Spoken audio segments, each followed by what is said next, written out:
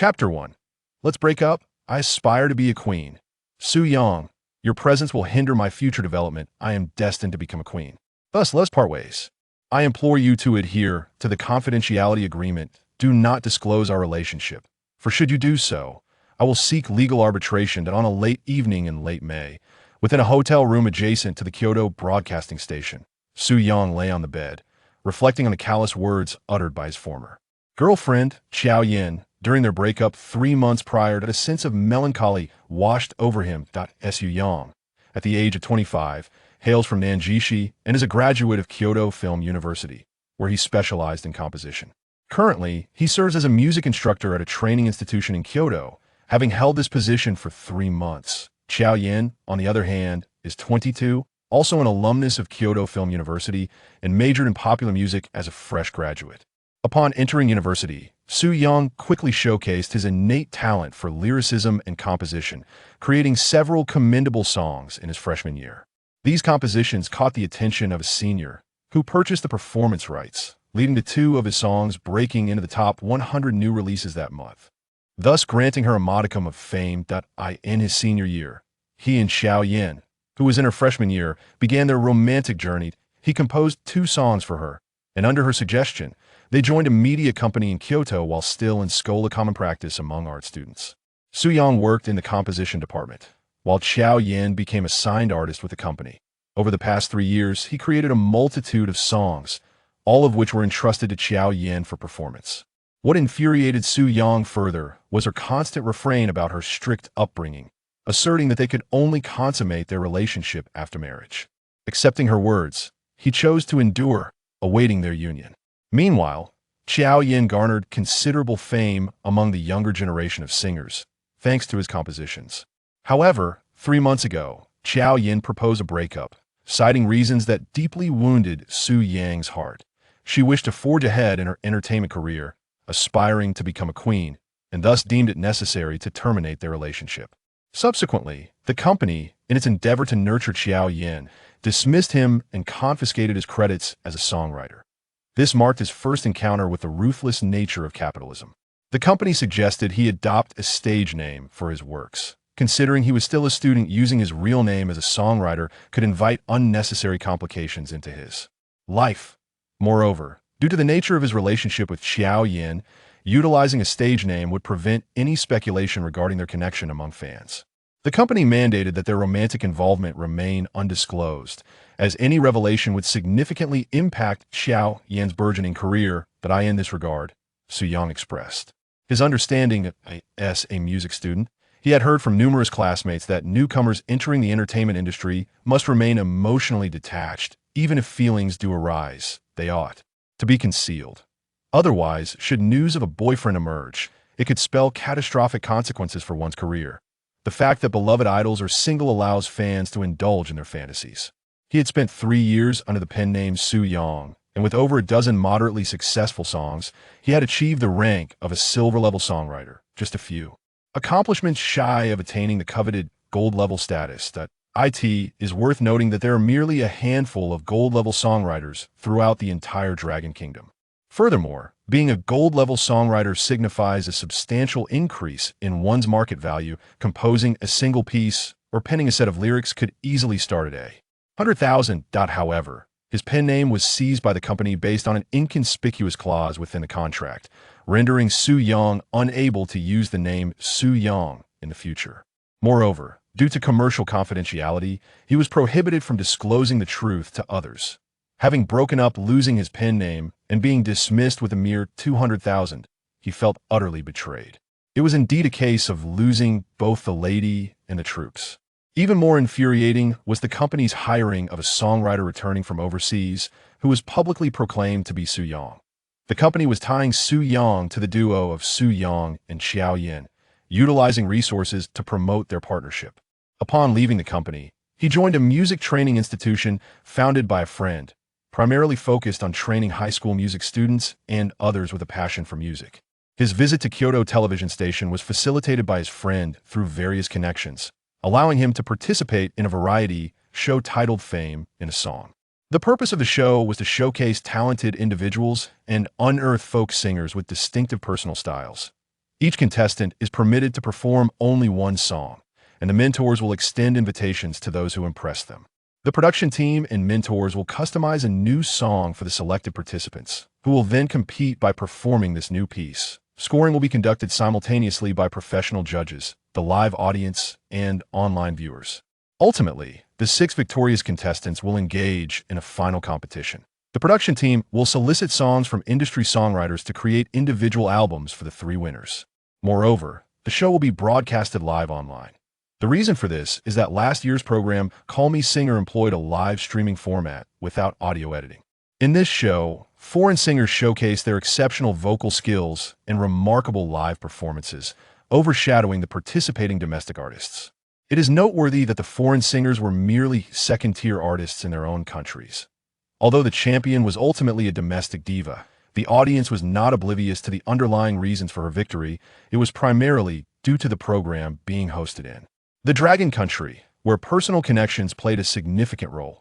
This situation sparked considerable online discourse, with many criticizing certain domestic entertainers for prioritizing popularity over the refinement of their craft. Consequently, we now witness an abundance of superficial celebrities, lacking both vocal prowess and acting ability. In response, the Kyoto television station has devised a live variety show titled Fame Through Song, aimed at discovering grassroots musical talent. Not only Dragon Country musicians, but several other music-related variety shows this year have also embraced a fully live, unedited format. The pioneering live variety program from last year has led to a surge of similar shows this year, primarily driven by the competition for viewer engagement. With others opting for live broadcasts, failing to do so would likely alienate numerous fans. The summer variety show market is a crucial period for all major production teams. Thus, a collective effort to enhance competitiveness is imperative. This year, music variety shows have garnered significant attention from both the state and the public, and the selection criteria for invited singers and participants are notably stringent. After all, this year's shows are entirely presented in a live format, demanding high standards in vocal performance, on-the-spot reactions, and other comprehensive factors. Outstanding contestants from Fame Through Song will have the opportunity to be recommended to other music variety programs, enabling their participation in additional shows. Furthermore, there is a substantial chance of securing a direct invitation to the Spring Festival Gala. It has also been confirmed that the top 3 contestants from Fame Through Song will participate as guest stars in Call Me Singer in its final competition. Although Kyoto television station may not have a strong competitive edge in the realm of music variety shows, primarily due to its close ties with the central television station, which restricts certain programs, its access to resources is unparalleled compared to other stations. Additionally, Fame Through Song began airing early and consists of only 5 episodes, concluding before the launch of other music variety shows. The limited number of episodes is intentional, as the show aims to unearth folk talents and infuse the Chinese music scene with grassroots vitality. Thus, there is no conflict regarding viewer engagement with other programs, and those shows are willing to allocate resources to support Fame Through Song. Fame Through Song indeed lives up to its name. I wonder if I can earn a mentor's turn?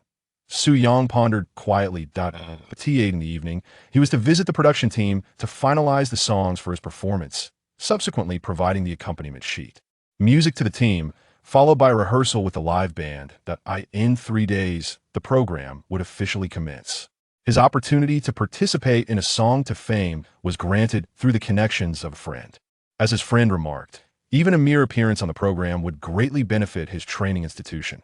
However, the prospect of Su Yang receiving a mentor's attention seemed far-fetched. His friend mentioned that the competitors this time were exceptionally skilled.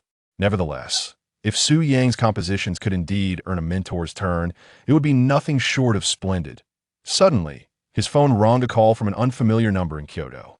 Upon answering, a familiar voice resonated from the other end. Su Yang, I heard you're participating in the A Song to Fame program? It was Qiao. The sound of her voice sent a shiver down Su Yang's spine. Yes, what is it? He replied stiffly. He had already blocked her on WeChat and her phone number. To his surprise, she had called him again. Aren't you working as a training instructor at your friend's music institution? She taunted. Why are you thinking of joining the program again? Do you still aspire to become a superstar? Her sarcastic remarks ignited a surge of anger within Su Yang, and just as he was about to retort, A chilling voice echoed in his mind. Ding! The superstar system has successfully awakened. Ding! A novice gift package has been detected. Would you like to open it? Instantly, a torrent of information flooded his mind, and after a brief moment of rapid absorption, his heart surged with overwhelming excitement as the events unfolding before him transcended his wildest imagination. Su Yang, why are you silent? Xiao Yan's disdainful voice pierced through the air. With your singing skills, you think you can debut? Regaining his composure, Su Yang replied coolly, yes, I aspire to become a superstar. Xiao Tianho, let us meet at the peak. With that, he abruptly ended the call. Armed with the superstar system, he was determined to make his mark in the entertainment industry. Success was no longer a mere dream. Chapter 2. My online friend. The little diva, to my astonishment, my previous life was that of an earthling. No wonder fragments of melodies and lyrics, hauntingly familiar, had always drifted through my mind since childhood. With the awakening of the system, a flood of memories surged forth. Revealing the truth, I had transmigrated into this world of Blue Star as an infant, growing up unaware of my origins. Those fleeting tunes and verses that had visited me over the years were not mere sparks of inspiration, but remnants of my past life on Earth. The memories had been sealed away, suppressed by the system's lack of energy. Now, with its awakening, the chains of amnesia shattered. In my former existence, I had been a music content creator, diligently sharing musical compositions with an eager audience. It was these ghostly echoes of melodies that guided me to choose composition as my path. Over the years, I had crafted over a dozen songs, each born from a mere snippet of a forgotten tune or a half-remembered line. Such a method of creation was hardly unusual among songwriters. Many masterpieces emerged from a single inspired phrase, expanded into a full composition. Fortunately, the 12 songs I had written for Xiao Yan were nothing more than fleeting internet hits, devoid of true artistic brilliance. Had they been golden classics, reclaiming their original forms would have required navigating the labyrinth of copyright negotiations with Longguo Media. A quiet relief settled within me. Though these songs had enjoyed modest popularity, they paled in comparison to timeless masterpieces. Crafted from mere fragments, they lacked the depth and polish of their earthly counterparts. Yet, even among these ephemeral tunes, a few had shimmered briefly in the spotlight. Had they been true classics, I might have sought to restore them to their former glory. But for a handful of transient hits, hardly worth the effort. Before Xiao Yan entered my life, I had composed other pieces, several of which bore the seeds of potential classics. Fortune had smiled upon me, granting me the chance to reclaim these lost treasures. With full ownership, I could reshape them, allowing these golden melodies to shine once more as they had in the heyday of Earth's mandopop scene. System, you're rather unreliable. All these years reborn, and only now do you awaken? I grumbled inwardly. Ding. Host dissatisfaction detected. Option to dismantle system available. The mechanical voice was icy. Me? System. I was joking. Can't you take a joke? The system may torment me 1,000 times, yet I'll cherish it like first love. Dismantle it? Preposterous. Only a fool would discard such a gift. System. Open the beginner-s gift package. Before me hovered a translucent interface, reminiscent of a game-s character screen. In the inventory, a radiant golden chest gleamed, the promised reward for a new beginning. Ding. In light of the system's recent awakening and its insufficient energy, it has temporarily activated the music module. Insufficient energy, and it can only activate the music module for now. This system seems somewhat unreliable. Ding. Acquired first-rate pop singing skills. Ding. Acquired second-rate piano playing skills. Ding. Acquired the music extraction card for the song Queen. Ding. Acquired 1 unit of primary gene nutrient liquid. First-rate pop singing skills. Su Yang was overjoyed, even feeling a surge of emotion that brought him to the brink of tears. Indeed, he had studied lyric writing and composition during his college years, but that was merely because his vocal abilities were lacking. His skills barely surpassed those of a KTV enthusiast. While he could entertain a few fans during live streams, his singing was hardly commendable in the eyes of professional singers.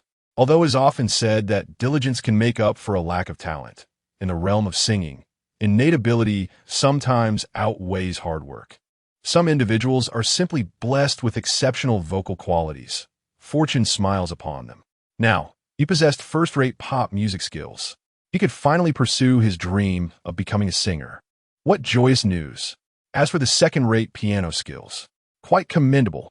Su Yang's piano proficiency had reached level 8, having barely scratched the surface of professionalism. With his second-rate piano skills, he could now perform at a concert hall level. It is worth noting that in the entirety of Long Country, there are only a handful of first-rate pianists. Therefore, his second-rate skills are indeed impressive.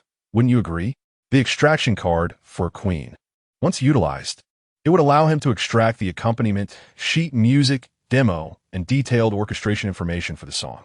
According to the system's regulations, as Su Yang gains fame and ascends the ranks, he would receive a corresponding number of songs each week based on his status. For instance, if he were to progress from an unknown singer to a third-rate singer, he could obtain one hit song and 2 regular songs weekly. A second-rate singer would receive 1 classic hit, 2 popular songs, and 3 regular songs each week. The quotas for songs can accumulate. The higher the singer's status, the more songs they can acquire weekly. According to the system's explanation, it has fused with Su Yang's soul, even if his mind is brimming with songs. As a lyricist and composer, creating music should come easily to him, akin to reaching into one's own pocket for money. However, the system's presence acts as a lock on his soul.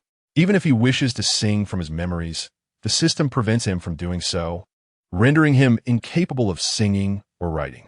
To obtain songs, he must first achieve a certain status in the entertainment industry, after which he can secure a weekly quota of songs. Furthermore, after Su Yang releases his works, the comprehensive data regarding their performance and popularity will accumulate into a popularity egg.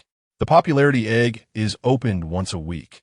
The higher the popularity value, the greater the chances of receiving high-tier rewards when the egg is opened.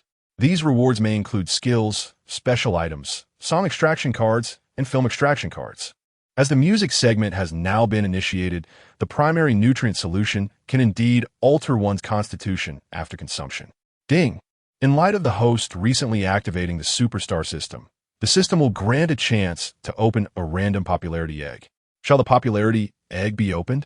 Su Yang beheld a colorful egg radiating a spectrum of light on the system interface.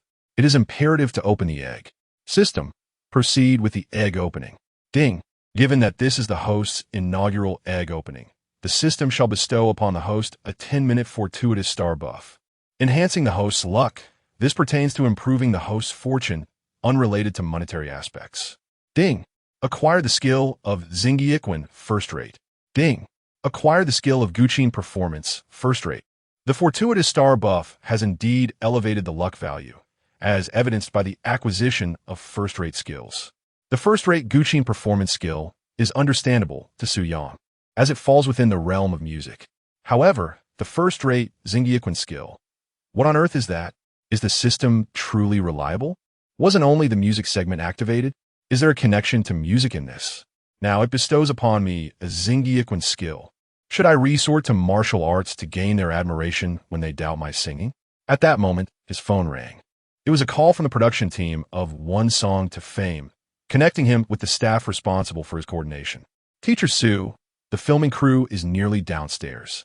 Please prepare yourself, as we are about to commence filming, the staff member stated on the other end of the line. Su Yang hastily replied, "All right, I am ready." The filming crew intended to capture some behind-the-scenes moments, following him from the hotel to the rehearsal venue of the program. Once the show officially commenced and the competition concluded, they could air the previously recorded footage. During the live broadcast, dialogues between contestants and mentors would be minimal, primarily focusing on personal information. Fans seeking to understand a contestant could glean insights through these behind-the-scenes clips. The gene nutrient solution could only be utilized during nighttime. As for the song he would present shortly, that would be the Empress. Su Yang had prepared an original composition, yet in comparison to the Empress, its quality fell significantly short. Could it be that upon the system's awakening, it detected his musings about becoming the Empress, as mentioned by Xiao Yin, and thus granted him the beginner's gift of the song The Empress? One must say the system is somewhat unorthodox. Yet again, it is the Empress and a first-rate Zingyiquan skill. If the beginner's gift were to unveil a classic hit, wouldn't that lead to an explosive start? Reflecting on the earlier call from Xiaoyan, where she had mocked him coldly, he resolved to proceed. Whatever her reaction might be upon hearing him sing the Empress is solely her concern. Why should he care? Even if she perceives it as him flaunting the song before her, Su Yang remains indifferent. However, speaking of flaunting, during his time with Xiaoyan, he had occasionally fantasized about their future marriage, envisioning her kneeling before him in adoration. As for the song The Empress, he felt confident it would earn a mentor's turn. With exceptional vocal prowess, complemented by his mediocre piano skills, Su Yang finds himself in an intriguing position. The song Queen, while not a classic hit, certainly qualifies as a popular tune, showcasing lyrics and composition of commendable quality. Securing a mentor's attention should not prove too arduous. However, whether or not the mentor turns around is of little consequence to Su Yang. The mere opportunity to perform Queen on the program and reach a wider audience will undoubtedly enhance his popularity. With increased recognition, his career stature will ascend.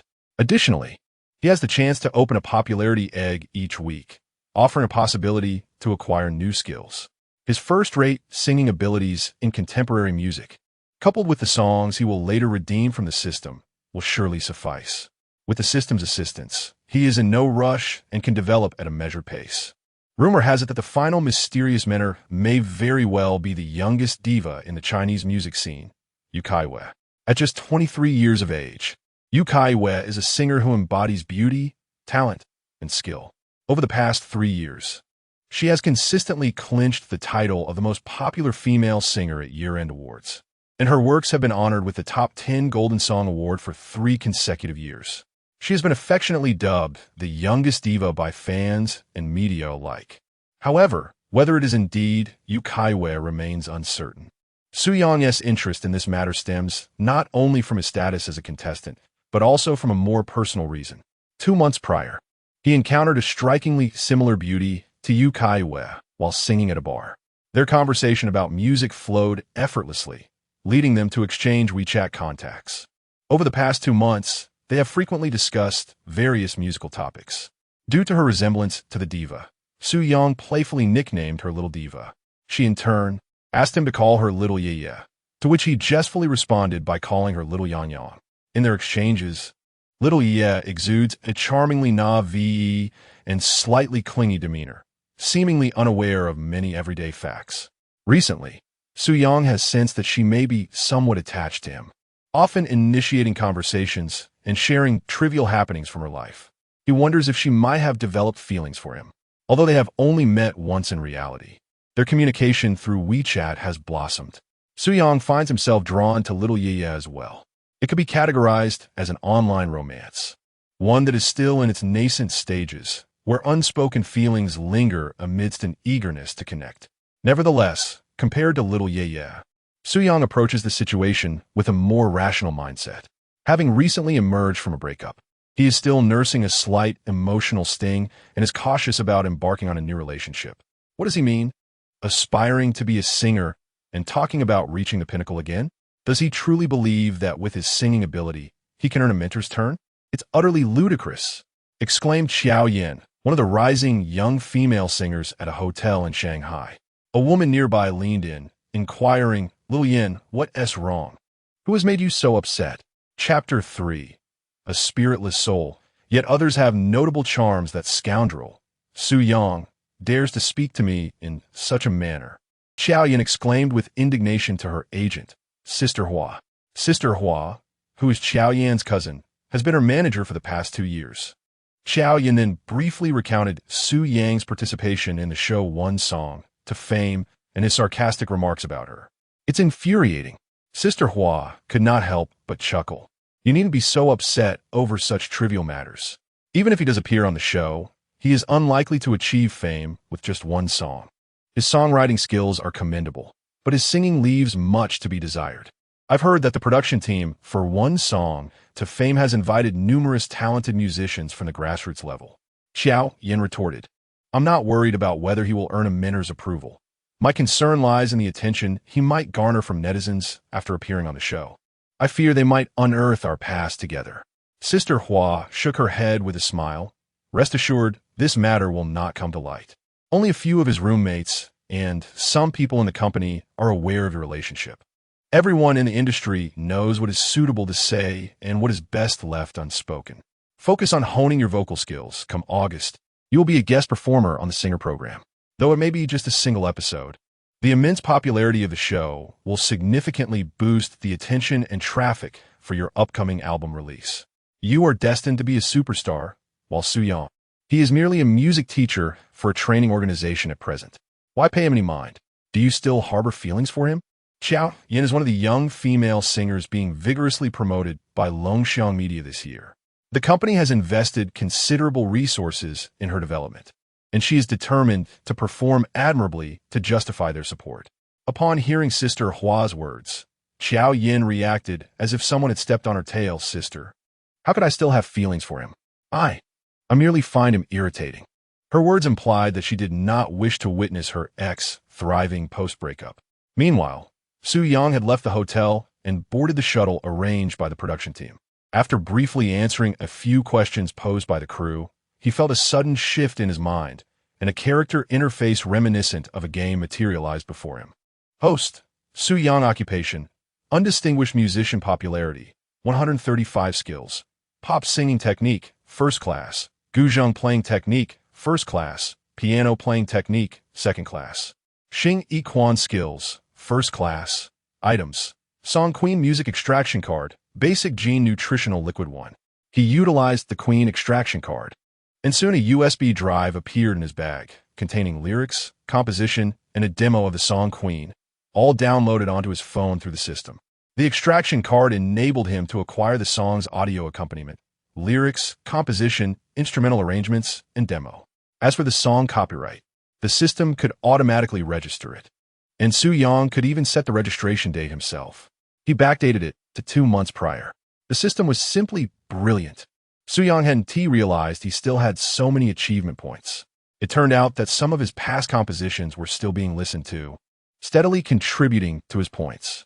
However, since the system hadn't awakened back then, the popularity generated by songs he wrote for others, some of which gained modest traction, couldn't be counted retroactively. The achievement points from songs could be earned whether he performed them himself or sold the rights for others to sing. Either way, the popularity generated would benefit him equally. Xiao-yin, Lil-young, how was work today? Speak of the devil. Just as Soo-young was nearing the venue for the show, Xiao-yin sent him a WeChat message. He had thought of her before leaving the hotel, but he hadn't expected her to reach out so soon. Not bad. Got something to do soon, and I'll probably be busy for a while after that. He didn't mention his participation in Rise to Fame with the song. Before gaining the system, Soo-young had been painfully aware of his role as mere cannon fodder. The first stage of the competition was the auditions, where only those who earned a Mentor-S approval would advance to the next round. With so many contestants, there were bound to be fillers, participants meant to pad the numbers. Soo-young had originally assumed he'd be one of them. But now, with the system by his side, he wasn't just participating. He was aiming for first place. Xiao-yin, same here. Things are about to get hectic for me too. Ugh, so much work. Don't want to grind, just want to be spoiled. JPG, Lil-young, no work, only naps. JPG, Xiao-yin, comfort me. JPG, Lil-young, moi. JPG. What followed was a rapid exchange of over a dozen playful stickers between them, their usual banter. Xiao-yin's understanding of music far surpassed Soo-young's. She could effortlessly cite music theory and historical anecdotes, speaking with the ease of someone deeply immersed in the craft. By her own account, she was a roving bar singer, performing at one venue today, another tomorrow. To Soo-young, who studied composition, her vocal skills were exceptional, far surpassing even Xiao-yin, who fancied herself a future diva. He had once asked her why she didn't debut as a professional singer. Her response? Even dogs wouldn't become singers. She cherished her freedom too much. She was a wild spirit, a woman who, in her serious moments, could weave profound wisdom into her words. Yet when she let loose, she reverted to the playful, spoiled demeanor of a carefree girl. Lil-young, yeah, where are you off to now? It was Soo-young who finally broke their endless cycle of stickers, their childish back-and-forth game. Xiao-yin, it's not far. I just have too much work. Xiao-young, perhaps you should find someone to support you. Xiao-yin, How about you support me? Smirking, Xiaoyang. You're too heavy. I can't afford to support you. Disdainful, Xiaoya. Crying, I'm 7 meters tall and weigh 100 jin. Am I really that heavy? I'm quite slender. Furious, Xiaoya. You insufferable fool, I'm upset. If you don't clarify this, it will be difficult to appease me. Tilting head in anger, Xiaoyang. Shall we share a pot of tea sometime? Xiaoya silently shoots him a glare, Xiaoyang. Then 2 pots. Xiaoya, at least 3 pots. Hands on hips, otherwise I cannot forgive you. Oomph. Why would you say I'm heavy? Xiaoyang, 3 pots it is. Xiaoyang, all right, you're slender, you're very slender. Xiaoya, now that is more like it. Xiaoyang, I actually find large chests appealing. Xiaoya, what do you mean by large chests? Confused, upon reading Xiaoya's message, Suyang couldn't help but break into a mischievous smile. Xiaoya quickly caught on. Xiaoya, heartbroken, you insufferable fool, don't let me see you, or I'll make you regret it. Xiaoya, darling, I can't chat with you anymore. I have to work. You do your best too. Hard work today is for a better life tomorrow. Xiaoyang, yes, let us strive for a better tomorrow. Make sure to rest when you can. Money is never enough. Xiaoya, got it, hee. In a Kyoto office building, the youngest diva of Long Country, Yu Caiyue, after finishing her messages, placed her phone in her bag, a sweet smile gracing her face. She then glanced down her chest. That insufferable fool finds large chests cute. Mine isn't small either. Yu Caiyue pouted, murmuring softly. Just then, a knock sounded at the door. Teacher Yu Caiyue, the interview room is ready. You may proceed to record your interview video. Understood. Originally displaying a demeanor of a young girl, Yu Caiyue responded coldly and rose to leave. The staff were accustomed to her frosty tone. After all, she was the aloof goddess of the entertainment industry. Teacher Gao, here is the accompaniment I produced, with the lyrics and score included. Upon arriving at the performance hall, Suyang handed over the accompaniment USB to the music director, Gao Kuan, responsible for the live performance. At this moment, the performance hall was still in a bit of disarray. However, in 3 days, it would transform into a splendid stage. Beneath the stage, 500 seats would be filled to capacity, with numerous live cameras aimed at the stage. Thinking of this, Suyang felt a surge of excitement. Chapter 4. The Diva astonished the renowned director. Very well, let me first listen to the demo. Gao Kuan accepted the USB drive handed over by Suyang with a smile and nodded. He had already reviewed the contestants' profiles and the music videos they provided during the selection process. The program classified the contestants as Level C, which essentially meant they were mere cannon fodder. The contestants are categorized into 3 levels, A, B, and C, with Level 8 representing the highest caliber and Level C the lowest, primarily serving as fillers for the show. Although the program is broadcast live with open microphones and no post-production sound editing, attention must still be given to the entertainment value and stage presentation. Both the contestants and the mentors must engage in rehearsals to achieve an optimal program effect. Otherwise, the chaotic nature of the live broadcast would be unacceptable. For instance, if a mentor is particularly interested in a contestant and wishes to pose questions, the prompts are provided on cue cards, which typically guide the inquiries. On the contestant side, there are dedicated personnel to assist them in responding to the mentor's questions based on their individual circumstances. Furthermore, they must sign performance agreements, stipulating that any deviation from the prescribed topics could lead to significant live broadcast incidents or irresponsible remarks during the broadcast, resulting in severe legal consequences. While it is indeed a live program, it is not a platform for those with ill intentions to disrupt proceedings. Any inappropriate comments made during the live broadcast could have grave repercussions. Prior to the live airing, rehearsals between mentors and contestants are conducted separately, and private interactions are strictly prohibited to minimize scripted behavior. After all, this program is produced in collaboration with the prestigious Kyoto station, which strives to maintain fairness for every contestant, at least on the surface. Is this song titled Diva? Gao Kuan inquired after glancing at the score. Suyang nodded affirmatively, yes. Mr. Gao. Gao Kuan is a renowned director within the industry, having served as the live music director for numerous well-known variety shows.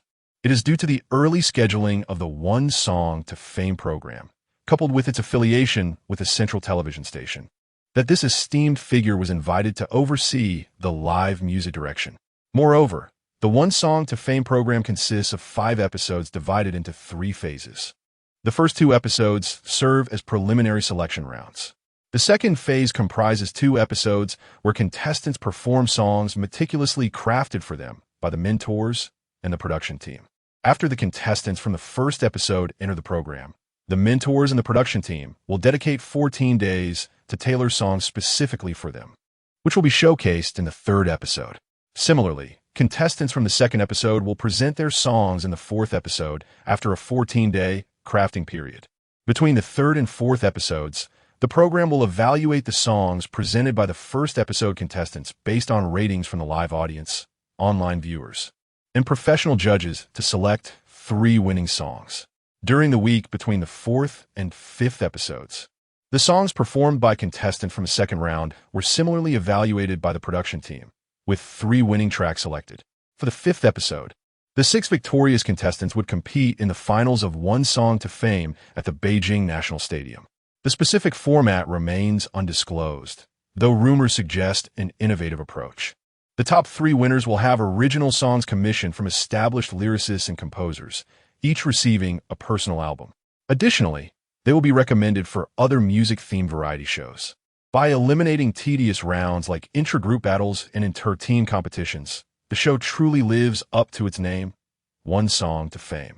The brevity of just 5 episodes, concluding before other summer music programs even begin, isn't a bid for ratings, but rather an effort to infuse fresh, grassroots talent into the Mandarin pop scene. Xiao Zhang. Play the demo for everyone to hear. Let us identify any issues with the accompaniment and make quick adjustments. Once all first-round contestants finalize their songs tonight and the performance order is drawn, we'll refine each track's arrangement properly tomorrow. Gao Kuan instructed a man in his 30s beside him.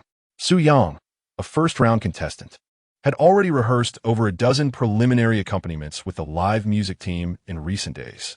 Among the 20 contestants in the first round, each mentor would select 3 for their team.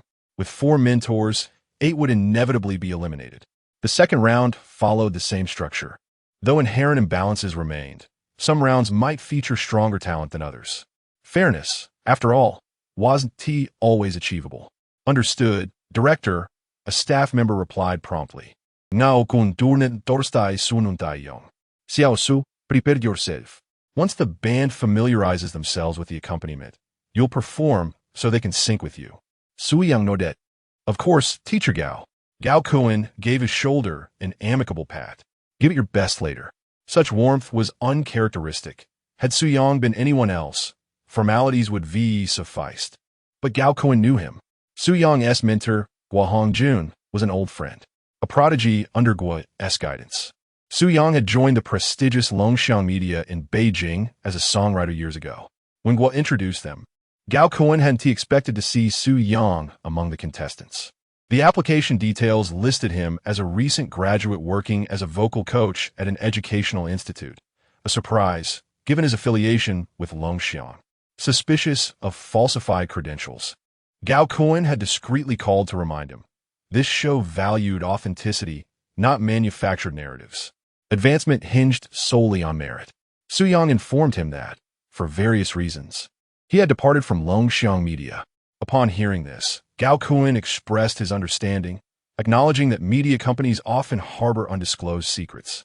Su Yang's contestant rating was AC, categorizing him as a mere supporting player.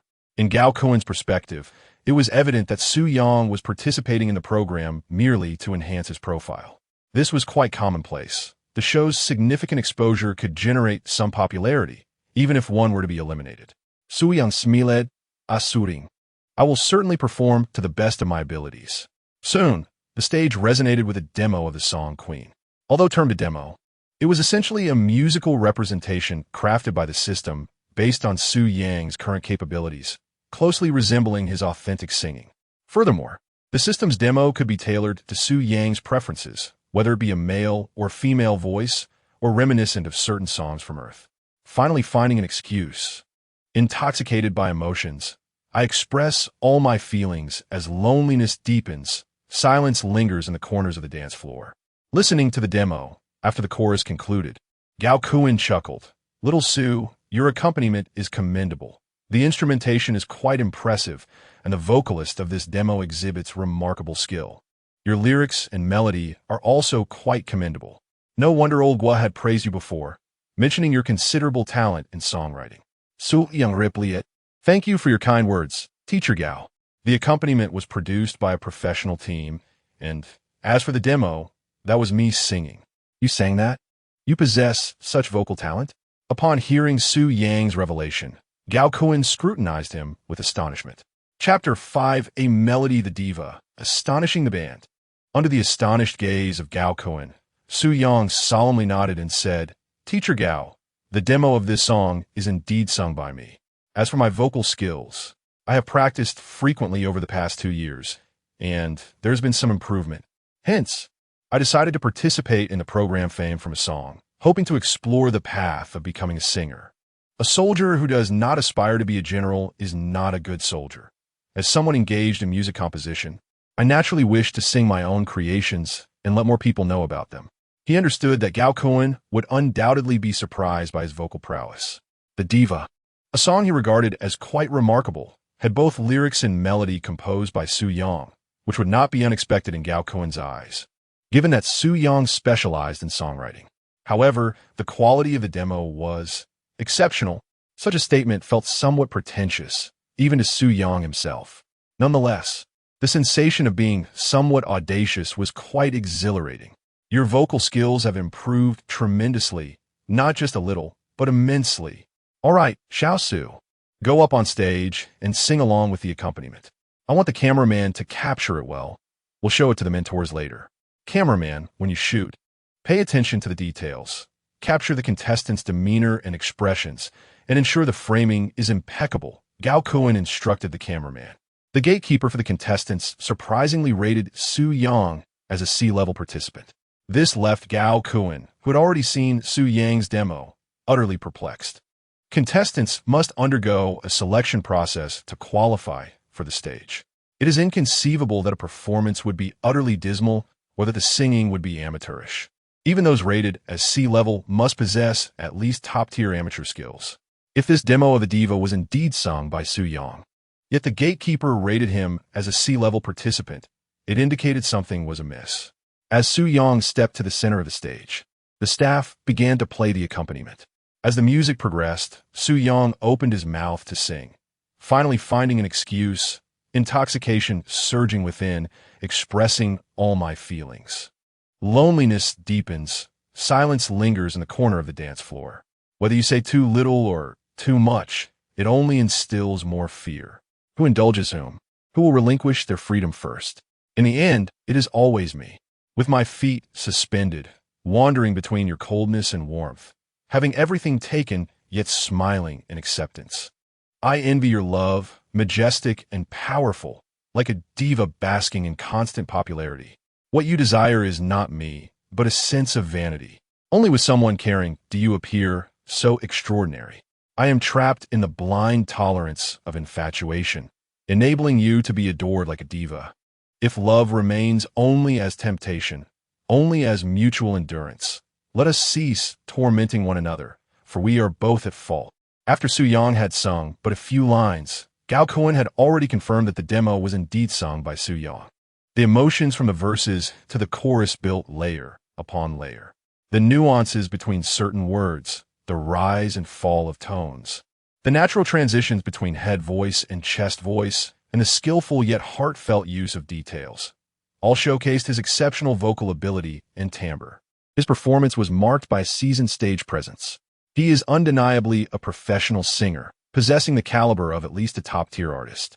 Moreover, standing at an impressive height of 182 centimeters with a handsome and charming appearance, he could effortlessly debut on the spot. Even if he were to release just the song Queen, it would undoubtedly captivate many female fans. Initially, the live band did not regard Su Yang highly, as individuals scheduled to perform at such a late hour are typically considered C-level contestants, who are presumed to lack substantial talent. However, Su Yang's live performance was nothing short of exemplary, clearly showcasing the prowess of a leading artist. Whoever rated this contestant as a C-level talent must have made a grievous error. His abilities are undoubtedly A-grade. Among the singers rehearsing over the past few days, very few could surpass him in terms of song quality and vocal skills, if any at all. It is not merely a few, there is not a single one. The fact that such a handsome individual possesses such remarkable vocal talent and is still an unknown is simply unfathomable. With his looks and abilities, a successful debut is assured. I never anticipated that the production team would feature such a remarkable talent. His rendition of Queen is delightful and is sure to elicit the turning chairs of all four mentors. Such an extraordinary singer receiving only a C-level evaluation from the selection team seems like a grave oversight.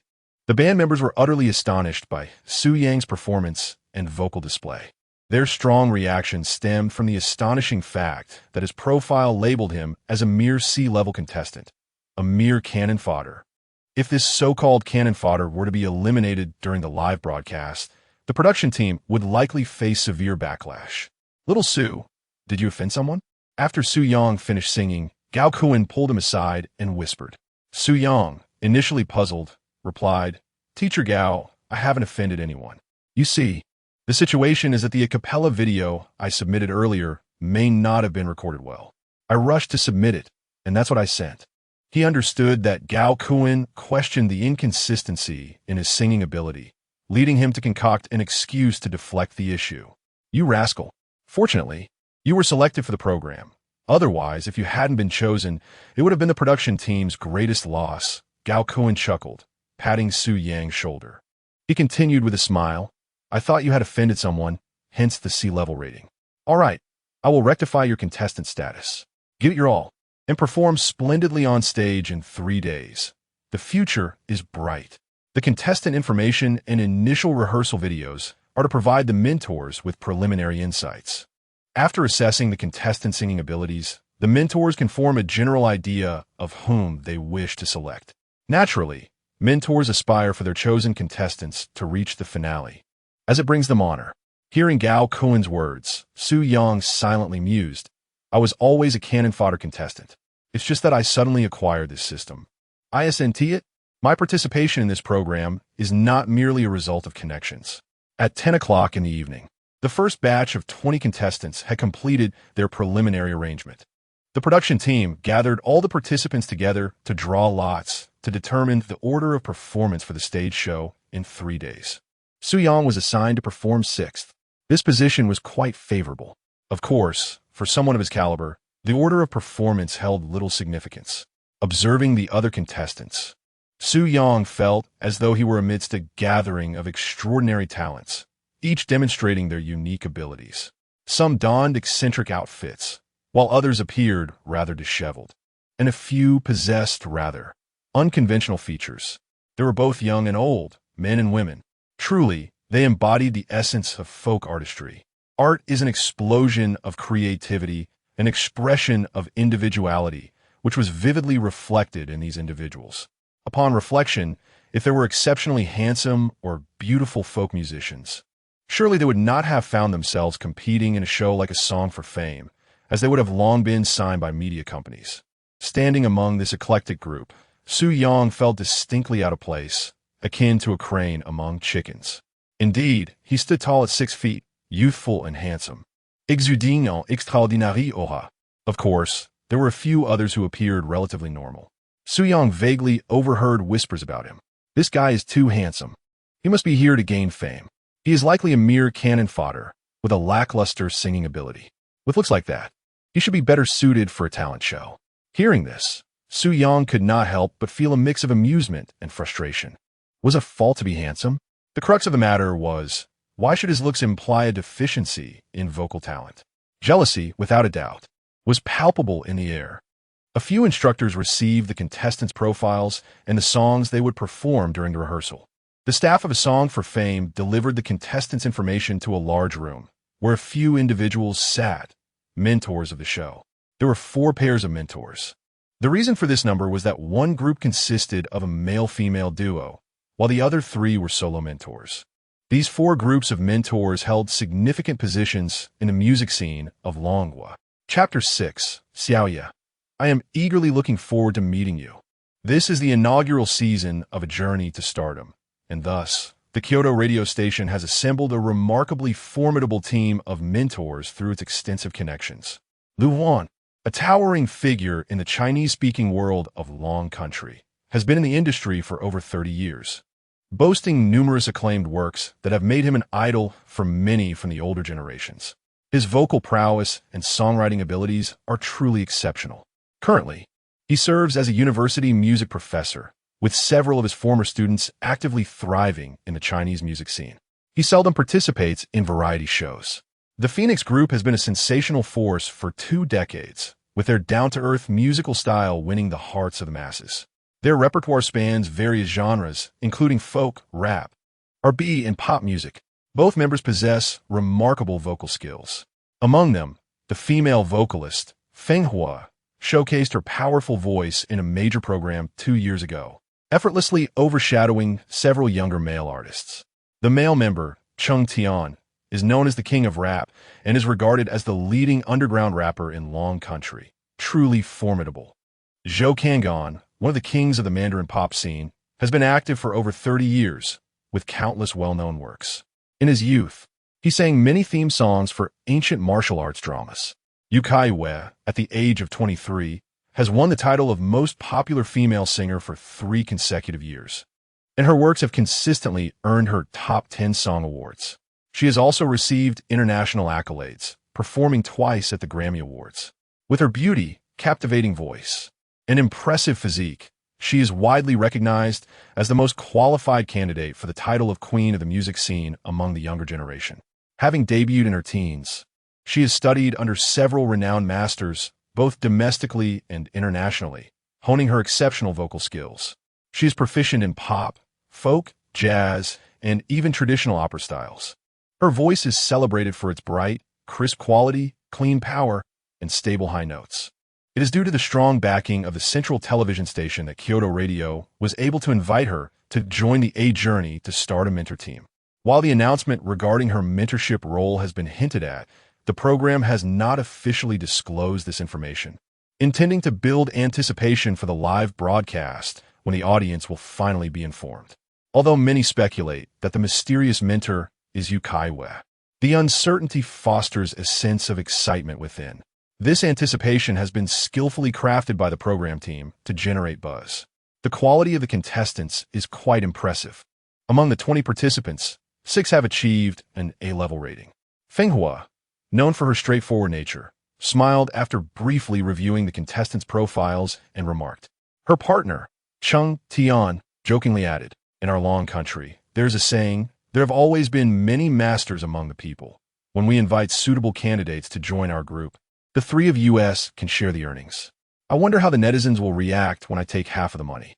Lu Huan chuckled in response. Indeed, if you 2 share the earnings equally with 3 people, it would be split into 3 parts.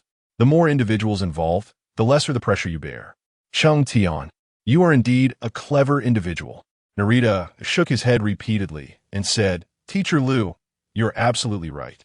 Over the years, do you know how much pressure I've endured from the online joke about how the netizens claimed I took half of the money? Just thinking about that immense pressure makes me eat an extra bowl of rice and sleep soundly through the night."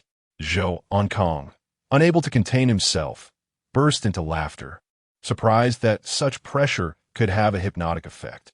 Feng Hua shot Narita a glance and retorted, "Narita, since you say that, I think I should just find a partner who can sing, and I won't include you in my performances anymore. As for me, if I were to sing, it would just be a few lines like yo-yo, check it out, oh yeah, and take half of the pay." Then, with a smile, Feng Hua continued, "Just the thought of singing a few words to earn half the salary brings me joy every day. If the netizens still criticize our songs as being unrefined, I'll just shrug and say, what does it have to do with me? I only sang a few lines." Their playful banter elicited laughter from the other mentors.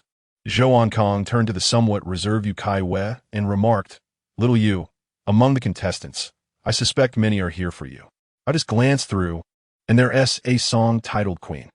Clearly, it's referring to you, as you're immensely popular right now. Yu Caiyue quickly replied, Teacher Zhou, Teacher Liu, and other esteemed mentors. I've only just debuted for a few years. I feel fortunate to be invited as a judge for this program, and I am here with a learning attitude. Although she had achieved considerable success in the music industry over the past 2 years, her experience was still limited. She was inherently the quiet type, making it somewhat challenging for her to take on the role of a judge. The mentors exchanged a few words before starting to review the contestants' profiles while listening to their rehearsals. This process allowed them to gain a preliminary understanding of the contestants and assess their abilities, which would aid them in selecting candidates when the program officially began. With so many contestants to choose from, they needed to strategize and compete with one another to secure the most talented participants. One contestant, named Chao Dawang, demonstrated impressive skills in singing the Northwest folk tunes, showcasing a unique vocal style and timbre. His incorporation of operatic elements into the songs was commendable. The combination was delightful, and the ethnic folk song was well composed. This singer exuded a distinctive charm in his performance.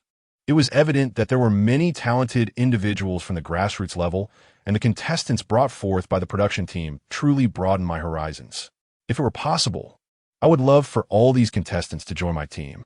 As the mentors continued reviewing the contestants' profiles, they were captivated by the rehearsal videos displayed on the LCD screens, praising the performers' exceptional displays. However, when a contestant named Su Yang was rated as an A-level performer, singing the song Queen, the expression of Yu Caiyue changed upon watching his audition video. As Su Yang settled into the program's vehicle on his way back to the hotel, his phone chimed with a WX message. The sender was none other than Xiaoye. Xiaoye, little Yang Yang, have you finished work? Su Yang smiled and promptly replied, Little Yang Yang, just wrapped up, you must be busy with your performance now. Xiaoye, stealing a moment to rest, I really want to see you again. We should enjoy a drink together. Little Yang Yang, you should be able to see me soon. Xiaoye, really? When?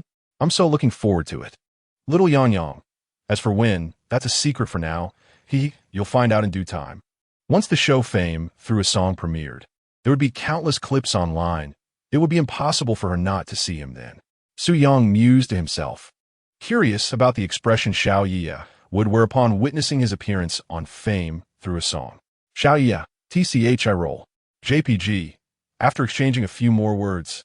As they neared the hotel, Su Yang informed her that he needed a rest. On her end, Yu Caiyue had also finished reviewing the contestants' profiles with several mentors and was en route back to the hotel. He must be aware of my identity as Yu Caiyue. After all, how could he pen a song titled Queen otherwise? Thus, he likely intended to surprise me. He surely could not fathom that I had already recognized him. A subtle smile graced Yu Caiyue's lips, though her heart fluttered with a hint of anxiety. Chapter 7. The world is not about fighting, but human relationships. After returning to the hotel, Su Yang freshened up, skimmed through the news, and browsed a short video app. Then with a thought, he retrieved the primary gene nutrient solution from his system's inventory. A faint blue liquid shimmered within a glass vial. Without hesitation, Su Yang uncorked it and drank the contents in one gulp. A delicate, pleasant aroma instantly filled his senses. But the next moment, it felt as though a fire had ignited in his abdomen, rapidly spreading throughout his entire body. Su Yang gasped sharply in pain. System, you said it would only hurt a little. This is way more than a little.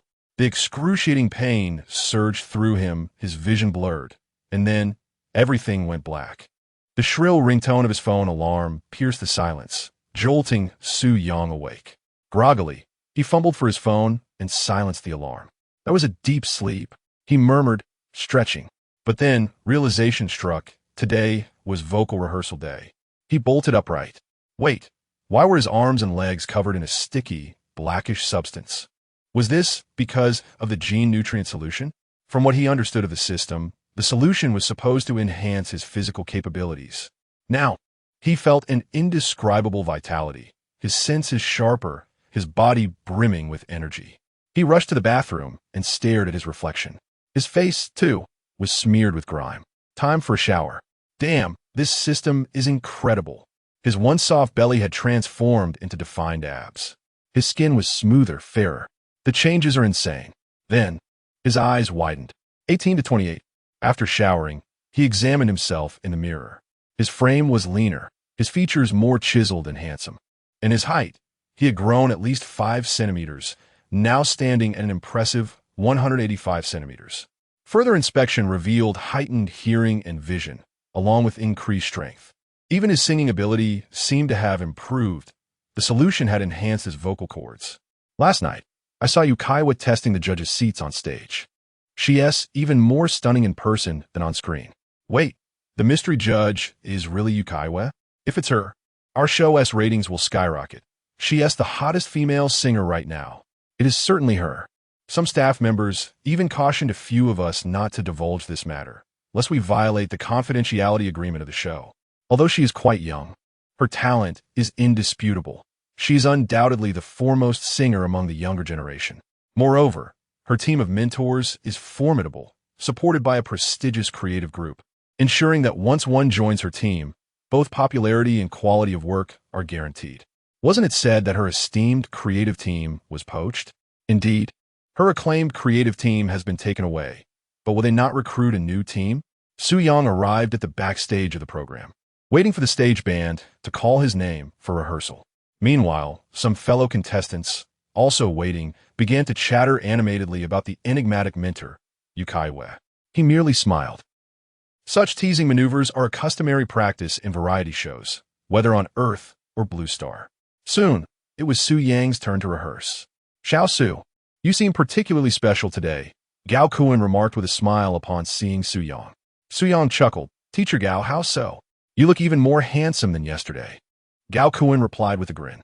He then continued, "The teachers handling the arrangement and accompaniment listened to your backing track yesterday and felt that your accompaniment is excellently arranged, requiring little alteration from our band. Which team produced your backing track? Their level is quite impressive." Su Yang responded, "It's a team my friend recommended. It must be of high caliber. After all, it is the arrangement of the original song. Well, do you have any specific requests regarding the instruments? If not, let us run through at once," Gao Kuan said, smiling. Beyond personal connections, Su Yang's abilities earned his recognition. Su Yang stated, "Teacher Gao, I was thinking that for the live broadcast, to enhance the stage presentation, I would like to play a segment on the piano during the main vocal part. Although the program does not include choreography, contestants can showcase their instruments while singing, which is also a demonstration of talent." "You can play the piano? That is splendid. Let us hear you," Gao Kuan responded promptly. Su Yang approached the piano, gazing at the sheet music for Queen, and began to play. Upon finishing a segment, the members of the band erupted into applause. "Your piano skills are remarkable, Su Yang.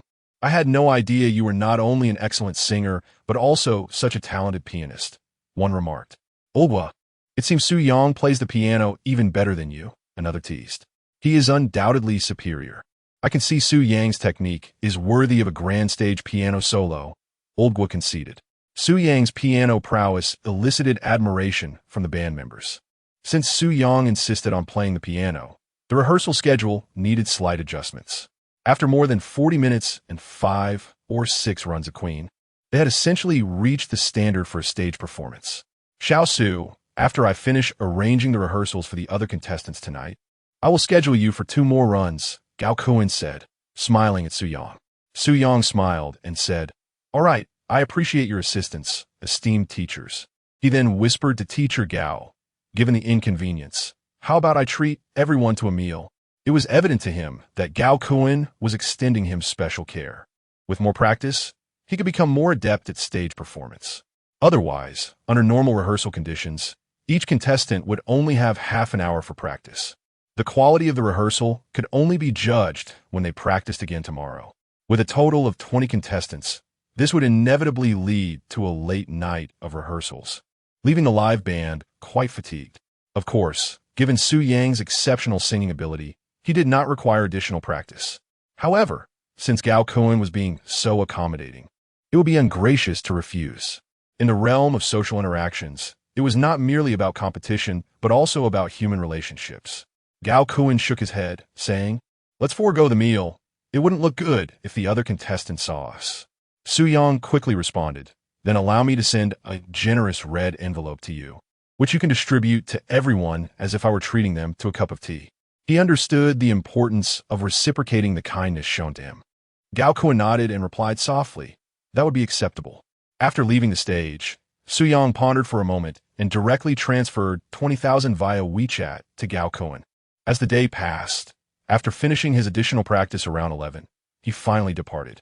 The sight of him practicing extra hours had stirred a sense of unease among some contestants. On his way back, Su Yang noticed a message from Xiao Ye waiting for him. Chapter 8. What? The youngest diva is retiring. Xiaoya, how was work today? Xiaoya, not bad. Isn't a time for you to start your shift? Xiaoya, I've been working for a while now. Oh, Xiaoyang. So early? Does your bar have morning performances? Xiaoya, yes indeed. Many people adore me, so they come in early. I'm just taking a short break now. Playful.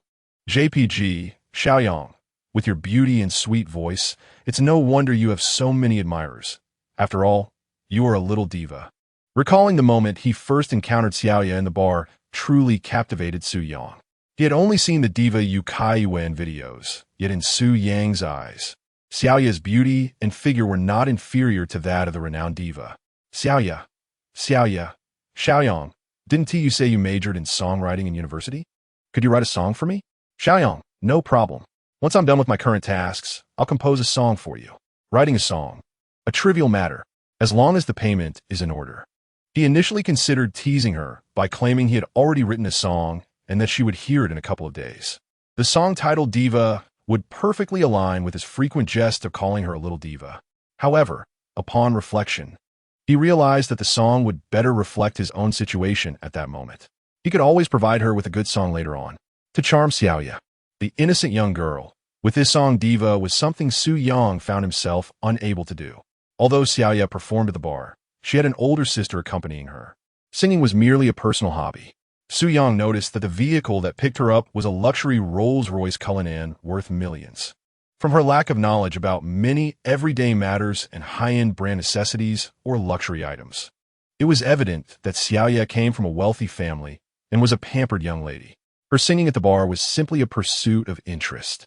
Having moved past the pain of heartbreak over the past few days, Su Yang sometimes pondered whether he should genuinely pursue Xiaoya and cling to the leg of this little heiress. Fortunately, the emergence of the system provided him with direction. Otherwise, he might have truly had to rely on a wealthy woman. Xiaoya, really? I'm so looking forward to it. Pev Ku. Xiaoyang, the song is a minor issue.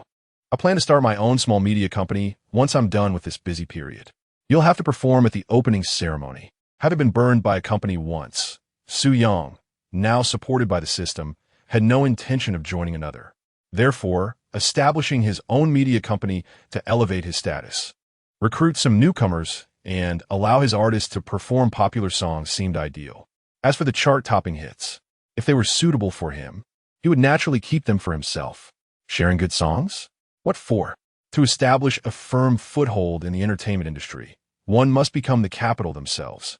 As for being an artist, that was far too easy. Every year, tens of thousands of students in the Dragon Kingdom participate in singing performances, alongside some skilled amateurs. With an established system in place, Su Yang is never short of songs. Pairing suitable songs with the right singers to cultivate a few popular artists is not a daunting task. Having ownership over the songs and the company allows him to bypass intermediaries and their profit margins. By setting high penalties for contract breaches, artists can switch companies if they wish, while he reaps the rewards from their penalties. Xiao Ye playfully inquires, "Are you planning to start your own media company? It can't be that simple, can it?" Su Yang acknowledges, "It will undoubtedly be challenging, but I am eager to try." "Then how about I join your company as one of your artists?" Xiao Ye suggests. "Come on, sister, your family wouldn't allow you to join my company as an artist. I was hoping to have you invest some money when I start. Please call me Little Cutie," she retorts playfully. Amused, Su Yang responds, "Little Cutie, are you satisfied now? That's more like it. I'd be happy to invest in your company, depending on how well you write the songs. If they impress me, I might consider investing even more," she replies with a smile. "With your words, I feel more reassured about starting the company. As for the songs I'll write for you, rest assured, they will be to your absolute satisfaction," he assures her. "Is 5 million enough for your company?" she asks. Su Yang is taken aback. "Starting a media company is quite expensive. Perhaps I should invest 20 million. she proposes. Are you serious? This girl truly is wealthy. To think she casually mentions 20 million. Your performance will determine my investment, she states confidently. Sister, little cutie, I promise to perform well. If you invest that much, I will gladly appoint you as the company's matriarch. Sweat beads on his forehead. Whether Xiao is joking or serious remains uncertain. With her naive and sweet demeanor, one could easily take advantage of her. It is certainly best for someone like her to stay close to him. Of course, Suyang also wonders if she would genuinely invest in him. He can only wait until after the show concludes to approach her for funding. If she truly is willing to invest, he would not hesitate to provide her with some excellent songs. After a few more exchanges, Xiao announces that she must return to her duties and ends the conversation. Meanwhile, in the backstage area, Yu Caiyue, having tucked her phone away in her bag, can't help but smile sweetly. Xiao, who are you chatting with to be smiling so joyfully? Feng Hua inquires, approaching her with curiosity. Yu Caiyue shakes her head, chuckling. Oh, just recalling some amusing moments. Feng Hua raises an eyebrow with a mysterious grin. Is that so? In the entertainment industry, the dynamics between men and women are often understood but rarely spoken of. The romantic lives of popular male and female celebrities are often shrouded in secrecy. Should their relationships be exposed, it could not only have a significant impact on their personal popularity, but may also lead to exorbitant compensation claims. Consequently, when young artists sign contracts with their agencies, there are typically clauses specifically addressing romantic relationships. By the way, Xiao, since you have left Huaxia Media, what are your plans regarding signing with another company? Feng Hua inquired softly, as she was asking on behalf of someone else. Shortly after the Spring Festival this year, Yu Caiyue had terminated her contract and departed from Huaxia Media, one of the 4 major media companies in Longguo. To date, there has been no news of her joining another agency. Thus, numerous capable media companies are eager to recruit this coveted talent. Upon hearing Feng Hua's question, Yu Caiyue furrowed her brow slightly, stating, I do not currently plan to sign with any other company. Feng Hua quickly replied, Xiao, please do not take offense. I was merely curious. Yu Caiyue shook her head earnestly. Sister Hua, why would I be upset? My intention is to take a break from the industry after the program concludes, to reflect and strive to produce a few high-quality works of my own. As she spoke of creating her own exceptional pieces, a resolute glimmer shone in Yu Caiyue's eyes. Feng Hua appeared astonished. Xiao, are you really considering stepping away from the industry at such a young age? The following day, Su Yang returned to the rehearsal venue. Preparing for the practice session ahead of the premiere of the program, One Song, to fame at 8 o'clock the next evening. He could palpably sense the tension radiating from the other contestants. While awaiting his turn to rehearse, the hushed discussions of several competitors nearby caused him to frown involuntarily. Chapter 9. The Rise to Fame is about to commence. Have you heard? That young lad, Su Yang, rehearsed for over 40 minutes yesterday, and after our practice concluded, he continued for more than 2 hours. Can you believe it? That amounts to over 3 hours of rehearsal in a single day. Meanwhile, according to the program schedule, each of us is allotted only half an hour for practice daily. How is it that he is permitted to rehearse so much more than us? What else could it be? He must be a young star sent by some major corporation to gain exposure, leveraging connections to secure an advantage. The program team claims to uphold fairness, transparency, and integrity. Yet it seems that some individuals are still finding ways to circumvent the rules. How can we possibly compete when we rehearse for only half an hour a day, while he practices for 3? Fairness, transparency, and integrity? How naive. There is no such thing as fairness in the entertainment industry. Indeed, among our first batch of contestants, there are several who are exceptionally attractive, likely sent by large companies for the same purpose. For ordinary individuals like us, breaking into the entertainment world is exceedingly difficult. Nevertheless, we should be grateful to the program team for providing us with this platform to showcase our talents. Regardless of whether we advance or not, we can still gain some popularity through live broadcasts. Inequity exists everywhere. It is only the weak who seek fairness. The strong are unperturbed by challenges. With numerous professional judges, a live audience, and online voting, the program team has done their utmost to ensure fairness. If you are adamant about pursuing fairness, then not participating in the program would be the most equitable choice. A young man in his 20s with slightly curly long hair spoke curtly to those around him who were murmuring about Su Yang. His name is Mei Dongfang, hailing from a family with a long-standing tradition in opera. He has been trained in the art from a young age and holds considerable renown among the younger generation in the Dragon Kingdom-esque opera scene. Upon hearing Mei Dongfang's remarks, the others fell silent. Meanwhile, not far away, Su Yang had nearly caught wind of their discussions. After contemplating for a moment, he stepped aside to call Gao Cohen. "Teacher Gao, I want to be rehearsing today. Tomorrow, I'll practice twice in the afternoon instead," Su Yang said. On the other end of the line, Gao Cohen inquired, "Xiao Su, is there something urgent?" Su Yang decided to be forthright and share the gossip he had overheard regarding other contestants commenting on his additional practice. "This is nothing to worry about. In every variety show, there are always contestants who grumble. It want to interfere with your rehearsals. I have great confidence in your vocal skills and songs. There's no need to let such trivial matters hinder you. As for me, rest assured, I've encountered such rumors before," Gao Cohen replied with a dismissive chuckle. Su Yang responded, "Teacher Gao, I actually felt quite prepared after yesterday's rehearsal. I believe I am ready to perform on stage. I genuinely have some matters to attend to today. Please trust that I am well aware of my readiness for the stage. And I have great confidence in achieving a commendable outcome." Grateful for Gao Cohen's support, Su Yang did not wish to place him in a difficult position.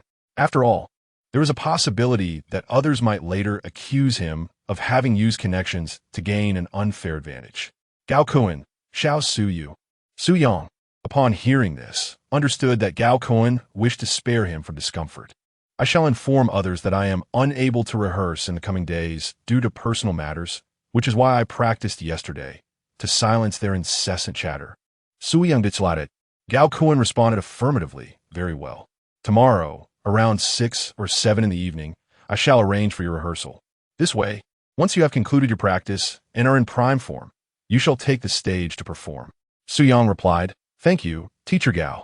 Neither mentioned the matter of payment, as it was merely 2,000 yuan, considered a customary gesture in their field. After hanging up the phone, Su Yang returned to the waiting area for contestants. "Hey, handsome, where are you from?" At that moment, a woman in her 30s, sporting a pair of large braided pigtails and a round face, approached him. Su Yang raised an eyebrow and replied curtly, "What business is it of yours where I'm from?" Her response caught the woman off guard, and she quickly retorted, "What kind of person are you? I was merely inquiring about your origins." Su Yang shot back, "You asked me where I'm from, only to slander me behind my back and speak ill of the production team?" This woman was indeed one of those who had been whispering disparaging remarks about him moments earlier. Having already conferred with Gao Cohen, Su Yang was in no mood to indulge her. Upon hearing his words, the woman's expression soured. "Wah, what did you say? I have not spread rumors about you. This is slander. Do you believe I won't report you?" Su Yang replied, "Someone has informed me. Is that not credible? Go ahead and call the police. I encourage you to do so. Have you noticed the cameras above? They not only capture images, but also record your words. Let us see how the authorities handle this situation. You still wish to participate in the competition? Fat chance." Su Yang retorted coldly. He had initially chosen to overlook their whispers, but now that he was aware, he would not let it slide. "What a disgrace. You spread baseless rumors without understanding the situation. I practiced yesterday because I have commitments today and tomorrow, and I coordinated with the stage band to accommodate my rehearsal." Su Yang delivered this to the bewildered woman with a stern expression. Her confusion stemmed from his accusations about her gossiping and the suggestion of involving the police, coupled with his revelation of the truth. She found herself without any grounds to counter his claims.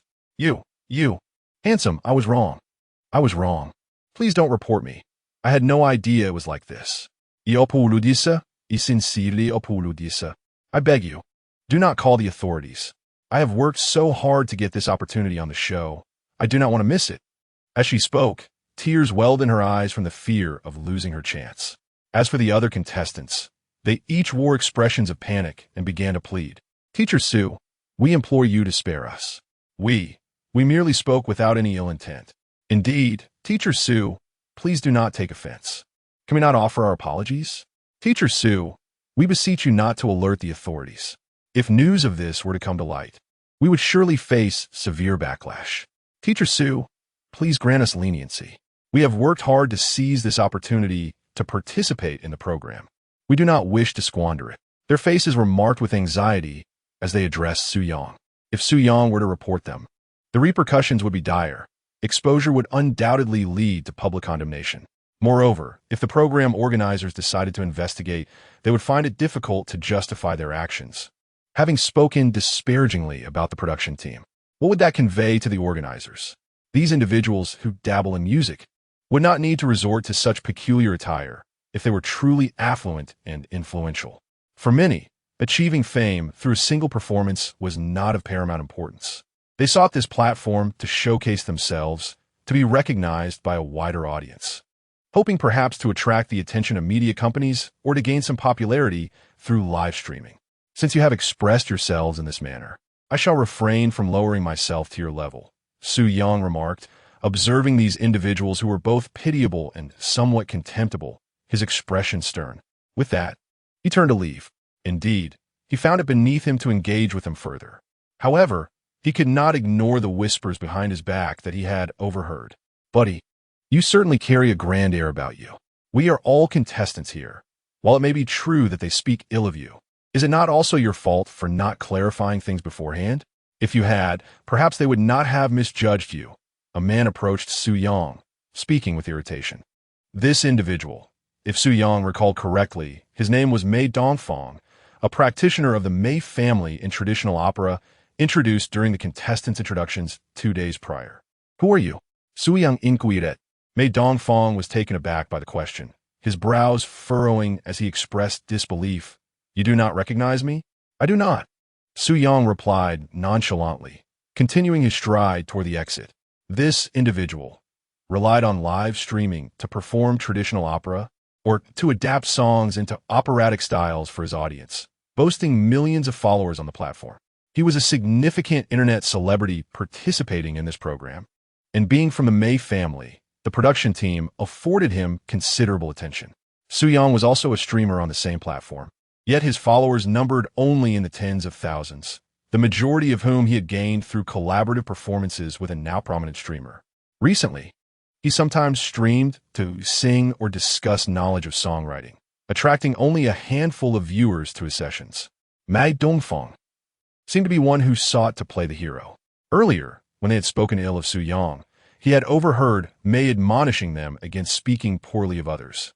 As of now, Su Yang has effortlessly dealt with those who spoke ill of him, while Mei Dongfang has once again stepped forward to display his bravado. I shall see what abilities you possess to be so audacious when the program commences tomorrow, Mei Dongfang retorted irritably. A day swiftly passed. At 7 in the evening, Su Yang sat backstage. Unlike many contestants whose faces were etched with anxiety, he remained composed, casually scrolling through his phone. In just 1 hour, the program One Song to Fame was set to begin. While Su Yang exuded calmness, Yu Caiyue, who was in the mentor's lounge, was filled with apprehension. Chapter 10. The grand entrance of the Diva Yu Caiyue, the venue and live stream erupt with excitement. Xiaoyu, why do you seem a bit anxious? Zhou Qinggan remarked, noticing the slight tension in Yu Caiyue's demeanor, a smile gracing his lips. Yu Caiyue nodded with a smile, admitting, I am a tad nervous. This is my first time serving as a mentor on a show. Xiaoyu, you won the Golden Melody Award 3 times. And last year you graced the grand stage of the Eagles' prestigious event. What is there to be anxious about? Cheng Tian chimed in, making a funny face as he chuckled. When I first took the stage, I was even more jittery, constantly rushing to the restroom, and the organizers had to escort me on stage. His humorous remarks elicited laughter from a group. Fenghua interjected with a teasing tone. Why didn't you ask the organizers to bring a portable restroom on stage? You could sing from there, and the audience would enjoy both your melodious voice and the gentle sound of flowing water. Lu Huan adjusted his glasses, adding with a smile, Xiao Cheng, I believe Fenghua has a valid point. Cheng Tian, with an exaggerated expression and wide eyes, retorted, if the organizers truly dared to bring a portable restroom on stage, I would guarantee a thunderous performance for the audience, believe it or not. The group was once again amused by Cheng Tian's antics. Zhou Qinggan reminisced, I recall my debut performance. I downed half a bottle of baijiu before taking the stage. At first, I was somewhat coherent, but midway through, I began to feel lightheaded, and after I exited, I collapsed onto a bench and fell asleep. Reflecting on that moment brought a chuckle. Had I acted foolishly on stage due to intoxication, my career would have been over. Lu Huan Zhou Qinggan. Don't fans affectionately call you Zhou Daxia? If you had misbehaved due to the drink, you could have claimed you were performing drunken boxing, perfectly justifying it to the media. Zhou Qinggan, feigning distress, wave his hands, Huange, stop it. I truly lack any martial arts skills. Do not believe in rumors or spread them. The group erupted in laughter once more. Originally feeling somewhat tense, Yu Caiyue found her spirits lifting. Her anxiety stemmed not from her inaugural role as a mentor, but from a deeper concern. What would Su Yang's reaction be when he saw her and chose her? Perhaps she was overthinking it. After all, Su Yang was already aware of her identity, which was why he composed such a magnificent song for her. She planned to feign ignorance of him and observe his response. This thought sparked a youthful glee within her. In truth, her nervousness was rooted in other matters. If she grew too close to Su Yang, how would her family regard him? And if Su Yang were to learn of her familial situation, how would he perceive her? Her anxiety lingered. If Su Yang were to discover everything about her, perhaps his feelings would not remain as they were now. Reflecting on the past 2 months spent communicating with Su Yang through WX messages, playful memes, and video chats filled her with joy. Now, her greatest desire each day was to converse with Su Yang. Upon learning that Su Yang had composed a song titled Queen, her heart brimmed with joy. Yesterday, she had expressed her admiration for both the song and the contestant, Su Yang. The other 3 mentors declared that during the live broadcast, they would refrain from turning around, allowing Yu Caiyue to make her own choice. They further remarked that when addressing the audience, they would acknowledge the excellence of Queen, yet emphasize that the song was undoubtedly aimed at Yu Caiyue. This was their rationale for not turning. In essence, the trio of mentors favored Yu Caiyue's youth, indulging her, since she had explicitly articulated her desire, and they were willing to assist her in achieving her aspirations. It was evident that Yu Caiyue, lacking experience, had boldly expressed her thoughts. Nonetheless, the mentors did not hold any reservations about this. However, they maintained that the competition among the other contestants would remain fair. Yu Caiyue contemplated the moment she would turn around. As the live broadcast approached, the auditorium, with its 1,200 seats, gradually filled with an audience. Numerous invited figures from the music industry and leaders from media companies' music departments had also arrived. I overheard the program head mention that there were many skilled grassroots performers participating in the competition, showcasing a variety of singing styles. This show was quite successful in bringing recognition to numerous talented individuals from the grassroots level.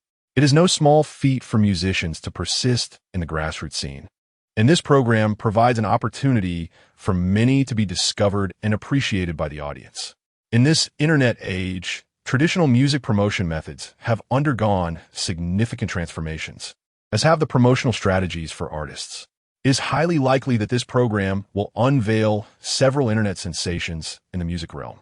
Mr. Wang, you have come with a mission. Select a few companies for your Hylon, remarked Mr. Wu. You speak as if none of us arrived without a purpose. Don't tell me that Longxiang Media isn't interested in creating a few grassroots internet stars.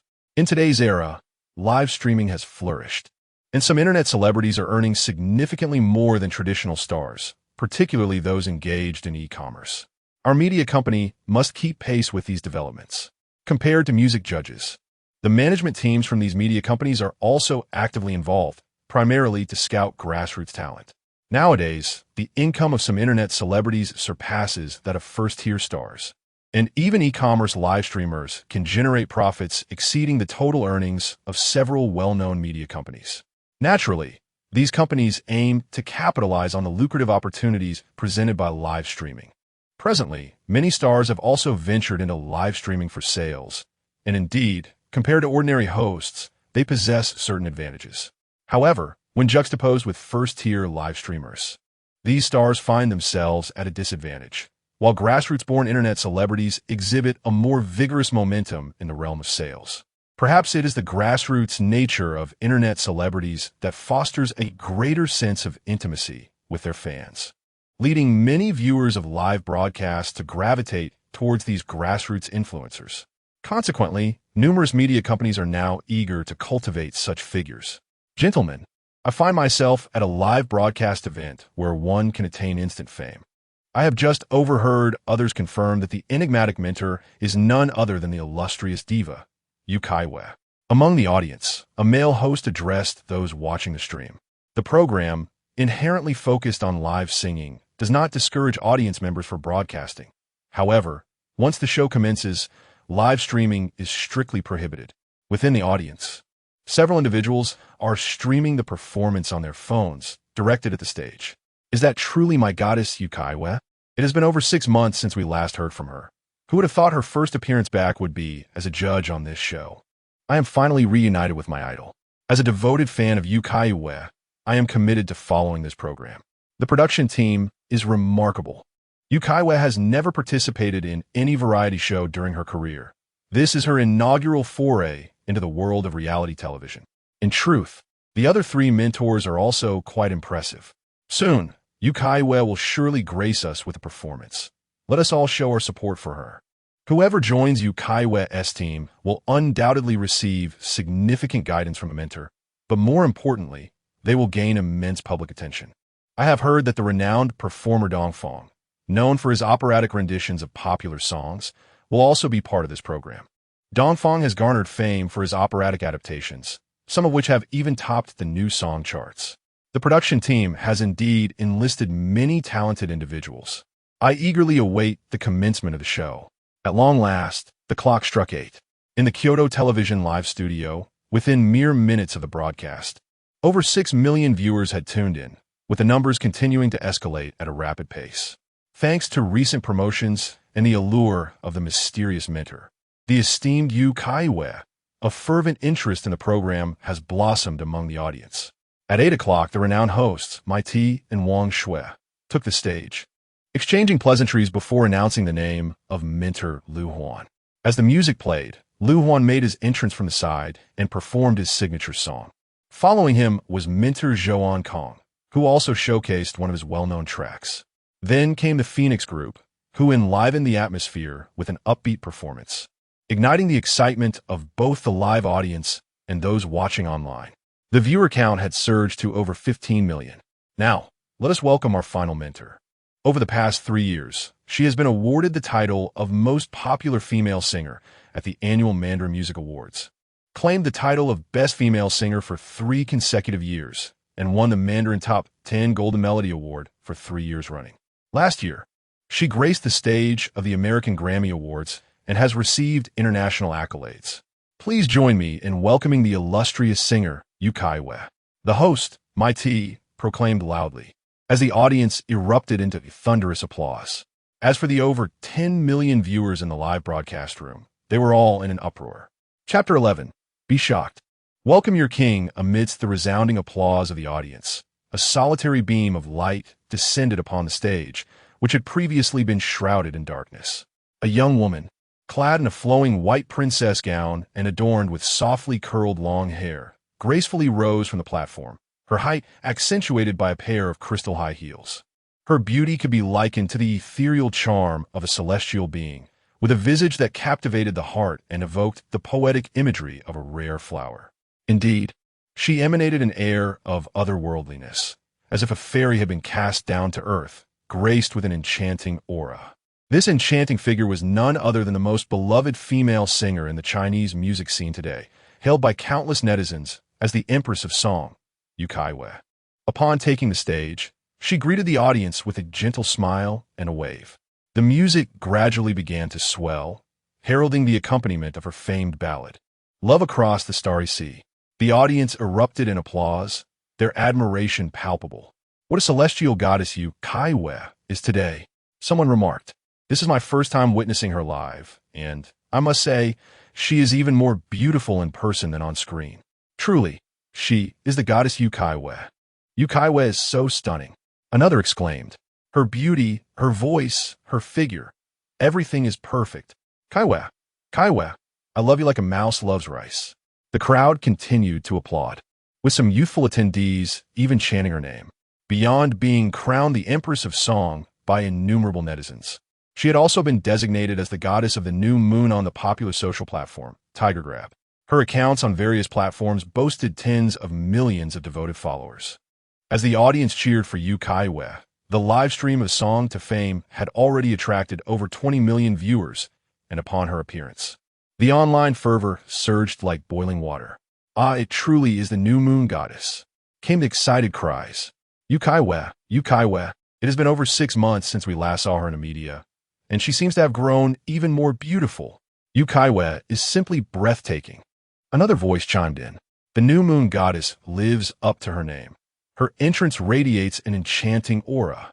Since her debut at 15, it has been a delight to watch her blossom from a young beauty into the natural stunner she is today, untouched by the knife of surgery."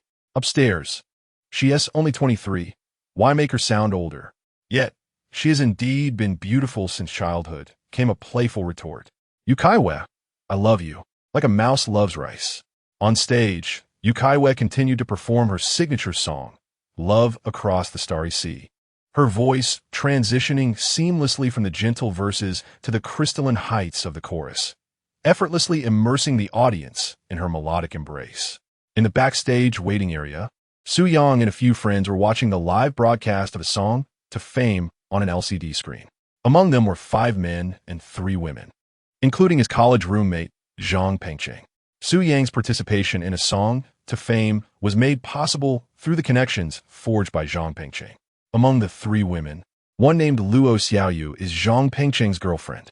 The other 2, dressed in splendid attire, are female streamers under the guidance of his university class leader, Chun Xian. Chun Xian is a prominent streamer on a popular platform with over 8 million followers and established a company 2 years ago, recruiting numerous female streamers. Su Yang, with over 100,000 fans, has garnered attention through collaborations with Chun Xian. Currently participating in a program, Zhang Pengcheng and a few classmates have formed a support group to cheer her on. 3 years post-graduation, their cohort of 30 or so classmates has dispersed across the country, with only a few remaining in the capital. Some have joined media companies, while others have become independent musicians. Su Yang, working as a music teacher at a training institution, is relatively aligned with her field. Several classmates have completely shifted careers, opening shops or engaging in e-commerce, and some have even taken up culinary professions. It is quite astonishing for a composition graduate to abandon songwriting for the kitchen. Su Yang's parents reside in their hometown of Nanjing, and she would never dream of burdening them with a long journey. Chun Xian, accompanied by his 2 streamers, is also capitalizing on the exposure. Before each contestant takes the stage, the production team showcases a brief VCR introducing them, followed by live footage of their walk from the waiting area to the stage. Additionally, after the competition, behind-the-scenes footage is included in the program, allowing the audience greater insight into each contestant's journey. Su Yang has no objections to Chun Xian's attempt to gain attention. It is merely the way of the world. "Truly the goddess Yu Caiyue, she looks stunning," exclaimed a streamer named Xiao Mei, her expression somewhat exaggerated. Beside her, another streamer called Qing Yu dramatically chimed in. The production team is remarkable for inviting the new moon goddess. "Su Yang, you must give your all to shine on stage and earn a place in her mentorship group." Zhang Pengcheng, with a determined expression, clenched his fist and encouraged, "Yangzi, performing on a grand stage has always been your dream. Go for it."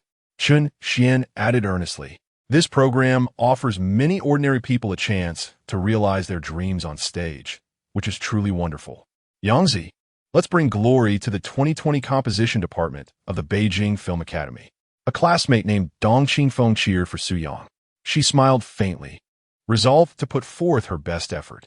"Come on, guys. Could you at least act a bit more professionally in front of the cameras? We are graduates of the Beijing Film Academy, and though we may not have majored in acting, surely we possess some performance skills," Su Yang thought, watching the footage of the ethereal Yu Caiyue singing. As she admired the beauty of the goddess, she couldn't help but compare her to her clingy online friend, Xiaoye, whom she has only met once in real life. Video chats had occurred quite frequently. He had to admit that the Diva Yu Caiyue was indeed more beautiful than the online persona Xiaoyu, and even her figure seemed to surpass that of the latter. However, to him, The diva Yu Caiyue resembled a crescent moon in the sky, an object of distant admiration. In contrast, the online Xiaoyu was a clingy little heiress, the kind who would readily offer him an investment of 20 million. In the live broadcast, Yu Caiyue had just finished her singing, while the four mentors were seated on specially designed chairs. Before them was an adjustable LED board. When a contestant sang, the board descended to obstruct the mentor's view, allowing them only to hear the contestant's voice. If a mentor approved of a contestant, they could press a button, causing a thumbs-up cursor to appear on the board facing the stage, and the LED board would rise again, signifying the mentor's endorsement. The first contestant was a middle-aged man with a bushy beard. He sang a heartfelt love song with a raspy voice full of character, so emotionally charged that he ended up in tears. Many audience members were moved to tears as well. Among the four mentors, two turned around, Zhou Kong and the Phoenix duo. After a lively debate reminiscent of a comedic dialogue, the middle-aged man was taken under Zhou Kong's wing. Subsequent contestants, the second and third, unfortunately did not receive any mentor's approval and exited with regret. The fourth contestant was a man in his 50s, sporting a white towel on his head and dressed in simple attire, resembling a little old man. He accompanied his singing of northern Shaanxi folk tunes with drumming, evoking images of vast yellow sands and fierce western winds, embodying the spirit of northern Shaanxi culture. All four mentors pressed the LED screens before them. The fourth contestant's heartfelt performance garnered applause from many in the audience and online viewers alike. After a session of self-performance by the mentors, which even escalated to showcasing some of their classic songs, Lu Huan ultimately decided to take the singer under his mentorship. Teacher Su, it's time for you to head to the observation room. A staff member informed Su Yang, inviting him and his entourage to the observation area. Each contestant is invited to the observation room before their performance, where a host from the production team engages them in conversation to ease their nerves while the singer performs on stage. Su Yang and his entourage followed the staff into the observation room. As the thought of his imminent performance crossed his mind, an inexplicable wave of nervousness washed over him. Su Yang secretly fantasized, "Prepare to be astonished, for your king is about to make his entrance." Chapter 12. Yu Caiyue earns resounding applause in the observation room. A beautiful host named Meng Yao engaged in conversation with Su Yang. "So, you are all from the Kyoto Film University? I attended Kyoto Arts University, which is not far from yours," she remarked. The power of dreams, the misty reign of Jiangnan, ancient legends. These songs were all written during your university days, weren't they? I've listened to them all, especially the line from Jiangnan Misty Rain: "The sky blue waits for the misty rain, while I wait for you." That lyric left a profound impression on me. Meng Yao learned from Zhang Pengcheng that Su Yang had composed several songs during his university years, and she immediately displayed a look of astonishment. This information was all available on the contestant's profile card. After entering university, under the guidance of his teachers and inspired by the bursts of creativity in his mind, Su Yang composed several songs, the performance rights of which were sold to his senior, Mei Huayan. Those songs achieved considerable success on music platforms at the time. Among them, Jiangnan Misty Rain was created only after Su Yang awakened the memories of his past life. Realizing that its original melody was blue and white porcelain, a line burst forth in his mind: "The sky blue waits for the misty rain, while I wait for you." This lyric served as a springboard for the creation of Jiangnan Misty Rain. In truth, many musicians often draw inspiration from a melody or a beautiful lyric to expand and craft a complete song. Reflecting on his creation of Jiangnan Misty Rain and comparing it to the original blue and white porcelain, he found them incomparable. The latter stands as a pinnacle of Chinese pop music, a true classic among classics. Nonetheless, even with just that one line, "The sky blue waits for the misty rain, while I wait for you," Jiangnan Misty Rain managed to break into the top 100 new songs chart. As for Waiting for a Good Man, its original melody was Tank's famous song Romance of the Three Kingdoms. At that moment, an inspiring thought crossed Su Yang's mind. "When waiting for the good man's return, tears sing for you." From this line, he expanded and created Waiting for a Good Man. Meanwhile, The Power of Dreams was based on the song Invisible Wings. Su Yang felt fortunate that he had created these three songs early on and retained the copyrights. Since they had already been extracted from the system, He could directly adapt and recreate them without consuming song extraction cards. All three of these songs were hits. Su Yang is renowned in our composition department. After graduation, he composed many songs, several of which achieved remarkable success on the new song charts. Zhang Pengcheng responded to Meng Yao's inquiry. Ahem. Su Yang cleared his throat. Host, may I now prepare on stage? The program's camera crew appeared in the observation room, and Meng Yao heard a message from the stage crew through her earpiece. Su Yang, it's your turn next. Good luck. Zhang Pengcheng instantly realized he had misspoken and quickly corrected himself, saying, Yangzi, keep it up. You're the best. As a fellow dormmate, he was well aware of Su Yang's relationship with Qiao Yin, as well as the signing with Longguo Media. He even knew about Su Yang's pseudonym, Su Yang, the lyricist and composer. Su Yang had confided in him about the company seizing this pseudonym and dismissing him, requesting that he keep this matter confidential due to its ties to contractual commercial secrets. Yangzi, keep it up. I believe in you.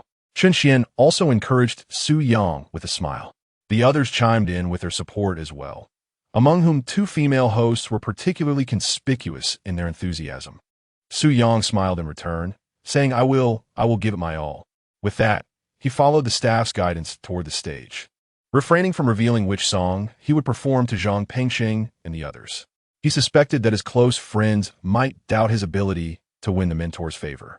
The fifth contestant performed quite well, yet something felt amiss, which is why I refrained from pressing the approval button, Zhou Onkong remarked with a hint of regret. Lu Huan added, the verses of his song were commendable, but the chorus lacked a bit. With slight improvements, it could yield better results. His voice possesses a unique charm, though the style leans toward the mainstream.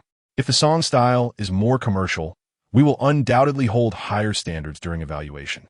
Feng Huan nodded in agreement, stating, Teacher Liu is correct. The fifth contestant's verses are of good quality, yet the chorus indeed requires enhancement for a more pleasing auditory experience. Of course, his voice is distinctive, and with proper management, I believe he could achieve success in his singing career. Narita interjected, it is indeed a pity for the fifth contestant. His vocal conditions are quite impressive. Yu Caiyue stood up to address the audience and the judges, as well as the viewers in the live broadcast, saying, I believe there are many executives from media companies in the audience who would be eager to sign the fifth contestant. I also want to convey to the upcoming contestants that while there are limited spots available for the final selection, it does not imply that those who do not receive our endorsement are any less exceptional. After all, this is a competitive program, and our decisions are made based on comprehensive evaluations. To stand on this stage and perform is an achievement for every contestant. Perhaps some individuals may not have been chosen by us, but the fact that you're performing in front of so many viewers and media executives signifies that you all have greater opportunities to pursue your dreams. Let's all give it our best. Her words were arranged after discussions with the production team and the other three mentor groups. Yu Caiyue, typically viewed as a formidable vocalist but somewhat reticent, exuded an air of aloofness. Thus, the production team and the three groups of mentors reserved such enchanting words, capable of captivating the audience and enhancing their own prestige for Yu Caiyue. After all, in contrast to the three mentors, Yu Caiyue is comparatively younger and requires these attributes to bolster her presence. Each of the mentors has long been esteemed and beloved by the audience over the years. Following her remarks, she elicited resounding applause and cheers from the audience below. Chapter 13, A Performance of Queen Shakes the Audience. Although Yu Caiyue is youthful and exudes an air of aloofness, her words are undeniably profound. The goddess wisely states that merely stepping onto this stage is a success in itself, with over 20 million viewers watching the live broadcast simultaneously. Even if she is not selected by a mentor, she can surely attract a considerable following should she choose to stream in the future. Contestant number 5 is indeed impressive. Their voice is distinctive, and the song is quite commendable, albeit somewhat mainstream. The mentor panel is stringent, and it is certain that executives from entertainment companies will seek to sign him. Yu Caiyue articulates her thoughts with clarity and coherence, despite her cool demeanor. Achieving the status of a queen in the entertainment industry at such a young age indicates her psychological maturity. Kudos to the goddess for her insights. Simply being on this stage is an accomplishment, with over 20 million eyes upon them. and following the competition, program videos will be released, allowing any contestant to easily attract tens of thousands in their own live streams. Now, let us welcome contestant number 6, Su Yang, a young man from the southern region of Shandong, currently serving as a music teacher at a training institution in Kyoto. He yearns to fulfill his dream of becoming a singer on stage. The song he presents is titled Queen. The host, My T, smiles as he announces. Su Yang, already waiting at the entrance of the stage, hears the director's cue to enter through his earpiece. Staff, Teacher Su, you may proceed to the stage. Please walk safely. Su Yang, okay. He takes a deep breath, momentarily calming his nerves, and then strides onto the stage, following the rehearsed plan to sit at the piano. At this moment, the stage lights are dimmed, casting a shadowy ambience, while the lights above the audience remain illuminated, creating a visual obstruction. The audience cannot see him as he approaches the piano, nor can the viewers in the broadcast room witness his entrance. Seated in the mentor's chair, Yu Caiyue cannot see the stage due to a partition blocking her view, and she feels a tinge of anxiety. This nervousness is even more palpable than when she first performed on stage. Her mind wanders to the moment she selects Su Yang, imagining his reaction upon seeing her alone pressing the button to choose him. Meanwhile, in a hotel in the bustling metropolis, Xiao Yin is watching the live broadcast on her phone. Upon hearing the host announce that Su Yang is taking the stage to perform a song titled Queen, she feels as though she has been pricked by a thorn. Su Yang, you scoundrel! Did you deliberately name this song Queen to mock me? She exclaims, exasperated. It infuriates her. When she and Su Yang broke up, she confided in him that her aspiration was to become a queen. Yet now, he dares to sing a song titled Queen on a program viewed by over 20 million netizens. Though the online community may remain oblivious to its significance, Xiao Yin is acutely aware of what those two characters signify. Undoubtedly, this is Su Yang's public accusation and mockery directed at her. How could she possibly remain composed? Hong Jie quickly interjected, Xiao Yin, what is wrong? Why are you so upset?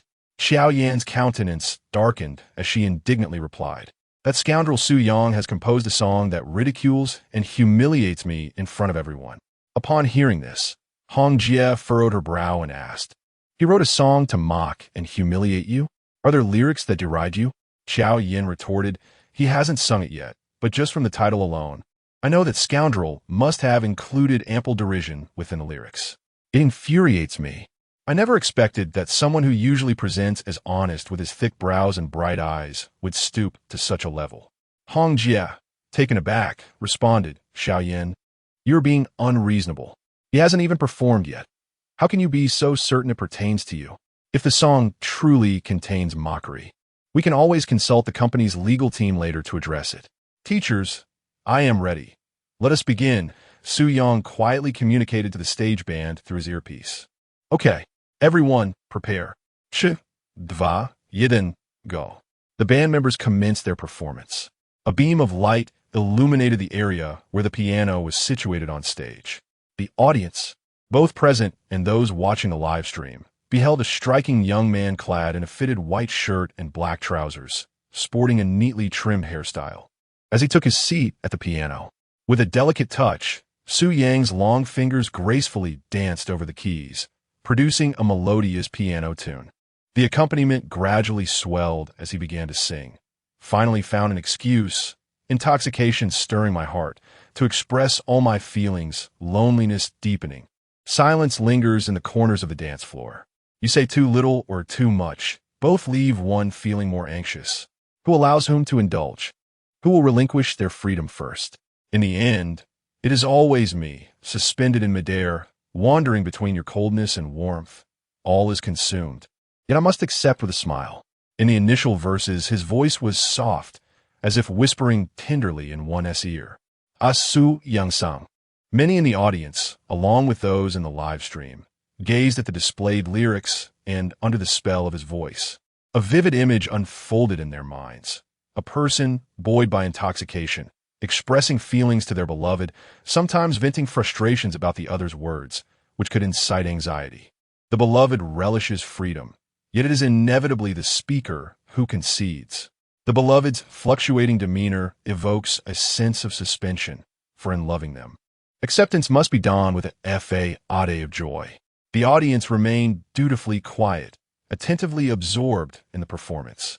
In the live streaming room, shortly after Su Yang began singing, the scrolling speed of the public chat accelerated significantly. This handsome guy is not only good-looking, but also sings beautifully and plays the piano, utterly captivating.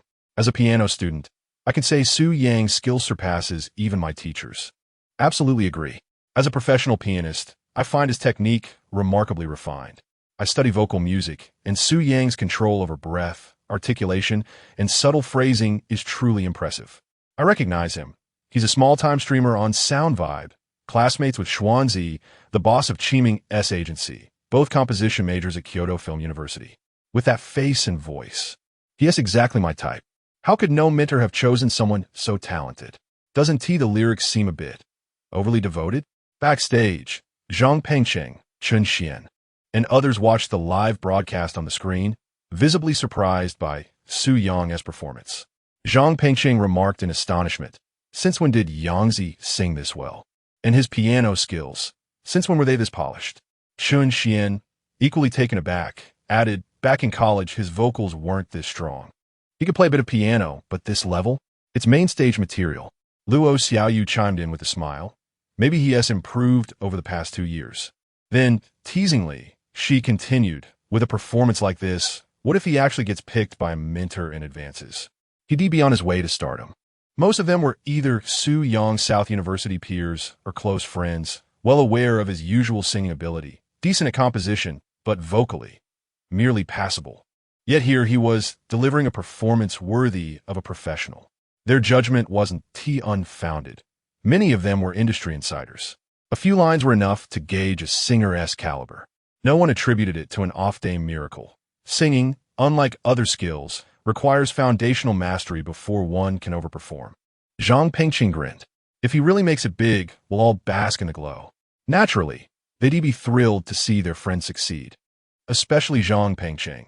He pulled strings to secure Su Yang's spot, partly to burnish his credentials, partly to elevate his own training studio's prestige. "He could sing like this all along?" Sister Hua murmured, watching Su Yang's live piano-accompanied performance with raised brows. Xiao Yin's expression darkened. Back then, he was strictly amateur. Who knew 3 months would turn him into a stage-ready performer? Sister Hua shook her head, smirking. "True, if he had this talent earlier, he'd have been a singer by now." Jiao Yin coldly remarked, "If he is truly sought after by certain media companies wishing to sign him, I must devise a plan to ensure my uncle prevents such an agreement." Initially, I believed him to be an honest man with thick brows and big eyes. Little did I expect him to compose songs and perform them on such a grand stage. Is this not akin to placing me upon a pyre for public scrutiny? In the entertainment industry, there is no room for both him and me. The more Jiao Yin pondered, the angrier she became, her mindset reaching a breaking point. On stage, just after finishing the main verse, as he was about to ascend to the climactic chorus, Su Yang rose, his voice soaring and crystal clear as he began to sing the chorus. "I envy your love, powerful and resplendent, like a chart-topping diva with unyielding popularity. What you desire is not me, but mere vanity. Only with someone's affection do you appear exceptional. I am ensnared in a blind and indulgent passion, facilitating your rise as the adored queen. If love has devolved into mere temptation, if all that remains is mutual endurance, let us cease this torment, for we are both at fault." As he concluded the chorus, thunderous applause erupted from the audience, and countless viewers in the live stream were equally exhilarated. Chapter 14. A Song of the Empress resounds across the land. This exquisite piece, Empress, performed with remarkable skill by Su Yang, gradually captivated numerous spectators. Particularly during the climactic chorus, Su Yang's soaring and crystalline high notes ignited a long-suppressed emotional release among the audience, both present and online.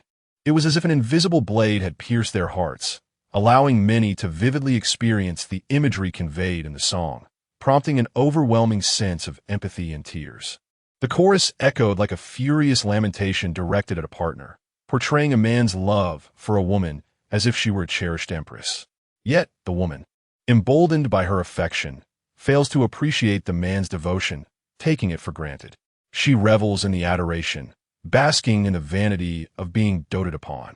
The man confesses to her, laying bare his heart, yearning for a relationship where love is a shared endeavor rather than a one-sided sacrifice. He acknowledges his own faults, admitting that he should not have indulged her so excessively. Ultimately, they reach the moment of separation, and the man is left with no choice but to part ways. This song resonates deeply. It reminds me of my ex-boyfriend.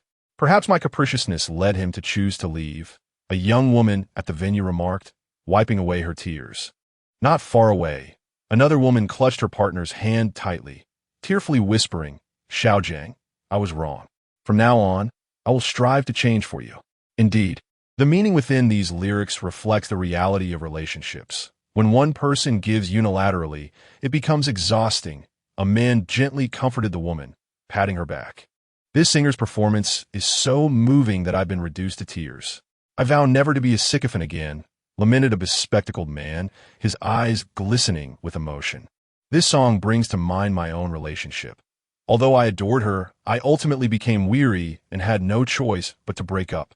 Within the audience, many women found themselves touched by Su Yang's performance, recalling moments from their past when they were treated like princesses by men who later parted ways with them. For some, the memory of that man who once adored them, like royalty, would forever stir ripples within their hearts, perhaps leaving them to ponder if they would ever encounter such love again. In the live stream, the comments exploded with fervor. Su Yang sings beautifully. I found myself in tears, reminiscing about a man who once cherished me like a princess, only for me to lose him. The pain is unbearable. My heart aches with the memory of a man who treated me like royalty. Su Yang's song is brilliantly written and performed. Why hasn't any men chosen him? I refuse to be a sycophant any longer. I want let it leave me with nothing. What a hidden gem of singer. Not only does he write beautifully, he sings exquisitely and is quite handsome too. I'm utterly enchanted. After researching Su Yang's background, I discovered that he composed several songs a few years ago, which made it onto the new music charts. A graduate of the composition department at Kyoto Film University, he's professionally trained in music composition. It's astonishing that his vocal abilities are equally remarkable. With such talent and appearance, one would expect him to be widely recognized by now. His singing is undoubtedly at a professional level, powerful and flawless. Moreover, his striking looks suggest that numerous media companies will likely be vying to sign him after this performance. Listening to his song has been an epiphany for me. No more unrequited devotion. It makes me want to treat my boyfriend better, though I'm a man myself. What should I do? Some comments here are rather bold. A man seeking a boyfriend? Defying norms, embracing the unconventional. Su Yang's performance resonates deeply, touching the soul. Among the judges and media executives in the audience, whispers of admiration circulate. This contestant, Su Yang, his vocal technique is extraordinary. I can't find any flaws. His mastery rivals that of top-tier singers. Indeed, his control over every nuance is impeccable. The transitions between high and low notes are seamless, without a trace of breathiness. He is already a polished artist, and given his background in composition, the song queen is brilliantly crafted, each word and note meticulously placed. Setting aside his vocals, the song itself, lyrically and musically, would score at least 90 out of 100 in my book. Handsome, a songwriter, and a composer, such versatile artists are rare in the industry. Gentlemen, prepare for a bidding war. His image is undeniably appealing, and his creative talent makes him a standout in today's music scene. On the surface, he seems flawless. If he isn't signed yet, there must be reasons worth investigating offline. With his looks and creativity, he has the potential to achieve great success. Why haven't any of the four mentors turned their chairs? This is unexpected. Such an outstanding performance and composition surely deserve recognition. True, Su Yang's work and vocals are impeccable, worthy of a chair turn. Perhaps his early placement in the lineup is to blame. The fifth contestant also performed a mainstream song and received no turns. The mentors might be stricter with conventional tracks. Regardless of their standards, this song, both vocally and compositionally, is of exceptional quality. Once this episode airs, I'm certain it will climb the charts. From a professional standpoint, These music experts unanimously agree.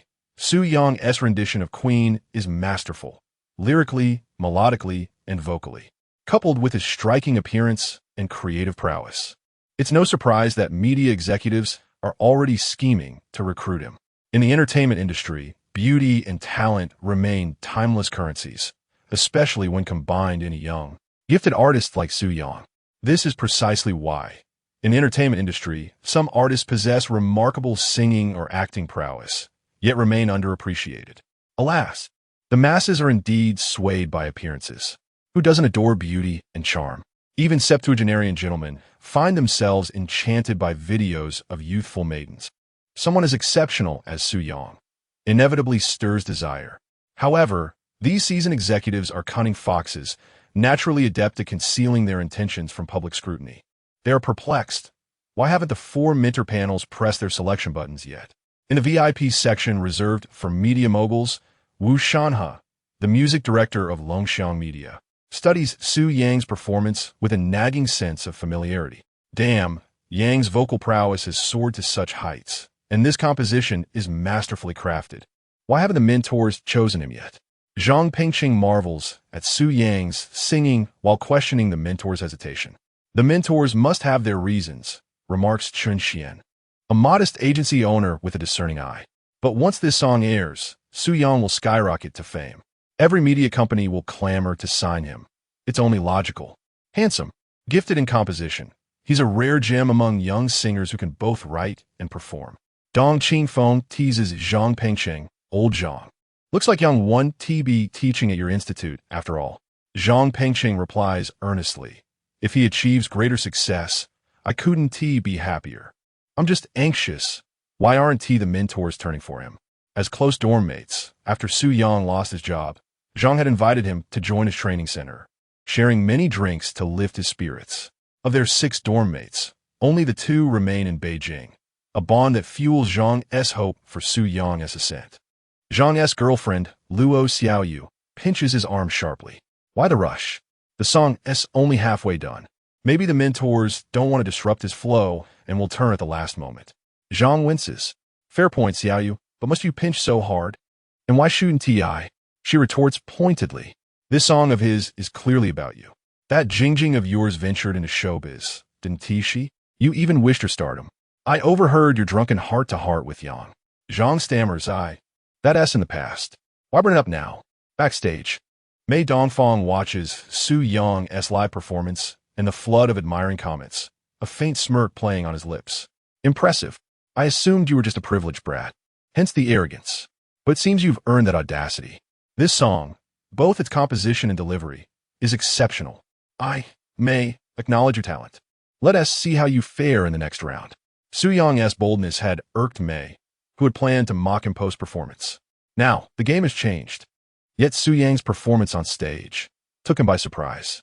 Su Yang's vocal prowess was truly remarkable. It ignited Mei Dongfang's competitive spirit. At the center of the stage, Su Yang awaited the musical accompaniment to build towards the next verse, his mind untroubled by why the mentors hadn't turned their chairs yet. In that moment, he was completely immersed in the emotions conveyed by the song, and memories of his time with Xiao Yin involuntarily surfaced in his mind. Chapter 15. The Diva. Surprised or not, astonished or not. Reflecting on the 3 years spent with Xiao Yin, Su Yang felt an overwhelming sense of foolishness. In daily life, he had almost fulfilled all her reasonable requests. Over the years, he had spent more than 2 million yuan on her. More than 2 million. This was no exaggeration for him. Before their romantic involvement, the royalties from the over 10 songs he had created, along with an annual share of over 200,000, had significantly contributed to his earnings. During his 2+ years at Longguo Media, he had composed numerous songs, all of which were performed by Xiao Yin, yielding him nearly 1 million in royalties. To maintain her public persona, even the majority within the company remained oblivious to their relationship. In his quest to help her achieve fame, Su Yang had sacrificed everything he could offer. Yet, what he received in return was a mere declaration of her desire to become a diva, followed by her decision to part ways, even expelling him from the company. Furthermore, the credits for his compositions had been appropriated by her and the company. Now, Su Yang used this very song, Diva, To publicly mock and humiliate Xiao Yin in front of an audience of 30 million during a live broadcast. Diva. To hell with it. Pushing away the pale hands, dismissing the pale embrace. No matter how lost you may feel, do not call me again. Being soft-hearted is the most fatal weakness. I fully understand, yet still loyally sacrifice myself.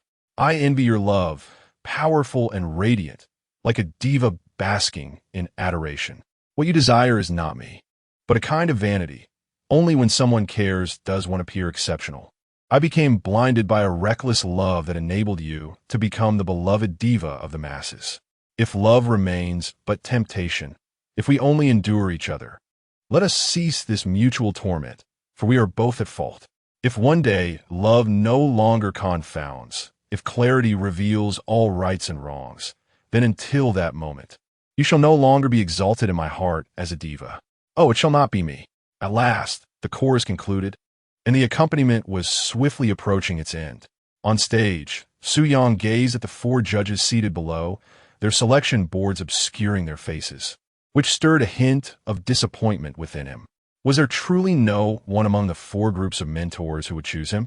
Were they so stringent in their selection of popular songs? Of course, Su Yang was merely slightly disappointed. Not being chosen by the mentors was inconsequential. With the system at his side, achieving fame in the future would not be arduous. Regarding this song, he remained confident, believing that many in the audience would appreciate it. Seeing that no mentor had chosen Su Yang, many audience members became anxious. Mentors, choose Su Yang. He is so talented. Why don't you select him? Mentors, Su Yang sings so beautifully. How can you not choose him? Choose Su Yang quickly. He is exceptional. Why isn't he chosen? He is truly outstanding. Select him. Select him. Meanwhile, the viewers in the live stream began to flood the comments with their enthusiasm. Are the mentors particularly stringent regarding popular songs? This song, in terms of both lyrics and composition, as well as the performance, is truly remarkable. Why then was he not chosen? Indeed, I too find it perplexing why he was overlooked. While it is true that the production team appears to prefer folk talents, it is baffling that such an exceptional individual was not selected. What could possibly be the rationale behind the mentor's decisions? It seems utterly nonsensical to disregard someone so talented. Why would they not choose a singer-songwriter of his caliber? Could it be simply because of his striking appearance? In my view, Su Yang's stage presence is such that he would have a considerable chance of winning even in a competition like Superboy. Although the production team claims a bias toward folk styles, it must be acknowledged that outstanding popular songs merit selection as well. Indeed, if a song is melodious, does it truly matter whether it is folk or not? Perhaps the production team holds a bias against artists who perform in the popular music genre. Is there an underlying reason for their decision not to choose Su Yang?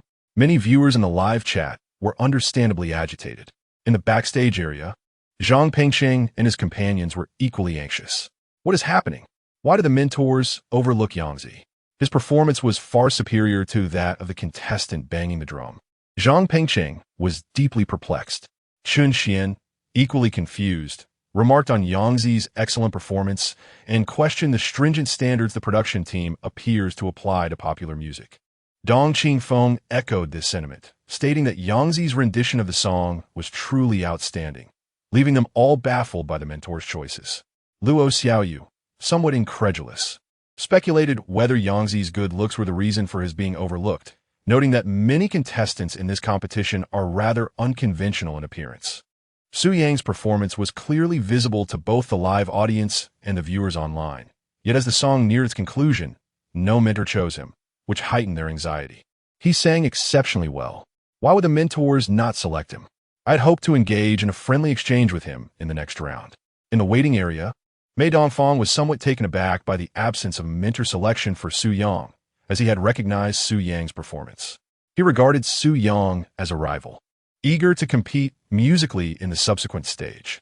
However, as the song drew to a close and no mentor chose him, Mei Dongfang sensed that something was amiss. I find this utterly hilarious. He sang reasonably well, yet no mentor opted for him. I surmise that the mentors must have reviewed his background and simply did not take a liking to him. Those with tarnished character are easily discerned by seasoned mentors who have navigated the entertainment industry for years. Qiao Yin, witnessing the song's conclusion without any mentor choosing Su Yang, was elated, even reveling in the misfortune of others. As she reveled in her triumph, the next moment her eyes widened in astonishment, as if her chest had been struck with great force. The live broadcast focused on the four mentors, who were frantically gesturing toward Yu Caiyue, while she decisively pressed the selection button. The LED screen before her descended, illuminating the stage with vibrant lights. Yu Caiyue had chosen Su Yang. Her choice was met with enthusiastic applause and cheers from the audience present. Countless viewers in the live stream also applauded. She chose. The goddess has selected Su Yang. Indeed, it is the goddess.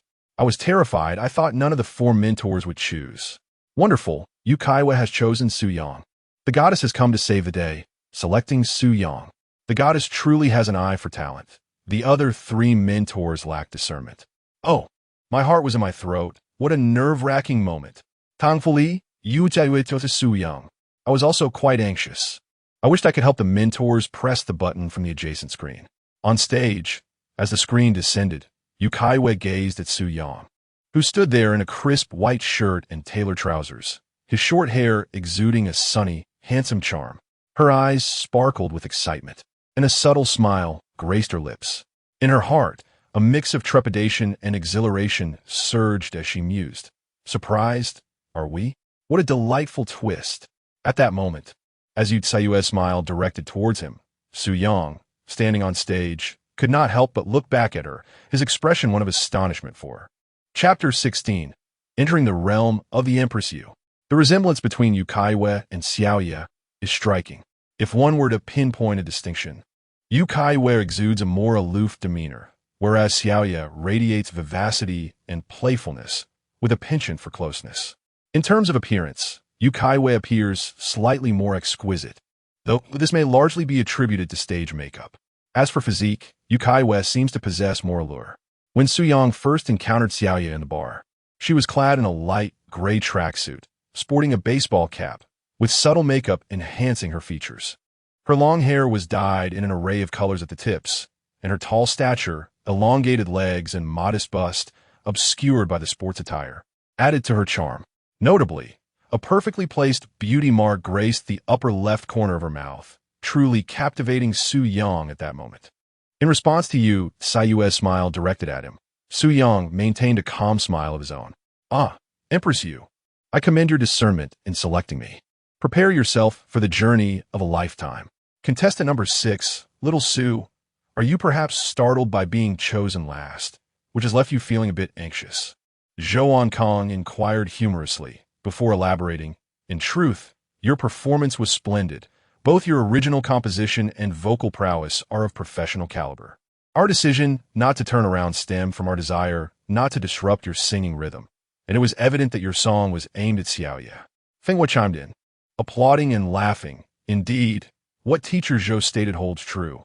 Upon seeing the song title, it was clear it was directed towards Xiaoye, hence our decision to remain seated, allowing this young lady her moment.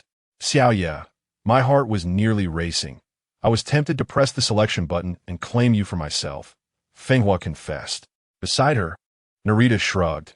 Fenghua, you may claim to be an elder, but I refuse to acknowledge my age. Even teacher Lu privately insists he is still young. Lu Huan concurred, adding, Little Narita speaks wisely. I still consider myself youthful. Little Su, your rendition of that song conveyed the steadiness of a seasoned artist. It's noteworthy that Xiaoye pressed her selection button only at the end. Most individuals would experience emotional fluctuations during such a process. Even now, you appear remarkably composed. Well done. Indeed, a testament to your background in composition, one of the judges remarked. Su Yang responded with a smile. I appreciate the compliments from all esteemed mentors. In truth, I felt quite nervous during my performance. However, I endeavored to maintain composure to deliver my best. Should a mentor turn for me, it would signify that my work holds merit. Conversely, if no one turns, it indicates there is still room for improvement. Witnessing Mentor Yu turn for me was truly exhilarating. The exhilaration cannot be overstated. Upon witnessing his performance without any mentors turning around, Su Yang indeed felt a tinge of disappointment. However, that was the extent of it. With a support system backing him, he remained indifferent to the triumphs or tribulations of a single performance. Naturally, he would never admit that his rendition of the Diva was aimed solely at captivating Yu Caiyue. Such a declaration would likely provoke a backlash from the fans of other mentors. Joining Yu Caiyue's team would undoubtedly be the most advantageous outcome for Su-yang. In her group, he would surely attract more attention from netizens, which he desperately craved for increased exposure. Additionally, the prospect of collaborating with a stunning beauty on creative endeavors and vocal artistry was undeniably delightful. Su-yang mused, should Xiaoyu and Yu Caiyue ever meet? He wondered if they would marvel at the uncanny resemblance between them.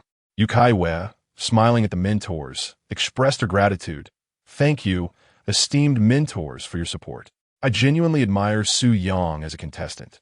The song he composed, titled The Diva, strikes me as a remarkably mature piece. I believe that through this program, your song will undoubtedly ascend the new song charts tomorrow, garnering much affection from listeners. She continued, the reason I turned around last is that I wish to hear your performance in its entirety, not wanting to disrupt the song's integrity. Now that the other mentors have facilitated this, you are officially part of my team. Standing up from her seat, Yu Caiyue clapped and laughed, secretly amused, wondering if Su-yang was startled. You intended to surprise me, yet I recognized you immediately. With audacity, I persuaded the other mentors to relinquish their opportunity in your favor. Su-yang's composed demeanor on stage led Yu Caiyue to believe he was confident she would choose him. Otherwise, how could he maintain such poise? The songs performed by contestants on the show are edited into singles by the production team and subsequently released on various music platforms. New songs released on major music apps come with a 1-month subscription fee, costing 2 yuan to listen.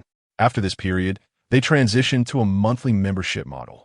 After deducting the platform's 50-50 share, the production team retains 70% of the remaining revenue for operational and promotional expenses, leaving the contestants with a meager 15%. Such revenue-sharing practices are commonplace in media companies. After all, the production team injects visibility into the contestants, providing them with expert guidance and the opportunity to work with renowned musicians who tailor songs to their style. Su-yang bowed and smiled, saying, thank you for your recognition. Mentor Yu, what inspired you to compose this song, Xiao Su? I discern an extraordinary tale within it, she inquired. Su-yang replied, I studied composition during my school years. A friend of mine broke up with his singing girlfriend. She aspired to flourish in the entertainment industry, aiming to become a diva, which ultimately led her to choose to part ways with him. While comforting him over drinks, he tearfully confessed that during their 2 years together, he had treated her like a queen. Yet, in her pursuit of becoming a true diva, she chose to part ways with my friend. Consequently, I was inspired to compose a song. This was one of the potential questions pre-prepared by the production team for Su-yang, and all inquiries on the question card had been previously answered and approved by the team before being documented. To ensure the program's fluidity, mentors typically refrain from posing bizarre or challenging questions. Su-yang's response elicited laughter from many fans present. This friend is undoubtedly you, right? They joked. Haha, indeed. If it weren't for you, how could such a poignant song have been created? Just admit it, this friend is you. It's him, my little hero. No, this friend is you. Art is drawn from life. Stop pretending. It must be you, otherwise how could you sing so movingly? The audience in the live stream erupted in joy upon hearing Su-yang's words. Haha, I'm dying of laughter, I have a friend. Often when someone says they have a friend who is a certain way, they are really talking about themselves. I never expected Su-yang, such a handsome and talented man, was once a lovesick puppy. Su-yang, promise me, don't be a lovesick puppy anymore. I can be the one to adore you. Su-yang is so handsome and talented. I love him. I believe many media companies are eager to sign him. Su-yang is truly impressive. He is definitely a contender for the mentor's top choice. If it weren't for the other 3 mentors favoring Yu Caiyue, they would be vying for him. Haha, Su-yang is such a joker. Isn't he just talking about himself when he says he has a friend? In the background, Chun Xin couldn't help but laugh.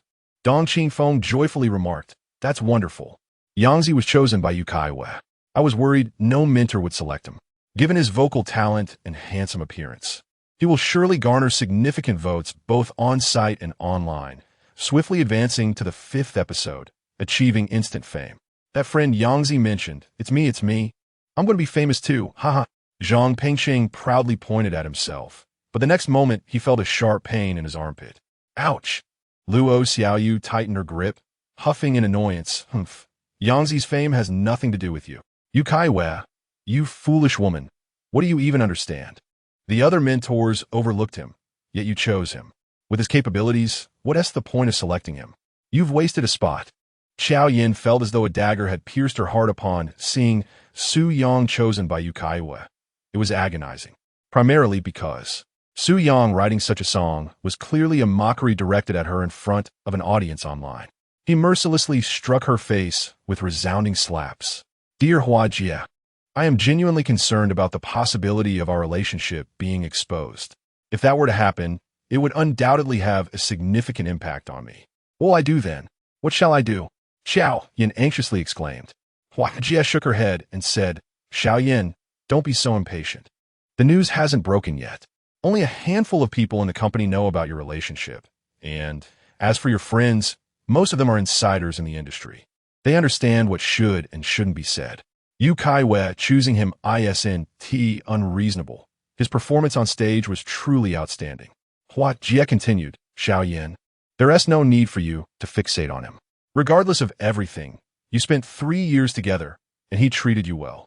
The success you've achieved in the entertainment industry is partly thanks to him. Upon hearing Hua Jie's words, Xiao Yin did not respond immediately, but instead fell into a brief silence. With a darkened expression, Xiao Yin spoke coldly. I will find a way to prevent him from stealing the spotlight on the show again. I let him debut.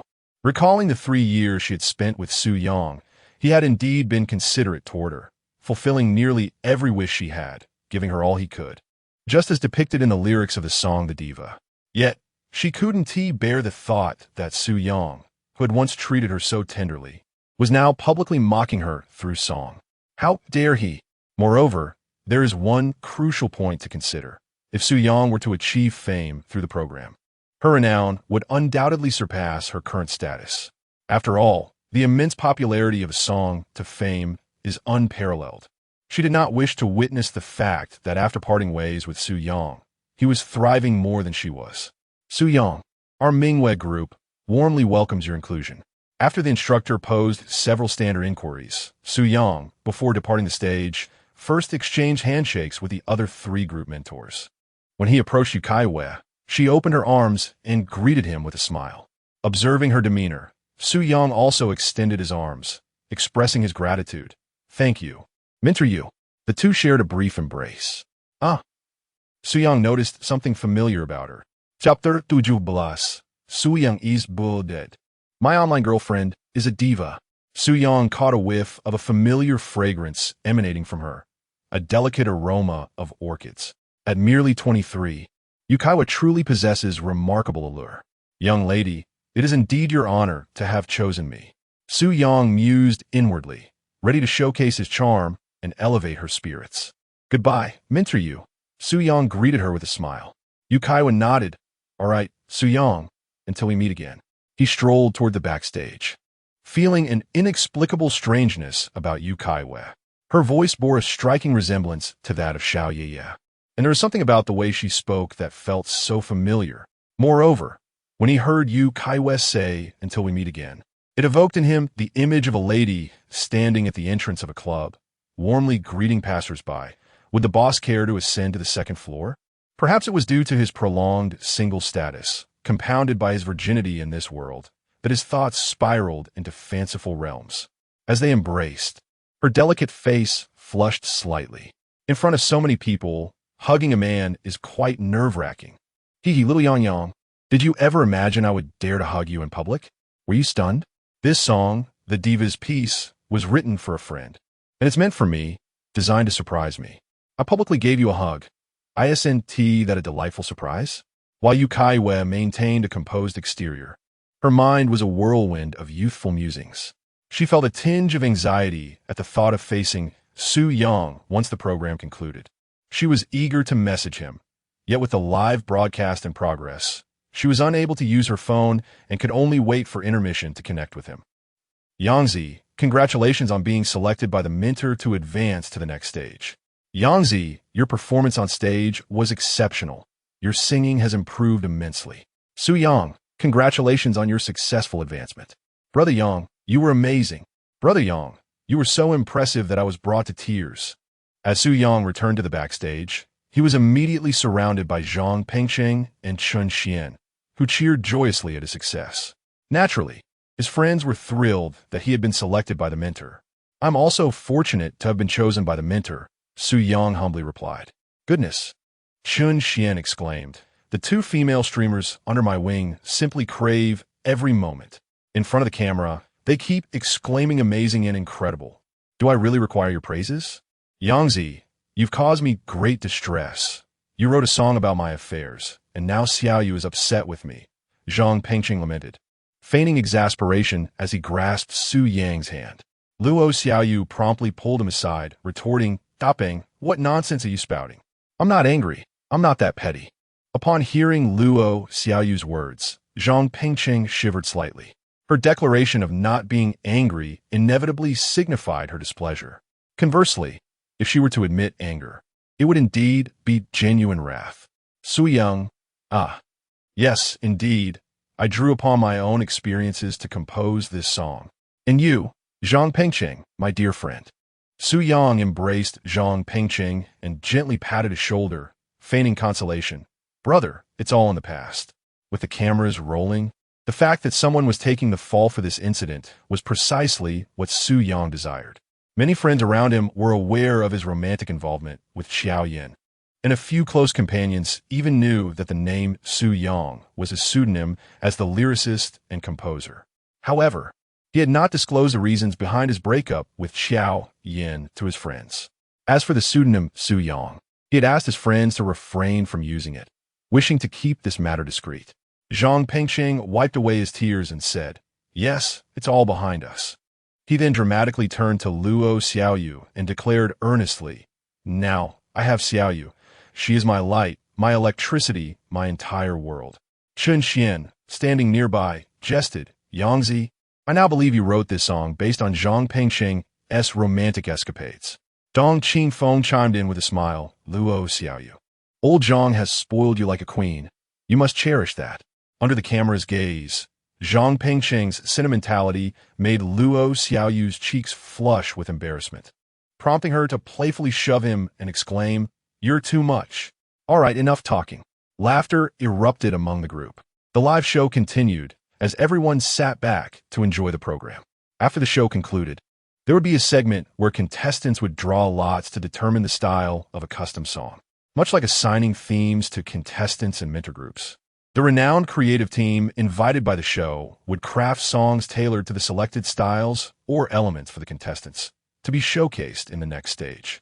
As for the songs to be presented in the next phase, Su Yang chose not to dwell on it for now. While they animatedly discussed the performances of the contestants on stage, a thought crossed his mind, and the system interface appeared. Host, Su Yang. Profession, mediocre musician. Popularity, 30,767. Skills, pop singing technique, top tier. Piano playing technique, intermediate. Xingyi Quan skills, top tier. Props, none. Own songs. Golden hits, 0. Popular songs, 1. Ordinary songs, 2. Wow, could it be? I sang just one song on the show and amassed over 30,000 popularity points. He mused. I'm currently a mediocre musician, able to receive a hit song from the system each week, along with 2 ordinary songs. I believe that once the program concludes, my music will gain considerable popularity on music platforms. He eagerly anticipated the rewards from the popularity egg opening 4 days later. First place is mine, for sure. Not even the King of Heaven could stop me. While watching the show, numerous friends called or messaged Su Yang, praising his singing and congratulating him on advancing. Many of them had witnessed his performance through the live broadcast. Engrossed in conversations with his friends, Su Yang momentarily forgot to send a message to Xiao Ye. Soon, the first half of the program concluded, followed by a 15-minute intermission before the second half commenced. As it was a live broadcast rather than a pre-recorded show, the mentors, fatigued from their intense involvement, required this brief respite.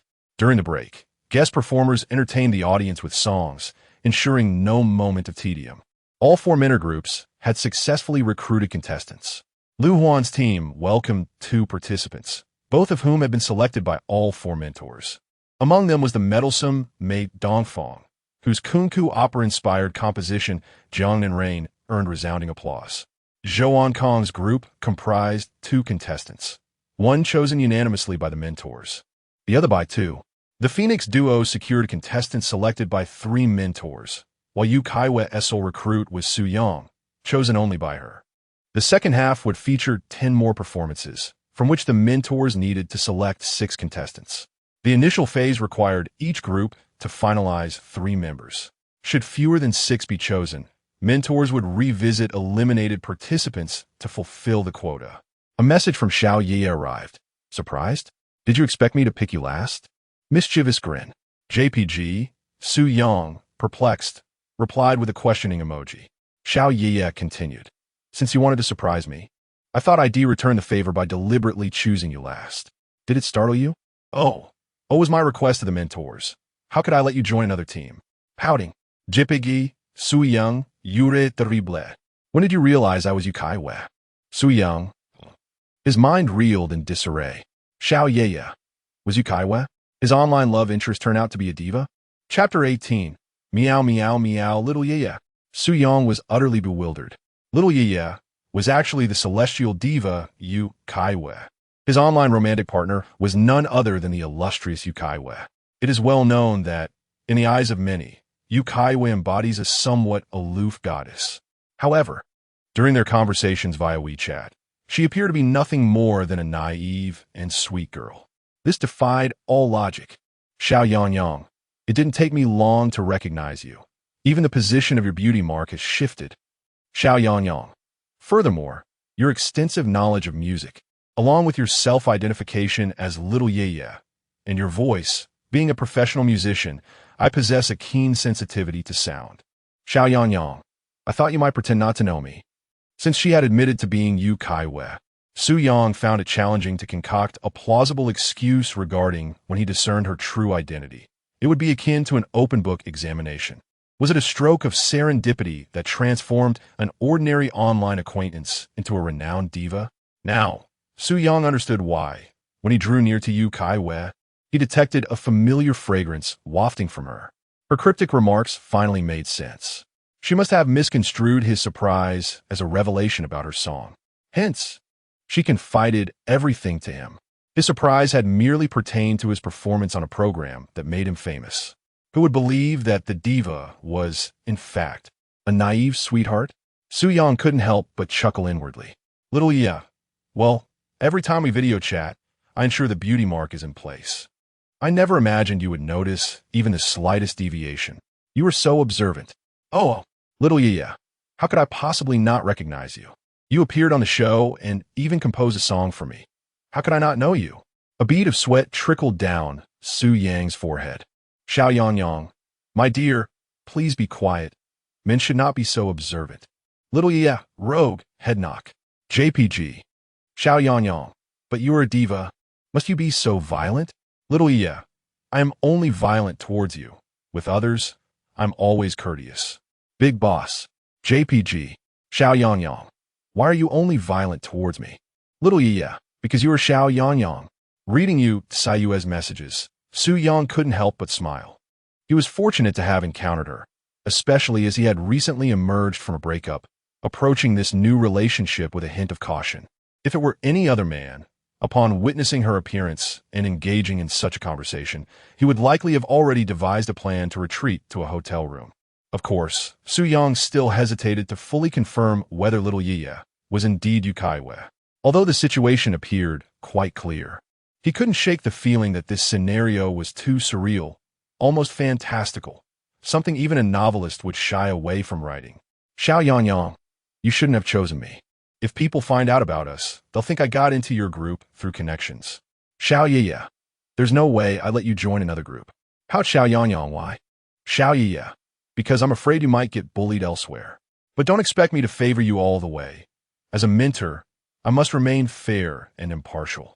Xiao Yang, sweetheart, can't you pull some strings and take me to the end? Xiao Ye, no. Rules are rules. I'm a mentor now. Shakes head Xiao Yang. Even without your help, I'll make it to the end. Just watch me soar. No favoritism, huh?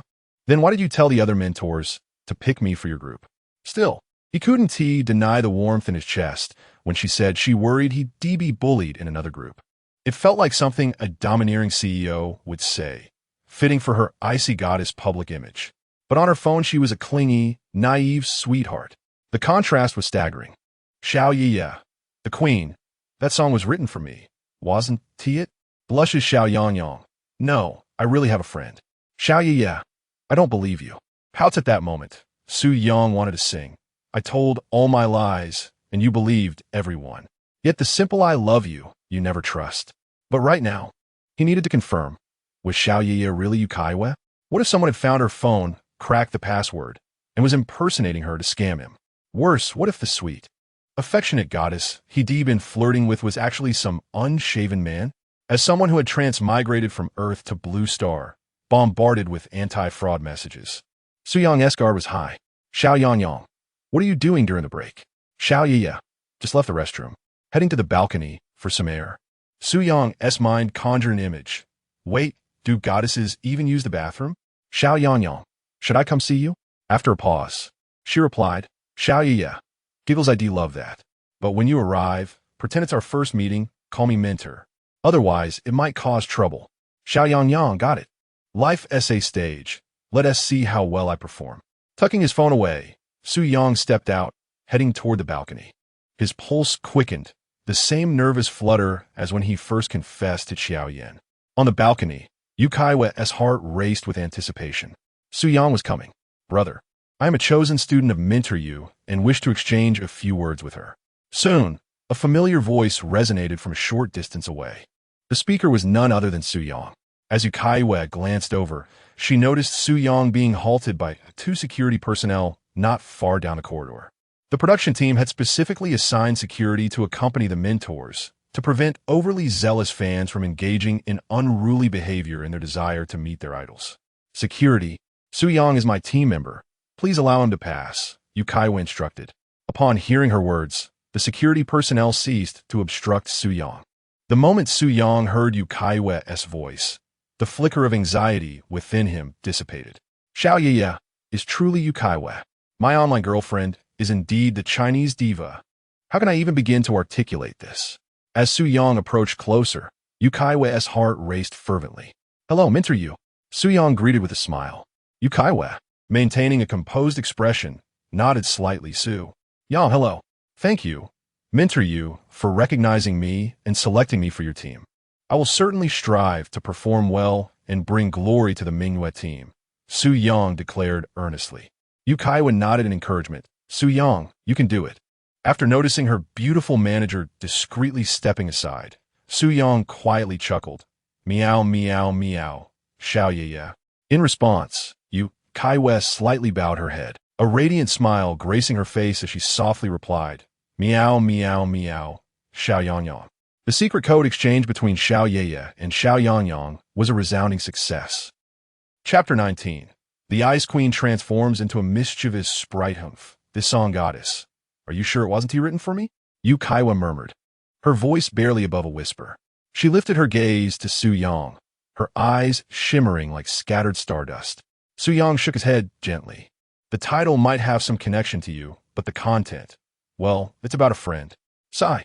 If he didn't at least hint that goddess had something to do with her, she'd never let it go. So, he had no choice but to deflect. This blame had to land squarely on Zhang Pengcheng's shoulders. Damn the system for playing tricks, he thought bitterly. Why did the beginner's reward have to be this pathetic anthem of unrequited love? And now, Zhang Pengcheng had the audacity to rename his social media handles to the man behind goddess. What shameless nonsense. I thought it was written for me, Yu Caiyue huffed, turning her head away with a pout. In this moment, she was nothing like the aloof diva the public knew, just a girl indulging in a playful sulk. Su Yang smirked. I was actually considering composing a new song just for you. But since you're acting like this, maybe I'll scrap the idea. Yu Caiyue immediately bristled. You can't just scrap it. You promised me a song. Write one for me, and I'll invest in your company. Then I can be the carefree boss lady. Hee hee. Her laughter was light, almost girlish. When Su Yang had first approached, she'd been shy, but that hesitation melted away quickly. After weeks of voice messages and late-night chats, there was no awkwardness left between them.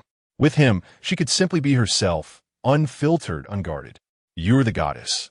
Don't you have songwriters lining up for you?" Su Yang said. Yu Caiyue glanced toward the security team, ensuring they weren't watching, then pinched Su Yang's arm. Her face was stern, but her nose scrunched up in an adorable, stubborn pout. "I don't care.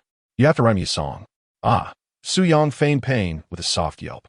Yu Caiyue leaned in, mischief dancing in her eyes. "Keep making noise, and the guards will notice." Imagine the headlines tomorrow. Contestant Harris's mentor gets taught a lesson. "You go viral, Xiao Yangyang." Su Yang fell silent. Honestly, he wanted to say, wouldn't T glamorous mentor teases contestant be an even hotter topic? But as he met her gaze, those wide, liquid eyes blinking with faux innocence, her lips curling into a sly, knowing grin, he surrendered. Fine, I'll write it," he conceded, playing along with exaggerated reluctance. Yu Caiyue arched a brow. "How many?" "1." She narrowed her eyes. "2." He bargained. Her grip tightened. "3," she declared. "Not a single one less." Su Yang hurriedly replied, "Sister, my dear Ye, composing songs is not as simple as indulging in a meal. One cannot merely state that a few could be pinned down without due consideration." "I don't care. You must write 3 songs for me," declared Yu Caiyue, with a hint of stubbornness in her tone. Su Yang nodded repeatedly. All right, 3 songs it is, but let us discuss it at a later time." "Very well. We shall revisit this matter later," Yu Caiyue responded with a proud expression. She then added, "I must head to the venue. We shall continue our conversation this evening." As she attempted to depart, a sudden realization struck her regarding Su Yang's words, and her face flushed crimson. Her hands instinctively moved toward Su Yang. Noticing her intentions, Su Yang instinctively recoiled, thinking to himself, "What more do you wish to impose upon me? Dream on, woman." However, in the next moment, she grasped the wrong place. Yu Caiyue's face flushed crimson, her heart racing as she hurriedly departed. How utterly mortifying! What thoughts must she have of him? A tempest of emotions surged within Yu Caiyue. This woman, was it not a trifle too hasty to act so upon their first encounter? Su Yang wiped the cold sweat from his brow, unable to suppress his inner critique. As a man of considerable stature, he found himself momentarily bewildered by Yu Caiyue's audacity. Yet, Su Yang understood that this was a mere coincidence. The revelation that his online romantic interest was none other than the illustrious Yu Caiyue left him in a state of disbelief. She's a goddess of the stage. Su Yang felt a twinge of hesitation. Initially, he had accepted that Xiao Ye was a modestly affluent young lady, but now, she was a celestial being. If one were to truly be together with her, it would entail confronting multifaceted pressures. The foremost of these would stem from her family. After all, given Su Yang's current status, he is merely regarded as a musician with some creative talent in her family. Alas, what do I have to fear? In novels featuring protagonists endowed with extraordinary systems, the narrative often depicts a world where they are invincible, basking in unparalleled glory. It is not merely a matter of having a celestial diva as a companion. Even the adoration of multiple illustrious stars seems justifiable. Such is the resolve of Su Yang, who mused silently. As time passed, the inaugural episode of A Song to Fame came to a close. Following the broadcast, the total viewership of the live stream soared to over 15 million, shattering the previous year's record set by Please Call Me Singer. This remarkable feat was attributed to the program being the first musical showcase of the year, bolstered by the immense popularity of the renowned diva, Yu Caiyue. After the show concluded, Su Yang rejoined the staff on stage, where a dozen contestants, including himself, stood together. Each mentor group comprised 3 participants. Among the 3 in Yu Caiyue's team were Su Yang and 2 female contestants. The 40-year-old Mei Yanhua, who performed a folk song and garnered the selection of all 3 mentors, and the 19-year-old Li Qian, who sang a campus song and received the endorsement of 2 mentors. Among the 4 mentor groups, only Yu Caiyue's group lacks contestants selected through the 4-choice method. In the Lu Huan group, there are 2 contestants chosen through the 4-choice method and 1 through the 3-choice method. In Zhou Ankang's group, there is 1 contestant selected through the 4-choice method. one through the three-choice method, and one through the two-choice method. In Fenghua's minor group, there is one contestant chosen through the four-choice method, one through the three-choice method, and one through the one-choice method. Although Yu Caiyue enjoys the highest popularity among the four mentors, the contestants who join her group may attract significant attention. However, this is ultimately a singing competition, where the quality of the performances is paramount for gaining recognition from live music judges, the audience, and online viewers. Yu Caiyue's experience is relatively limited, while the other three mentors possess a wealth of outstanding works and superior abilities in various aspects. Now, let us proceed to draw the song types for your upcoming performances. Upon selecting the song type, the production team, along with the esteemed creative teams invited, will collaborate with each mentor to tailor songs specifically for you. In 2 weeks' time, you will take to this stage with the custom-crafted songs. The three winning contestants will join the three victors from the next episode to advance to the grand finale at the iconic Bird's Nest stage. Now, let the contestants draw from the lucky balls containing the song types. Chapter 20. Is online romance unreliable? What if it's a Mandarin diva? Ma Xiaoyan is set to perform songs that resonate with the elements of her hometown. Contestant Chen Fei will sing songs that evoke the essence of first love. Meanwhile, Mei Dongfang intends to perform pieces inspired by nature. Su Yang's selection will revolve around the theme of growth. Contestant Zhao Tianbao will delve into songs that explore familial bonds. The 12 contestants drew small balls containing the thematic elements of their respective songs. Upon unveiling their chosen themes, the expressions of the contestants varied greatly. Some beamed with joy, while others wore frowns. Although mentors and professional teams are sculpting the songs for them, certain themes, particularly those related to emotions, have consistently captivated the public's affection, making them a staple in the Mandarin music scene. In contrast, songs centered around nature, such as those highlighting mountains and rivers, tend to attract a significantly smaller audience. Many contestants believe that while the professional judges' scores will be consistently fair, the audience's reception could greatly influence the ratings from both the live and online viewers. Naturally, the randomness of song selection adds an element of fairness to the competition. Songs about growth, in particular, offer a wealth of expressiveness, touching on emotions and personal experiences. If all goes as expected, several contestants will likely lean towards the emotional narrative, aiming to secure higher scores by catering to audience preferences. However, Su Yang contemplated a different approach, to defy expectations and perform a song unrelated to emotional themes. As a contestant with a systematic background in creativity, he felt confident in crafting his own direction without external interference. After the song selections concluded, the program's coordinator announced the session's end, advising contestants to ponder their creative processes.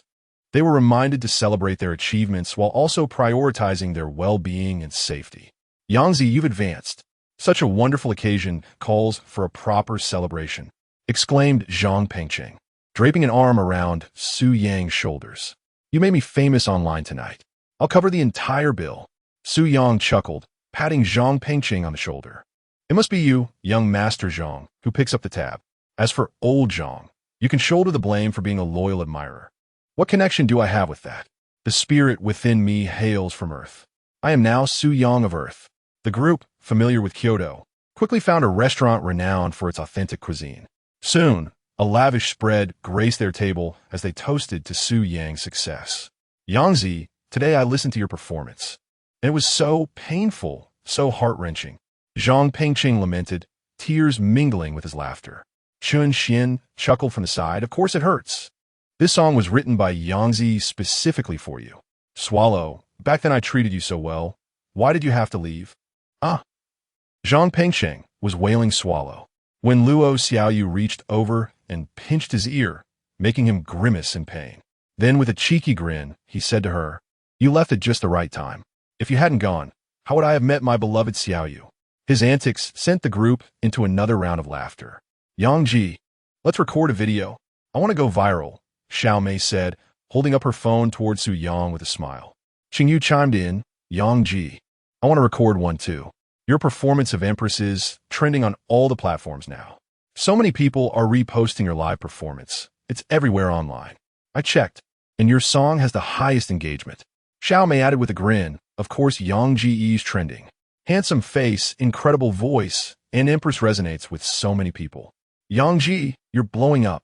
Dong Qingfeng encouraged. Yang Zi, push harder next round. Aim for top 3 in the next episode, make it to the finals, and shut up all those doubters online. So what if only one mentor chose you? The other 3 mentors, Zhou Onkong and the rest, all said you had what it takes for 4 chair turns. They didn't pick you because they thought Empress was meant for Yu Caiyue. His tone was indignant. Xin scoffed exactly. Those so-called music critics claim you're just a pretty face singing mainstream pop, which is why people like your songs. Since when is being handsome a crime? Every agency must be fighting to sign you. If the audience loves your music, that means you're doing something right. If we're just judging vocal technique, then the national team singers are technically flawless. So why aren't they trending? Zhang Pengqing nodded vigorously. Right. They're just jealous Yangzi's got looks and talent. Yangzi, next round, shut them all up. Su Yang smiled and nodded. I'll do my best. Across video platforms, clips from one song to fame were exploding in popularity. Among the contestants, Su Yang's performance of Empress had the highest engagement, second only to Yu Caiyue's videos in the entire show. Yu Caiyue, the youngest reigning queen of Mandapop, already had massive star power, amplified by her debut on a reality show. In just 3 hours, her performance clip had surpassed 1 million likes. Su Yang's Empress trailed closely with over 700,000. Despite the numbers, critics dismissed his success as riding Yu Caiyue's coattails and capitalizing on his looks. His vocals, they argued, were merely average among the contestants, and the other mentors' praise? Just polite formalities. Indeed, it was only Yu Caiyue who chose him, leading many netizens to perceive his abilities as inferior in comparison to the other 3 mentors. Some even went so far as to claim that the contestants from Yu Caiyue's team were weak, fearing they would not secure an opportunity to perform at the Bird's Nest. Certain gossiping music critics also began to propagate this narrative. Upon seeing the remarks from those netizens and critics, Su Yang couldn't help but chuckle. Was it a crime to be handsome? Was the song Queen subpar? Did he lack vocal prowess? It was merely that Queen did not fully showcase his singing capabilities. If it was a matter of vocal skill, then he vowed to deliver a performance in the next episode that would astound them with his vocal acumen. His phone buzzed, indicating a message had arrived. Su Yang opened it to find a message from Yu Caiyue. Xiao Yangyang, are you still eating? Xiao Yangyang, yes. I'm still dining with friends. Have you and the other mentors finished your meal? Xiao, we've finished and have returned to the hotel to freshen up. Xiao Yangyang, don't worry, I will finish soon. Xiao, I'm not worried about you. Xiao, don't take to heart what they're saying online. It's normal for a rising star to encounter gossip. Xiao Yangyang, I'm not fragile. This is hardly a wound. Observing Yu Caiyue's comforting tone, reminiscent of an elder offering guidance, Su Yang couldn't help but smile. Zhang Pengqing leaned over, prompting Su Yang to quickly shut his phone. Zhang, grinning mischievously, teased, Yangzi, you're not chatting with your online girlfriend Xiao, are you? Haha, what era are we in? You still believe in online romance? How naive. Irritated, Su Yang pushed his hand away, retorting, you don't understand a thing. This is called love. Online romance may be unreliable, but in this case, it had transitioned to reality. The key was that his online girlfriend was a Mandarin pop diva. Need I ask if it is reliable? Chapter 21. The young diva transforms into an online critic. The matter of Su Yang having an online romantic partner drew the gaze of others towards him, akin to that of observing a rare specimen. Haha, Yangzi, how naive you are. If you were 17 or 18, it would be understandable to believe in online romance. But at 26, you still hold on to such notions? Perhaps I should introduce you to a few lovely ladies for acquaintance. How about Xiaomei and Qingyu? They are both single at the moment, Chun Xian remarked with a chuckle directed at Su Yang. Upon hearing his words, both Xiaomei and Qingyu cast ardent glances at Su Yang, their eyes ablaze with desire, even bordering on infatuation. Su Yang, tall and handsome, had recently gained fame on the show, making him quite the catch in their eyes. Brother Yang is so charming and talented. If he doesn't mind me, I certainly have no objections, Xiaomei flirtatiously declared. Hearing Xiaomei's words, Qingyu grew somewhat anxious and chimed in, if Brother Yang doesn't mind us, we wouldn't object either. Just as Su Yang took a sip of beer, he nearly spewed it upon hearing Qingyue's statement. This is rather inappropriate. It is often said that the realm of female streamers is quite chaotic. Who would have imagined it to be this tumultuous? Young Gu, that was not my intention. Qingyue quickly replied, her face flushed. Su Yang, Qingyue, I do not comprehend what you mean. Shun Xian, this old classmate, deliberately stir the pot. Yang Zi, it is precisely the meaning you are contemplating. Su Yang was instantly rendered speechless. Old Chun, refrain from spouting nonsense. I never articulated my intentions. Xiaomei chuckled playfully. Yang Gu, shall I elucidate the meaning for you? Su Yang could not help but burst into laughter. After all, they were all young, and it was perfectly natural to share a few risque jokes. Even the illustrious Yu Caiyue, upon their meeting, had boldly taken the initiative to inspect the goods. The group continued to indulge in their revelry, engrossed in the playful banter between the two leading ladies. Su Yang momentarily forgot to respond to Yu Caiyue's message, reasoning that she was well aware he was dining with friends. She was certainly not oblivious to that fact. Why has he not replied to my message? She must be dining with friends, which explains her delayed response. In the hotel, Yu Caiyue, clad in a purple pajama set, reclined on the bed, glancing at her phone with a pensive expression. Under the soft glow of the lights, her alluring figure was unmistakably on display. Her long, graceful legs and delicate arms, with skin as fair as porcelain, appeared almost as if adorned with a sprinkling of diamonds after her recent bath. Coupled with her breathtakingly beautiful face and enticing physique, any ordinary man would undoubtedly be entranced by her presence. Truly, she was captivating. As she lay on the bed, she picked up a nearby tablet and began scrolling through video snippets of Su Yang performing Queen. He is truly handsome. Why are you so handsome? Yu Caiyue chuckled while playfully kicking her calf. To my surprise, he possesses such remarkable vocal talent. What do you internet critics truly understand? My dear Yang Yang is exceptionally gifted in singing. The way he plays the piano while singing is utterly mesmerizing. In the video, bathed in the spotlight as his fingers dance across the ivory keys, Su Yang radiates an almost celestial brilliance, a vision too magnificent for words. As a professional who began vocal training in childhood and boasts over a decade of performance experience despite her youth, Yu Caiyue immediately recognizes Su Yang's extraordinary technique. The uninformed online criticisms labeling him as merely a contestant with mediocre skills provoke her indignation. Had the other three mentors not deferred out of courtesy, they undoubtedly would have turned their chairs too. This very courtesy has now become ammunition for baseless attacks against Su Yang, leaving Yu Caiyue with lingering guilt. These pretentious trolls dreaming of stealing my Yang Yang? Yu Caiyue pinches her delicate nose in exasperation. Scrolling through the vitriolic comments, her rosebud lips puff like an aggrieved goldfish. This Su Yang only trends because of Yu Caiyue's association.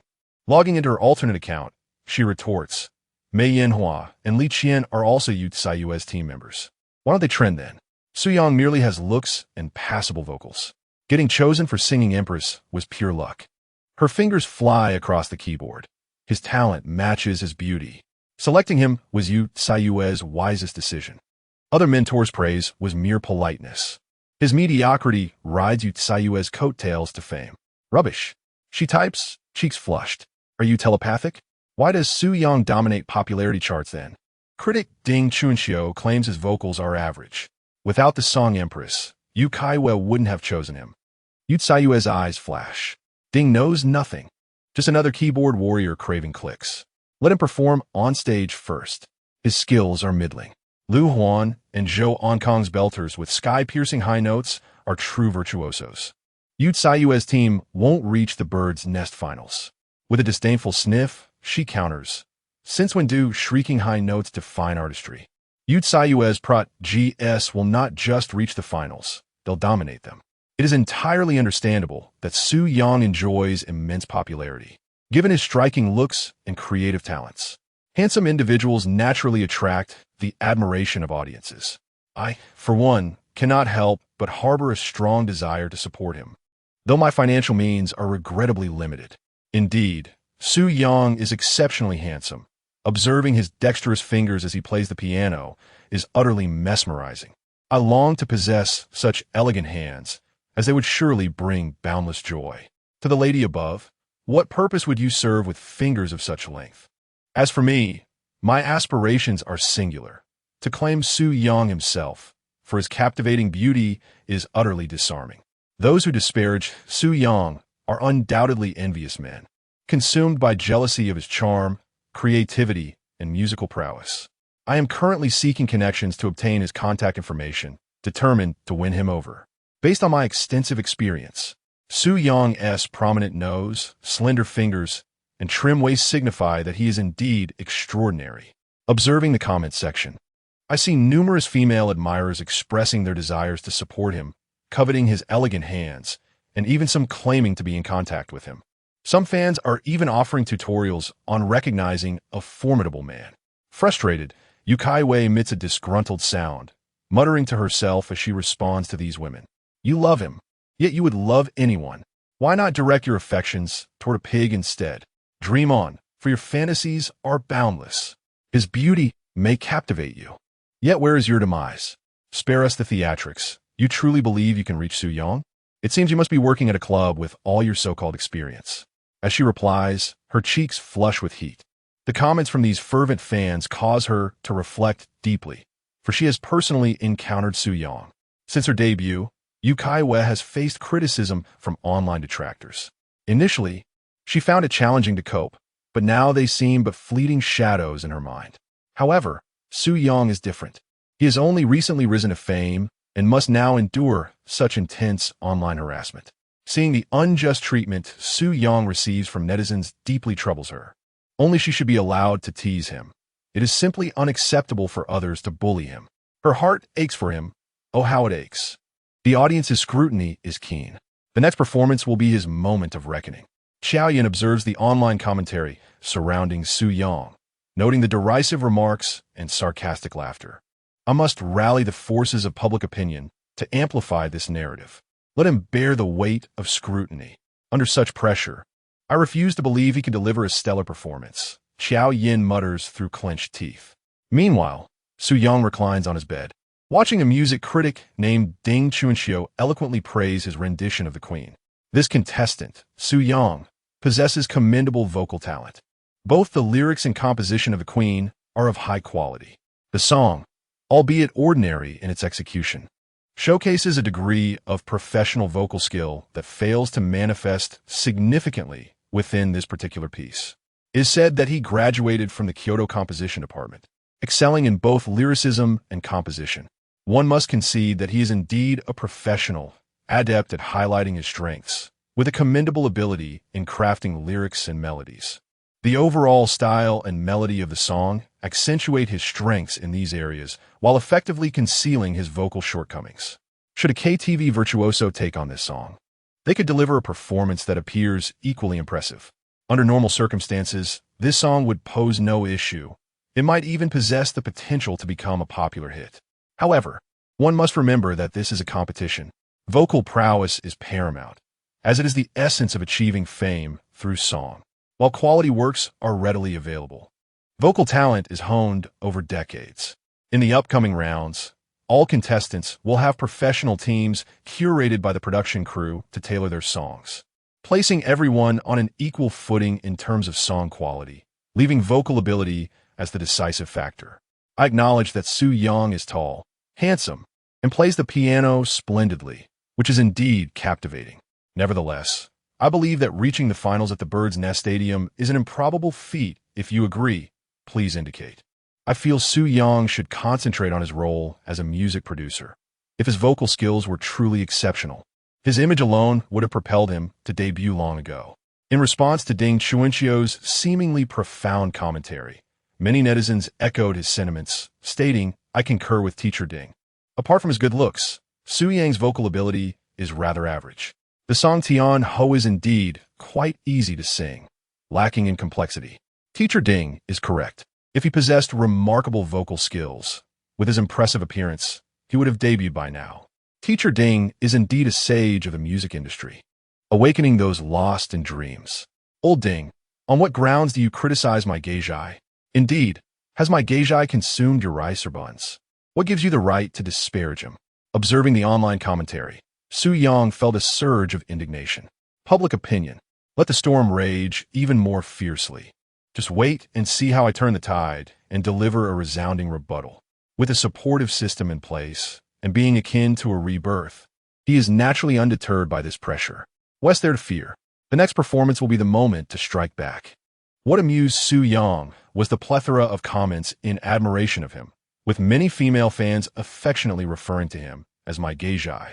This prompted him to reminisce about a certain figure, a man with a center-parted hairstyle, suspenders, singing "You are too beautiful. I am the coolest at basketball." Oh no. Am I becoming Brother Cohen? The night passed without incident. Upon awakening the next day, Su Yang was momentarily taken aback by a message from Yu Caiyue. Chapter 22. Are you Su Yang? What a coincidence. I am too. Little Yi. I am utterly exhausted. To assist you, I have been fervently commenting beneath numerous posts from those trolls. Image of back massage. Little Yi. Those trolls infuriate me. Angry emoji. Little Yi. It's all my fault for bringing you into my group, which has caused you so much trouble. You must apologize. Crying emoji. The earliest message arrived at 3 in the morning. Su Yang returned to the hotel at 2, assuming Yu Caiyue would be resting. Hence he refrained from messaging her. To his surprise, she was still awake, fervently defending him against the haters. The fact that she was helping him confront those trolls deeply moved Su Yang. He couldn't help but reminisce about the nights he spent writing songs for Qiao Yin when they were a couple. Now, he had a woman engaged in a similar endeavor. Moreover, she was a goddess in the eyes of many. Little Yi. I initially suggested to the show as producers whether the other 3 mentors should publicly support you to affirm your amicable nature, which led me to choose you. Dejected emoji. Little Yi. The producers responded that no explanation was necessary. When you perform next, as long as your voice captivates everyone, the resulting contrast in public opinion will significantly boost your ratings. Determined emoji. Little Yi. Little Yang. To become a highly regarded artist, one must endure pressures beyond ordinary imagination. It is a journey every artist must undertake. If you ever feel unhappy, do not hesitate to chat with me. Crying emoji. These 3 comments were posted at 7:30 in the morning. This meant she had barely slept for 4 hours, all while thinking about how to defend him. Su Yang replied to her messages. Little Yang. Yeah, I am a man. I am not so fragile. Little Yang. I do not feel any pressure. I can sleep soundly through the night. Little Yang. Yeah, treat me as a normal contestant. Do not give me any special treatment. Do not worry about me. Just wait and see how I will shine on stage, taking you along with me. What a delightful girl. Who would have thought that the aloof goddess was actually so endearing? Naturally, Su Yang had seen the online commentary about him. He was the most popular contestant in the first episode, and, as the saying goes, fame brings both admiration and criticism. With so many voices online, it was inevitable that not all would sing his praises. He was still relatively unknown. Even if he stood up to defend himself or showcased videos of his singing prowess to counter the trolls, it would likely yield little positive outcome. In fact, the more he responded, the more he might attract further disparagement. Wouldn't that simply invite more trouble? The producers were right in advising Yu Caiyue. The best course of action was to conquer those who once looked down upon him, including the so-called music critics, through the power of his voice in his next performance. Such a scenario easily creates a striking contrast, which undoubtedly enhances his appeal, akin to a display of arrogance that backfires. The prerequisite, however, is to produce compelling works. As for works, Su Yang is never short of them. Over the course of one night, he has amassed an additional 10,000 points of popularity. Upon inspecting the system interface, he realized that his popularity had surged by 10,000 overnight, now surpassing 50,000 in total. It is evident that the increase in popularity has significantly slowed. Those who can listen to his songs online have already done so, suggesting that the influx of popularity points will dwindle further. Yu Caiyue has been exceptionally kind to me. Once my stature as a musician rises, perhaps I should gift her a hit song? When others perform my compositions, I can also gain popularity points. A superstar of Yu Caiyue's caliber undoubtedly contributes far more to my popularity than I could achieve through my own singing. Su Yang mused privately. The songs from the past, due to the system's lack of awakening at that time, failed to yield substantial popularity points, resulting in his insufficient musical stature. He must produce more works to elevate his musician status, which in turn will lead to an increasing number of songs acquired each week. Furthermore, when opening popularity eggs, the rewards will improve as well. In summary, perseverance is essential. However, he temporarily set aside this notion. On one hand, he is currently participating in a show and must concentrate on performing the program's songs. On the other hand, even if he were to provide a song to Yu Caiyue now, she would lack the time to sing it, as she is occupied with her role as a mentor. A week later, in the second episode, 3 contestants will join the mentoring team. His phone buzzed with a message from Yu Caiyue. Xiaoya, Xiaoyang, do your best. Remember, you promised to help me shine. Surprised by her prompt reply, Su Yang responded. Xiaoyang, you're awake so early? Xiaoya, no choice. I have to meet the musical director invited by the program team soon. Being a mentor is so troublesome. Not wanting to work. JPG, Xiaoyang, patting your head. Xiaoyang, who is the musical director coming to our group? Xiaoya, it's a secret. Mysterious. JPG, Xiaoya, time to get to work. Effort. JPG, in a room at Kyoto television station, Yu Caiyue, dressed in a white silk t-shirt paired with a light yellow floral long skirt, and sporting an adorable bun hairstyle with side-swept bangs, exuded a charmingly approachable aura, reminiscent of the girl next door. In the coming days, with no scheduled programs, she need not adorn herself with the same meticulousness as she does on stage. Seated across from Yu Caiyue is a man in his late 20s, sporting gold-rimmed glasses and possessing an appealing demeanor. Teacher Du, during this period, I will rely on you and your team for the contestants in my group. Yu Caiyue addressed the man before her. His name was Du Fei, a talented musician renowned for his prowess in songwriting and composition. He was a signed artist with the prestigious Longguo Media Company in Kyoto, known in the music industry by the moniker Su Yang. Over recent years, he had gained considerable acclaim as a music producer. A graduate of the Manhattan School of Music, he returned to his homeland to pursue his creative endeavors. Under the name Su Yang, he had composed numerous songs, several of which had ascended the new song charts, marking him as a rising star in the realm of music production.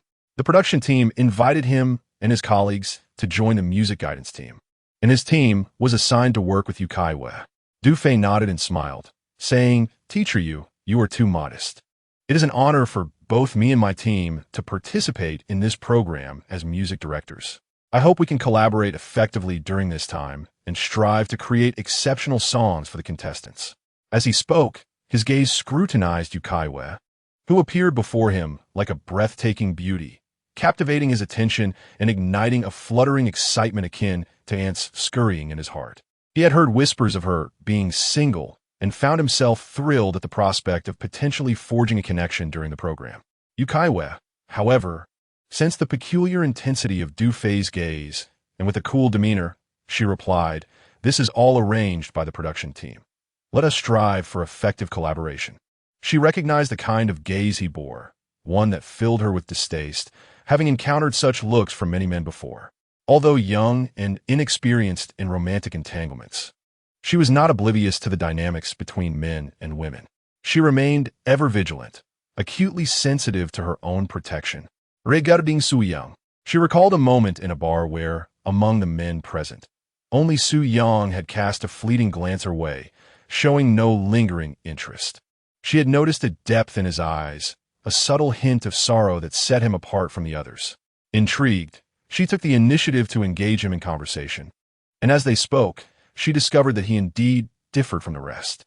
He refrained from showering her with the usual flattery that other men employed, allowing Yu Caiyue to gradually shed her constraints and reveal her true nature. Had Su Yang been aware of Yu Caiyue's thoughts, he would have likely responded, Dear lady, during that period, I had just gone through a breakup after 3 years of a relationship. It was such a painful farewell. I was heartbroken, and my gaze was merely a reflection of my sorrow. Even when I saw 2 dogs in the street attending to their business, I felt compelled to kick them aside. Here I was, grieving, and they were flaunting their affection. At 9 in the morning, Su Yang, Mei Yanhua, and Li Qian appeared within a grand house. With a smile, Yu Caiyue addressed the 3 of them. Allow me to introduce you to our music director, Du Fei, invited by the program team. For the upcoming period, Du Fei and his team will tailor a song specifically for you, based on your ideas. I almost forgot to mention, Du Fei is quite renowned in the music production circle as the talented lyricist and composer Su Yang, who has created numerous high-quality songs over the years. He is currently the star lyricist and composer at Longguo Media Company. Upon hearing Yu Caiyue's words, Mei Yanhua and Li Qian both wore delighted smiles and applauded. To them, having a star lyricist from a major company assist in creating a song was a remarkable opportunity, regardless of how their stage performance fared in the future. They felt they had already gained something valuable. Du Fei smiled and waved at the trio. Hello everyone, I am Du Fei, also known as Su Yang. In the coming days, my team and I will diligently collaborate with you on your musical endeavors, striving to craft a high-quality song tailored to your needs. As he spoke, he approached Su Yang, extending his hand for a handshake. Hello, it's a pleasure to meet you. However, Su Yang's subsequent words caused Du Fei's expression to falter. Instead of shaking hands, Su Yang looked at him seriously and questioned, You are Su Yang, so who am I? Coincidentally, I am also Su Yang. Furthermore, I am a lyricist and composer myself, so there's no need for your assistance in the songwriting process. I shall handle that on my own. Chapter 23, Du Fei. I am Longguo encountering Li Caiyue. Originally smiling, Du Fei's expression froze, and in the next moment, it turned quite grim. What is the matter with you, contestant? How dare you speak to me in such a manner? Have we had some misunderstanding in the past? I seem to have no recollection of you. I am the music director invited by the production team, and you are merely a lyricist and composer? If you believe your abilities surpass mine, then pray tell, why am I here as the music director while you remain just a contestant? I am the renowned lyricist Su Yang, and you are. Who exactly? Du Fei felt utterly perplexed. Were it not for the cameras capturing behind-the-scenes moments, he would have unleashed a torrent of expletives. A contestant speaking to him in such a manner, claiming to be Su Yang and asserting his capability in managing the song. It was simply absurd. Su Yang replied coldly, If you fail to comprehend the implications of my words, I suggest you consult your music director. Inform him that my name is Su Yang. He is quite irate, indeed. The production team had invited a lyricist and composer from Longguo Media to serve as the music director, and Su Yang saw no issue with that arrangement. Even if an individual masquerading under his name were to assume the role of music director, it would be acceptable. After all, Longguo Media is one of the prominent media companies in Kyoto, and leveraging connections to enhance the profiles of their music producers is not uncommon. However, to have a false Su Yang assigned to Yu Caiyue's group, this felt like a deliberate provocation. Su Yang suspected that Xiao Yin had orchestrated this by enlisting her uncle, the music director at Longxiang, to intentionally place a counterfeit Su Yang in Yu Caiyue's group. It was a calculated effort to create trouble and humiliate him. How could Su Yang tolerate such an affront? He was determined to take action. Stop filming. Cut this segment immediately, he commanded. Yu Caiyue furrowed her brow and, with a serious tone, addressed the cameraman. I need to have a word with contestant Su Yang to ascertain the situation. Upon her words, Yu Caiyue's manager, Sister Foam, swiftly approached the cameraman, promptly pausing the recording and seizing the camera. With a deft shove, she pushed the cameraman aside and expertly navigated the controls to delete the segment. As Yu Caiyue's manager, she was well-versed in various operations and even proficient in martial arts. She understood fully that if this footage were to be leaked, it could lead to severe public backlash. Before Yu Caiyue could usher Su Yang outside, Du Fei, his face darkened with displeasure, sneered, You are merely a contestant. Who granted you the audacity to be so arrogant? Just wait. If I cannot expel you from the production team, then I am a dog. As realization dawned on him, the more Du Fei pondered, the angrier he became.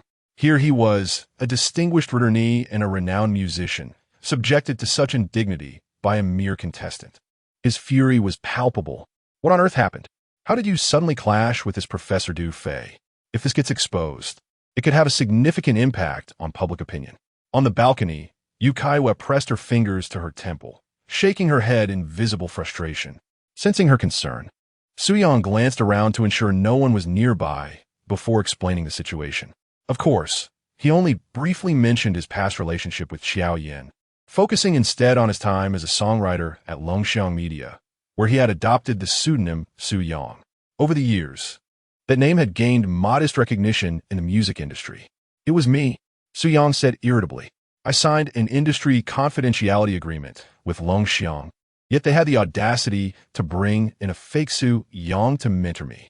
He seized the opportunity to confide in her about both the deception and his past heartbreak.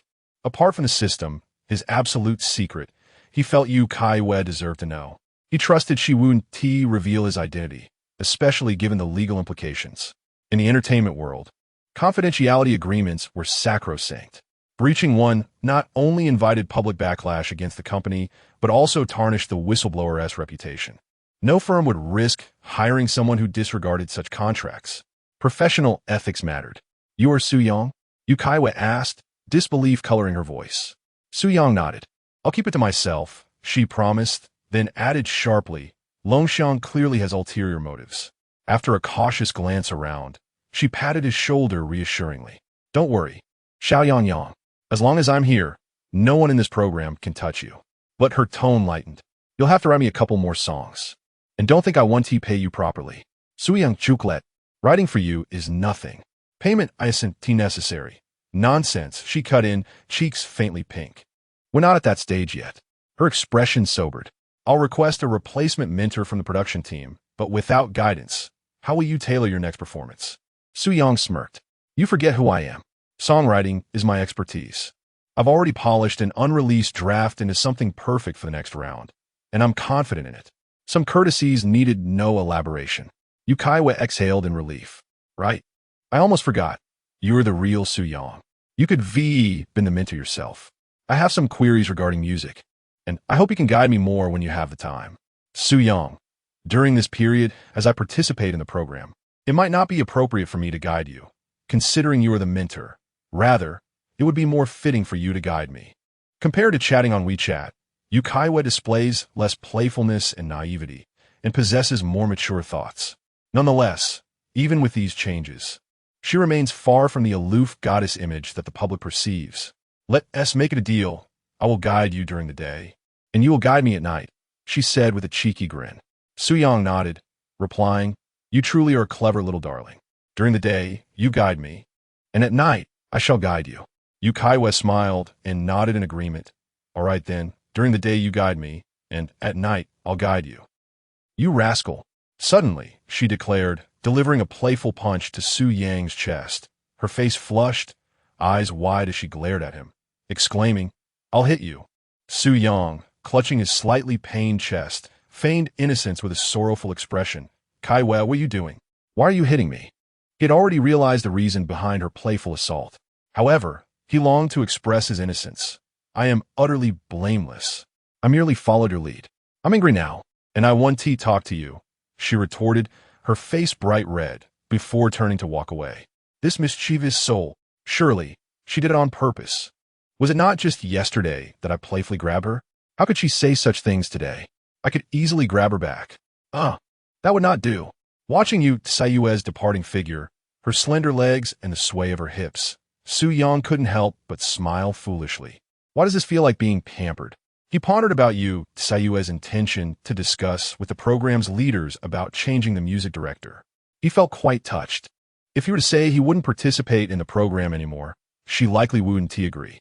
Given her standing, persuading the program team to replace the music director would surely not pose much of a challenge. After all, she was to be his girlfriend. Assisting him should be a given. Why was he being so sentimental? At worst, he could offer her a few hit songs. Just then, a message arrived on his phone. Xiao Yang. When I speak to the program leaders, I'll say that Dufei looks at me in a rather lewd manner. Hence, I prefer not to have him in the mentoring team. Xiao. This way, I can prevent him from leaking any conflicts we have to the media. Longguo Company wouldn't dare expose this matter either. If they do, I'll make it public myself. Clever, right? Smug. JPG. Su Yang felt a bead of sweat forming on his forehead. He found himself feeling a bit sorry for Du Fei, who had already received a tongue lashing from him, and now had to endure being labeled a lewd character by Yu Caiyue. Xiao Yang, you are indeed clever. However, I fear that if you say this, it might adversely affect you. Xiao Yi remarked. When I was chatting with him earlier, the way he looked at me felt rather lecherous. Just one glance, and you could tell he's no good. I'm not afraid of any consequences. Xiao Yangyang retorted angrily. Damn it. I'll find a chance to teach him a lesson. Director Wu, what did you say? Over the past few years, it was he who had been composing songs under the pseudonym Suyang. Doesn't that mean it's like Li Guei running into Li Caiyue? And I'm the imposter. After calling the music director of Longxiang Media, Du Fei vented his frustration about the incident with Su Yang. However, Wu Shana's words made him realize why Su Yang had confronted him directly upon learning that he was the songwriter Su Yang. This was truly a case of the counterfeit meeting the genuine. Try to show off right in front of the real deal. Chapter 24. The New Music Instructor's Favoritism. Du Fei finally understood why Su Yang had lashed out at him upon hearing his claim to be Su Yang. It turned out that the pseudonym Su Yang for the songwriter was actually Su Yang's own. Here he was, an imposter, flaunting his false identity before the real deal. The thought alone made him cringe with embarrassment. However, recalling how Su Yang had publicly humiliated him in front of everyone, his resentment flared. Director Wu, I want him out of this production team. I refuse to share the same space with him. Wu Shanhe sneered coldly. You're part of our company, and he dares to speak to you like that? I'll make sure he's removed from the program. Then, with a derisive scoff, he added, does that brat really think the minor reputation Su Yang has gained in the music production circle these years is his doing? It was all the company's effort to build up the collaboration between Xiao Yan and him. We invested heavily in promoting him. But his creative ceiling was too low. That's why we replaced him with you, a highly educated trainee, to take over the Su Yang pseudonym. We have full confidence in your composing abilities. This program is your stage to shine. Deliver a few high-quality tracks, and the company will spare no expense in elevating your career. Du Fei replied, thank you for the company's and your personal support, Director Wu. I will do my utmost to produce outstanding compositions. After hanging up, Du Fei's expression darkened. Su Yang, let's see how you plan to compete with me, he muttered venomously. If I can't drive you out of this production, I'll eat my words. Then, his thoughts drifted to Yu Caiyue, her breathtaking beauty igniting fantasies of romance. He had absolute faith in his charm when it came to women. Minutes later, Wu Shanhe called again. Director Wu, has that guy been kicked out? Du Fei asked eagerly. Xiaodu, drop it. He's staying, Wu Shanhe said flatly. What? How? Du Fei blurted. You're the company's director. Can't you remove him? Wu Shanhe snapped. What exactly did you do to Yu Caiyue? Don't play dumb. She's protecting him now. The production team also considers Su Yang's current popularity too valuable to lose. Let this go, and don't leak a word. If this blows up and affects the show, even I won't be able to handle the fallout. Higher-ups in the cultural department are watching this program closely. Baffled, Du Fei stammered, Director Wu, I didn't do anything. Are you sure? Wu Shanhe retorted. Yu Caiyue reported you for giving her lewd, vulgar looks. If you dare expose your conflict with Su Yang, she'll go public with her accusations. Du Fei was momentarily speechless, saying, Mr. Wu, I didn't pay much attention to Yu Caiyue. I merely glanced at her beauty a few times. This is simply delusional. To be labeled a lecherous man for merely stealing a few glances was utterly absurd. Where could he possibly seek redress for this injustice? It was a grievance greater than that of Xiaodu. How shall I counsel you? Yu Caiyue has a significant background. She is not someone you can approach at will. If you dare to act inappropriately towards her, even the company cannot protect you. Wu Shanhe admonished from the other end of the phone. Do you think a young woman who has risen to stardom would be a simple character? Enough. You will switch to a different mentor group with the musician Liang Xiao. This matter shall end here. It is already quite a feat for the company to secure a slot for a guiding mentor in this program. Perform well, if you truly wish to regain your dignity. Compose several high-quality songs for the show and use them to humiliate him later, he continued. Wu Shanhe intended to discuss this incident with the program's leadership, but was informed instead about Du Fei's lecherous gaze towards Yu Caiyue. He felt a wave of embarrassment wash over him. Upon questioning Du Fei, he could discern from his tone that there was indeed something inappropriate about the way Du Fei looked at Yu Caiyue. Concern began to creep in. Yu Caiyue was no ordinary person. Should this matter leak, Longxiang Company could find itself in dire straits. Mr. Wu, all right, I will switch groups, Du Fei conceded. This kid has performed well on stage. I'm sure many media companies are vying to sign him. Wu Shanhe understood that Du Fei was still agitated and quickly reassured him. Rest assured, after this incident, other media companies will think twice before signing him, considering the reputation of Longxiang Company. Moreover, I have called Liang Qiu and instructed her not to assist him with his music composition. Did he not boast about being a music producer, claiming he could handle everything on his own? I am eager to see how he intends to manage his songs. After hanging up, Du Fei, with a sullen expression, muttered, Su Yang, so it seems Yu Caiyue is protecting you. I'm left with no recourse. Just wait until the next performance. I want to see how excellent the songs you concoct are. After the performance, I will revel in mocking you.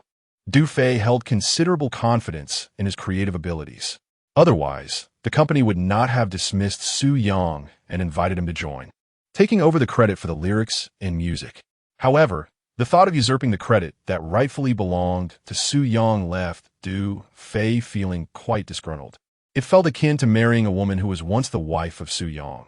They divorced, and then he took her as his own. The awkwardness of encountering an ex-husband as the current spouse was palpable. The production team assigned a renowned female musician Liang Qiu to mentor Yu Caiyue's group. Regarding the conflict between Su Yang and Du Fei, the program internally dismissed it as a minor misunderstanding, urging everyone not to spread rumors or overanalyze the situation. However, many contestants now regarded Su Yang with subtle wariness. His reputation among the peers had already been less than stellar. 3 days prior, he had silenced those who gossiped about him, leaving them trembling in fear. And now, this incident only added fuel to the fire. Yet Su Yang paid no heed to their judgmental glances. He was here to compete, not to cater to their opinions. Contestants, do any of you have preliminary ideas for your assigned themes? Liang Qiu, the 35-year-old music instructor with wavy long hair and thick-framed glasses, smiled warmly after introducing herself. If so, feel free to share. I'll provide guidance based on your creative direction. Yu Caiyue interjected, Su Yang, didn't you say you've been brainstorming all night and already have a rough draft? Show teacher Liang. She winked at him, her bias evident. She naturally hoped Su Yang would produce a high-quality piece over the other two contestants. With only 14 days left before their next stage performance, time was of the essence. Composing, refining lyrics, arranging, rehearsing, every step demanded urgency. Thus, Yu Caiyue wanted Su Yang to gain an early advantage, especially since he claimed to have unreleased song fragments fitting the theme. With guidance from Liang Qiu and herself, adjustments could be swiftly made before collaborating with the band for instrumentation. Liang Qiu chuckled lightly. Xiao Su is a music producer and a top graduate from the composition department of Kyoto Film University. I trust his musical craftsmanship. Let him refine his work first. I'll review it later and suggest improvements if necessary. For now, I'll focus on guiding Mei Yanhua and Xiao Li with their creative directions. Su Yang saw through her words but remained silent. It was clear she intended to leave him to his own devices. Understandable. After his clash with Longxiang Media's Du Fei, Liang Qiu had been reassigned to this group. Whether due to corporate pressure or veiled instructions, she seemed determined to withhold mentorship from him. Chapter 25, Boundless Skies and Seas astonishes everyone. All right, teacher Liang, why don't you guide Sister Mei and Li Qian first? Su Yang said with a light smile. Yu Caiyue stood to the side, barely containing her impatience. Were it not for the presence of the cameraman, she would have surely marched over and pinched Su Yang's ear, demanding to know if he had lost his mind. Little Yang, have you gone mad? You should have teacher Liang review your composition first. That way, you could finalize the song sooner and discuss the arrangement with the band. Yu Caiyue muttered under her breath, away from the cameras. Su Yang merely chuckled. Teacher Yu, I don't think this song needs teacher Liang's input. How about I let you hear it instead? Liang Qiu wanted to claim a share of credit from his creation, as if these music mentors were all producers from media companies, assigned to the show to polish their reputations. Since Liang Qiu had treated him differently, Su Yang saw no reason to extend courtesy in return. Yu Caiyue pouted, her cheeks puffing up like a goldfish's. Fine, let me hear it. Soon, they entered the piano room, trailed by a cameraman capturing behind-the-scenes footage. Su Yang retrieved a handwritten lyric sheet from his pocket, meticulously transcribed by the system to mimic his own penmanship. Truly, the system was nothing short of miraculous. Teacher Yu, this is the score I worked on all night. Let me perform it for you. Seating himself before the piano, Su Yang began. Yu Caiyue examined the neatly penned lyrics and standard musical notation. You really are a composition major. This is impressively done. And the title, Boundless Skies and Seas, it sounds grand. Indeed. The song Su Yang intended to perform in the next episode was none other than Boundless Skies and Seas by the band Xian Yutuan. After the previous episode aired, his popularity had surged to that of a third-tier musician, granting him access to one hit song and 2 standard tracks from the system. He had exchanged the hit song quota for Boundless Skies and Seas. The lyrics perfectly aligned with the theme he aimed to convey. Moreover, the song's soaring high notes were more than sufficient. Whereunto there countless netizens and critics lambasting his vocal abilities. In their eyes, the benchmark for poor technique seemed to be an inability to hit high notes. Su Yang smirked. This song would silence them all. He would have loved to perform some timeless classics, but his current standing in the system was merely that of a third-tier musician. For now, he could only obtain one hit song. Only upon ascending to second-tier status would he gain weekly access to golden classics. Still, Boundless Skies and Seas was more than enough for the competition. With a faint smile, Su Yang began playing the piano, his fingers gliding gracefully over the keys as he followed the score. Beside him, Yu Caiyue watched, captivated by the elegant movements of his hands. Gazing at his earnest expression, he appeared truly handsome, causing Yu Caiyue's eyes to shimmer with stars. Soon he began to sing. I once doubted myself, wandering through a desert, never bearing fruit. Regardless of the dreams I sowed, as I spread my wings, the wind fell silent. Can one consider the endurance of pain as a harvest? Fortunately, I never looked back, and at last, I discovered that there truly exists an oasis. With every drop of sweat, life became weighty, and stepping out of despair revealed a new universe. In the main verse, Su Yang sang softly, his voice carrying each line of lyrics, enveloping the small group in the music room with an inexplicable sense of oppression. The lyrics evoked the imagery of traversing a barren desert, devoid of results, no matter the dreams planted. Like a bird that has just unfurled its wings, yet finds no wind to lift it. Even the heavens seemed indifferent. Accustomed to pain, he persevered and finally glimpsed the dawn ahead, akin to discovering an oasis in the desert. The vast sea and sky. After the courage to break free, one must wield perseverance to shatter the chains of destiny. To the indifferent souls, thank you for underestimating me. You have taught me to stand tall and live more splendidly. As Su Yang reached the climax of the chorus, particularly with the lines, one must wield perseverance to shatter the chains of destiny. To the indifferent souls, thank you for once looking down on me. He sang with an almost heart-wrenching intensity. It was as if, upon finding direction and purpose, the long-suppressed emotions surged forth, released with the triumph of his success. Letting me stand tall and live more splendidly. This simple phrase seemed to encapsulate a sense of liberation. At the moment Su Yang belted out that poignant line, several staff members from the production team were moved by his voice. 2 women, in particular, were so touched that they wept. As for Yu Caiyue, being a singer herself and close to Su Yang, she perceived the deeper layers within his song. After the program concluded yesterday, Su Yang had endured significant online harassment. Furthermore, she learned today that he had been dismissed from Longguo Company as a music producer, and that his ex-girlfriend was also a singer under the same label. Their breakup and his dismissal were likely rooted in their disdain for him, stripping him even of credit for his lyrics and compositions.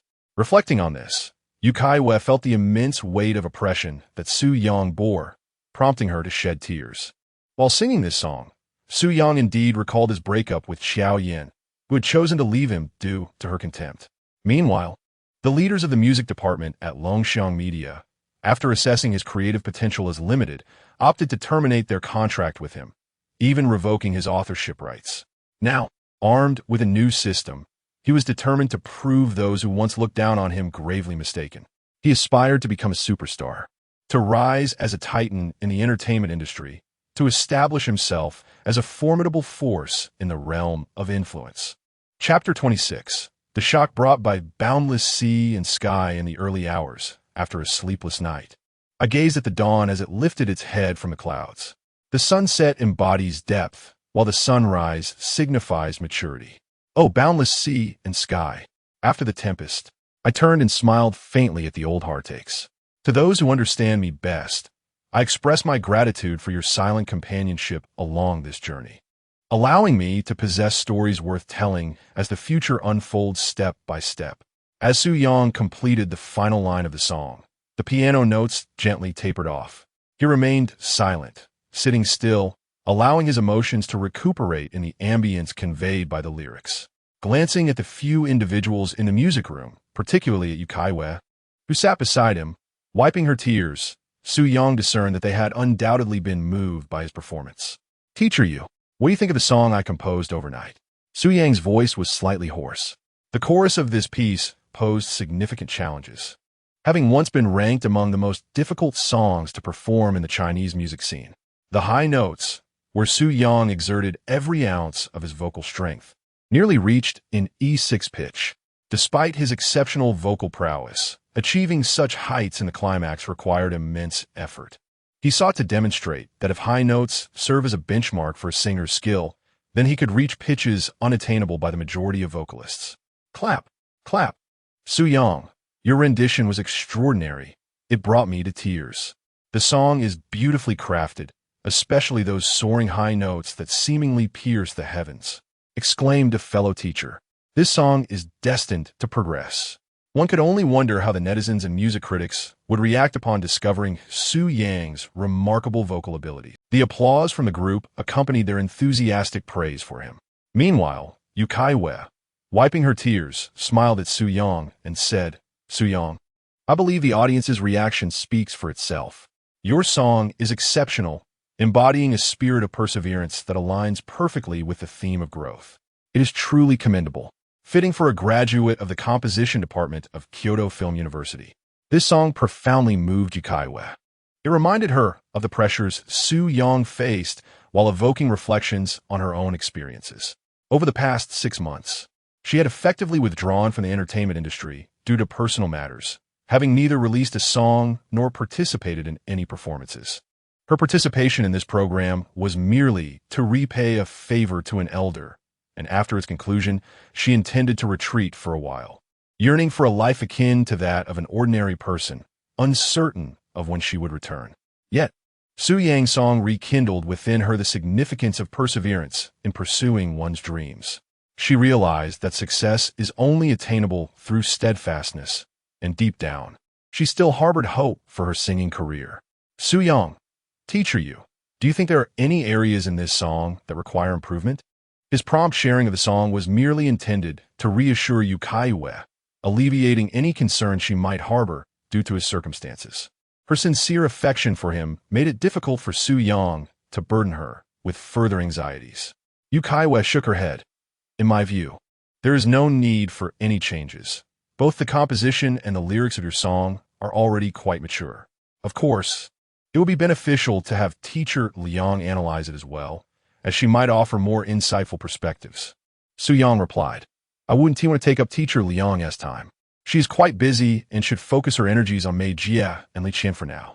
I must inform Yu Caiyue that Liang Xiao has undoubtedly been influenced by individuals from Longguo Media Company, intentionally withholding guidance from me. Given her stance, I cannot allow her to partake in my song. She wishes to benefit from my work. Dream on. Everyone, please refrain from disclosing my song creation to other contestants just yet, as it would impose significant pressure upon them. I fear that such stress might adversely affect their creative processes. After contemplating, Su Yang spoke. Teacher Su, you are truly a kind-hearted person, considering the feelings of other contestants. One staff member couldn't help but praise him. Indeed, Teacher Su is genuinely compassionate, worried about imposing pressure on others, despite the fact that you are all competitors. Xiao Zhou, we must capture this segment on film. When Teacher Su takes the stage next time, we shall play these clips to enlighten those who look down upon him regarding his true character. The staff member's words elicited a faint smile from Su Yang. He merely wished to avoid pretentiousness and steer clear of unnecessary troubles. If he could evade criticism, why not? He also did not aspire to become a thorn in the eyes of the contestants. Although he might not forge friendships with them, he did not wish to be their adversary either. His understated demeanor had inadvertently become a source of positive energy, now to be edited and showcased. Xiao Yiye, Xiao Yangyang. Could it be true that teacher Liang Qiu has been bribed by Longxiang Company, intentionally withholding guidance from you?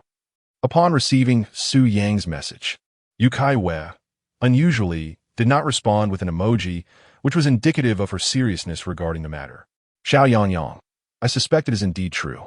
If you doubt it, you might try asking her directly, stating that you feel there are certain issues with the song I composed, and request her analysis and suggestions. See how she responds. Xiao Yangyang, I suspect she will either say, as a professional musician, I have my own considerations regarding the lyrics and composition, or she might claim that her mind is presently occupied with assisting Mei Jie and Li Qian, and she'll listen to my song in a few days. Xiao Ya, all right, I will inquire.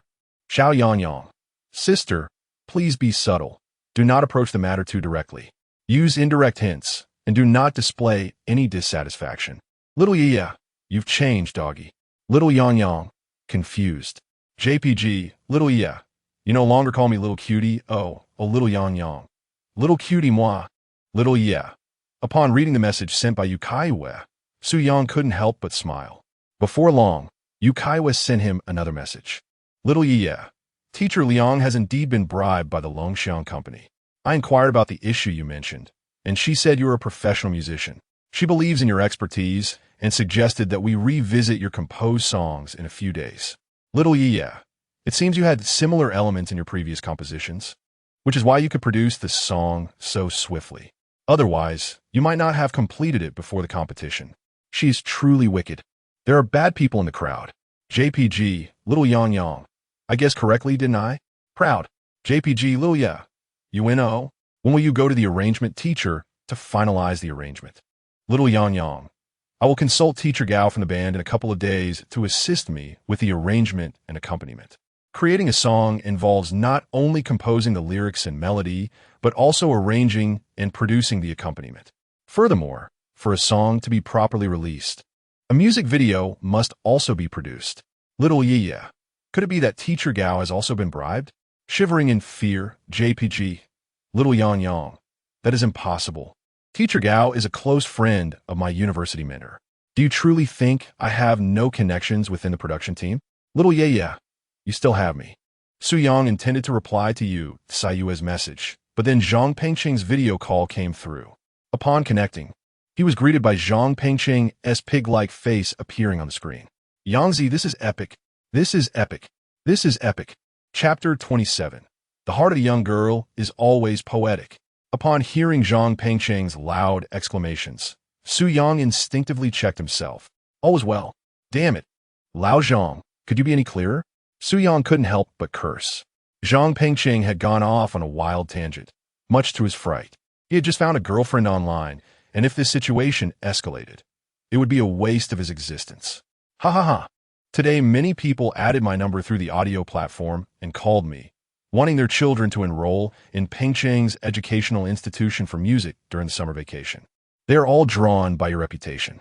As we discussed yesterday, just make occasional appearances for classes or share your musical knowledge online. Rest assured, the revenue will be substantial. Zhang Pengqing explained. Su Yang retorted, is that all? Indeed. I counted, and just today alone, there are over 100 people. If we estimate the summer tuition at 15,000 per person, that amounts to over 1 million. I anticipate many more will come seeking your name. I'm even considering hiring about 10 music teachers, Zhang Pengqing added. Su Yang replied, guess. Before he could finish, Zhang Pengqing quickly interjected, Yangzi, is there any requirement from the production team? If so, I will halt this matter. Is there a major company want to assign you? Making demands on your personal likeness rights?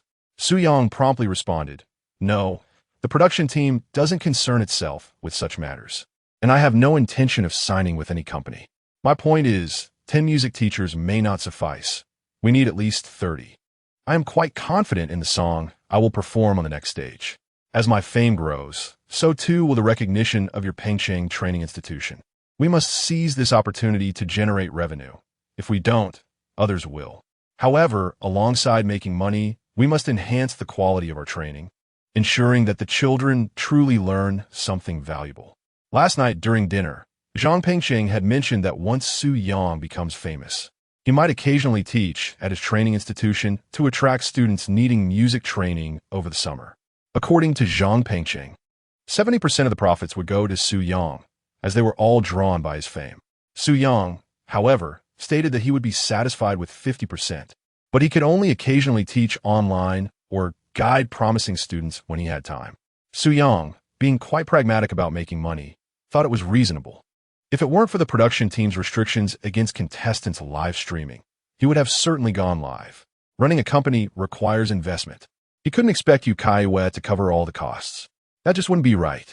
Perhaps Yu Caiyue, in her navette, wouldn't think much of it. But what about her family? They might assume he was living off her. Damn it, Yangzi, you're worse than I am. Zhang Pengqing exclaimed. Suyang Chuklet, it's all about making money. There's nothing shameful in that. Initially, Chun Xin contemplated inviting Su Yang to collaborate in establishing a union, anticipating that Su Yang would gain considerable attention following his participation in the competition. However, he was tactfully declined by Su Yang. Unlike merely making appearances or occasionally delivering lectures, forming a union with Chun Xian would involve intricate matters of interests and reputation. In recent years, numerous female streamers have found themselves embroiled in controversies. And the same could be said for those involved in product promotion. Take, for instance, the case of a prominent influencer with over 100 million fans whose promotional endeavors have faltered. Whether they can recover from such a setback remains uncertain. Yangzi, you must strive harder. The further you advance in this program, the more wealth we shall accumulate. Ha ha, Zhang Pengqing remarked, embodying the visage of a capitalist. Su Yang retorted, do you look down upon me? Just wait until I reach the Bird's Nest concert and secure a top 3 position. Then you will call me father. Zhang Pengqing chuckled heartily. Yangzi, it's not that I underestimate you. I merely observe that there are numerous talented individuals in this program. Should you indeed reach the Bird's Nest and claim 3rd place, I shall kneel and address you as father. Su Yang, disinclined to elaborate further, eagerly anticipated the moment post-competition when Zhang Pengqing would have to shout father. He would inform him that he now had a system to support him, capable of conquering the skies and the earth. After hanging up, Su Yang noticed a new message from Yu Caiyue. Xiao Yuan Yuan, Xiao Yang Yang, that song by the Queen. Is it about your previous relationship? Upon reading this inquiry, Su Yang hesitated. Xiao Yang Yang, yes, but that is all in the past.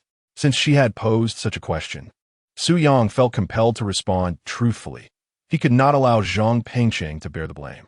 Xiao Yuan Yuan, are you still feeling a bit heartbroken? Xiao Yang Yang, I'm not heartbroken at all. Xiao Yuan Yuan, feigning strength, are we? Xiao Yang Yang, truly, I am not heartbroken. Xiao Yuan Yuan, when you have completely forgotten her, I shall surprise you. Xiao Yang Yang, what kind of surprise? Xiao Yuan Yuan, if I tell you, it will no longer be a surprise. Xiao Yang Yang, all right, I shall await it. Xiao Yuan Yuan, you continue to insist you are unhurt. You great deceiver. Xiao Yang Yang, I am wronged. I have said nothing. Xiao Yuan Yuan, no more talking. I must get back to work. Not want to go to work. JPG. Su Yang mused to himself. Could her surprise be a confession of her feelings for me? The Queen confessing her love. No, as a man, I must take the initiative. Yet, it seems she believes I have not yet forgotten Xiao Yan. What the predicament? My mind is a muddle. I should simply express that I have moved on because I now have her. Wouldn't that resolve everything? How foolish of me. This leads to the impression that I am still preoccupied with my ex. And if I were to say, I like her now, wouldn't that be absurd? How embarrassing. This is akin to a duck that, once in hand, suddenly takes flight. What could have prompted Yu Caiyue to harbor such thoughts? Su Yang glanced at the chat history and discovered that prior to his phone call with Zhang Pengqing, Yu Caiyue had sent a message stating, "You still have me." Yet, after their conversation, she sent a rather disheartening message. Could it be that his prolonged pause led her to believe he was touched by sorrowful memories? Reluctant to revisit the past? Zhang Pengqing, you foolish brat. You've ruined my good fortune. You deserve to bear the blame. Indeed, that song penned by the Diva was about his past relationship. What is this? Wasn't it supposed to be a surprise? This hardly qualifies as a surprise. How disheartening. Perched upon the windowsill, gazing at Yu Caiyue outside, with his chin resting in his hand, he felt a twinge of melancholy. However, it wasn't entirely his fault. He had faced a breakup and was ousted from his company. Truly a tragic situation. It pained him deeply. He wondered how she perceived him. The more he pondered, the more uncertainty crept in, making her feel anxious, especially knowing that Su Yang had yet to forget his ex. This thought troubled her. Clouds in the sky. Winds in the city. People on the road. The rice in the bowl. The sentiments of youth are always poetic. 2 days passed swiftly, and that morning, Su Yang sent a message to Yu Caiyue, along with an audio file and the meticulously crafted lyrics and score. Little Yang, here's a surprise for you, cutie. Chapter 28. May I present you with a song titled Invisible Wings? Do you like it? Having stayed up until past 3 in the morning, Yu Caiyue did not awaken until afternoon. Most musicians are nocturnal creatures, finding their creative spark in the late hours. Compared to the other 3 mentors, Yu Caiyue's workload was considerably lighter. She found that Su Yang's songs required little of her attention. Even when she did glance at them, it was merely to observe him at his laptop, deftly employing music production software to weave the accompaniment into the arrangement. Although the sound quality produced was not on par with professional equipment, the simulated arrangement provided a valuable draft for the arranging team, helping them to circumvent unnecessary detours and expedite their work. Yu Caiyue dedicated her energies primarily to the 2 female contestants, Mei Yanhua and Li Qian. 2 days had passed, and while their songs were still in a nascent state, with only a general direction but no finalized lyrics or melody, she remained unperturbed, echoing Su Yang's words. With him as a direct link to the bird's nest, there was a guaranteed spot for at least one contestant to advance, so what was there to rush?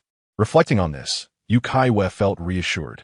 Given her aesthetic sensibilities, the likelihood of a sea of vastness advancing in the next round was exceedingly high.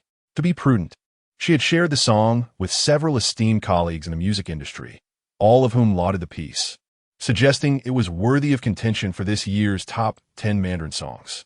Upon awakening, Yu Caiyue instinctively reached for her phone to check for messages from Su Yang. She had grown accustomed to this morning ritual, either discovering new messages from him or revisiting their previous day's conversations. If Su Yang had sent her a message that morning, it would light up her mood like the morning sun. Conversely, if it was merely a record of their last chat, it would linger in her mind like a fine aged wine, evoking a deep sense of nostalgia. What delightful surprises might he have in store for me? Upon seeing a message from Su Yang, Yu Caiyue felt invigorated.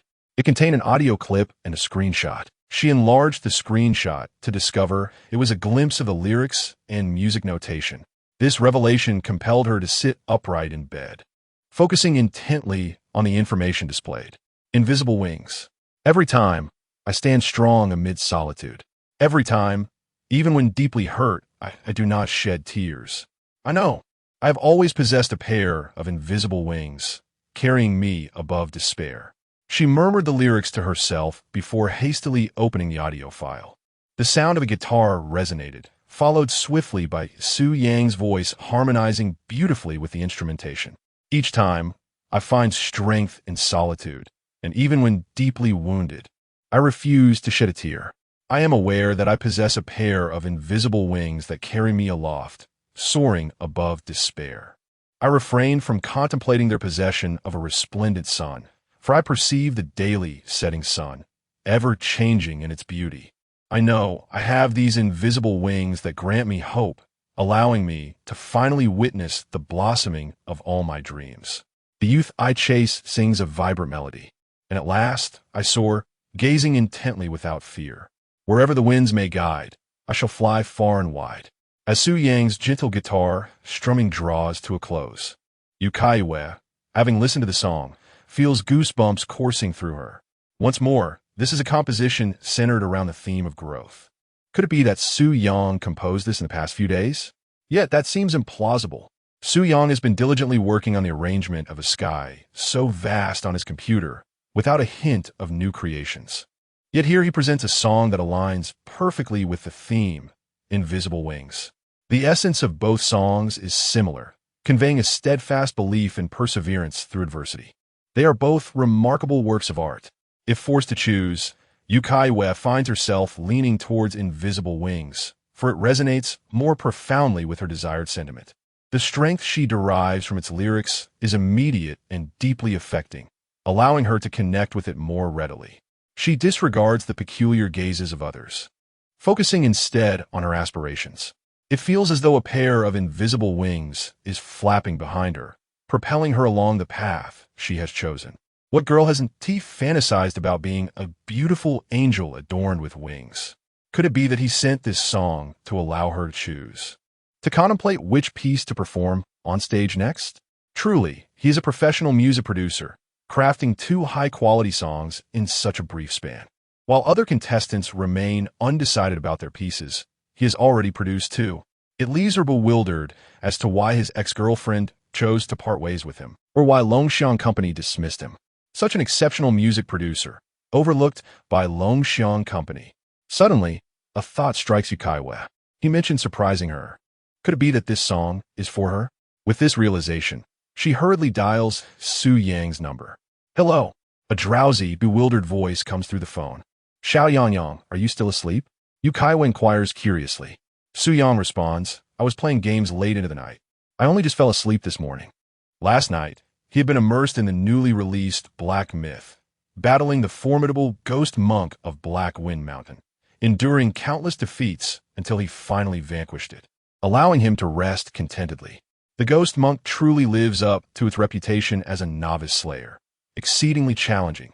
In the past, he often teamed up with Yu Caiyue to play Honor of Kings, where he played as the ADC and she as the support. She had a penchant for the healer, Kai Wenji, and had led Su Yang to his demise numerous times. During team fights, this support healer surprisingly positioned herself behind him, the ADC. It was quite the disaster for Su Yang. Have you been burning the midnight oil composing that song Invisible Wings? Yu Caiyue inquired. Su Yang replied, yes. What do you think of the song I wrote for you? Yu Caiyue hurriedly responded, you wrote this song for me? Su Yang chuckled. Who else would it be for? Do you like it? After a moment of silence, Yu Caiyue said, you're participating in a competition. Why are you staying up late to write a song for me? Your schedule is already so tight. With a smile, Su Yang reassured her, actually, it's not that bad. The song Sea Wide Sky was a piece I created previously, and Invisible Wings is merely an adaptation of that earlier work. The former inspired my creative process, and I wanted to write a song with a similar essence for you. It didn't take too much effort. The copyright is mine, so the rest don't need to worry about that. So what do you think of the song? Before attending university and before his relationship with Xiao Yin, Su Yang had composed over 10 songs, all inspired by melodies and lyrics that burst forth from his mind, which he then crafted into complete works. Among them, 3 original pieces became classics in the Chinese music scene: Romance of the Three Kingdoms, Blue, and White Porcelain, and Invisible Wings. One of his compositions, The Power of Dreams, was inspired by the line, I finally see all dreams blossoming. The youth in pursuit singing resoundingly from Invisible Wings. In the past few nights, Su Yang had completed the score for these songs. Since these melodies emerged from his mind, he did not require a system to create them at that time. For him, as a professional musician, producing a score for a song he could sing was not a particularly challenging task. I like it, Yu Caiyue sniffled and then added, but Xiao Yangyang, you're so foolish. You're clearly in a competition, and your own song isn't even finished, yet you're writing a song for me. Su Yang chucklet, so, you like it? Yes, I do, Yu Caiyue affirmed. Su Yang responded, I'm referring to the song. Well, I'm talking about the song too, she teased. After hanging up, Yu Caiyue listened to Su Yang's guitar accompaniment of Invisible Wings on her phone, her legs excitedly bouncing, her body moving joyfully. She wasn't foolish. Although Su Yang was merely inquiring if she liked the song, she understood he was really asking if she liked him. The admission of her affection made her quite bashful. Ah, the whims of a youthful heart. Always about the song. Why do I feel like the grandmother trying to deceive Little Red Riding Hood? After hanging up the phone, Su Yang rubbed her nose, feeling an inexplicable sense of embarrassment. However, it seemed rather fortunate for a naive and innocent Little Red Riding Hood like her to fall into the hands of a handsome figure like me. Su Yang chuckled mischievously. Yet, she couldn't help but shake her head. Regrettably, both of us were occupied with our music endeavors for an upcoming show, and there were numerous streamers and reporters outside the program team, keeping a watchful eye. If any of those streamers or journalists were to discover our offline interactions, it could potentially lead to sensational news. Moreover, if any signs of our emotional connection were revealed during the program, we would undoubtedly face significant backlash. Su Yang was there to participate in the show, or perhaps to use the guise of the program as an opportunity to pursue her mentor. A message arrived on her phone from Yu Caiyue, and upon seeing it, a subtle smile graced Su Yang's lips. Since she had taken the initiative, I would not hold back. Chapter 29. First come, first served? Is it possible that I arrived first? Yu Caiyue sent him the contact information of her manager, Feng Jie, stating that she had already communicated with Feng Jie about acquiring the singing rights to the song Invisible Wings at the price set for a renowned lyricist and composer. According to market trends, the singing rights for songs created by top-tier composers are priced at $2 million per song. As the saying goes, discussing money can strain relationships, and neglecting emotions can cause even greater harm. Since Yu Caiyue expressed her intention to purchase the singing rights, Su Yang did not hesitate. After all, she is a wealthy young lady. Yu Caiyue mentioned that she would release the song after the program concludes, as she is currently focused on a show.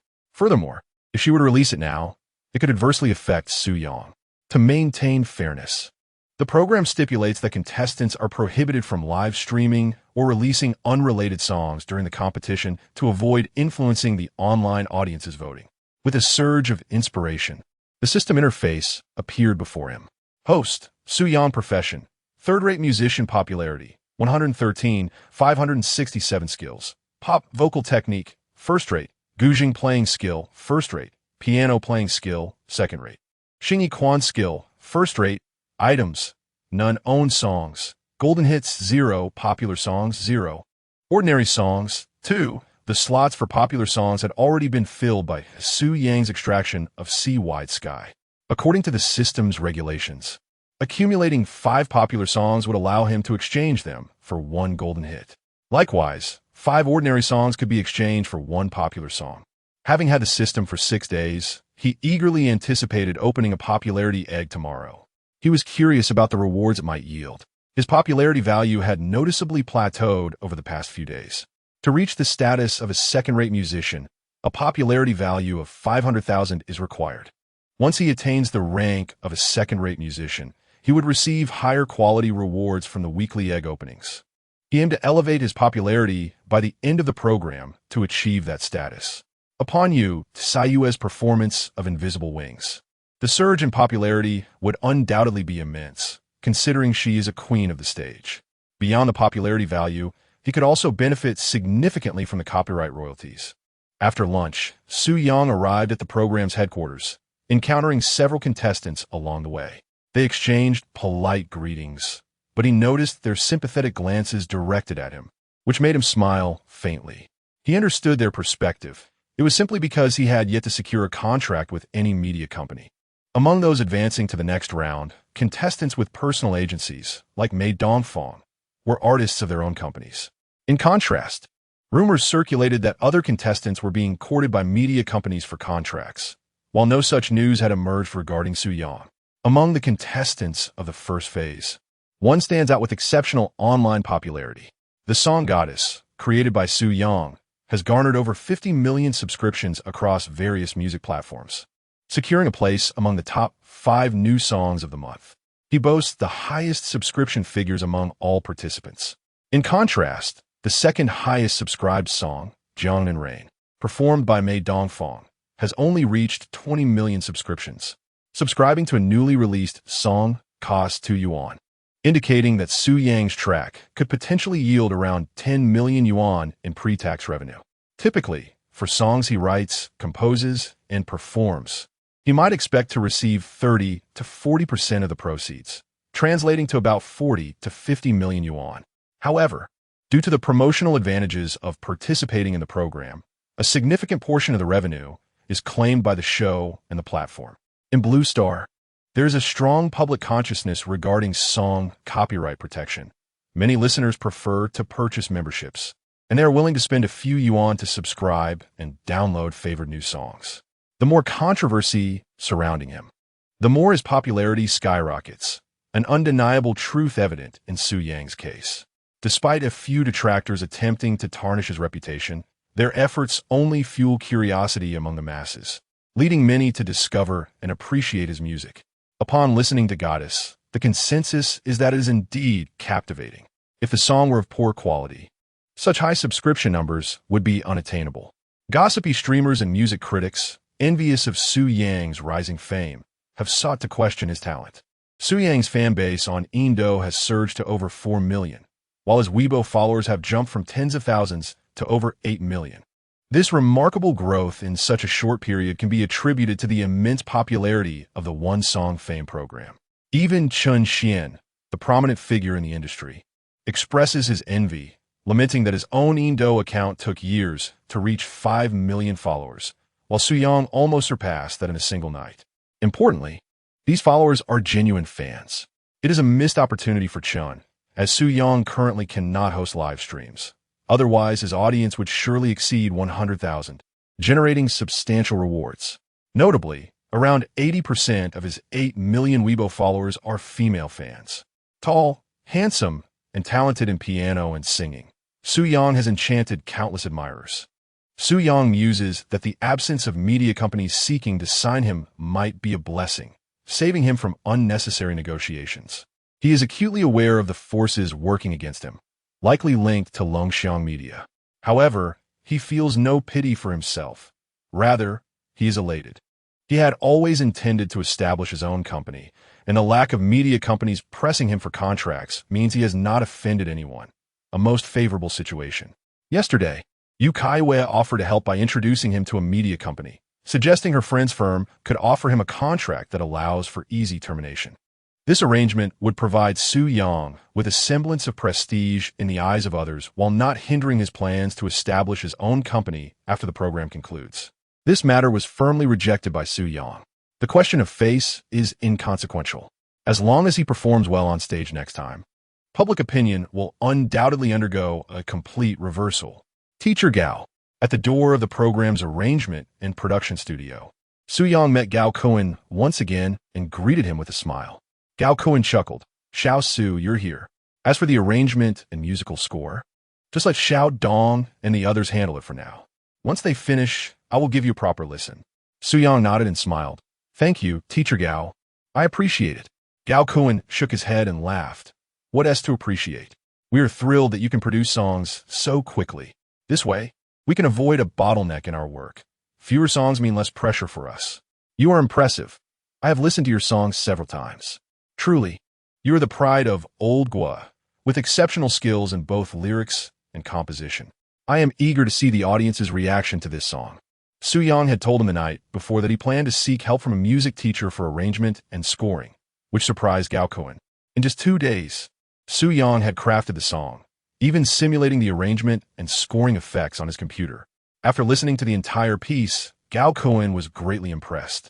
It was a high-quality song in both lyrics and composition, with the arrangement and scoring done by himself. Although it was a computer simulation and lacked the quality of professional equipment, the overall sound was quite commendable. The instruments used in the arrangement were sophisticated. This made the work easier for the teachers responsible for the arrangement and scoring.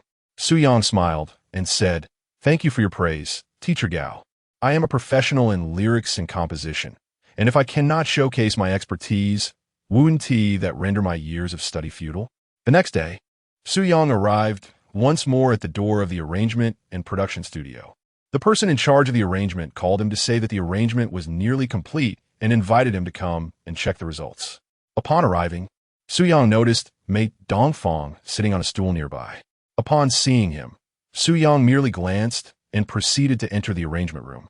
However, Mei Dongfang's sarcastic voice interrupted. Su Yang, don't you know how to cue? The arrangement teachers are quite busy, and even if you have some connections, you shouldn't be so disrespectful. Taken aback by his words, Su Yang retorted, You really are a meddler with nothing better to do. If I intend to enter the arrangement room, I certainly have my reasons. Mind your own business. Mei Dongfang stood up and shot back. The teacher said they are busy and asked me to wait in line. You come in without queuing, and you think that's acceptable? What? Have you completed your song? Even if you have, there should still be a first come, first serve basis for the teachers to arrange and score. I arrived before you. Aren't you a composition major? Remarkably, it appears that my pace of creation is surpassed. The cameraman, Xiao Peng, who is part of the production team accompanying Su Yang, found it increasingly difficult to bear. After all, Teacher Su had composed his song the very next morning following the competition, while the arrangement and orchestration were deftly handled by the music director. Su Yang turned to Xiao Peng and said, "Xiao Li, maintain a low profile, please. The reason I have refrained from allowing any of you to discuss this matter openly is to avoid placing undue pressure on the other contestants." With a slight smirk playing on his lips, Su Yang glanced at Mei Dongfang. "So, it's a matter of priority, is it? Is it conceivable that I might be ahead of you, while you find yourself trailing behind? Do you have a penchant for heroism? Perhaps you should first assess whether you possess the requisite competence. Otherwise, aspiring to be a hero may merely render you a fool. Do you understand?" Chapter 30. Du Fei. What do you mean, Su Yang? Su Yang's words rendered Mei Dongfang's face a deep shade of purple, his eyes wide with fury as he glared at Su Yang. At that moment, the door to the arrangement studio swung open, and a man in his mid-30s, sporting a thick beard and a slightly plump figure, stepped out. Upon seeing Su Yang, he quickly approached with a smile, exclaiming, "Ah, Teacher Su, I was just thinking of giving you a call to ask if you had arrived." This man was Longguo, one of the music arrangers hired by the production team. Due to the tight schedule and the abundance of contestants, the production team had enlisted 4 music production teams. Each episode's contestants were assigned 2 teams responsible for providing arrangements and post-recording tasks. Yu Caiyue's Mingwei group and Lu Huan's Huanla group were the teams connected to Longguo. "Come, take a look at the arrangement I've created for you. We've crafted some impressive sound effects based on your provided mock arrangement. I didn't expect you, Teacher Su, to be so talented not only in lyrics and composition, but also in arrangement," Longguo said, playfully draping an arm around Su Yang's shoulder. Being in the music industry, he naturally sought to befriend someone as gifted as Su Yang. Su Yang turned to Mei Dongfang, whose face resembled a ripe plum, and shrugged. "See, I got here first. This Mei fellow, rather stubborn and arrogant. It's not that I wish to show off, but you're compelling me to do so. Little Mei, perhaps you should wait a bit longer. I might need some time to chat with Teacher Su. Once he finishes the accompaniment, we can tackle your piece." Longguo casually remarked to Mei Dongfang before entering the arrangement studio with Su Yang. At that moment, Mei Dongfang felt as though he had been struck across the face, wishing for the ground to open up and swallow him whole. He had initially been quite pleased with himself, believing he would be the first among the 4 groups and 12 contestants to complete his songwriting. After all, creating a satisfactory song in just 2 days was no small feat, however. He had not anticipated that Su Yang would complete his composition by the following morning after the competition, and now the accompaniment was already prepared. Reflecting on how he had arrogantly instructed Su Yang to wait in line, given that he was the first to arrive, he now realized the irony. The music producer was waiting for Su Yang instead. "Mei Dongfang, why haven't you entered the arrangement studio to have the teachers work on your accompaniment?" Du Fei inquired curiously, appearing just then. With an uneasy expression, Mei Dongfang replied, "Teacher Longguo is currently arranging for another contestant and said he would get to me once he finishes. Is there a contestant from Yu Caiyue's group who has completed their song this quickly?" Du Fei asked incredulously, as Su Yang's figure flashed in his mind. "Yes, Su Yang has finished his song," Mei Dongfang admitted, still looking uncomfortable. Du Fei retorted, "He has already completed his song? Why wasn't I informed? Liang Qiu didn't guide him in the composition. How could he have finished so swiftly?" This left Du Fei, who wished to overshadow Su Yang's creative endeavors, feeling a surge of frustration. He was aware that Liang Qiu had not provided any guidance to Su Yang regarding his composition. Yet astonishingly, Su Yang completed the song within 2 days. While mentoring Mei Dongfang, Du Fei discovered that he possessed a remarkably mature creative mindset. Consequently, he devoted most of his attention to guiding Mei Dongfang during this time. Due to personal reasons, Mei Dongfang incorporated elements of traditional opera into his song. Although Du Fei, having returned from abroad, had not been exposed to traditional opera, he found the integration of such elements into the song to be quite innovative. He advised Mei Dongfang on incorporating popular elements he had learned overseas into his composition. Despite Mei Dongfang's lack of enthusiasm for these foreign influences, Du Fei believed the fusion of Eastern and Western styles in the song was refreshingly novel. Given that songs featuring operatic elements are generally niche, Mei Dongfang faced considerable criticism online, as he had composed over 10 songs featuring such elements. While the novelty of one or two songs might pique audience curiosity, excessive exposure could lead to aesthetic fatigue. Teacher Du, Su Yang, is a professional musician, and composing songs is not a challenge for him. Perhaps he has previously worked on similar themes, which explains his rapid output. Mei Dongfang remarked, his expression betraying unease. Du Fei nodded, his demeanor darkening. It doesn't matter. The upcoming stage performance will judge the work and vocal prowess, not who can compose faster. He was, of course, aware of Su Yang's credentials as a professional musician and producer, with songwriting being his forte. Otherwise, Longguo Company would not have retained him for 3 years. However, he had not anticipated that Su Yang could produce a song so swiftly without Liang Qiu's presence. The photographer accompanying Mei Dongfang exclaimed indignantly, Teacher Du, you would believe how arrogant Su Yang was just now. He flaunted his completed song and jumped ahead with the arrangement, and due to a minor misunderstanding, he harshly reprimanded Teacher Mei. Mei Dongfang quickly interjected, Longguo, let us not discuss this. The one who acted presumptuously was him. He provoked Su Yang first. He got a taste of his own medicine. It would be embarrassing to spread this around. Upon hearing this from photographer Longguo, Du Fei, who had been harboring resentment towards Su Yang, suddenly found an outlet for his frustration. He retorted, is that so? I must inquire about what transpired. Even if you finish a song first, there is no need to boast. We are all students. What gives you the superiority to berate others? With that, Du Fei stormed off to confront Su Yang, believing that Su Yang's rebuke of Mei Dongfang was a direct affront to him. Du Fei was not one to shy away from confrontation. Teacher Du, that's not how it happened. I was at fault first. Mei Dongfang attempted to detain Du Fei, but he was already furiously striding away. Teacher Dong, your team's arrangement is impeccable. The drumming in this segment is executed perfectly. The overall track of the song is also remarkable. I didn't realize your team had such talented bass players. The level of skill displayed in the bass is impressive. Upon hearing the arrangement and score crafted by Longguo and his team, Su Yang immediately raised his thumb and smiled. Compared to the original arrangement of A Vast Sky, the live performance exuded a more potent atmosphere, with the drum beats being denser and the string section creating a grander momentum. This aligned perfectly with Su Yang's requirements for the live performance's orchestration. Longguo, unable to contain his pride, responded with a smile, Thank you, Teacher Su, for your kind words. This is all thanks to your excellent computer simulation. We merely followed your example. Your discerning eye is commendable. Our bassist, Lao Tian, was awarded Best Bassist of the Year a few years back. Longguo pointed to a tall, robust man with artistically curled long hair and a small beard, who smiled in return. The long-haired artist patted his chest, gestured toward Su Yang, and raised his thumb in a gesture of respect. Respect. Su Yang, in turn, patted his chest and laughed heartily, giving a thumbs up.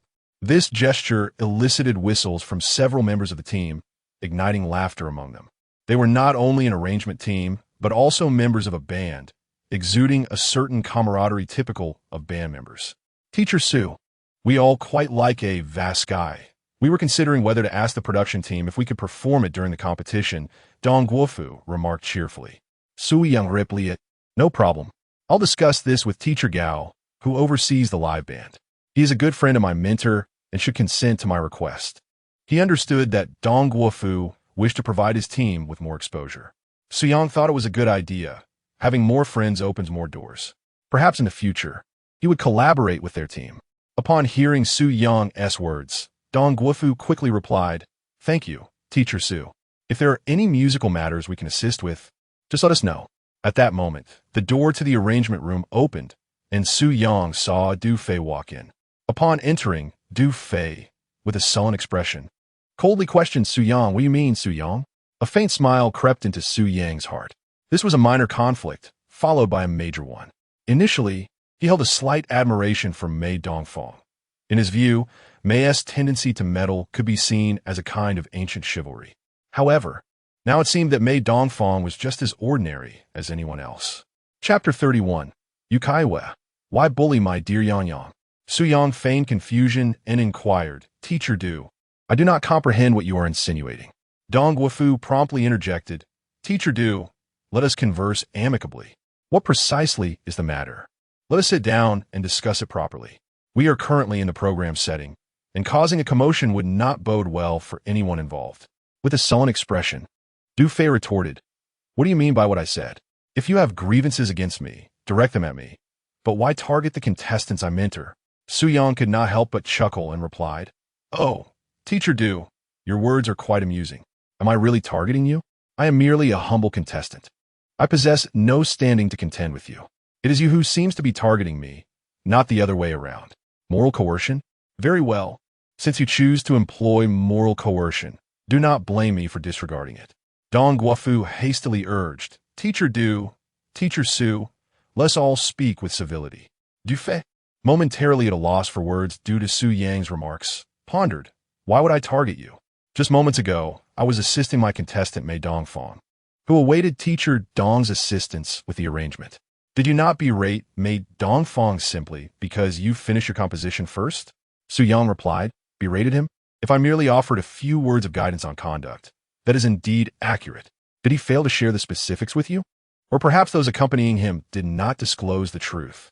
Had he known the facts, I doubt you would appear so foolish as to confront me. Dong Guofu quickly pulled Su Yang aside. Teacher Su, perhaps you should temper your words. He turned to Du Fei.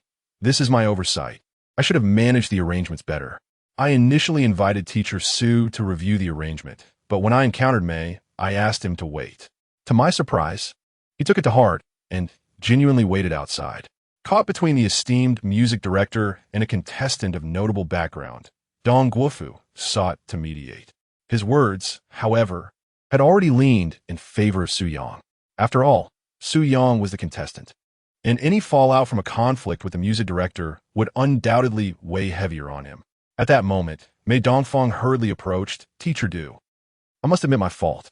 I naively thought my song was complete, and, upon seeing Su Yang, I foolishly boasted, insisting he wait behind me, neglecting the order of arrival. In truth, he was ahead of me.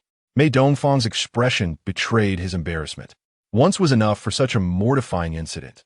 Yet to repeat, it was truly humiliating. Su Yang, with a sarcastic tone, addressed Du Fei, Teacher Du, did you hear that? This is the crux of the matter. Since he initiated our conversation with rudeness, do not blame me for reciprocating. Du Fei's face flushed as he turned to Mei Dongfang. Mei, speak honestly with me. Mei Dongfang replie, Teacher Du. I did not deceive you. I was indeed the one who acted discourteously first.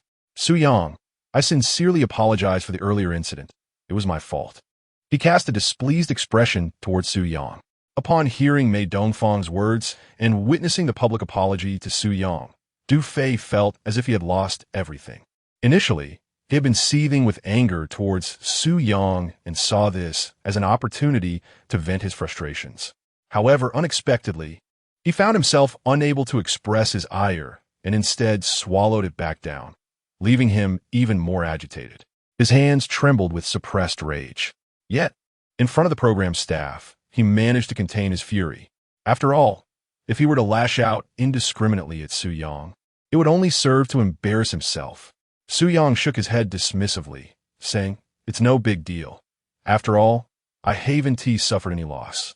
Dong Guofu quickly interjected, All right, since it was merely a misunderstanding, let us put it behind us. It's just a trivial matter. Teacher Su, since your arrangement and composition are fine, I have completed my task. Su Yang replied, Okay, Teacher Dong, once I record the song, I will share it with you for your guidance on any issues. Dong Guofu waved his hand with a smile. I wouldn't dare to claim the role of guide. We're merely exchanging ideas. Just as Su Yang was about to leave, Du Fei spoke up. Su Yang, I heard that you wrote the song the very next day after the program, and even completed the arrangement. You truly deserve to be called a professional music producer. Su Yang responded, Thank you for the compliment. Teacher Du, I intended to keep a low profile, but you insisted on announcing it before everyone. If the other contestants catch wind of this, just imagine the pressure they feel. Then, with a playful tone, Su Yang added, if the other contestants feel immense pressure from this revelation, the responsibility will fall squarely on your shoulders. Teacher Du Fei couldn't help but twitch at these words. It sounded rather pretentious. Yet, Su Yang had indeed flaunted his talent, while shifting the burden of that arrogance onto Du Fei. Du Fei retorted. The contestants on this program are all skilled individuals. Their psychological resilience is not as fragile as you might think. It seems you have considerable confidence in your composition. How about we compare the results of your song with the one I guide, May, in creating after the next stage performance? We'll see whether your composition or mine yields better results. Seeing that Du Fei was clearly targeting Su Yang, Dong Guofu quickly chimed in. There's no need for that. Teacher, do different songs attract different fan bases? There's no necessity to compare them. Mei Dongfang interjected. I agree with Teacher Du's suggestion. Su Yang, how about we have a friendly competition during the next stage showcase? As he spoke, his gaze was fixed intently on Su Yang, his eyes reflecting a serious determination. He harbored a desire to compete with Su Yang, especially since he had previously faced setbacks in front of him. Moreover, Su Yang's composition and performance of Queen had outshone the other contestants on major music platforms, naturally fueling Mei Dongfang's desire to triumph over him. Du fais ce que teacher Dong. Competition is inherent to contests. Their exchanges are merely a means to foster rivalry. It is through competition that superior works are born. Su Yang, surely you are not afraid. Are you? Su Yang replied, what is there to fear? However, a contest must have its conditions for victory and defeat. Du fait continued. Should your performance fall short of Mei Dongfang's, you shall publicly apologize to both me and Mei Dongfang. Su Yang countered, and if I win? Du fait responded. In that case, I shall apologize to you publicly. Mei Dongfang interjected. Su Yang, should you emerge victorious, I too shall offer you a public apology. Su Yang nodded. Very well, it is settled. As he watched Su Yang depart, Du Fei patted Mei Dongfang's shoulder. Mei Dongfang, we must secure victory. Mei Dongfang, with a serious expression, nodded affirmatively. Teacher Du, I have confidence in this song. Victory must belong to us. After listening to Mei Dongfang's rendition, Dong Guofu silently pondered, with such a song, how can they hope to defeat Su Yang? What gives them such confidence? Xiao Yiye, Xiao Yangyang, why have you clashed with Du Fei again? I will confront him. How dare he bully my Xiao Yangyang? Chapter 32. The competition for the top 3 is about to commence. Observing the exuberant and fervent Yu Caiyue, who appeared as if she had been invigorated by some elixir, ready to dive into action, Su Yang swiftly intervened. As he succinctly put it, he had nothing to lose. He had already berated Mei Dongfang and caused Du Fei to lose face. As for the stakes of the wager, Dong Guofu had sent him a message, asserting that Su Yang had a 90% chance of victory. Given this statement, Su Yang felt that his likelihood of success was at least 99%. The discord between Su Yang and Du Fei spread rapidly within the production team, which is why Yu Caiyue was informed so promptly of the altercation involving Su Yang, Du Fei, and Mei Dongfang. The production team had contacted both mentors to calm the contestants' tempers and prevent further escalation of the conflict. However, this naive girl, Yu Caiyue, not only failed to diffuse the tension, but was also eager to roll up her sleeves and get involved. Liang Xiao, aware that Su Yang had quickly completed a song, expressed her desire to hear his creation and identify areas for guidance. Before Su Yang could respond, Yu Caiyue interjected, proclaiming that she had already listened to Su Yang's composition and deemed it excellent, requiring no modifications whatsoever. She suggested that Liang Xiao direct her attention entirely to the other 2 female contestants. Hearing Yu Caiyue's remarks made Liang Xiao blush, as she recognized that Yu Caiyue was subtly calling her out for previously neglecting to mentor Su Yang. System, I wish to open an egg. A new week has arrived. And just past midnight, Su Yang mused. Ding.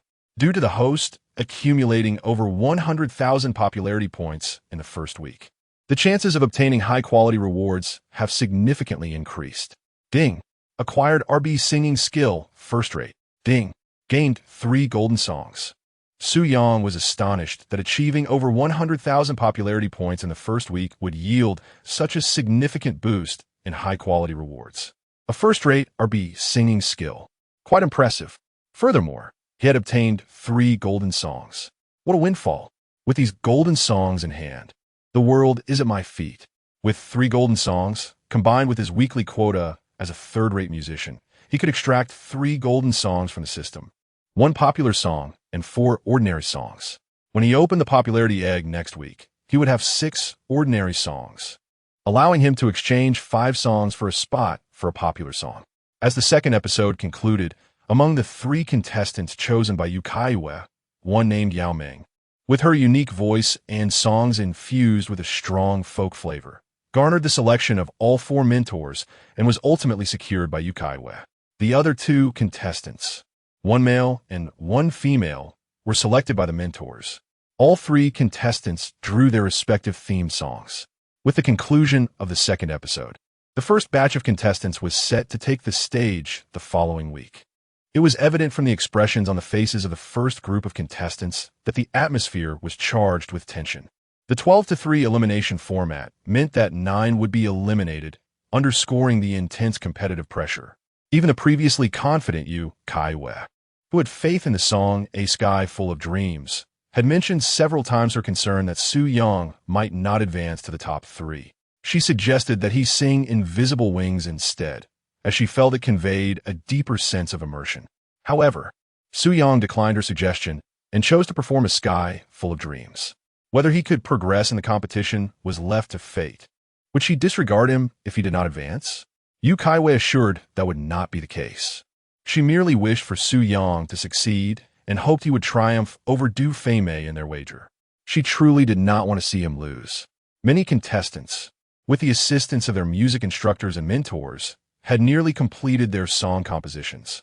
They were already queuing up for the arrangement and accompaniment team to begin crafting the backing tracks.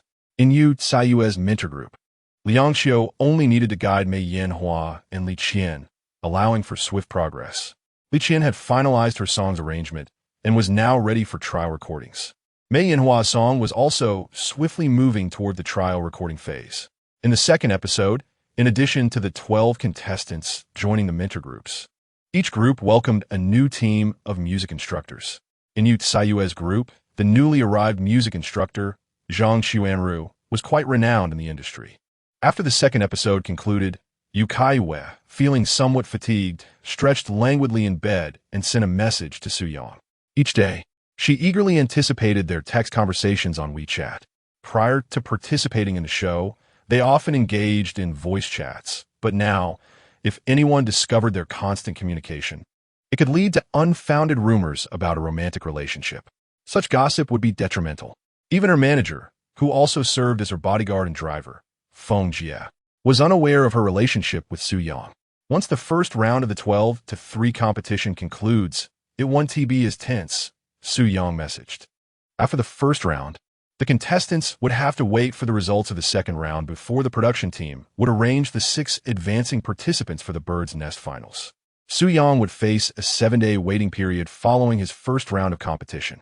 Shall we go shopping after your round of the 12-3 competition ends? Yu Caiyue texted, her excitement palpable. Just the 2 of us. Su Yang replied. Of course. You still owe me 3 pots of wine, she teased. I'm fine with that. Feng Jie can trust you to hang out with me, he reassured. That might not be possible, she replied playfully. If it doesn't work out, I might sneak out instead. That, if she calls the police or if the production team comes looking for you, it could turn into a scandal, he cautioned. As the night deepened, Su Caiyue found herself in a state of restlessness, tossing and turning in her bed. She had initially intended to share her family circumstances with Su Yang, but hesitation gripped her. At this moment, Su Yang's primary focus was the competition, and she feared that revealing her family's complexities might drive him away. Moreover, she reminded herself that Su Yang had recently parted ways with his former girlfriend, and his thoughts might still linger on her. Just a few days prior, she had advised Su Yang to forget about his ex. Now, she grappled with her own conflicting emotions. 5 days had swiftly passed, leaving only 2 days until the first round of the competition, where 12 would be narrowed down to 3. Late into the night, As Su Yang prepared to retire for the evening, he received a phone call from Zhang Pengcheng, bearing news of significant consequence to him. Chapter 33. The Counterattack from Su Yang. Online. Some individuals claiming to be former contestants and internal members of the production team have surfaced, revealing scandalous information. When I first joined the program, I clashed with several contestants and later had a confrontation with the mentor, Du Fei, whom I publicly berated. Subsequently, I also had a dispute with Mei Dongfang, a contestant guided by Du Fei. Now, a multitude of netizens are criticizing me, accusing me of being a favored participant, claiming I leverage connections to act as a tyrant within the program. Even Yu Caiyue has, under the pressure of my influence, felt compelled to defend me. Zhang Pengcheng remarked from the other end of the phone, "This is absurd. What if they think you're a little tyrant? They can't seriously believe that." I retorted, "Nonsense. Who do they think they are? I am no tyrant." Zhang continued, "So what if you have a bit of influence? Isn't that how the entertainment industry operates? There is no such thing as fairness here. I suspect some contestants are simply envious of your successful song sales. They can't stand to see someone like you, a straightforward and earnest person, achieving success. I confessed, the things being discussed online are largely based on truth." Zhang paused, incredulously asking, "You really had conflicts with other contestants and even scolded the music director? And you somehow coerced Yu Caiyue into supporting you? You must be careful. If it comes to light that I used my uncle to get you into the program, he could face serious repercussions. My uncle has some connections, but he is not invincible." I urged, "You need to keep a low profile." I quickly replied, "I would never dare to exert any pressure on Yu Caiyue. She is my mentor, and as her contestant, it is only natural for her to support me. After all, she is my online girlfriend. Isn't it expected that she would protect me?" I then explained the reasons behind my conflicts with other contestants, the altercation with Du Fei, and the gambling incident involving Mei Dongfang and Du Fei. By all indications, this must be the work of Du Fei or Longguo Media. Why did this information surface now, just before the competition? It is a deliberate attempt to disrupt your mindset. It's utterly despicable. Zhang fumed.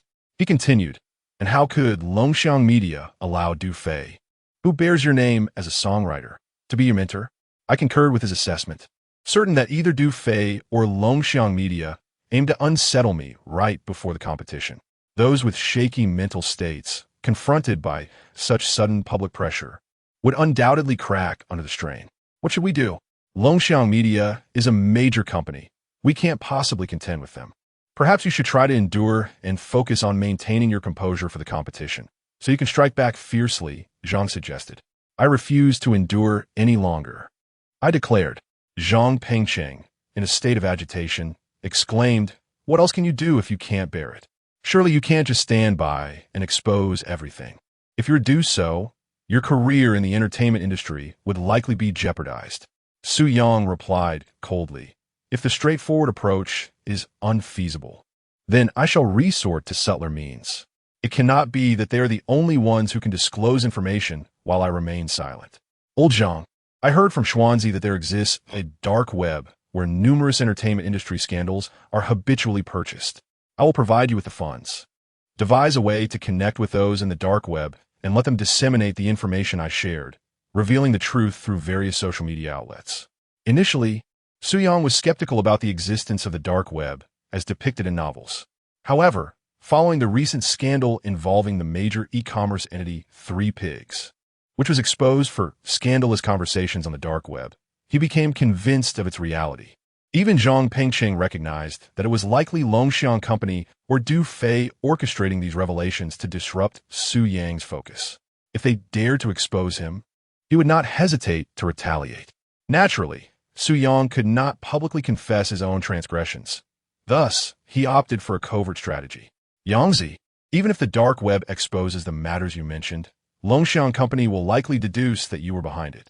While they may not confront you openly, it is probable that they will create obstacles for you in the future within the entertainment industry. Perhaps it is best to endure for now," Zhang Pengcheng suggested in a conciliatory tone.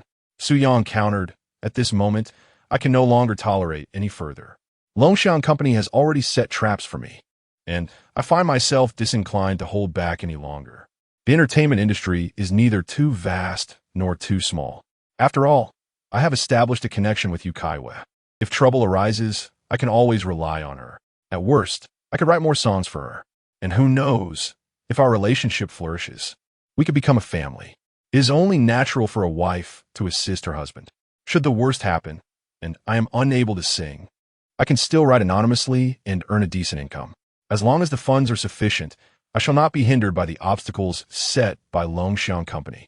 Zhang Pengcheng asserted resolutely. Very well. I shall find a way. You need not concern yourself with finances, as I have profited significantly from your influence recently.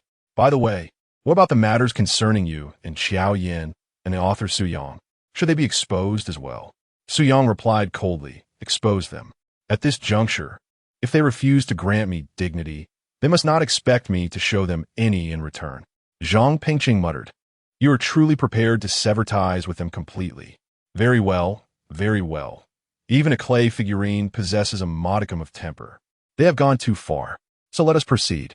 Then, with a hint of trepidation, Zhang Pengcheng asked, Yangzi, what if it is discovered that we were behind the exposure? Su Yang chuckled. It was you, Zhang Pengcheng, who did it. What does it have to do with me, Su Yang? Zhang Pengcheng could not suppress his expletive. Damn it. Su Yang laughed and reassured him. Old Zhang, fear not. Brighter days lie ahead. After hanging up the phone, Su Yang logged into his social media account and discovered numerous messages mentioning him, alongside a plethora of comments on his previous posts. How audacious. The production team has a little tyrant. Wow, Su Yang, I initially thought you were a handsome and refined gentleman, but I never imagined you to be such a violent scoundrel. Relying on your connections to bully other contestants, what does that even signify? I wondered why someone with such poor singing skills could enter Yu Caiyue's group. Turns out you threaten her. Truly despicable and shameless. I was once your fan, but after hearing about your bullying of other contestants and your disrespectful behavior towards the instructors, your vile character has turned my admiration into disdain. I am now among your detractors. No wonder no media company has signed you. With such a poor character, the entertainment industry values integrity. What use is talent if one's character is lacking? His talent is utterly overrated. It's simply outrageous that you would bully my goddess, relying on your connections. As Su Yang perused the comments from the audience, his conviction in the righteousness of his counterattack grew stronger. Su Yang, do not blame me for my ruthless methods. It's your fault for having written such an exceptional song, A Vast Sky. While I believe the songs I helped Mei Dongfang create are also admirable, I must resort to such tactics to ensure your awareness that the entertainment industry is not a playground for the unworthy. Diva, observing the negative comments about Su Yang online, sneered. He had employed online trolls to tarnish Su Yang's reputation. The leader of the trolls assured him of their professionalism and that they would remain undetected by the authorities. As the competition for the top 12 intensified, Du Fei felt a twinge of anxiety, primarily fearing defeat. This apprehension was exacerbated upon discovering, through inquiries, that Su Yang's composition A Vast Sky had received unanimous praise from several mentors and the live band. This revelation weighed heavily on him. Thus, spurred by the desire to win and the fear of losing, he clandestinely contacted the online trolls, spending 50,000 to smear Su Yang's image. Given Su Yang's already substantial popularity, the sudden emergence of these controversies drew significant attention from onlookers. The night passed in silence. The following day, Du Fei, still enveloped in slumber, was jolted awake by a barrage of phone calls. Overcoming his morning irritability, he answered the phone, but the words from the other end snapped him to full awareness. How? Is this possible? Who leaked this information? Chapter 34, as the program commenced, the live stream audience surged to over 35 million. Wu, the general manager, speculated that this must be the doing of Su Yang. Otherwise, it was implausible for such a multitude of self-media outlets to suddenly emerge, divulging a plethora of revelations. Du Fei, visibly anxious, spoke into the phone to Wu Shanhe, who informed him that around 4 in the morning, numerous self-media accounts had disseminated a voice message. A woman, claiming to be a devoted fan of Su Yang, expressed her indignation towards the disparaging reports released the previous evening. She had accessed certain confidential information through covert channels and was determined to unveil these truths to vindicate Su Yang. The expos began by recounting Su Yang's 3-year romantic involvement with a female singer. During their time together at Longxiang Media, Su Yang, under the pseudonym Su Yang, had composed a song credited to him. However, after parting ways with his singer-girlfriend, Longxiang terminated Su Yang's employment, exploiting contractual loopholes to seize the rights to the name Su Yang. Upon participating in the program, Su Yang encountered competitors who disparaged him behind his back, inciting his ire to confront them. In a surprising turn, Longxiang dispatched Du Fei, who had usurped the Su Yang pseudonym, to mentor Su Yang, provoking a heated exchange between the two. Su Yang's outburst at Du Fei deterred other media companies from signing him, as they were reluctant to offend Longxiang. Du Fei, seizing the opportunity, instigated trouble by provoking contestant Mei Dongfang, who then clashed with Su Yang. Du Fei proposait d'engager, challenging Su Yang to a competition against Mei Dongfang to see whose song would achieve superior results. Wu Shanhe, not amused, queried, if last night's revelations about Su Yang had not occurred, how could such information have surfaced today? What connection do you have to this? Du Fei std replié. General Manager Wu, I assure you, I am not implicated in this matter. Is that so? Wu Shanhe pressed, his skepticism evident. Du Fei insisted, indeed, I swear. I have no part in it. Swearing means little, Wu Shanhe retorted. Is the wager with Su Yang genuine? Du Fei quickly clarified, General Manager Wu. It was merely a jest between us. He then added, I suspect that Su Yang might be behind the exposure. Otherwise, it is impossible for anyone to possess such intricate details. We must investigate thoroughly. If it turns out to be him, we should hold him accountable as per the confidentiality agreement. Wu Shanhe replied, I will ensure the company conducts a thorough investigation. If media representatives approach you regarding the Su Yang pseudonym, refrain from commenting. We will address this matter once the competition concludes. The higher-ups are closely monitoring this program. If such a scandal arises during the broadcast, they will undoubtedly pursue the responsible party. A woman, who claims to be an ardent fan of Su Yang, has exposed a recording and assured the authenticity of the event she described, capturing the attention of numerous onlookers online. Could it be true? Su Yang is indeed Su Yang. And I pondered why he berated Du Fei when he referred to himself as Su Yang. If this were genuine, Su Yang's reprimand of Du Fei would be rather mild. Were I in his position, I would have resorted to physical confrontation. Remarkably, the allegations made by this woman may hold some truth. Regardless of his image, creativity, or vocal prowess, it is perplexing that no entertainment company is eager to sign him. Should Su Yang be the real Su Yang, then Longxiang Company is indeed reprehensible, embodying the grotesque nature of capitalism. I have always maintained that Su Yang, as a contestant, could not possibly target both contestants and the music director. It appears that Longxiang Company has crossed the line. Is this not a classic encounter of a fraud meeting a hero? The wager between Du Fei and Su Yang has piqued my interest, and I am eager to see who will emerge victorious in their bet tomorrow night. Could it be that Du Fei sought to expose Su Yang out of fear of losing? As for the revelation at 4 in the morning, could it be Su Yang's retaliation, a means to unveil the truth to the public? The online discourse surrounding the animosity between Su Yang and Du Fei, as well as Su Yang's identity as the lyricist Su Yang, has become a sensational topic. Meanwhile, the protagonists, Su Yang and Du Fei, have been instructed by the program's leadership to refrain from commenting to the media. Concerning their grievances, the leadership assured them that relevant personnel would investigate the matter, promising to deliver justice. They are determined to identify who is spreading defamatory information about them online. The culprit will undoubtedly be pursued vigorously. Xiao Yiye, Xiao Yangyang. Is it truly not you who exposed this matter online? Concerned. JPG, Xiao Yangyang. How could it be me? I would never jeopardize my future. Su Yang reflects and realizes he may be overly audacious. Zhang Pengcheng informed him that he had spent 300,000 to have individuals from the dark web disseminate the information about Su Yang through a female AI recording, which was sent to dozens of media outlets for them to share. He assured that it would be impossible to trace it back to him. Zhang Pengcheng emphatically declared that, should the investigation lead back to him, he would take full responsibility for the matter, emphasizing his loyalty to his brotherhood. He urged Su Yang to look after Luo Xiaoyu while he serves a few months in jail. What a true brother loyal, and honorable. If an incident were to occur, he would undoubtedly take care of his sister-in-law. Xiao Yiye. If he didn't do it, then that's acceptable.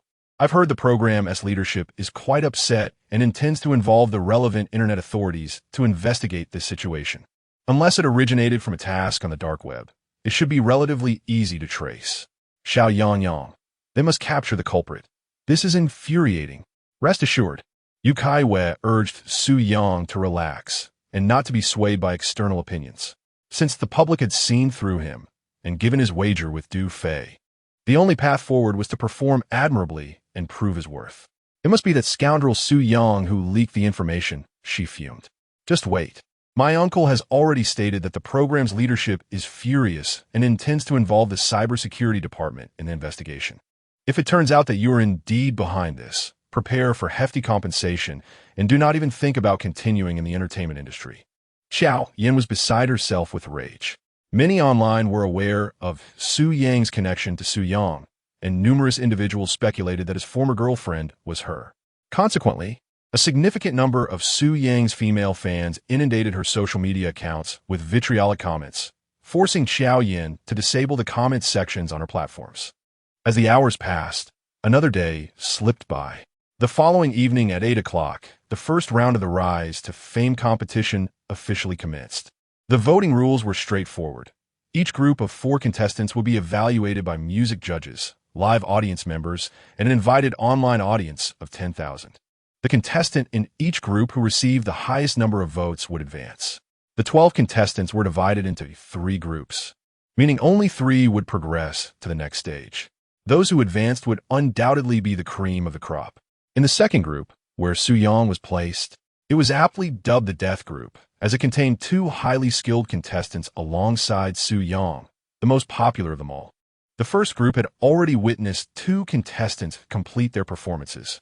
Behind the scenes of the Rise to Fame program, the staff watched the live broadcast statistics with palpable excitement. Director Wang, the live audience has reached 35 million concurrent viewers. Chapter 35, The Emergence of Su Yang. Let the music resound. Go ahead and issue a notice to promote the current number of online viewers across major portals. Director Wang instructed the staff of the program A Song for Fame. We aim to attract more online users to our live broadcast. The staff promptly set out to fulfill this task. Director Wang, the number of viewers in the live room is steadily increasing.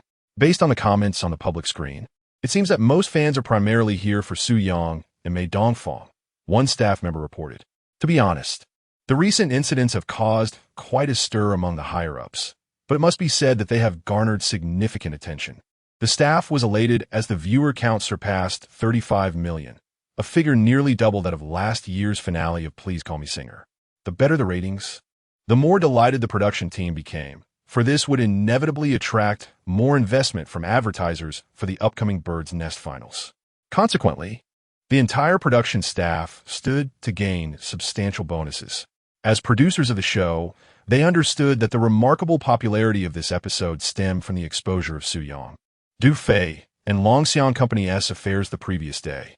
Should Su Yang advance to the Bird's Nest finals, one could only imagine the heightened popularity that would ensue. The competition in Group 2 was formidable, with 2 outstanding contestants. It would be quite a challenge for him to triumph over them. Nonetheless, Su Yang was impressive in his own right, having composed songs that resonated well. The outcome would depend on his live performance and audience votes. All right, the first group of contestants has concluded their song presentations. Let us now hear the professional judges' evaluations of the performances, said Mai T with a smile, addressing the panel of professional music reviewers. The panel, consisting of several well-known figures in the industry, prepared to provide their feedback.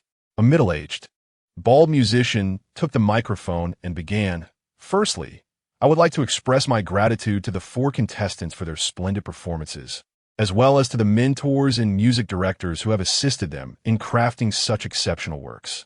He proceeded to commend the contestant Yao Lina for her rendition of The Bright Moon Knows My Heart. Following this, a renowned, long-haired musician offered his assessment of the performances, showering praise upon each contestant and their songs. It was clear that most of these contestants were signed with media companies, and their songs were tailored for them by their mentors and music directors. Critiquing the singer's vocal abilities or the quality of the songs would inevitably offend the media companies, mentors, and production teams involved. In contrast to the professional musicians who merely offer praise, the audience present at the venue, as well as those watching the live stream online, form their own judgments regarding the performances of the four contestants, influenced by personal preferences and the emotional resonance elicited by the songs. I find Yao Lina's rendition of The Bright Moon Knows My Heart to be exceptionally melodious. In fact, Chao Wang's performance was quite commendable as well, incorporating elements of a Shaanxi folk song, which imparted a sense of nostalgia. However, this particular song may not have been the most suitable choice for such integration. Although Li Qian is relatively young, the song Sunshine aligns well with her age. I am particularly fond of Ma Xiaoyan's heartfelt performance of Father, which expresses longing for her hometown and father, moving me to tears. Among this group of contestants, I firmly believe that Ma Xiaoyan will advance. I eagerly await the second group of contestants to take the stage, curious to discern whether Mei Dongfang or Su Yang will deliver the superior performance. Indeed, my anticipation for the second group is palpable, as I ponder who will ultimately progress. Although Su Yang enjoys considerable popularity, his path to advancement appears fraught with challenges. Mei Dongfang and Chun Fei, both formidable contenders, will likely emerge victorious from their ranks. Undoubtedly, Su Yang should take a step back. I have heard that the song he intends to perform is an original composition, created without the guidance of a music teacher. In a competition of this nature, the role of a mentor is invaluable, and moreover, his vocal abilities may not suffice for him to progress. Yet, we must not underestimate Su Yang's creative prowess. He is indeed quite talented. Regardless of whether he advances, we, his loyal fans, will steadfastly support him. Now, we shall proceed to the final voting. Which of the four contestants will emerge as the one to advance? Let me clarify the rules. 50 professional judges account for 40 of the total votes. The audience present in the venue holds 30, and the online viewers with voting rights contribute the remaining 30. The cumulative percentage from these three voting channels will determine the final scores for the four contestants. The one with the highest percentage shall be the one to advance. The numbers 1, 2, 3, and 4 correspond to each contestant. Voters may select the number that corresponds to their favored contestant. The voting process and results will be monitored throughout by the National Cyber Data Security Center of the Kyoto Notary Office. The host, my T, outlined the voting rules, and the camera panned to the representatives from the National Data Security Center and the Notary Office. The primary responsibility of the data security personnel is to oversee the voting system for any anomalies.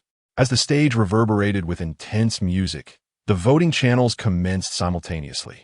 The four contestants standing on stage wore solemn expressions, awaiting the final outcome. Meanwhile, Yu Caiyue, seated in the mentor's chair, exhibited a similarly grave demeanor, her tension palpable even to the audience through the camera lens. Among the first group of contestants, Li Qian is indeed one of her prot-GS. As for Li Qian, Yu Caiyue harbored little hope for her advancement. After all, compared to the singing prowess of her peers, Li Qian's vocal skills and repertoire offered scant chance of success.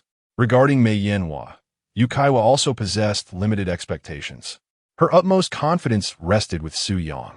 This belief in Su Yang's potential to progress was not merely due to their relationship, but rather stemmed from his exceptional vocal talent and the quality of his songs. She felt a surge of anxiety as the moment approached for Su Yang's group to take the stage. Concerned that his performance might be affected by the audience's reactions, both live and online, due to the recent discourse surrounding him, she worried this could influence his scoring. Should Su Yang fail to advance, it would signify his defeat in the wager with Du Fei. She longed to witness Su Yang's progress and his triumph in their bet. Ma Xiaoyan garnered a total of 37 of the votes, narrowly securing her position as the highest voted contestant among the four. Let us extend our congratulations to Ma Xiaoyan for her advancement. The voting results for the first group of contestants were announced. Ma Xiaoyan, representing the Phoenix Group, edged out Chao Wang from the Lu Huan Group by a slender margin, successfully moving forward. Following the applause, the second group of contestants took to the stage. The first to perform was a contestant named Chun Fei from the Fenghua Group, who received unanimous acclaim for his rendition of Fengguiwa, a song themed around first love. The second performer, Zhao Tianbao from Zhou Ankang's group, sang a song centered on familial affection, resonating deeply with the audience and evoking tears. Next, it was time for Su Yang, a contestant from the Mingyue group led by Yu Caiyue, to take the stage. He was set to perform a song themed on growth, entitled The Vastness of the Sky and Sea. The host, Mai Ti, addressed the camera as Su Yang calmly walked towards the stage. In the waiting area, Mei Dongfang approached him, saying, "Su Yang, give it your all. Do not carry any burdens. Our competition is solely about music, nothing more." With that, Mei Dongfang raised his fist in encouragement. Su Yang smiled and reciprocated with a gentle fist bump. As Su Yang positioned himself at the microphone stand in the center of the stage, the previously chaotic audience fell into a respectful silence. Behind him stood the members of Longguo's band, with the drummer poised at his kit. Su Yang had secured this opportunity for his team to perform live, and they were all determined to showcase their best efforts. Watching Su Yang at the center of the stage, Yu Caiyue felt her heart leap in her throat, unable to resist, shaking her fist in encouragement.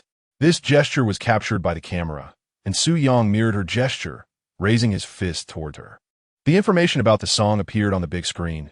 Song: The Vastness of the Sky and Sea. Lyricist: Su Yang. Composer: Su Yang. Arrangement by Su Yang. Lao Yi Ben.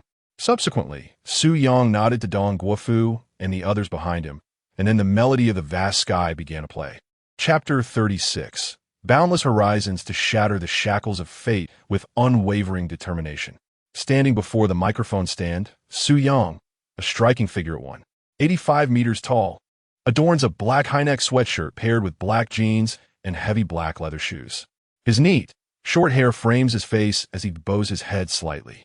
The dimly lit stage, accompanied by the orchestral introduction, envelopes the audience in an inexplicable sense of oppression. I once doubted, wandering through the desert, never bearing fruit, regardless of the dreams I planted. My wings unfurled, yet the winds fell silent. Can the endurance of pain be deemed a harvest? Fortunately, I never looked back and ultimately discovered the existence of an oasis.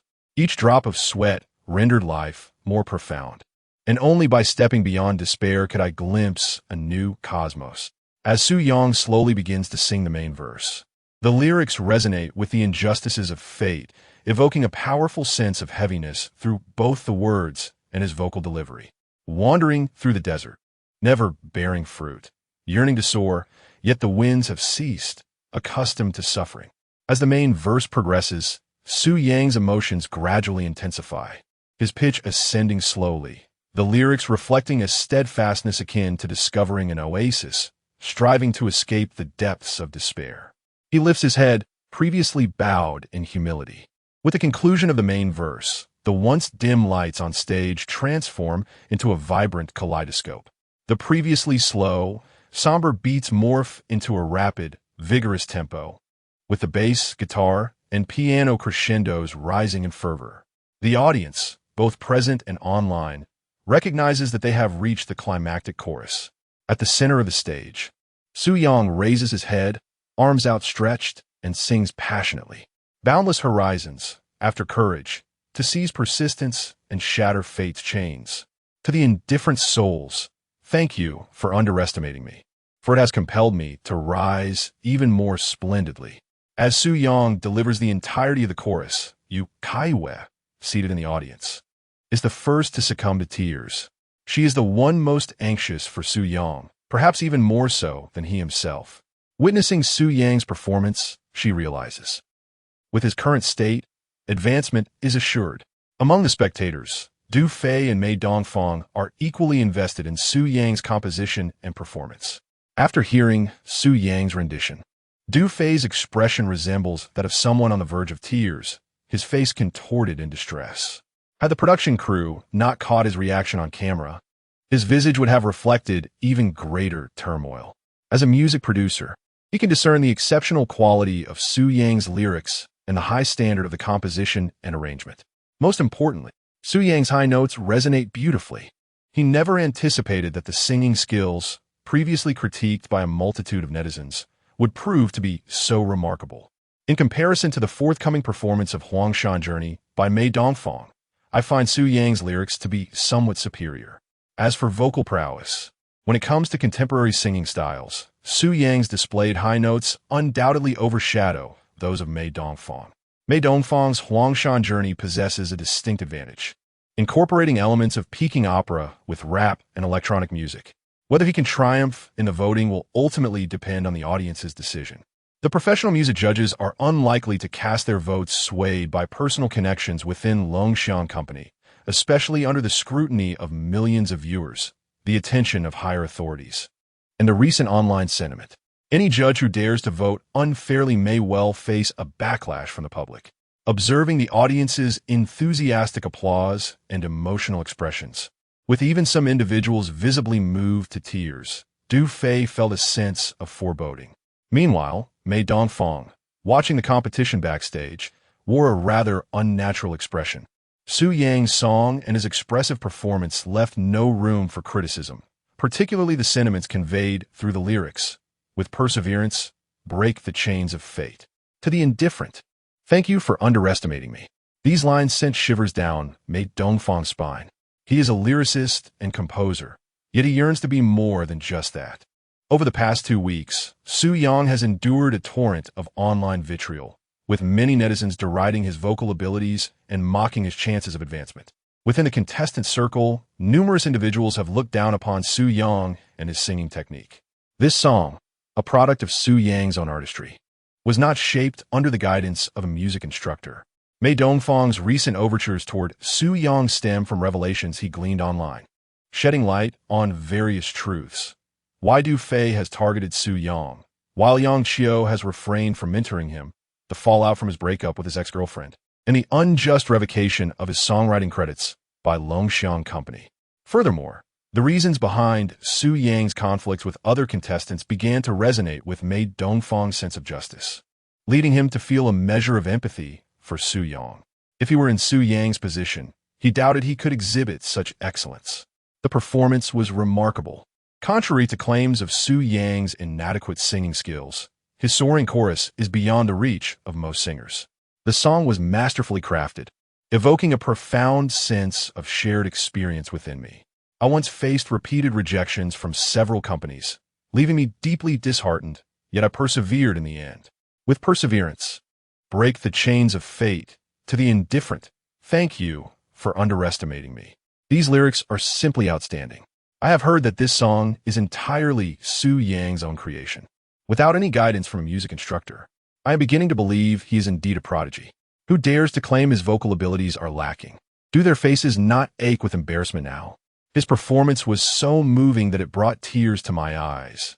The experiences depicted in the lyrics mirrored my own. I too have been ridiculed by those around me. Yet through steadfast determination, I have achieved my current success. My singular focus was on perseverance, striving to provide a better life for myself and my family. I acknowledge my error.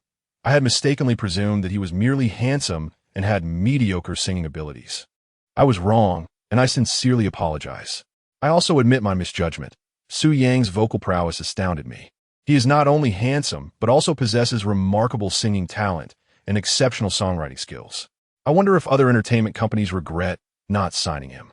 I believe the ones who truly regret it are his ex-girlfriend and Longguo Media for discarding such a promising talent. Attention! Those who claim that my idol's singing was subpar must now stand in line to apologize. During the first segment of Sea of Clouds, as the accompaniment built up after the main chorus, the audience, both present and in the live stream, erupted in enthusiasm. The online viewership soared beyond 40 million. The chat was filled with apologies. Su Yang's composition and vocal performance created an astonishing contrast in the minds of many. It is worth noting that over the past 2 weeks, numerous viewers and gossipers criticized Su Yang's singing, claiming he was merely chosen by Yu Caiyue due to his looks and clever songwriting. Many believed that he would inevitably be eliminated in the 12th round of the competition, as he was in a perilous group with 2 other contenders. His self-composed song, created without the guidance of a music teacher, was crucial in this stage of the competition where both the song and vocal ability mattered significantly. The news that emerged yesterday led many to believe that Su Yang had neither the song nor the vocals to prevail, sealing his fate for elimination. However, today on stage, Su Yang's composition and vocal performance transformed the perceptions of those critics, delivering a resounding slap to their faces. The message conveyed in the song, particularly in the chorus, with persistence, "Break the chains of fate," to the indifferent, "Thank you for underestimating me," deeply resonated with countless viewers, evoking a profound sense of shock and an unparalleled sense of empathy, even instilling feelings of shame in many towards Su Yang.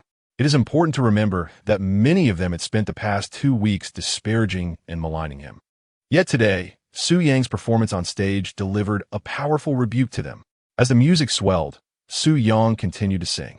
Chapter 37, a song of boundless sky, exploding across the internet. In the early morning, after a sleepless night, I gaze at the dawn as it lifts its head from clouds. The sunset embodies depth, while the sunrise signifies maturity. As long as there is light, it will undoubtedly shine brightly. In the vastness of the sky, after courage comes the determination to shatter the chains of fate.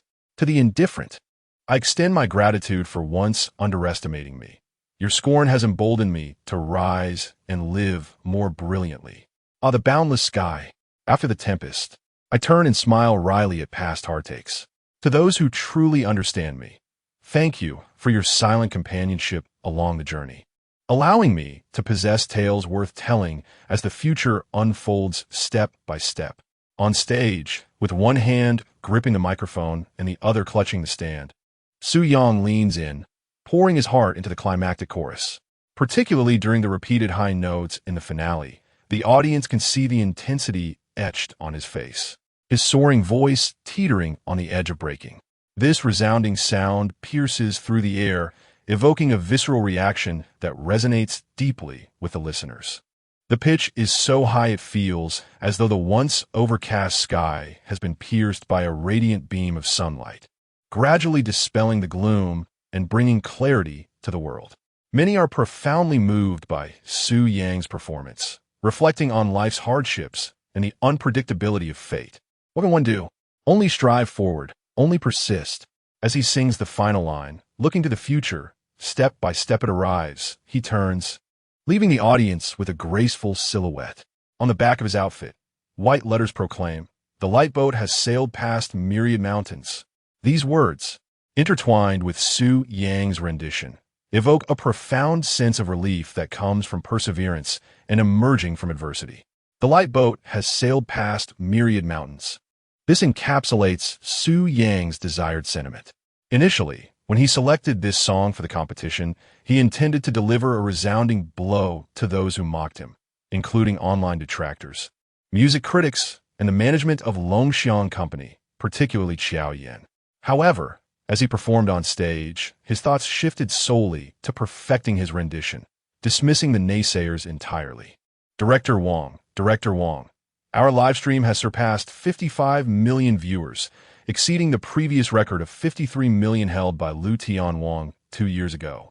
An increase of over 2 million. This is incredible. We did it. The viewer record for Indo Live has now become ours. In recent years, many have claimed that Lu Tianwang's live performance set an unparalleled record on Indo, but today, our program has shattered that expectation. Su Yang's songwriting and singing prowess have silenced countless critics. Indeed, no one anticipated that he not only excelled in writing songs, but could also perform so exceptionally. Initially, I too had doubts about his advancement, yet now it seems his progression is assured. It is Su Yang who has significantly elevated the popularity of our live broadcast. Our program has now set a record for simultaneous viewers on Indo's platform, and we must express our heartfelt gratitude to him. In the program's backstage, the staff watched in astonishment as Su Yang's performance caused the viewership to surge from 35 million to over 55 million in no time, igniting a wave of excitement among them. Some are even moved to tears. After all, their show had shattered the record for simultaneous viewers on Indo. As for how this was achieved, they all knew in their hearts. Su Yang, how is this even possible? How could he compose such extraordinary songs? And how could his vocal prowess be so remarkable? Impossible, how could this be? Xiaoyan gazed at her phone, watching Su Yang perform A Sea of Boundless Sky on stage. As she followed the lyrics and listened to his flawless rendition, disbelief washed over her, leaving her shaking her head in astonishment, her eyes wide open. She had initially anticipated a lackluster performance from Su Yang, especially given the torrent of negative opinions circulating online about him over the past 2 weeks. Just yesterday, more derogatory news about him had surfaced, though some attempted to vindicate him. Regardless, she believed that under such immense scrutiny, Su Yang's performance would surely be affected. Yet his display was a resounding slap in her face. Both the song and his vocal skills were exceptional. Her manager, Sister Hua, remarked, "His performance is outstanding. Without a doubt, he is the one advancing to the next round." While it's understandable that he can write songs, his singing ability, Xiaoyan, hasn't you heard him sing before? His vocal prowess is on par with that of top-tier artists. I reckon the company must regret letting him go. Xiaoyan's expression darkened. He rarely sings in front of me. He did perform once, but he claimed his singing ability was subpar, so he focused on writing songs for me. After a moment of silence, Sister Hua said, "Perhaps, because you aspired to be a singer, he supported you silently, choosing to write songs instead of pursuing a career as a vocalist." Xiaoyan shook her head in frustration. "That's impossible. He can't be that foolish." Sister Hua replied, "Vocal skill is not something that can be developed overnight. As a singer, you should understand this principle. Perhaps he truly is that Navi." Hearing Sister Hua's words, Xiaoyan was taken aback, feeling a sudden sting in her eyes, blurring her vision. Angrily, she exclaimed, "If his singing ability is so exceptional, why would he hide it? If he had debuted alongside me in the entertainment industry, I would undoubtedly be even more famous now. I've realized all along that he doesn't care for me as much as I thought." Sister Hua chose not to respond. For one cannot awaken someone who is pretending to be asleep. It's settled, it's settled, it's settled. Yangzi's advancement is assured. Zhang Pengsheng, Chen Xian, and several female streamers sat together, live streaming while watching A Song of Fame. This was Chen Xian's idea, with Su Yang's soaring popularity. Both he and Zhang Pengsheng had seen a significant increase in their followers over the past 2 weeks. Thus, Chen Xian suggested that they bring their fans along to witness Su Yang's performance on A Song of Fame. Many fans were aware of their friendship with Su Yang, so during the live stream, they commented on the contestants' performances while discussing Su Yang's gossip. The viewership soared to over 200,000. Naturally, they had discussed this with Su Yang beforehand, and he had no objections to their actions. They were his good friends. Although he had never considered entering into business with them, he did not mind their leveraging of his popularity for their live streaming endeavors. Chen Xian could not help but praise. Yangzi's song, both in composition and performance, is impeccable. Those last 2 high notes reached at least E5. E5 is nearly the pinnacle of vocal range for male singers. Do not think I speak frivolously. I come from a professional background. With the release of A Sea of Stars, I firmly believe Yangzi will advance. Surely, none of you would disagree. Zhang Pengsheng and his classmates were, in truth, rather skeptical about Su Yang's chances of advancement. After all, the advancement rules for this round were exceedingly harsh. Only one contestant from each group of 4 would proceed. Besides the quality of the song, the performance must also be exceptional, and the contestant's onstage condition must be optimal. As old classmates, they were well aware of Su Yang's vocal abilities. Although he had improved over the past 2 years, as evidenced by his performance of the Diva, he still lagged behind other top-tier vocalists. However, Su Yang's performance astonished them. With A Sea of Stars, he was highly likely to advance. Tonight, Su Yang's rendition of A Sea of Stars was bound to go viral. The female streamers softly applauded, exclaiming, "Brother Yang's performance is simply enchanting. It moved me to ecstasy." One of the streamers, Xiao Mei, interjected, "I just saw in the comments that a fan said the music critic Ding Chunxiu was berated by a group of fans until he ended his stream." Ding Chunxiu was the critic who had recently disparaged Su Yang's vocal skills, and today he was also live streaming his reaction to A Song of Fame. Before Su Yang took the stage, he occasionally mocked him, using it as a gimmick to attract viewers. However, as Su Yang sang, an influx of fans flooded into Ding Chunxiu's stream, inquiring about his thoughts on Su Yang's performance, questioning the quality of his singing, and asking if he felt the sting of being proven wrong. Ding Chuanxiu, with a scowling face, ended his stream. Thank you. My rendition of A Sea of Stars has concluded. After finishing the song, Su Yang, amidst the audience's applause, gestured for the band members, including Longguo, to join him, introducing them to both the live audience and the online viewers. He then exited the stage to a thunderous ovation. As he left, his gaze briefly met the eyes of the mentor Yu Caiyue, who wiped away a tear and smiled warmly at him. A hint of playful arrogance adorned her smile. Su Yang returned her smile warmly, a silent understanding passing between them. As he passed by Mei Dongfang, he raised his fist in encouragement, exclaiming, "You can do it!" Mei Dongfang reciprocated the gesture, thanking him, "I will give it my all." Upon arriving backstage, the staff and several members of the Old Fish Band showered Su Yang with compliments. As he glanced at the rising popularity metrics on the system panel, he couldn't help but exclaim in astonishment, "Goodness gracious!" Chapter 38, Boundless Skies, 86.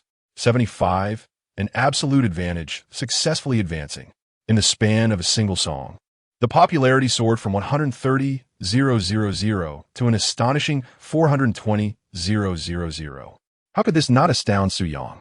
Host, Su Yang, profesión, mediocho musicien, popularity, 425, 345. Skills, first-class pop singing technique, first-class guzheng playing skill, first-class RB singing technique, second-class piano playing skill, first-class Xingyiquan skill. Props, none. Own songs, golden hits, 3. Popular songs, 2. Ordinary songs, 6. Perhaps, in just a few days after this episode concludes, his popularity might reach 500,000, elevating him to the status of a second-rate musician. At that point, he would be able to claim a golden hit, 2 popular songs, and 3 ordinary songs each week. Gazing at the system panel, Su Yang felt a surge of excitement. Tomorrow marked the beginning of a new week for the popularity egg, and he eagerly anticipated the rewards it might yield. The last time he opened a popularity egg, he received a first-class guzheng skill and 3 golden hits as rewards. Given the surge in popularity this week, he believed the rewards from this egg would be equally impressive, just as Yu Caiyue had remarked 2 weeks ago. Following the conclusion of the first episode, the negative online opinions might inadvertently benefit Su Yang in his competition for the 12th to the 3rd position. The more the netizens underestimated him, the greater the advantage would be if Su Yang performed exceptionally well. It would undoubtedly assist him during the voting process. This stark contrast would likely lead many viewers to choose to support him. He took out his phone to observe the live stream.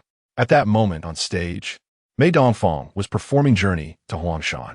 The song's chorus featured an infusion of peaking opera elements, alongside a brief segment of electronic rap, with a predominant orchestral percussion influence from Western music. Mei Dongfang's performance was acceptable. However, to Su Yang, a first-rate pop music expert, the song felt excessively cluttered, presenting a sense of chaos and overindulgence, with an overwhelming fluctuation in tonal variations. Du Fei possesses such ability?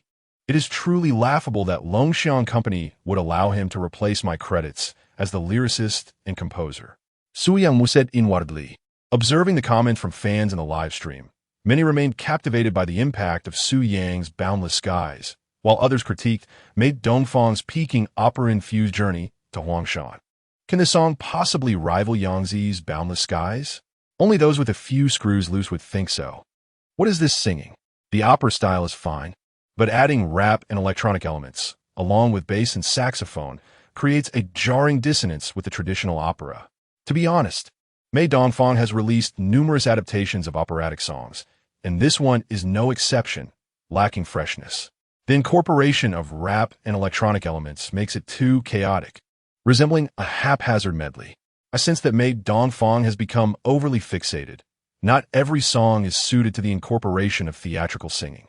While promoting the culture of the Dragon Nation is commendable, it is essential to recognize that Dragon culture encompasses much more than merely theatrical tones.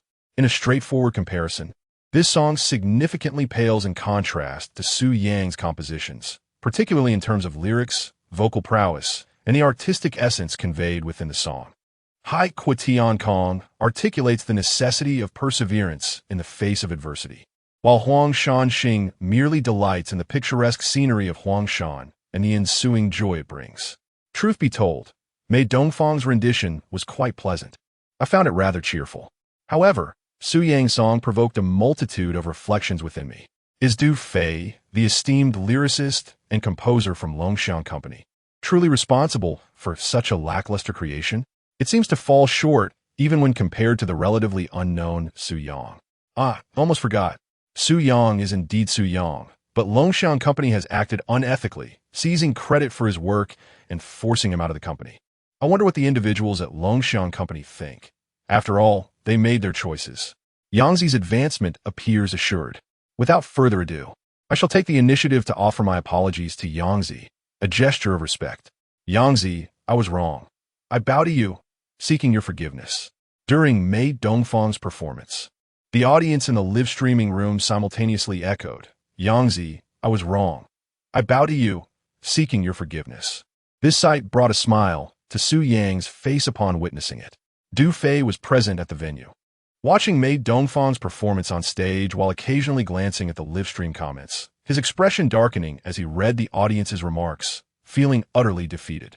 While Mei Dongfang's performance on stage was satisfactory, he understood that Su Yang would undoubtedly emerge victorious. In the realm of professional music judges, Wu Shanhe wore a grim countenance, feeling the burning stares of his peers, which made his face flush with embarrassment.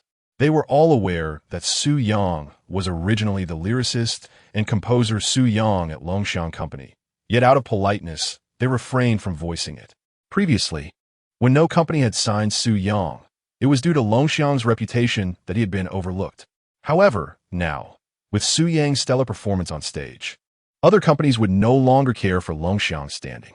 It is evident to any discerning eye how exceptionally talented Su Yang is, an outstanding songwriter, an exceptional vocalist, and strikingly handsome.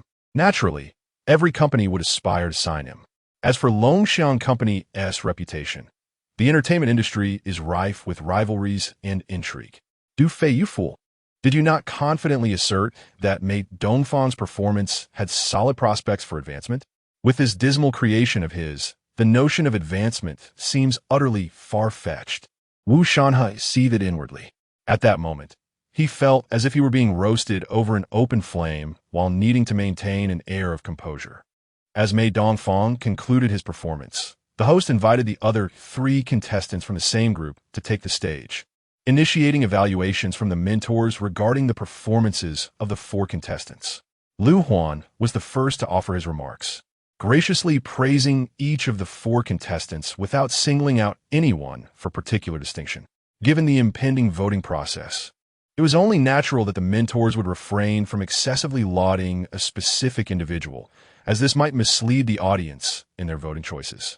Any commendations or insightful observations would be reserved for after the voting, allowing for a more impartial evaluation of the contestants.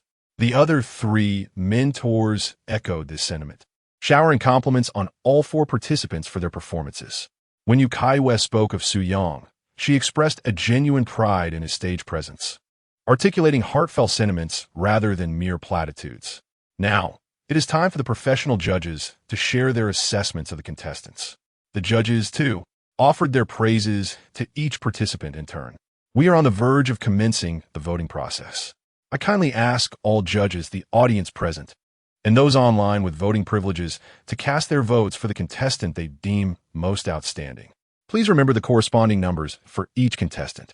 Contestant Shun Fei bears the number 2, contestant Su Yang is number 3, and contestant Mei Dongfang is number 4. Now, let us begin the 1-minute voting period. The stage is illuminated with vibrant lights as dynamic music fills the air. Standing at the center of the stage, the 4 contestants, adorned with their numbered badges, wear expressions of solemnity. Su Yang's seriousness is somewhat feigned. He has grown indifferent to the outcome of the competition. Nevertheless, he recognizes the importance of maintaining a semblance of ritual. Mei Dongfang, on the other hand, wears a genuinely serious expression, feeling somewhat disheartened after his recent performance. He has come to realize that his rendition of Huangshan Journey was not executed as well as it could have been. The fusion of Eastern and Western styles felt somewhat disjointed, and the song's intended emotional resonance fell short. The instrumentation seemed chaotic. though the results remain undisclosed. He has a clear understanding of what they might entail. The 1-minute voting period has concluded, and the channels for voting are now closed. The results are in, but before I announce them, I have some delightful news. The director backstage has just informed me that the live viewership for one song to fame has surpassed 60 million, reaching an astounding 62 million. Tonight, we have shattered the record for live viewership on Indo multiple times. Such an achievement is owed to every audience member present, those watching online, the guidance of our mentors, and the extraordinary performances of our contestants. With a smile, the host shared the exciting news of surpassing 60 million viewers with the audience. Now, let us unveil the voting results. They are now displayed on the screen. The large screen in the center of the stage reveals the voting data for the 4 contestants. 1. Zhao Qian. 3. 15 judges. 1. 5 live audience. 0. 63. Online audience. 1,022. Chun Fei. 6. 0. 3 judges. 3. 2 live audience. 0. 75. Online audience. 2. 18. 3. Su Yang. 86. 75 judges. 32. 5 live audience. 27. 4 online audience. 25. 1. 4 Mei Dongfang. 4. 07 judges. 2. 8 live audience. 1. 22 online audience. 1. 7. As the voting results were unveiled before the audience, Yu Caiyue, who had been seated in the mentor's chair, could no longer contain her excitement and rushed onto the stage. The professional judges, the live audience, and several mentors all erupted in applause. The viewers in the live stream were equally ecstatic. This was due to Su Yang's resounding triumph, achieving an extraordinary voting rate of 86.75. He successfully advanced from the perilous group. Chapter 39. A melody of vast horizons. Lu Huan gazed at the voting data, leaning back with an exaggerated expression. Zhou Ankang applauded while shaking his head vigorously, exclaiming, "Impressive, truly impressive." Feng Hua joined in, clapping fervently and marveling. Su Yang's performance was indeed spectacular. There are no issues with the audience's votes.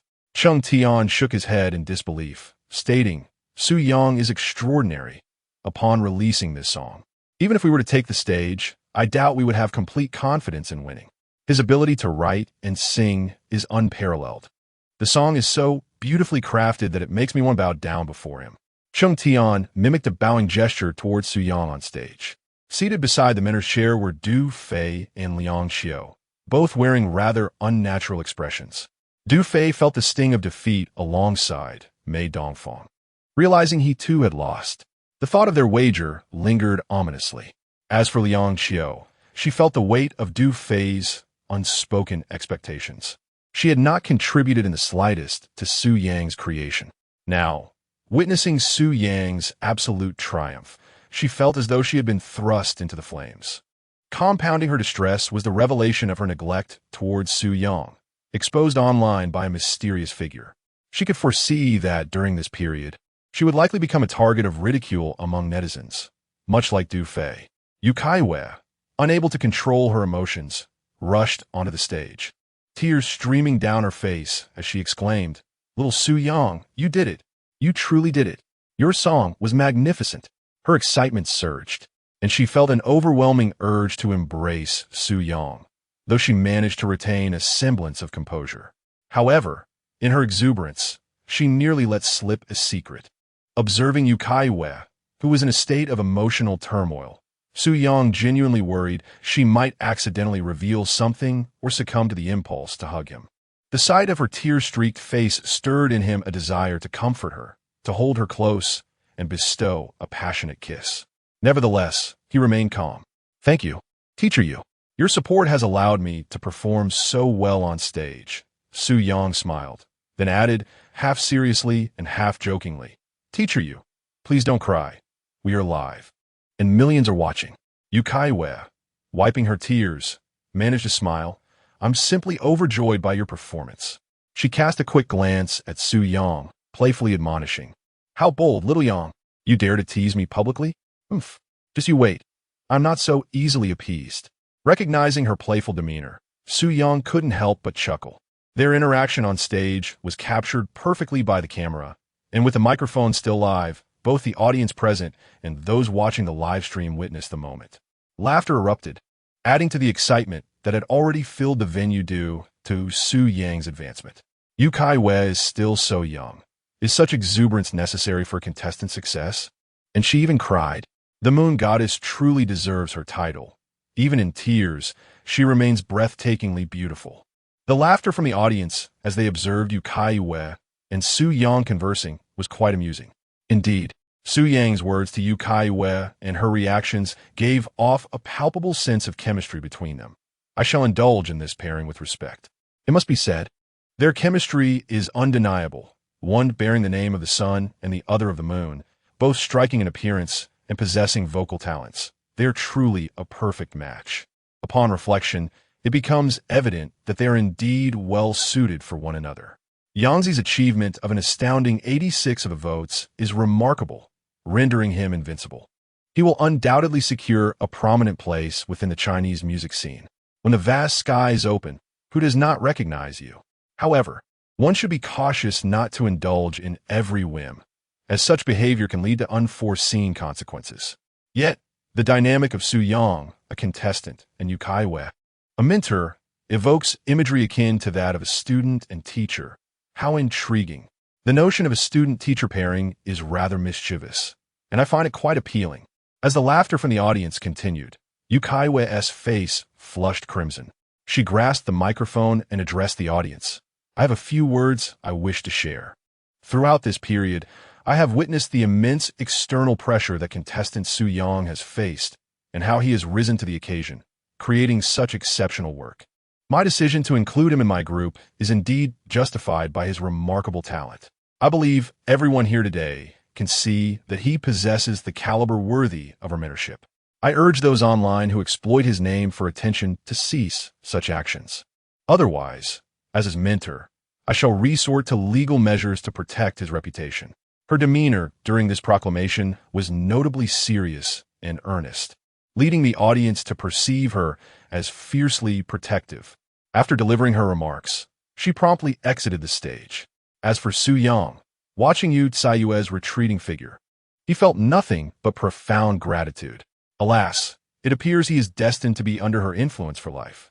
The other contestants approached Su Yang to extend their congratulations. Mei Dongfang eventually stepped forward and earnestly stated, Su Yang, I apologize for my previous disrespect towards you.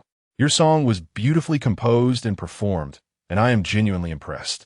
Su Yang was taken aback, surprised that Mei Dongfang would publicly apologize before millions of viewers. Despite his somewhat obstinate nature and penchant for meddling, he could not deny that he was a man of integrity. With a smile, Su Yang replied, It seems we have forged a bond through competition. In the future, let us exchange ideas regarding music. I am quite intrigued by your operatic style, and I have some creative inspirations in that vein. It is wise not to bear malice towards those who extend their hand in friendship, especially when one has publicly acknowledged their mistakes. Su Yang was indeed knowledgeable about operatic music, having previously composed 2 songs that incorporated such elements. His understanding of the artful singing style, the essence of the songs, the elements of ethnicity, and the nuances of performance is undoubtedly far more mature than the theatrical songs composed by Mei Dongfang. To be candid, while Mei Dongfang's intention behind creating theatrical songs is commendable, the direction of his creative endeavor is somewhat misguided, attempting an amalgamation of Eastern and Western styles. The very premise of his artistic direction is flawed. With thousands of years of rich history, the vast cultural heritage of China has given rise to numerous indigenous instruments, each producing unique tonal effects that embody the intrinsic charm of the Dragon Kingdom. Indeed, I hope to receive your guidance when time permits. Mei Dongfang replied with a hearty laugh. Subsequently, several mentors offered their critiques on the singing issues presented by the 4 contestants. Chen Fei's vocal skills appeared somewhat ostentatious, lacking in emotional depth. Mei Dongfang's composition, characterized by a chaotic blend of theatrical singing, rap, and various Western instruments, seemed excessively disordered. As for Su Yang's song, the mentors unanimously regarded it as a mature and exceptional piece. If any criticism were to be levied, it would pertain only to minor details that some might find trivial. Su Yang, do you have anything to say in conclusion? The host inquired. Backstage, preparations were underway for the next group of contestants. After a moment's reflection, Su Yang took the microphone and proclaimed, "No one supports my lofty aspirations. I shall tread through the snow to the mountain's peak." Upon hearing this, the host paused briefly before erupting into applause, exclaiming, "Bravo! What a splendid line. No one supports my lofty aspirations. I shall tread through the snow to the mountain's peak." Su Yang's words garnered enthusiastic acclaim from the audience. Soon, the final group of competitions concluded, and the victor emerged, a female contestant named Zhang Yuan, hailing from the Zhou Oncon group, who had garnered the selection of all 4 mentors in the initial episode. As the 3 advancing contestants reappeared on stage, the host and mentors waved farewell to the audience, marking the end of the first round of the 12-3 competition. "Hello, Su Yang. I am the general manager of Guangming Media Company." "Hello, Su Yang. I am the music director of Xinhua Media." Immediately following the program's conclusion, several individuals surrounded Su Yang. Among them stood a figure on the periphery, eliciting a glimmer of disdain in Su Yang's eyes. He was Wu Shanhe, the music director of Longxiang Company. Su Yang's prior expulsion from Longxiang Company and the revocation of his songwriting credit were profoundly linked to Wu Shanhe. Chapter 40, Yu Caiyue. Let us elopement. Representatives from several media companies approached, eager to ingratiate themselves, handing out business cards while suggesting a casual meeting. Their true intention was to entice Su Yang to join their ranks. Even in the presence of Su Yang as former employer and music director, they disregarded any semblance of decorum. Su Yang's value had surpassed the esteem they held for Longxiang Company. In the realm of self-interest, reputation is of little consequence. Su Yang deftly deflected their overtures with a pretext of focusing on his current competition, expressing no desire to join another company. "The management of your previous company made a significant misjudgment regarding your future, and I have dealt sternly with those who underestimated you," he continued. "You have enjoyed a fruitful 3-year collaboration with Longxiang, and as for your affair with Xiaoyan, I am unaware of the details surrounding your breakup. However, I will endeavor to mediate.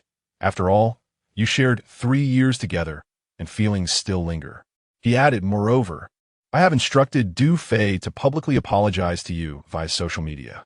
After the representatives from other media companies departed, Wu Shanhe approached Su Yang with a smile.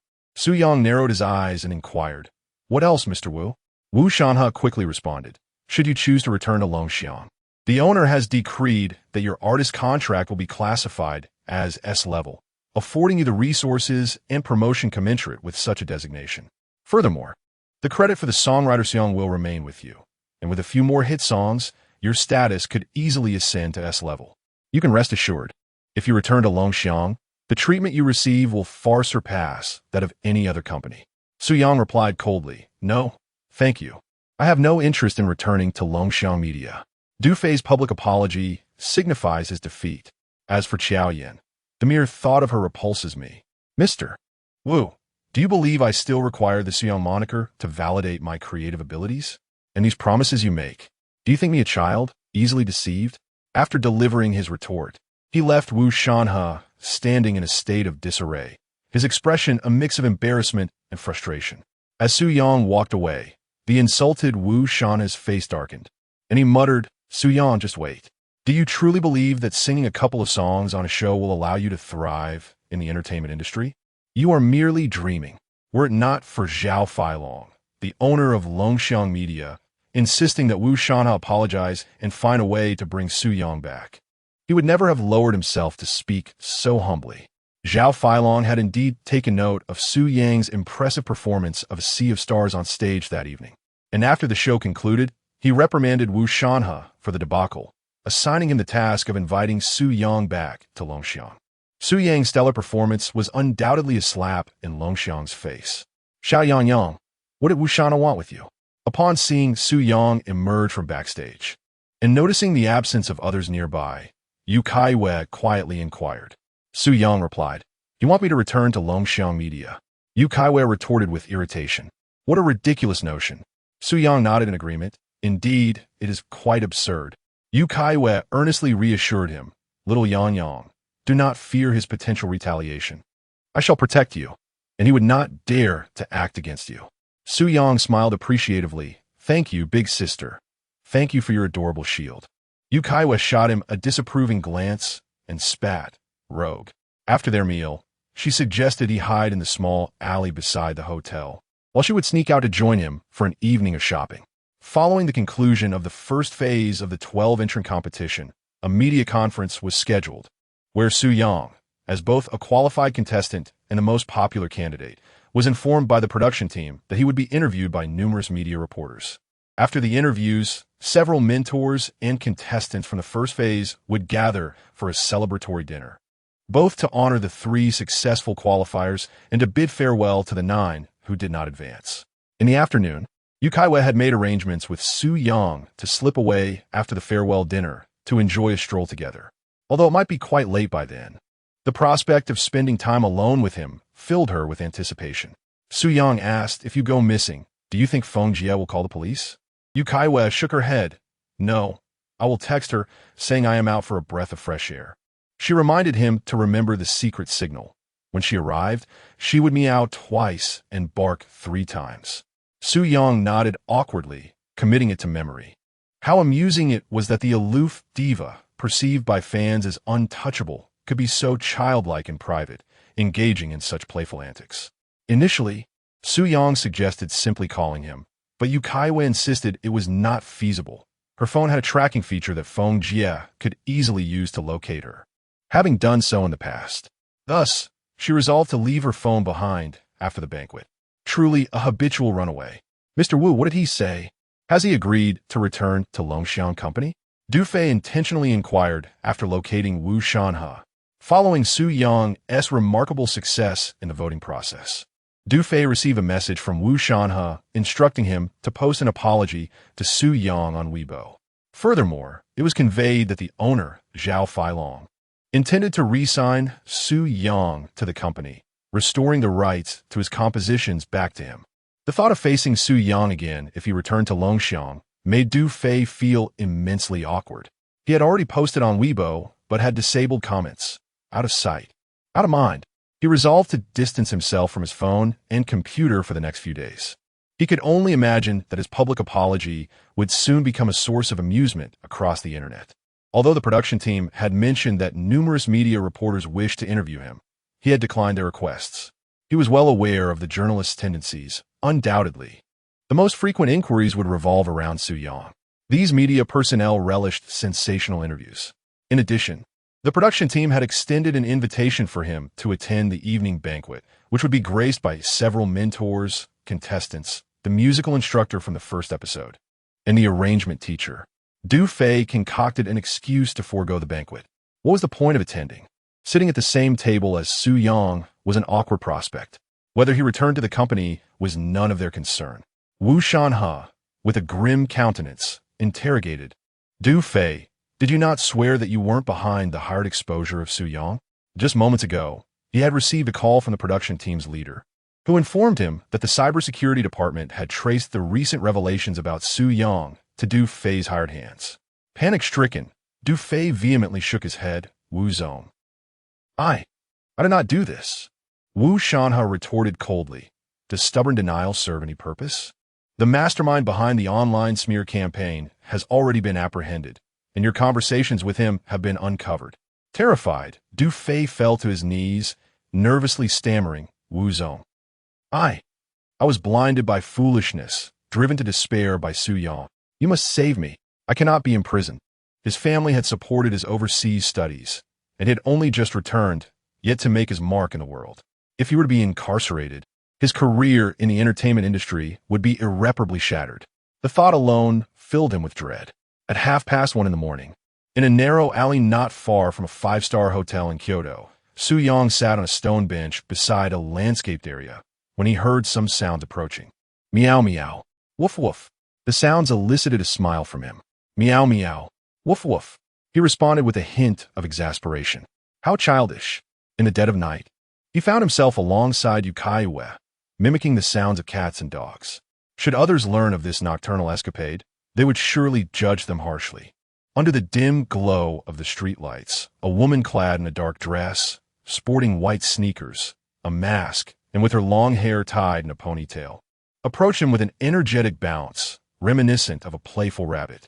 Upon reaching Su Yang, she eagerly grasped his hand, her voice a blend of excitement and urgency. Xiao, Yang Yang.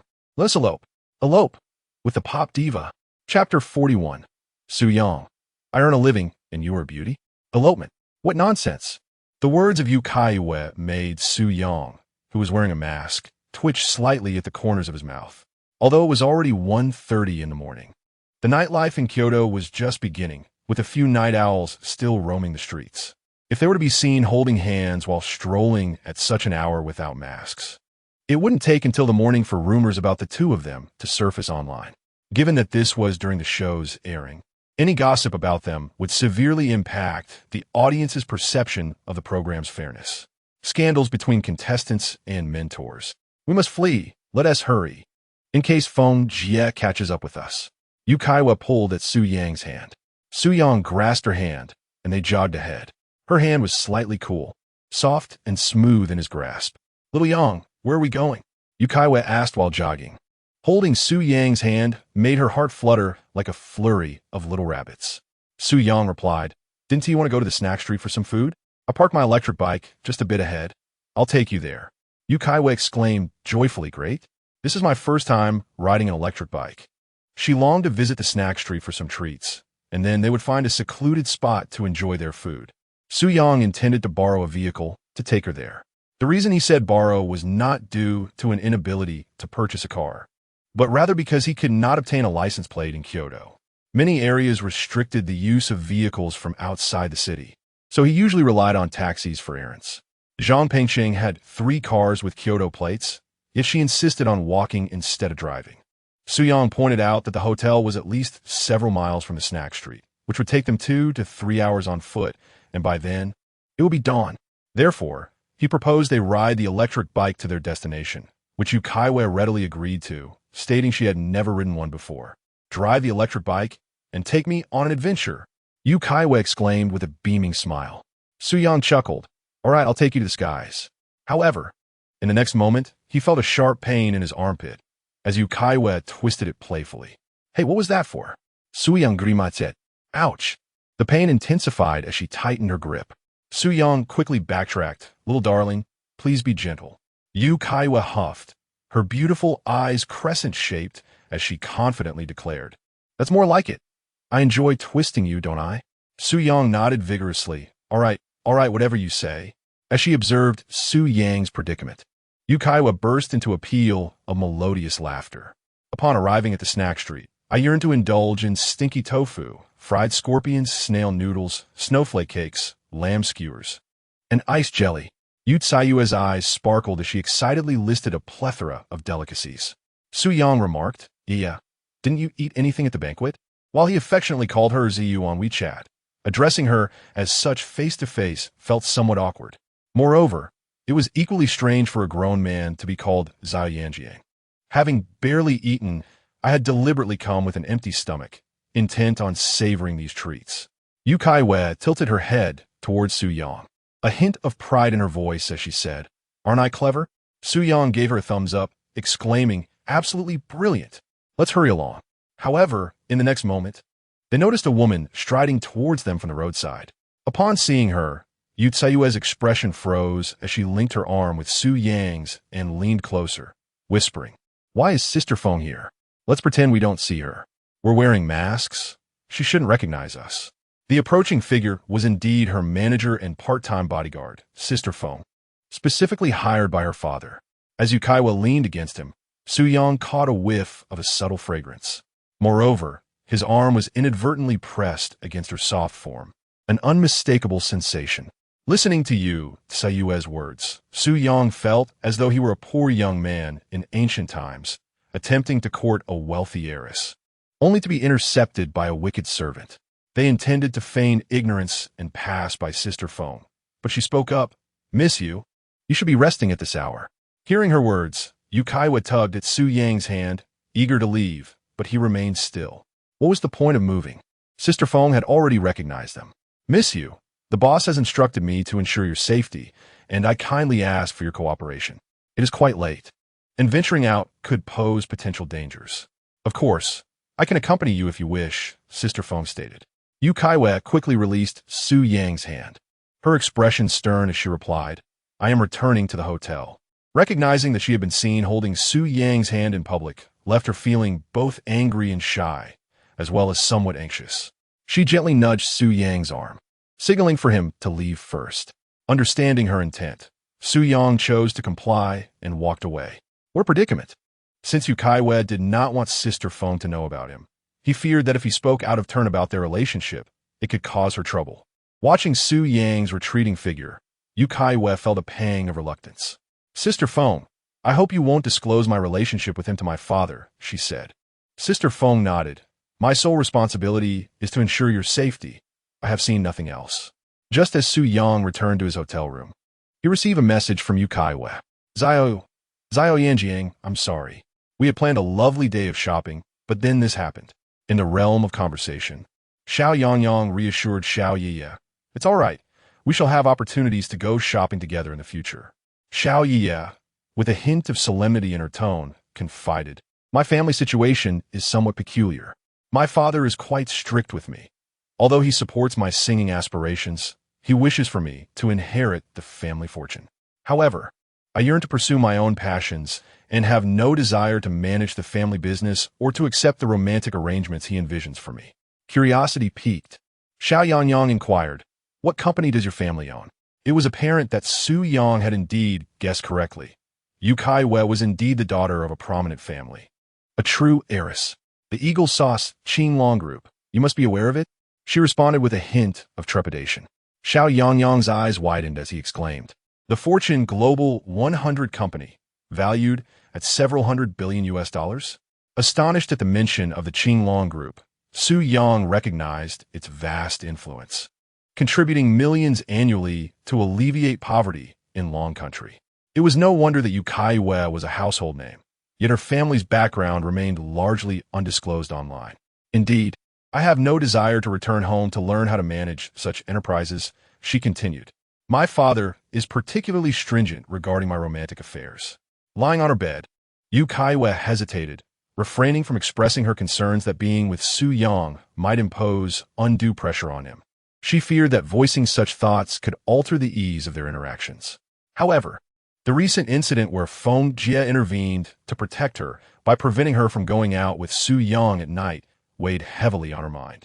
After much contemplation, she resolved that it was essential to share her circumstances with him. I must strive to excel, Xiao Yangyang declared. Do not underestimate the youth. Fortunes may shift over time.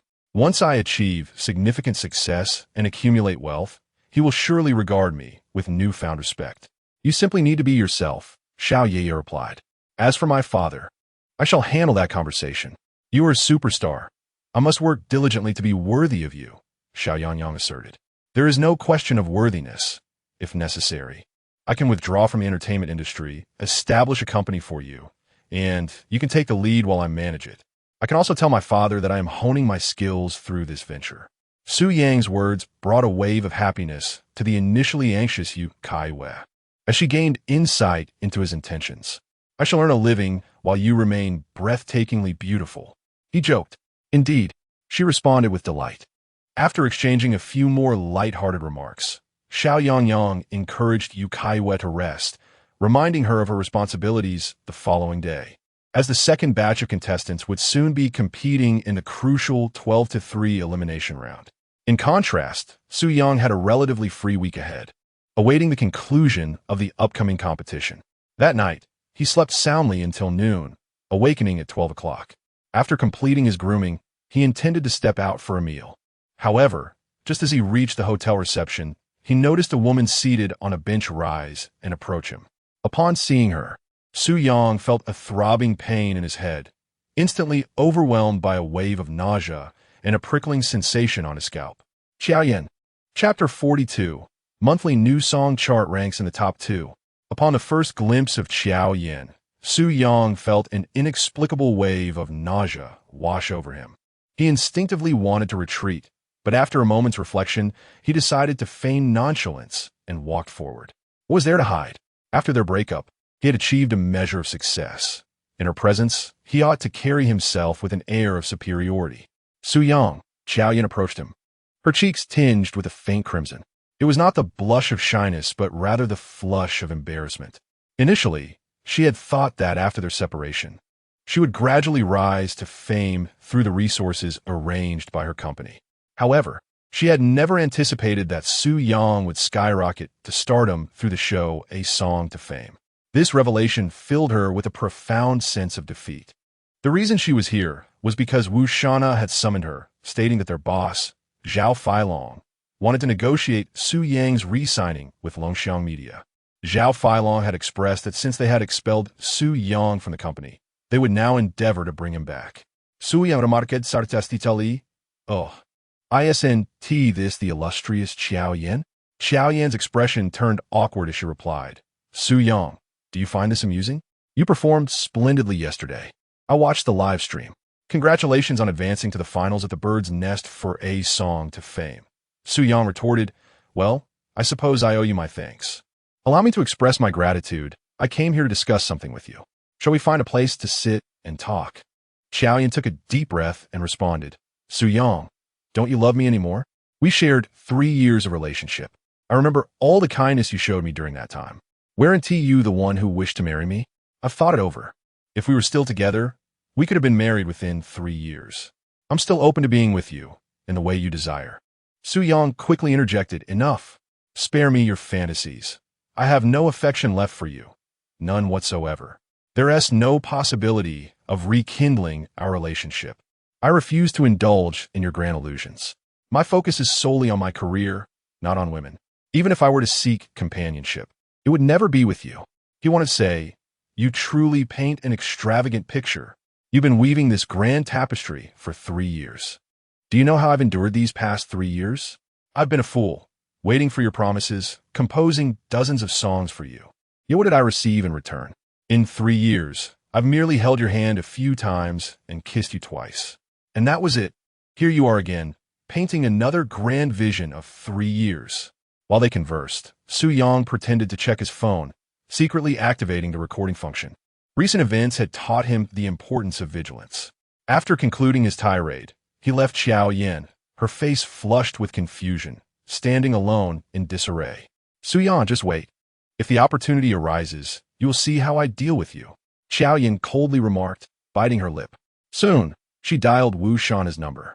"Uncle, I conveyed what you asked of me, including the agreement to marry him. However, he has firmly stated that it is impossible for us to be together and scolded me harshly. I have done my utmost. Uncle, we have several first-line stars in our company. Is it truly necessary to bring him back and sign him to an S-level artist contract?" Qiao Yan responded with irritation. Wu Shanhe retorted, "Try again and see if he can change his mind. If not, then let it be. Do you understand? He is an exceptionally promising talent that other companies will covet. The boss values profitability. The 2 songs he has performed, Heavenly Queen, is currently the top of the monthly new song chart, and Boundless Sky has already entered the top 10 within a night. The total subscriptions for these 2 songs have exceeded 100 million. If you could also produce 2 such high-profile songs, I would approach the boss to negotiate an upgrade for your artist contract." Hearing Wu Shana mention the immense popularity of Su Yang's 2 songs on the new song chart made Qiao Yan's temper flare. After hanging up, her eyes were bloodshot, and she gritted her teeth, exclaiming, "Su Yang, you scoundrel, why haven't you written me a few high-quality songs in the past 2 years? If you had, I might not have had to break up with you. You scoundrel." A day passed swiftly. The new week brought the chance to open a popularity egg. "System, I wish to open an egg." "Ding, congratulations on obtaining flute playing skill, 3rd rate." "Ding, congratulations on acquiring a learning card, 3rd rate." 3rd rate flute playing. System, don't toy with me. A man cannot play the flute. I meant the instrument, Shao. Learning card. Su Yang can now designate music-related skills to enhance to a 3rd rate level. System, your egg opening this week is rather unseemly.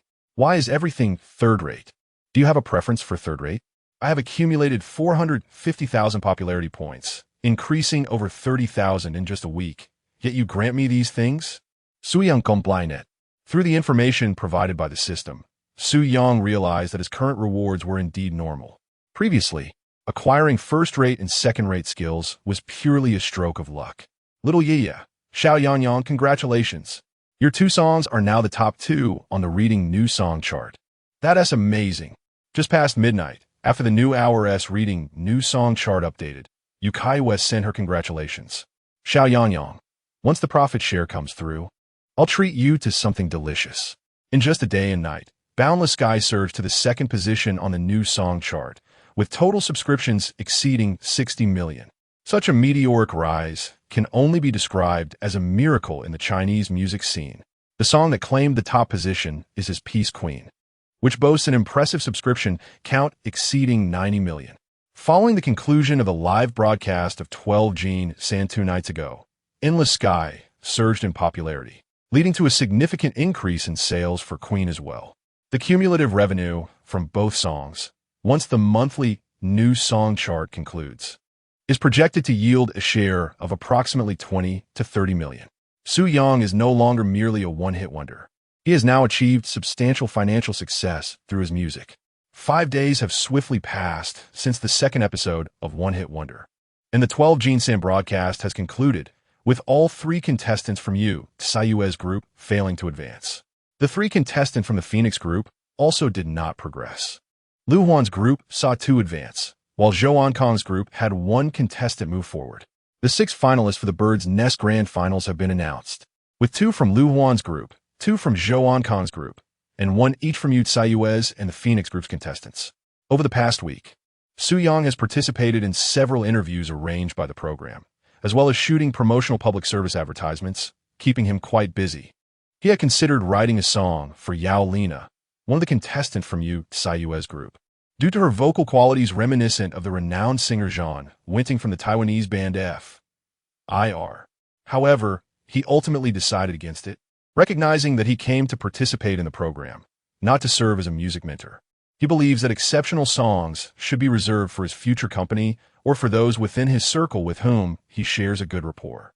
Once he establishes his own company, it would be impractical for him to perform all the remarkable songs himself. He could foster friendships through music, thereby expanding his network. The entertainment industry operates within a tightly knit circle where connections are paramount. More friends mean more pathways to success. Now, I shall announce the rules for the Bird's Nest Grand Finals, as the host stands center stage addressing the camera. Chapter 43. A touch of sweetness. The Bird's Nest concert adopts a competitive format, ultimately determining the top 3 contestants through 2 rounds of performances. Initially, there is a duet segment where mentors and contestants perform songs either composed by the mentors or the contestants themselves, where they may reinterpret these pieces. Following this, the contestants engage in a round of competition where 6 individuals perform songs, which may include original works or pieces created by their mentors. Upon the conclusion of their performances, an audience of 20,000 will cast their votes via voting devices to select 4 contestants who will advance to the next round. In the subsequent stage, these 4 contestants must perform their original compositions, after which the audience will vote to determine the top 3 performers. The trio that emerges victorious will receive delightful rewards. After the host succinctly outlined the rules of the Bird's Nest Finals, the episode came to a close, with the grand finale of 1 song to Fame scheduled to occur in 10 days. In the backstage area, under the watchful gaze of the cameras, Yu Caiyue earnestly inquired, "Su Yang, do you have any thoughts regarding the songs you will perform?" She continued, "I have listened to several of your previous compositions, and I found a few quite impressive. 10 days is ample time. We can consult with our music teacher to see where adjustments may enhance the stage presentation. I have a selection of duet songs. Please let me know which ones you deem suitable." "Quite well," Su Yang acknowledged, aware that Yu Caiyue's praise was somewhat understated. His earlier works simply could not compare to the likes of Queen and Boundless Sky. The quality was markedly inferior. "Teacher Yu, I have recently reworked some of my previous songs, refining the arrangements and accompaniment. I have demo versions ready. I was merely waiting for the right opportunity to officially record and release them. How about I send you the files from my computer once I return home? I also have a duet song that I believe will be quite fitting." "That sounds good," replied Yu Caiyue. Later that evening, upon returning to the hotel, Su Yang opened his computer and extracted 3 songs from the system, sending the audio files to Yu Caiyue. The selections included Three Kingdoms Love, Blue, and White Porcelain, and A Touch of Sweetness, the latter being a popular hit, while the other two were classic masterpieces. Consequently, Su Yang had exhausted 2 of his classic song quotas and 1 hit song quota. The thought was painful. However, for the sake of achieving better results, enhancing stage presence, and garnering increased popularity, presenting quality songs was essential. Once I elevate to the rank of a second-tier musician, I will receive 1 classic song each week. So what does it matter if I use 2 classic song quotas now? Xiao Yang Yang, I've sent you the songs. Let me know what you think. Xiao Yiya, okay. I will listen and provide feedback. It's wonderful to have you. Xiao Yang Yang, what do you think? Xiao Ya, don't misunderstand me. I mean that having you, a professional musician, as my contestant saves me a lot of trouble. After all, you comprehend composition and arrangement so well. Your songwriting and arranging skills far surpass mine. Though their attempt at elopement on that fateful night did not come to fruition, the bond between them had undeniably transcended the digital realm into the tangible world. This sensation was something that could never be fully grasped through mere online conversations. As Yu Caiyue glanced at the 3 songs sent by Su Yang, the one that piqued her interest was a bit sweet, resonating with her own sentiments over the past few days, indeed, A Touch of Sweetness. Promptly, she opened the audio file of the song. The lively, rhythmic music commenced. Male voice, plucking an apple, waiting for you to pass by, to quench your thirst with it in hand. Female voice, like summer's cola, like winter's cocoa, you're the right moment and the right role. Male voice, we have already made plans to spend next weekend together. Your little moods mean the world to me. Female voice, I cannot fathom why. Though my wounds are yet to heal, you have barged into my heart. Male voice, it is you who has shown me a flower blooming in a parched desert. Female voice, it is you who makes me wish to compose a love song for you every day. Male voice, woven with the most romantic of refrains. Female voice, you gently echo my sentiments, your gaze affirming our choices. Male voice, you transform my world into shades of pink from that moment. Female voice, you have made my life revolve solely around your presence. Male voice, love must be meticulously sculpted. Male voice, I am Michelangelo. Chorus, with heartfelt precision, we etch the most blissful style. As the main chorus concluded, Yu Caiyue savored the delightful essence of happiness and sweetness conveyed through the jubilant duet. Indeed, it was a bit sweet. This was merely a sample of the song. Within the lyrics, she envisioned the journey of her and Su Yang's encounter, how their feelings blossomed online and eventually led to their meeting in reality. Although their previous nocturnal escape had not succeeded, leaving her with a hint of melancholy, it was their first intimate moment of holding hands privately. Their interactions during this time, though set against the backdrop of a program, were imbued with a sweetness that resonated deeply within Yu Caiyue's heart. The imagery in the lyrics, likening summer's cola to winter's cocoa, struck her as most fitting.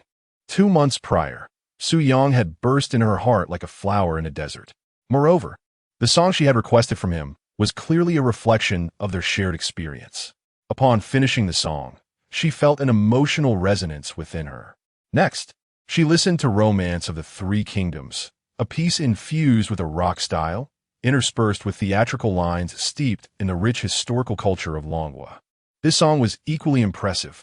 It rivaled the vastness of the sea is boundless. The fusion of rock elements, theatrical flair, and Longguo culture within this piece surpassed, made Dongfang's Huangshan journey by a considerable margin.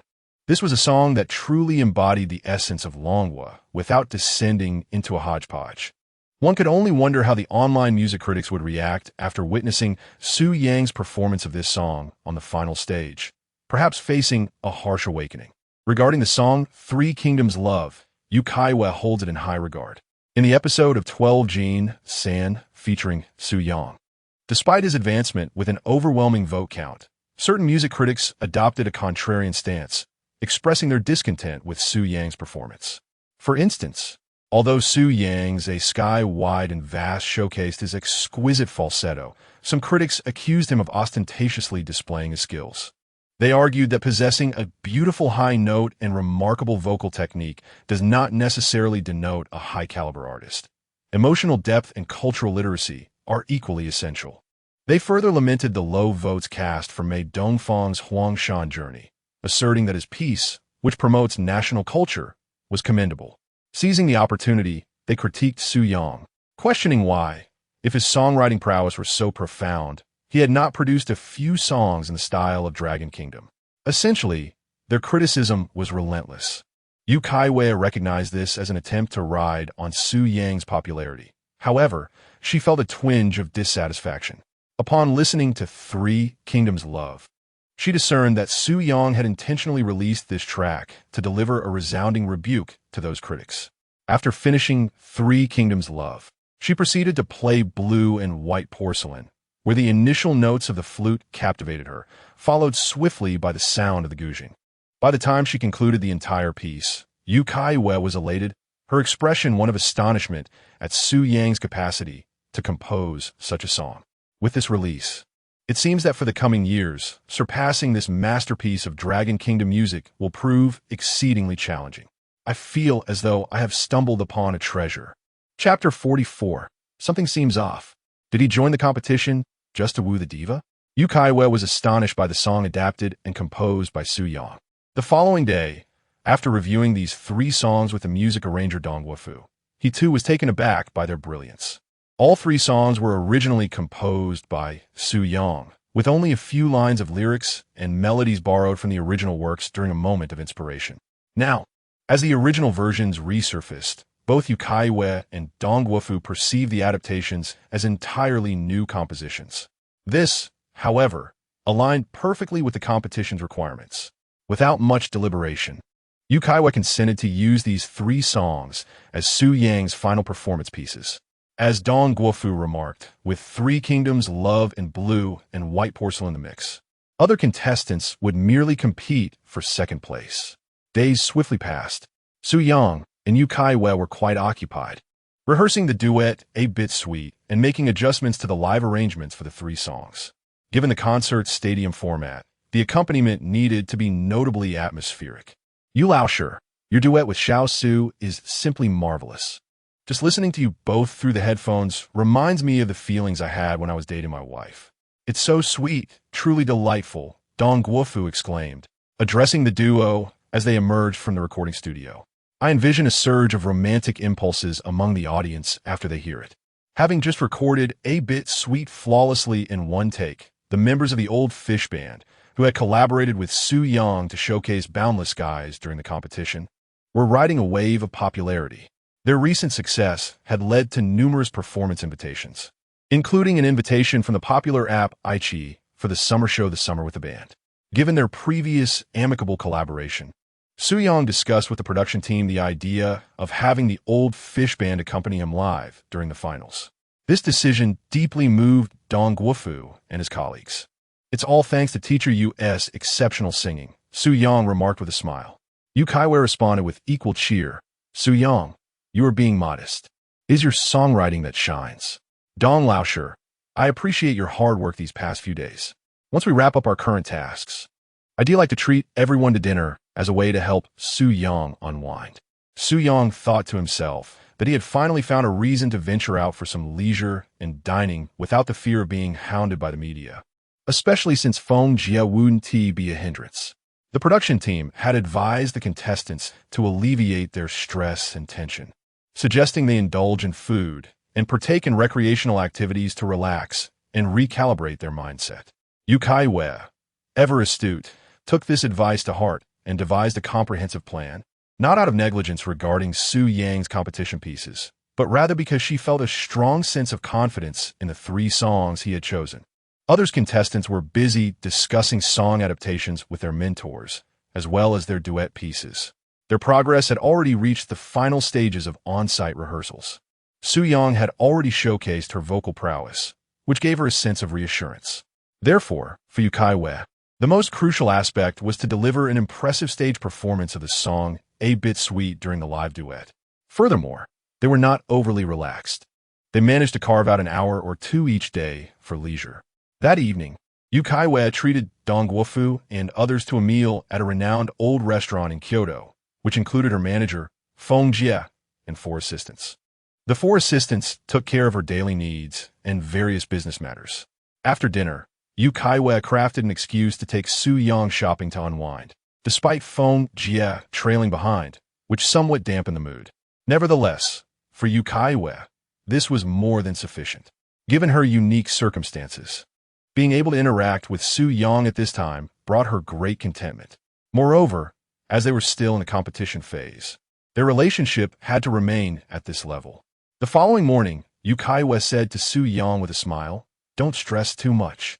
Come on, let me take you bowling." After their bowling session, Yu Caiyue playfully teased Su Yang on WeChat. "Xiao Yiya, Xiao Yang. Didn't you say you weren't good at bowling? You big fibber." Initially, she wanted to showcase her bowling skills by dragging Su Yang along. But at first, Su Yang's ball veered off into the gutter. However, after a few attempts, she knocked down more and more pins, culminating in a stunning strike that earned applause from onlookers. "Xiao Yang.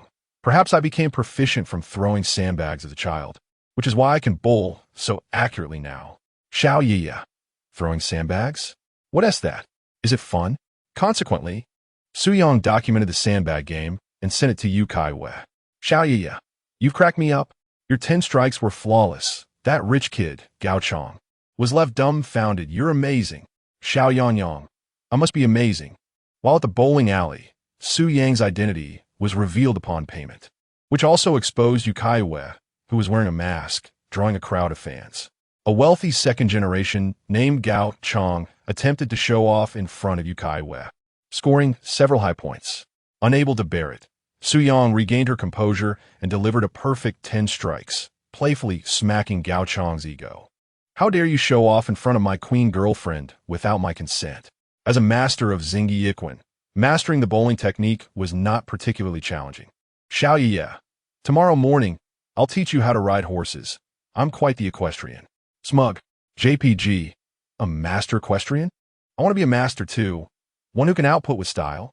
After their horseback riding session the next day, Yu Caiyue expressed her dissatisfaction. "Xiao Yiya, didn't you say this was your first time riding a horse?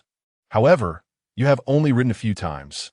Yet you effortlessly managed to lean off the horse and leap back onto it. What a deceiver. Perhaps my childhood experience riding wooden horses has enabled me to master equestrian skills with such ease. As for hanging off the side and jumping down to the ground before mounting again, I merely wanted to show off in front of that fellow named Song, and to my surprise, it turned out to be quite simple. Familiar scripts and well-known scenes unfold as they are recognized again at the horse ranch, with someone once more trying to impress Yu Caiyue. Su Yang, as a master of Xingyi, finds it effortless to master the art of horseback riding. In fact, jumping down and remounting is a mere trifle. When Yu Caiyue initially taught Su Yang to ride, they shared a horse, with him sitting behind her, which made her feel somewhat bashful. "Didn't you say you had only played golf a few times? Almost getting a hole-in-one. You must be quite accurate," she teased.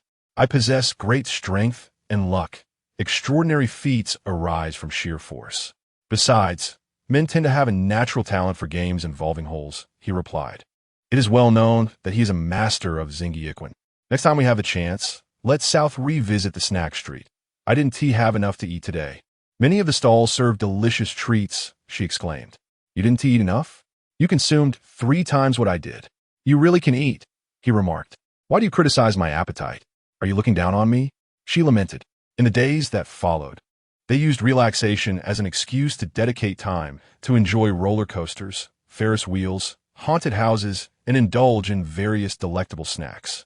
While the other 5 contestants were tirelessly rewriting and rehearsing their songs, the atmosphere in their group remained lighthearted, with Su Yang's 3 songs already confirmed and nearing completion. The duo practiced their duet more frequently than the other 5 contestants. Yu Caiyue encouraged the other 3 groups of mentors to advise their contestants to ease their nerves, asserting that a bit of relaxation could inspire creativity and yield exceptional works. To the other mentors and contestants, her words seemed almost pretentious. After all, Su Yang is a music producer, significantly more proficient in songwriting and arrangement than the other contestants. Furthermore, with Yu Caiyue focusing solely on one contestant, she could devote all her energy to Su Yang. If they were as relaxed as Yu Caiyue was with Qin Xian, They would never complete all their songs before the competition. During this period, snippets of behind-the-scenes footage from the show were released daily. Initially, the moments capturing Yu Caiyue and Su Yang preparing their songs seemed amusing. However, the narrative took a turn, and it became unclear who initiated the shift. Today, I saw Su Yang and Yu Caiyue at the haunted house, and she was so frightened that she hid in his embrace. Is that so? How scandalous. Something feels off. My friends, while other contestants are working tirelessly for the competition, it seems Su Yang is merely enjoying time with the goddess of the show. Chapter 45, Su Yang. You may prepare for a feast of excrement. In 2 days, we shall broadcast a culinary experience. Not only have netizens captured the offline interactions between Su Yang and Yu Caiyue, but the production team has also been diligently releasing daily snippets featuring several contestants. This strategy serves to sustain the show's momentum. Furthermore, many spectators relish glimpsing the offstage antics beyond the competition itself. When the production team shared the footage of the duo's interactions, they naturally sought the consent of both parties. Yu Caiyue expressed no objections, and Su Yang echoed her sentiments. In Yu Caiyue's words, they need not publicly acknowledge their relationship before the media, yet she harbors no fondness for secrecy. As for her family, she believes that solutions will present themselves when the time comes. If a woman like her can be forthright, then Su Yang, as a man, would certainly not shy away from transparency. He is well aware that being with Yu Caiyue would likely encounter considerable resistance from her family. However, with the system at his side, what is there to fear? His focus should be on establishing his own career. After all, fortunes ebb and flow. One must not underestimate the youth and their struggles. Xiao, time flies. In just 2 days, the bird's nest finals will arrive. We cannot indulge in leisure over the next couple of days. Xiao Yang. After the competition, we shall have ample time for enjoyment. Xiao, I've already conferred with Yan Hong. Once the competition concludes, I shall acquire her company. Officially, I will be the owner, holding 40% of the shares while you will possess 60%. Henceforth, you may devote yourself to your creative endeavors while I work for you. Xiao Yang. Wasn't it agreed that the woman manages the household while the man ventures into the world? During this period, several media companies have persistently pursued him, eager to secure a contract, offering exceptionally generous terms. This includes Longguo Media, where Xiao Yan has shamelessly approached Su Yang, even escalating matters online. The owner, Zhao Feilong, has personally contacted Su Yang, presenting enticing propositions. Nevertheless, Su Yang has gracefully deflected their advances, asserting that during the competition, his entire focus must remain on the contest. While signing with a company is inevitable, he envisions establishing his own firm that can assist in operations and resource acquisition. In the future, he will require a diverse array of resources and popularity to elevate his status. For now, he wishes to concentrate solely on his music. Should the system eventually grant access to roles in acting and related functions, he will indeed need the requisite resources, as music alone cannot provide the necessary acclaim.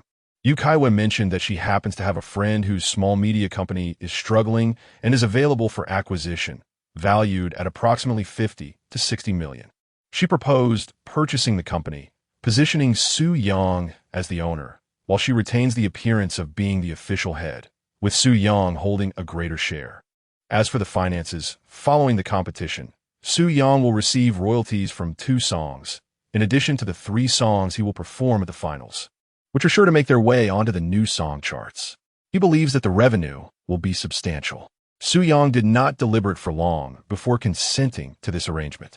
A company is not akin to a woman. The concept of second-hand does not apply.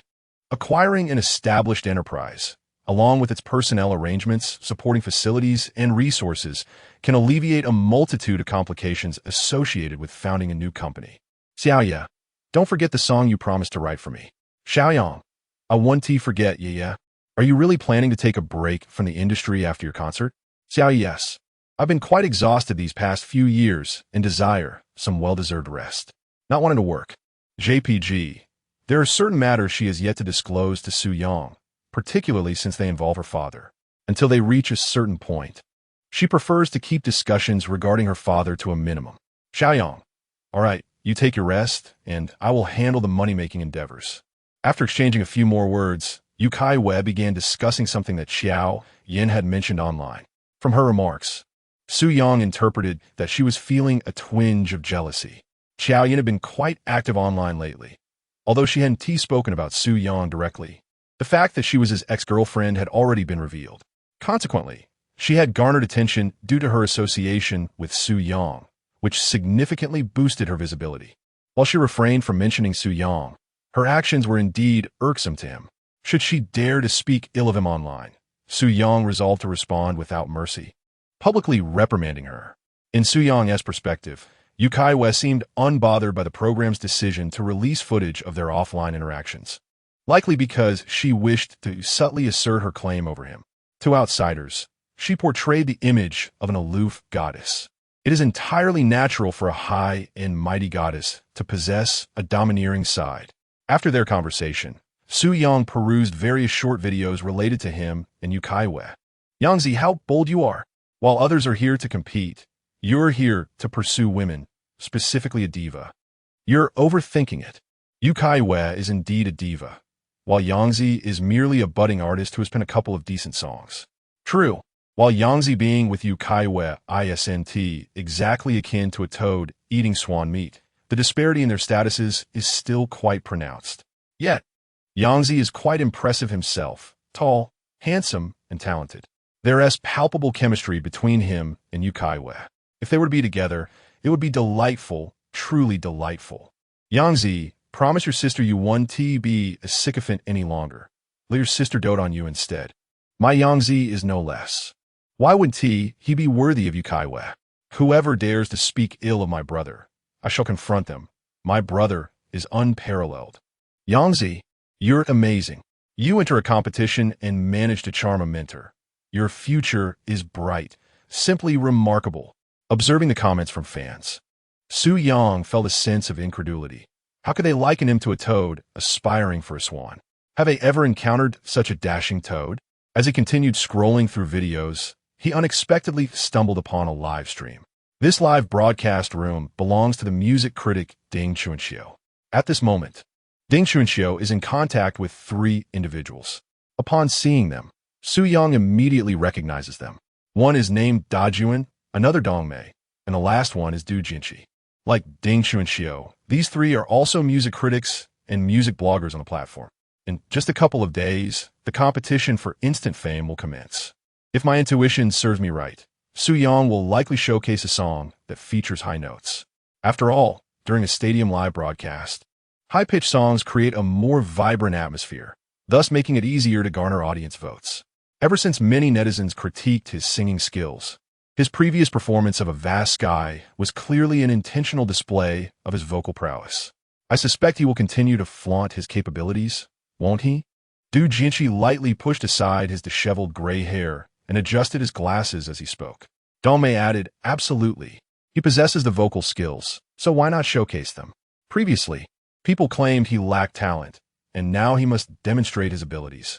Failing to do so would be detrimental. In truth, I find myself agreeing with what Teacher Ding said. As someone who excels at songwriting, why not incorporate elements of Longguo into his compositions?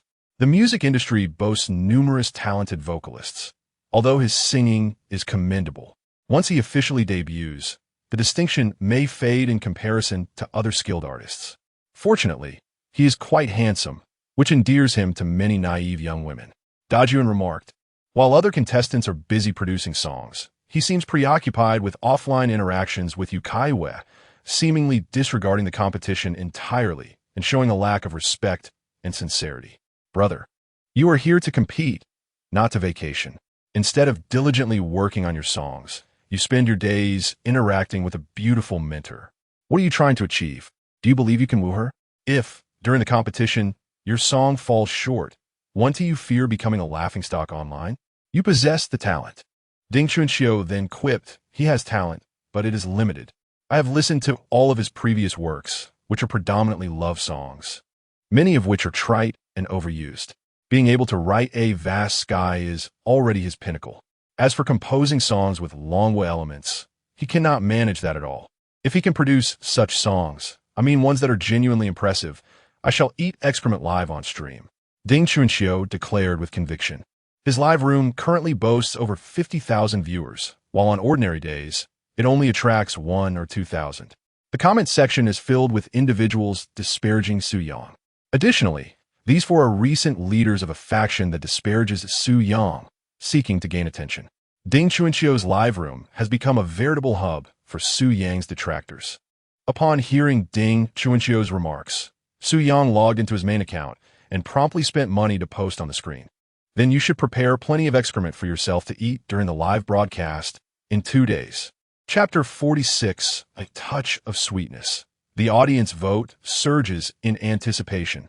Who is this boorish individual, speaking so ungraciously that management has chosen to blacklist him? Upon reading such comments on the public screen, Ding Caiyue retorted with irritation. Who are you? Are you Su Yang? How can you be so certain that he will present a high-quality Dragon Country-style song in 2 days? He was currently engaged in a heated exchange, seeking to garner attention through provocations. Suddenly, someone interjected, suggesting he prepare for a rather unpalatable fate in 2 days. Was this not merely stirring up trouble? Recognizing the username of the commenter, Ding Caiyue found it somewhat familiar. The songwriting Su. The comment section erupted in excitement upon seeing this remark. Ding, you are absolutely right. It is indeed Su Yang. He truly is Su Yang. Ding, are you surprised? Su Yang has really arrived. You've been taunting him for days, and now the real deal has shown up. What will you say now? Haha, Su Yang has done brilliantly. Old Ding, after mocking him for so long, he must go live and eat his words. He is Su Yang. He certainly has the right to speak like that. Support Yangzi. Let old Ding eat his words. Yangzi, I am your fan. I adore your songs Tianho and Horizon. Ding Caiyue was taken aback by the audience's comments in the live stream, momentarily at a loss for words. He had been mocking Su Yang for several days. However, to critique others in Su Yang's presence felt akin to speaking ill of someone right before them. The other 3 music critics were equally astonished to learn that Su Yang had entered Ding Caiyue's live stream. Dongmei chuckled. So his teacher Su Yang who has arrived. We mean no disrespect. We simply wish to analyze your performance from a musical perspective. Your creativity and vocal prowess are beyond question, as evidenced by your presence on the new song charts. We only hope to see you progress further. Dajuan quickly added, indeed, my intention is for you to focus your energy on the competition and on songwriting, especially since you are still competing. Poor performance could lead to ridicule later. Du Jianqi remarked with a smile. Ah, teacher Su Yang, you possess undeniable creative talent. We merely wish to offer some suggestions to help you compose Dragon Country-style songs. Ding Caiyue, regaining his composure, forced a smile. Welcome, teacher Su Yang, to my live stream. My intent is not to create a topic of discussion, but rather to generate some buzz for you. Wouldn't you agree?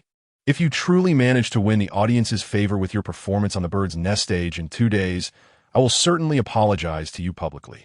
Although slightly awkward, he endeavored to smooth over the situation, ensuring he would not have to dwell on the previous comments.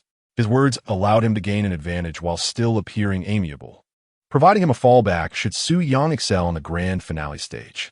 He has been a music critic for many years and has encountered formidable opponents. When faced with confrontation, he simply lowers his head and offers a conciliatory remark, knowing that, as a celebrity, they cannot truly harm him. Meanwhile, he has gained popularity and financial success, establishing a reputation and amassing a loyal fanbase. Coincidentally, in the finals, I happen to have 2 songs that are adaptations of traditional Dragon Country music. While you see me relaxed, how can you know the effort I put in behind the scenes? In 2 days, I await your live broadcast of disgrace. With a swift succession of 2 comments on the public screen, Su Yang exited the live stream, preferring to avoid further verbal sparring. He had articulated his grievances and pointed out the reasons for his indignation, trusting that the audience was astute enough not to be easily swayed by the critics. Su Yang was well aware of these critics, who had recently been quite active in disparaging his vocal skills and songwriting abilities, serving as the leaders of his detractors. Given the context of the ongoing 12th to 13th round competition, he found it unnecessary to engage with them. However, today he stumbled upon Ding Caiyue's livestream, where he witnessed the 4 chief detractors conducting a public denouncement against him. Naturally, he refrained from hurling insults at them. After Su Yang made his remarks, the audience in the live stream erupted in excitement. Ding, did you expect that? Yangzi actually performed 2 pieces of Dragon Country music in the finals. He is determined to confront you directly. Ding, in your quest for clout, you have sacrificed your dignity. If Yangzi's 2 Dragon Country songs prove to be of exceptional quality, you might just have to eat your words live, considering you vowed to do so should he produce high-quality works. With the success of the Diva, you claimed his singing was inadequate, and after the soaring success of Sea Wide Sky, you said he lacked sentiment. Now that he is embracing Dragon Country music, what will you say next? A group of shameless clout chasers. Yangzi is right. You are utterly disgraceful. I admire Yangzi's character. You criticize him, yet he proves you wrong. Haha.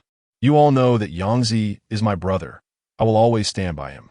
Yangzi's confidence in his 2 Dragon Country songs is palpable. I eagerly anticipate the finals in 2 days, primarily to witness Ding's live broadcast of embarrassment. Chasing clout is one thing, but pretending to be virtuous is quite another. Does he truly think anyone values his fleeting fame? Yangzi is a true man. He is genuinely formidable. Yangzi aptly points out that you only see him at ease, oblivious to the hard work he puts in behind the scenes. In school, our top student appeared effortlessly relaxed, yet he would study late into the night at home. Ding Chuanxiu gazed at Su Yang's words and the barrage of comment from the live stream audience. His expression darkened as he retorted, "Who does he think he is? A singer? What kind of quality is that? Cursing in public? What does that even mean?" I am curious to see what 2 so-called Dragon Country songs could possibly instill such confidence in him. Despite his outward bravado, he harbored a nagging suspicion that Su Yang might have intentionally composed 2 high-quality Dragon Country songs just to humiliate him. Was this individual truly so petty? Was it necessary for him to resort to such tactics simply because I'm riding on his coattails for a bit of exposure? His remarks were met with a relentless stream of comments in the chat. "Old Ding, we await your live stream of disgrace." The following day, the phrase "Old Ding, we await your live stream of disgrace" made its way to trending topics on social media. A multitude of onlookers were captivated by the unfolding drama, eager to witness what song Su Yang would perform that could lead Ding Chuanxiu to such humiliation. As Su Yang's mentor, Yu Caiyue also stepped forward to support him, condemning the critics who sought to tarnish his reputation for clout. She insisted that Su Yang's relaxation was a means to produce superior work, emphasizing the immense effort he exerted behind the scenes, which was unbeknownst to others. She firmly believed that Su Yang's 2 Dragon Country songs would undoubtedly astonish the entire Chinese music scene. In truth, Yu Caiyue had not witnessed Su Yang's diligent efforts. Her support was instinctive, a blind allegiance. This unyielding backing significantly heightened the anticipation surrounding the finale of One Song to Fame. The production team relished the opportunity to see Su Yang's antics elevate the finale's excitement to unprecedented heights. As for Su Yang, his outburst not only served as a cathartic release, but also resulted in a substantial boost to his popularity. After a period of stagnation, his fan base surged by over 10,000 in just one night. He was confident that by the conclusion of the finale, his popularity would reach 500,000, solidifying his status as a second-tier musician without a doubt. As the day passed, evening descended. At 6 o'clock, the Bird's Nest Stadium in Kyoto was teeming with people. Every one of its 100,000 seats filled to capacity. Both the live audience and online viewers eagerly anticipated the imminent finale. The production team had unveiled the performances scheduled for the contestants the previous day. Among the songs, Su Yang's 3 entries ranked among the top 3 in terms of audience anticipation. Notably, his duet A Bit Sweet with Yu Caiyue garnered the highest expectation from the audience. Chapter 47. Showcasing Affection in Front of a Nation.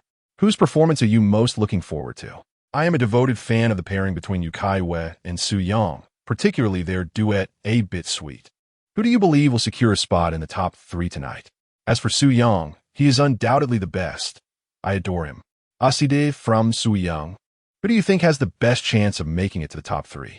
I have a deep admiration for Su Yang. He soars forward, and his fans will always accompany him. It is evident you are a fan of Su Yang. Do you have any word for him? Su Yang, you are exceptional. Your journey has traversed countless mountains, and your performance will silence those who doubt you. Regarding the top 3 competitors, I predict they will be Su Yang, Ma Xiaoyan, and Lin Ling, with Su Yang and Lin Ling vying for the championship title. I would like to convey to Su Yang that you are remarkable. Adversity will only fortify your strength. The competition for the Bird's Nest Finals of Song to Fame officially commences at 7:40 p.m. However, as early as 6 p.m., the production team opened several live streaming rooms, where reporters randomly interviewed the audience present. It remains uncertain whether Su Yang had a larger fan base or if it is mere coincidence. But most of the audience members interviewed by the reporters were fans of Su Yang and Yu Caiyue. Among the attendees, the support banners and light signs predominantly featured Su Yang and Yu Caiyue. The combination of handsome men and beautiful women never goes out of style in the entertainment industry. Furthermore, during the previous round of competition, Su Yang's performance of Boundless Skies showcased his remarkable talent. Despite the disparaging remarks from certain gossip mongers who predicted he would falter in the finals, it inadvertently underscored his vocal prowess, rendering even the critics speechless, who then resorted to claiming he should compose Dragon Kingdom-style songs. While the onlookers were captivated, they are not to be underestimated. They cannot be easily swayed by such individuals. Moreover, Su Yang's 2 Dragon Kingdom-style songs in the finals have heightened anticipation. The presence of so many of Su Yang's fans at the venue, though somewhat surprising, was anticipated by the production team, considering the heightened attention surrounding Su Yang's recent controversies.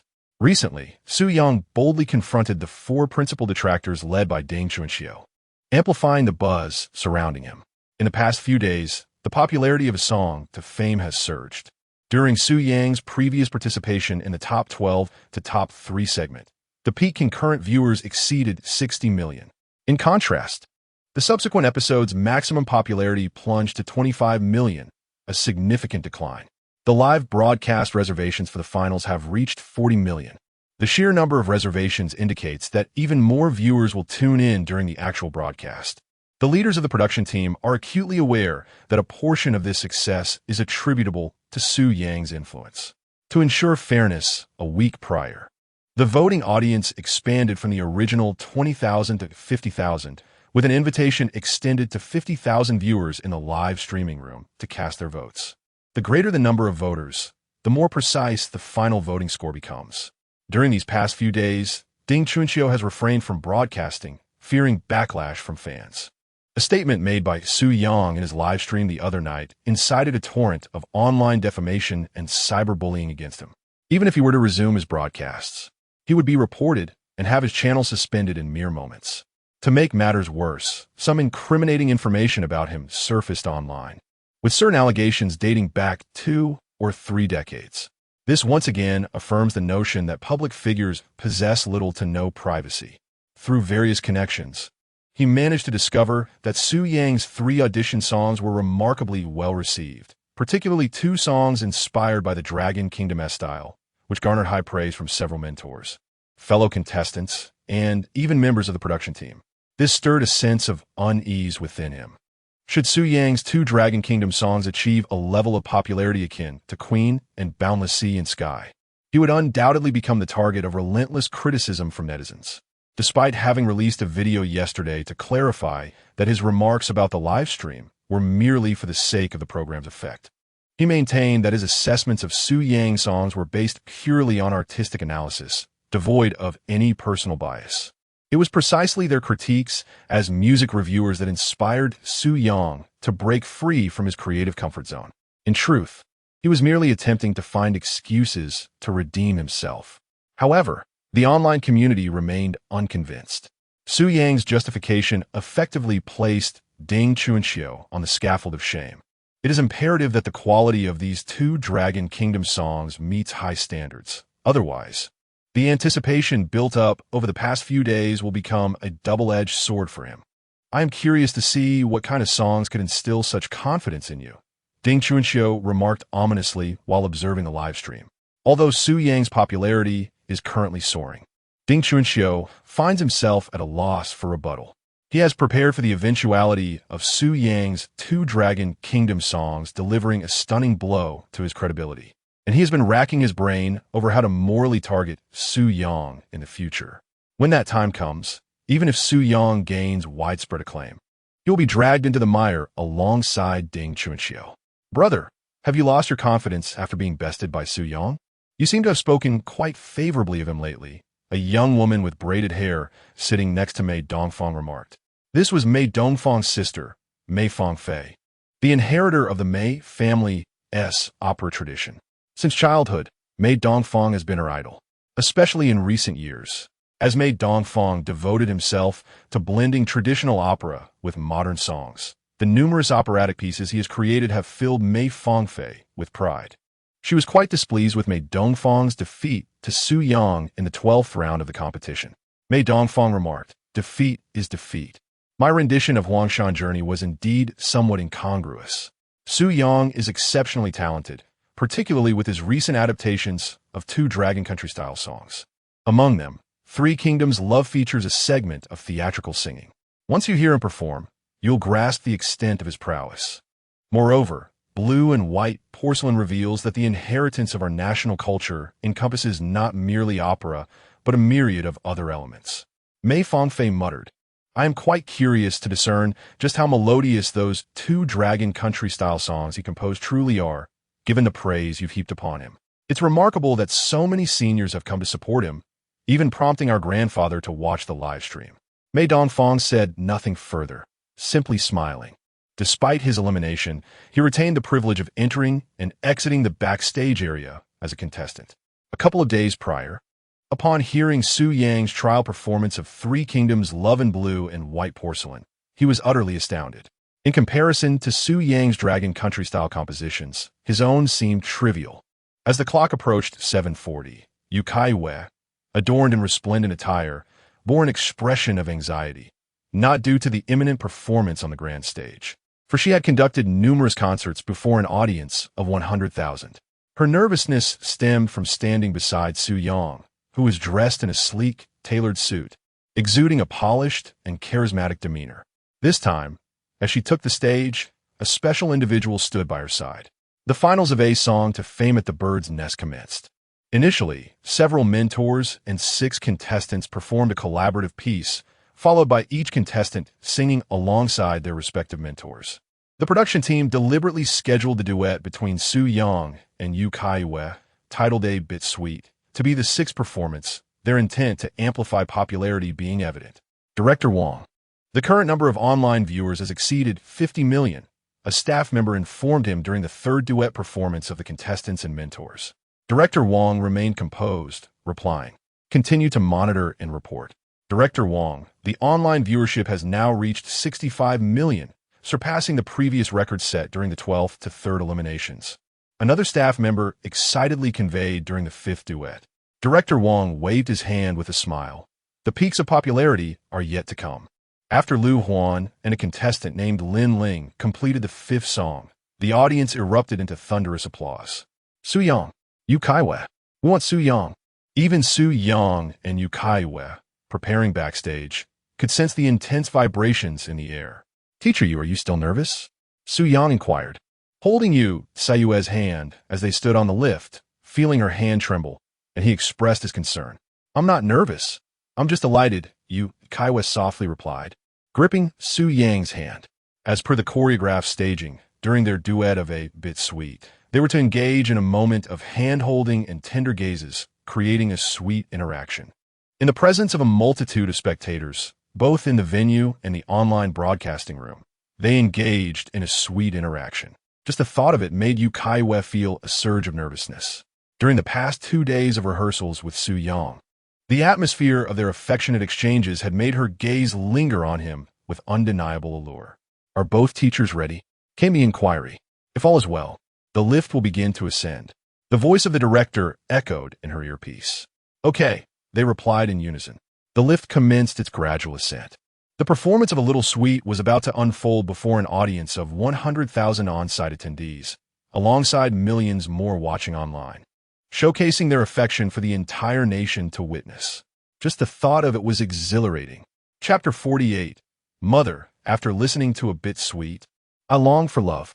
As the stage was filled with a myriad of male and female dancers, the platform gradually rose, revealing Su Yang and Yu Caiyue, hand in hand, instantly igniting the previously boisterous atmosphere into a fervent frenzy. Yu Caiyue donned a pink princess gown, her gently curled long hair cascading gracefully, complemented by a pair of crystal sandals and a fresh, innocent visage that captured the camera's attention. Beside her, Su-yang wore a tailored white jacket adorned with intricate golden embroidery, paired with sleek black trousers and stylish white shoes. The woman, statuesque with alluring long legs, possessed a figure that was both curvaceous and enchanting, embodying beauty that could rival the legends of old. The man stood tall and upright, exuding a charm that was both handsome and radiant. Yu Caiyue resembled a fairy tale Snow White, while Su-yang epitomized the gallant prince. Their intertwined hands painted a picture of the most exquisite romance in the hearts of many spectators. Yu Caiyue was breathtakingly beautiful, and Su-yang was undeniably handsome. Oh, how visually captivating this pairing of contestants and mentors was. Su-yang's charm and Yu Caiyue's beauty, as they held hands on stage, truly encapsulated the essence of the song, delightfully sweet, almost overwhelmingly so. They appeared perfectly matched, and I found myself captivated by this enchanting couple. I am utterly enamored. I must express my admiration for them. While one should refrain from indiscriminate infatuation, witnessing Su-yang and Yu Caiyue compels me to wholeheartedly support their union. Although they had yet to sing, the palpable sweetness in the air was undeniable. As the lively music began to play, Su-yang and Yu Caiyue joined the dancers in a spirited dance. In contrast to Yu Caiyue's professional grace, Su-yang's movements were rather clumsy, evoking laughter while simultaneously feeling refreshingly relatable. Yu Caiyue had studied singing from a young age and was well-versed in dance and various instruments. As for Su-yang, alas, the system had not bestowed upon him the skills of dance. As the music progressed, Su-yang began to sing, "Pluck an apple as you pass by my door. To quench your thirst, I will offer it to you." Upon finishing this line, Yu Caiyue gracefully approached him, her head slightly tilted back, a sweet smile illuminating her face as she gazed earnestly into his eyes. "Like summer's cola, like winter's cocoa, you're the right time and the right role." Under Su-yang's guidance, Yu Caiyue intentionally infused a playful lilt into her singing, rendering it slightly coy. Initially, she felt this style might come across as contrived. However, Su-yang explained that a touch of playfulness would enhance the sweetness of the song, aptly titled "A Bit Sweet." After their rehearsal, as they listened to the recording of their performance, Yu Caiyue came to appreciate Su-yang's perspective. Her deliberate playfulness in singing indeed brought forth a delightful sweetness that enchanted even herself. During the stage rehearsal, the staff was equally captivated by the sweetness of their duet. As Su-yang gazed at Yu Caiyue, their eyes met, and a gentle smile graced his face. Yu Caiyue's eyes sparkled like stars. "Su-yang remarqued, we have already made plans to spend next weekend together. Your fleeting emotions mean the world to me." Yu Caiyue replied, "I cannot fathom why, but the wound remains unhealed. And yet you have intruded upon my heart, allowing me to witness a flower blooming in a parched desert." Su-yang responded, "You inspire me to pen a love song for you each day." Yu Caiyue added, "Love must be meticulously sculpted." Su-yang declared, "I am Michelangelo." Together they harmonized. With heartfelt dedication, we carve the most blissful style. Yu Caiyue continued, "With time, we reminisce. Love is a touch sweet. This wish shall remain unchanged." Love is indeed a touch sweet. As the first verse and chorus concluded, Su-yang and Yu Caiyue held hands, exchanging smiles as they waved to the audience below. For them, this song encapsulated their current feelings, enveloped in sweetness. Reflecting on the moment they first met, Su-yang recalled the heartache of a recent breakup that had left him in a state of gloom. It was Yu Caiyue's arrival that seemed to illuminate his darkness. While he might have eventually emerged from his sorrow alone, it would not have been so swift. Her initiative, especially upon learning of her identity, encouraged him to gradually open his heart, despite his initial trepidation regarding new love. Yu Caiyue felt the same way. From the instant Su-yang entered her life, she sensed he was unlike other men. With Su-yang, she felt no need to uphold a facade of aloofness, allowing her to be her authentic self. as carefree as a little girl. Moreover, Su Yang's remarkable musical prowess, particularly in songwriting, felt like a divine reward bestowed upon her. Their meeting was serendipitous, as they found each other at the perfect moment. Hand in hand, occasionally exchanging glances, they both felt like the happiest individuals in the world. After finishing the first verse and chorus, their duet captivated both the live audience and online viewers. The venue erupted with thunderous applause, while the comments in the live stream surged like tidal waves. Goodness, can Yu Caiyue truly sing like this? She is the epitome of the aloof goddess. Today, she sang with a playful tone and engaged in sweet interactions with Su Yang. Dear goddess, please maintain your aloof image.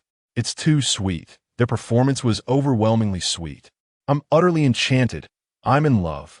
Isn't Yu Caiyue the aloof goddess? How has she transformed into a sweet girl today? Mom, after listening to this sweet song, I feel like falling in love. Mom, I too feel like finding a boyfriend after hearing this sweet song. But what if I'm a boy? Their performance was so sweet that even through the screen, it felt enchanting. I declare that from now on, this sweet song, A Touch of Sweetness, is the sweetest love song for couples, bar none. Is it a moral decline or an ethical distortion? How could Yu Caiyue transform into such a sweet girl? Su Yang, you scoundrel, you're my lifelong rival in love. Su Yang and Yu Caiyue are indeed a match made in heaven, perfectly suited for one another, an impeccable pair. I find myself believing they might be secretly involved. After all, how could they sing a song so sweetly if they weren't? In truth, Su Yang is quite commendable, tall, handsome, and talented. His ex-girlfriend, Xiao Yin, must be seething with jealousy. Ever since their breakup, Su Yang has flourished in both career and romance. Old Zhang, could it be that Yangzi is dating the Diva Yu? Chun Xian exclaimed loudly to his companion Zhang Pengcheng. I wondered why he rejected the introductions to girls. It turns out he is actually dating the Diva. Well done. Truly, he is one of our classmates, dating such a celebrated figure. Zhang Pengcheng shook his head, expressing uncertainty about Yangzi's relationship with Yu Caiyue. When I asked him, he merely said I would find out in due time. However, watching them perform together, they certainly seemed to be involved. Depong, you fool. We said you would know later. That was an implicit acknowledgement they are together. Be careful not to blurt it out during the live broadcast. You would want to ruin their affair. Luo Xiaoyu chided as she playfully pinched Zhang Pengcheng's thigh. He winced in pain, replying, I know. I want to say anything reckless. Yangzi is quite the enigmatic one, silently orchestrating significant developments. If I were to reveal that my buddy is dating a diva, wouldn't that be quite impressive? Oh, what does his relationship have to do with you? Luo Xiaoyu retorted, then added in a conciliatory tone, Depong, could you ask Yangzi to get me some autographs from Yu Caiyue? Many of my friends are her fans. Zhang Pengcheng appeared troubled, responding, Isn't that a bit inappropriate? Luo Xiaoyu replied curtly, what is wrong with that? Have you not heard the saying, the one near the water tower gets the moon first? Xiao Yin, watching the comments from the live stream, felt her face darken. Su Yang, you scoundrel, I wondered why you have been ignoring me. Only to discover you so quickly moved on to Yu Caiyue. You are a heartless rogue, a despicable cad. What does Yu Caiyue have that I lack? Yet, midway through her thoughts, she faltered, because it seemed she could not surpass Yu Caiyue in any regard. Overwhelmed by this realization, she burst into tears, weeping inconsolably. Xiaoyan, a breakup is a breakup. There is no need to dwell on it. Her manager, Sister Hua, consoled her. Who he chooses to date is his freedom. What you should focus on now is to strive for self-improvement and become the best version of yourself. Had she not been her manager, Sister Hua would surely have mocked Xiao Yin for a moment. After all, it was her decision to end the relationship and to let Su Yang leave the company. Indeed, I shall strive diligently. I am determined to surpass that scoundrel Su Yang. Xiao Yin wiped away her tears, her expression grave. Soon, the duet by Yu Caiyue and Su Yang of the song 8-Bit Sweet reached its conclusion. Meanwhile, the official One Song to Fame announced on their website that, just moments ago, the concurrent viewers on the official live broadcast platform soared to 80 million. This once again shattered the record for simultaneous viewers on Indo, a feat unparalleled in history. Chapter 49. The passionate scene of Three Kingdoms love in the live broadcast. After the performance of the song, A Bit Sweet, the audience erupted in cheers, chanting, "Once more, once more." The host, smiling at Su Yang and Yu Caiyue, remarked, "Everyone truly adores your rendition of this song. Frankly, it is indeed a bit sweet. It reminds me of the moments I shared with my wife during our youthful romance. How about another round?" Yu Caiyue shook her head, chuckling, "Perhaps another time. Su Yang and I will certainly perform it for everyone again. But today is about their competition, and the spotlight is on these 6 talented individuals." The host continued, "Yu Caiyue, the next segment is the drawing of lots for the first round of competition among the 6 participants. Do you have any words of encouragement for your contestant, Su Yang?" Following the duet between the contestants and their mentors, it was time for the 6 contestants to draw lots to determine the order of their performances. Yu Caiyue expressed, "I hope Su Yang remains calm, free from pressure, and showcases his song beautifully. I encourage everyone to support Su Yang and cast their votes for him. The song he is about to perform is even more enchanting than A Bit Sweet. If he has the opportunity for a second song, it will be even more delightful." The segment where mentors rally votes for their contestants was a well-rehearsed part of the show. After singing, each of the 4 mentors took the opportunity to garner support for their respective contestants. Yu Caiyue's remarks heightened the audience's anticipation for Su Yang's forthcoming performances. With A Bit Sweet as a precursor, the audience was eager to witness what Su Yang would present next. Following Yu Caiyue's appeal for votes, the audience's reaction was markedly more fervent than that for the previous contestants. Subsequently, the 6 contestants returned to the stage, drawing lots under the supervision of the notary. Su Yang drew the 4th position. Soon, the first round of competition commenced in earnest. Director Wang, the peak online viewership just reached 83 million, but it has now plummeted to 52 million. This decline is rather swift, a staff member reported backstage. Director Wang retorted, somewhat irritable, "52 million online viewers is still a substantial number, isn't it? Given this level of viewership, I doubt many shows will achieve such figures in the future. However, if all goes as expected, Su Yang's appearance will likely boost the numbers once more." His duet of A Bit Sweet was indeed remarkable, and many fans tuned in specifically for them. So high viewership is only natural. Truly, Su Yang is a walking bundle of popularity. With his 3 songs today, our live broadcast viewership will undoubtedly remain high, Director Wang said, unable to conceal his excitement. Indeed, as Director Wang surmised, with the 3 contestants taking the stage, the viewer engagement in the live broadcast gradually surged, reaching a remarkable 70 million concurrent viewers, just as the 3rd contestant neared the conclusion of their performance. The popularity metrics had seen a significant resurgence. Although it did not quite attain the heights of A Bit Sweet, it vastly exceeded the expectations of the production team. The next performer to grace the stage was Su Yang, who presented his own reimagined and retitled song, Romance of the 3 Kingdoms. As the host concluded his introduction, the stage lights dimmed, and the crew prepared the instruments for the performance. Members of the Old Fish Band, including Longguo, took their positions, clad in a striking ensemble. Su Yang stood at the center of the stage. Anticipation enveloped the audience, both present and online, as pulsating music commenced. For those with a trained ear, the melodies intertwined with the sounds of the guzheng and flute. Suddenly, the stage illuminated, revealing Su Yang in a sleek black leather jacket, an electric guitar slung around his neck, exuding an aura of coolness. The members of the Old Fish Band flanked him, enhancing the electrifying atmosphere with a palpable rock essence. As the music progressed, the initially intense tempo softened, and Su Yang began to sing. "General, the northern granaries are occupied. 6 horses and 12 warriors await your arrival." The Huqin narrates tales of valor. Defeated armies retreat southward, far from their homeland. In that beautiful distance, hopes reside, dreams wander, what remains of my strength. How far can it take me? I await the moment of your return, tears sing for you. The audience, enraptured by Su Yang's performance, swayed and waved along. From the song's title to its melodious lyrics, those familiar with history recognize that Su Yang's composition resonated with stories from the ancient 3 Kingdoms era. He artfully interpreted the cultural heritage of the Dragon Kingdom through a contemporary lens, seamlessly blending rock with traditional elements, which astonished many professionals in attendance. Particularly striking was the final line of the verse, delivered in the style of Peking opera, which elicited a delightful surprise among both the live audience and online viewers.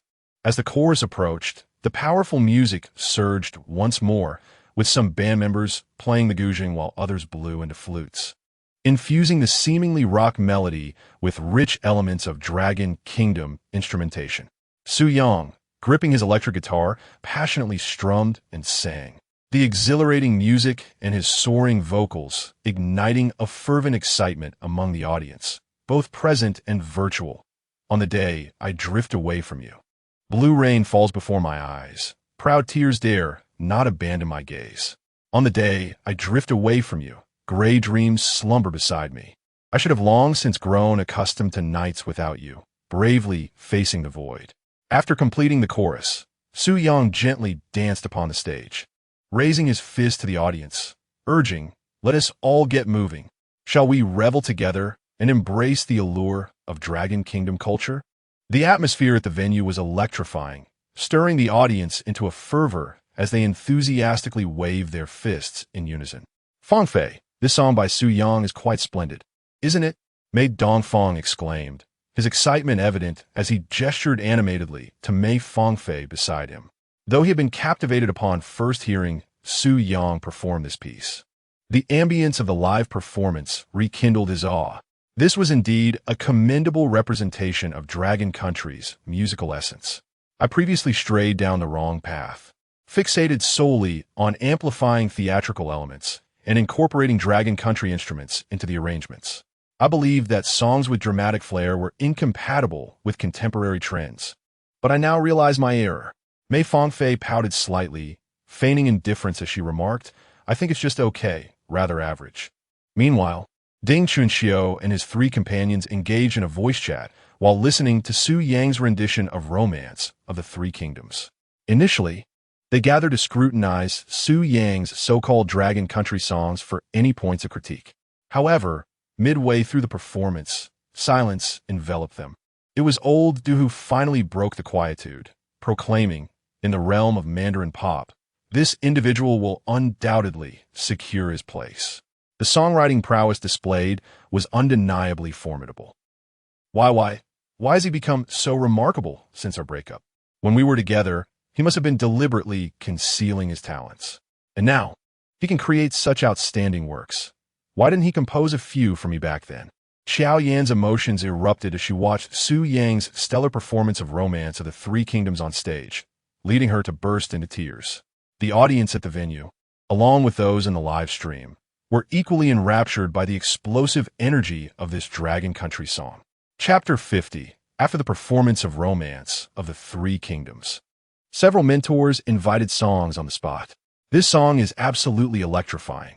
The sounds of swords clashing and battle cries and the accompaniment transport me instantly to the era of the Three Kingdoms. I feel the same. This song stirs my blood. Its intense, intensely remarkable. That operatic tone sends shivers down my spine. In comparison to Huangshan Journey, Romance of the Three Kingdoms is in a league of its own. Both incorporate operatic elements and traditional instruments. Yet why does Romance of the Three Kingdoms resonate so beautifully? Look closely at those streamers who boast of producing national-style music. In the future, Romance of the Three Kingdoms will be your benchmark. I anticipate how Su Yang's Blue and White Porcelain will sound. It is bound to be extraordinary. With this song released, other contestants should vie for second place. I knew Yangzi was capable. He possesses a determination that others lack. Yangzi is impressive. Those who once mocked him for being unable to create national-style songs are now confronted with the reality of his performance. "Hey, Ding Chunxiu, Jun Dongmei, Du Jinshi, do you have the audacity to speak now?" Haha, the four leading detractors of Su Yang just simultaneously posted on Weibo, admitting their defeat. They were previously trapped in their narrow perspective. Yangzi's performance was astonishing. I told him that good days lie ahead. And it turns out he is confident in his own creations. Zhang Pengcheng, exhilarated by the music, shouted joyfully to Chun Xian beside him. Chun Xian was equally thrilled for Su Yang, feeling proud of their class for having him, knowing Longguo would be overjoyed.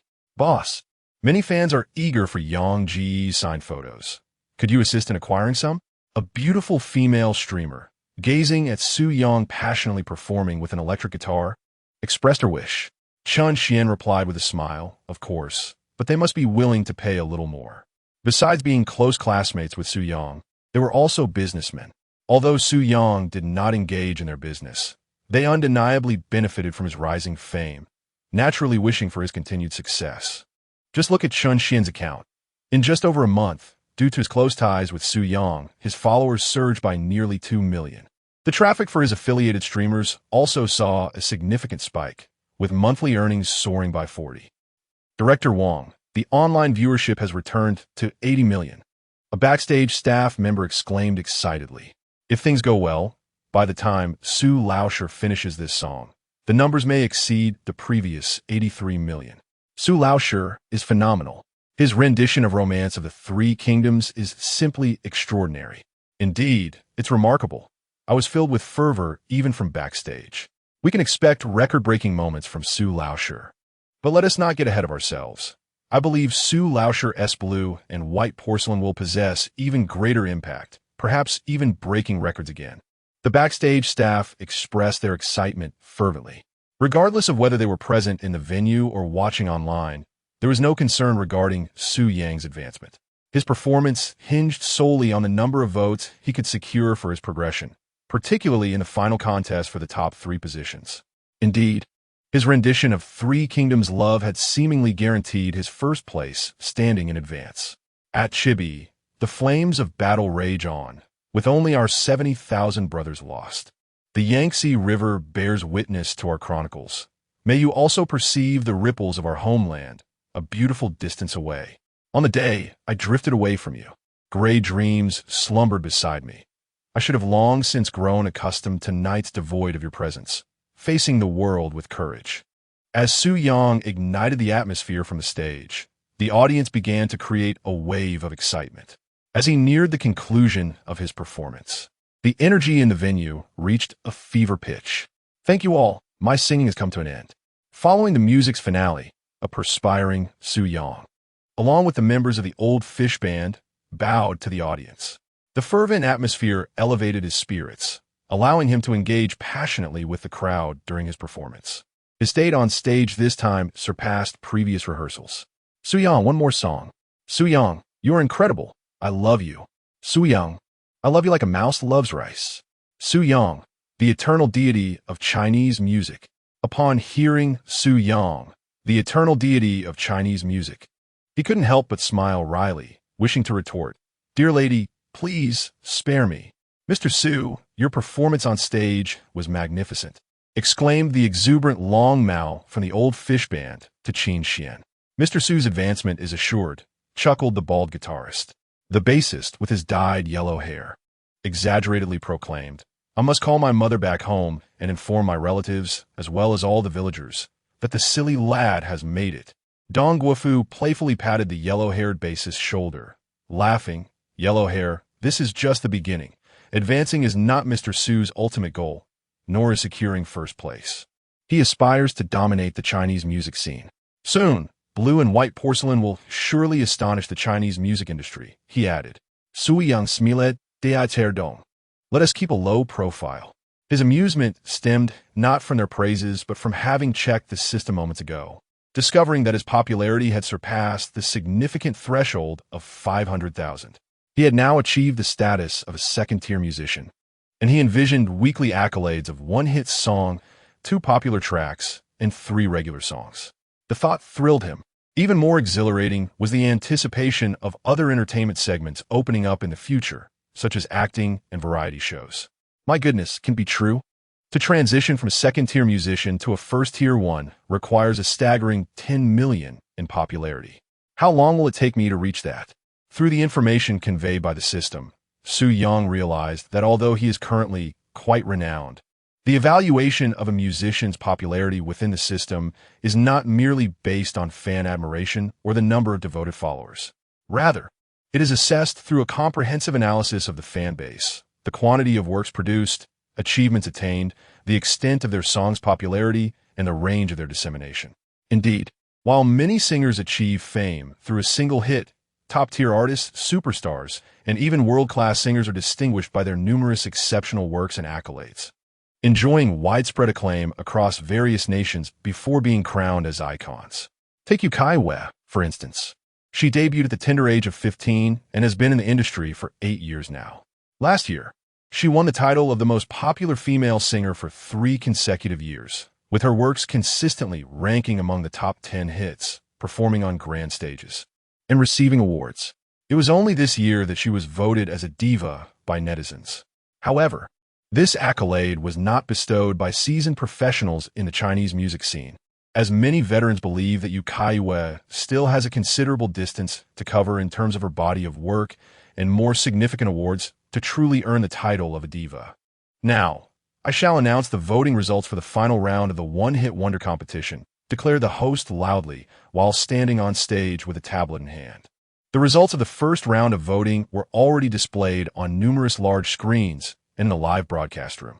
Su Yang secured first place with a remarkable 75.32 of the votes, while the second-place contestant only garnered 9.56. The fourth-place contestant received a mere 4.45.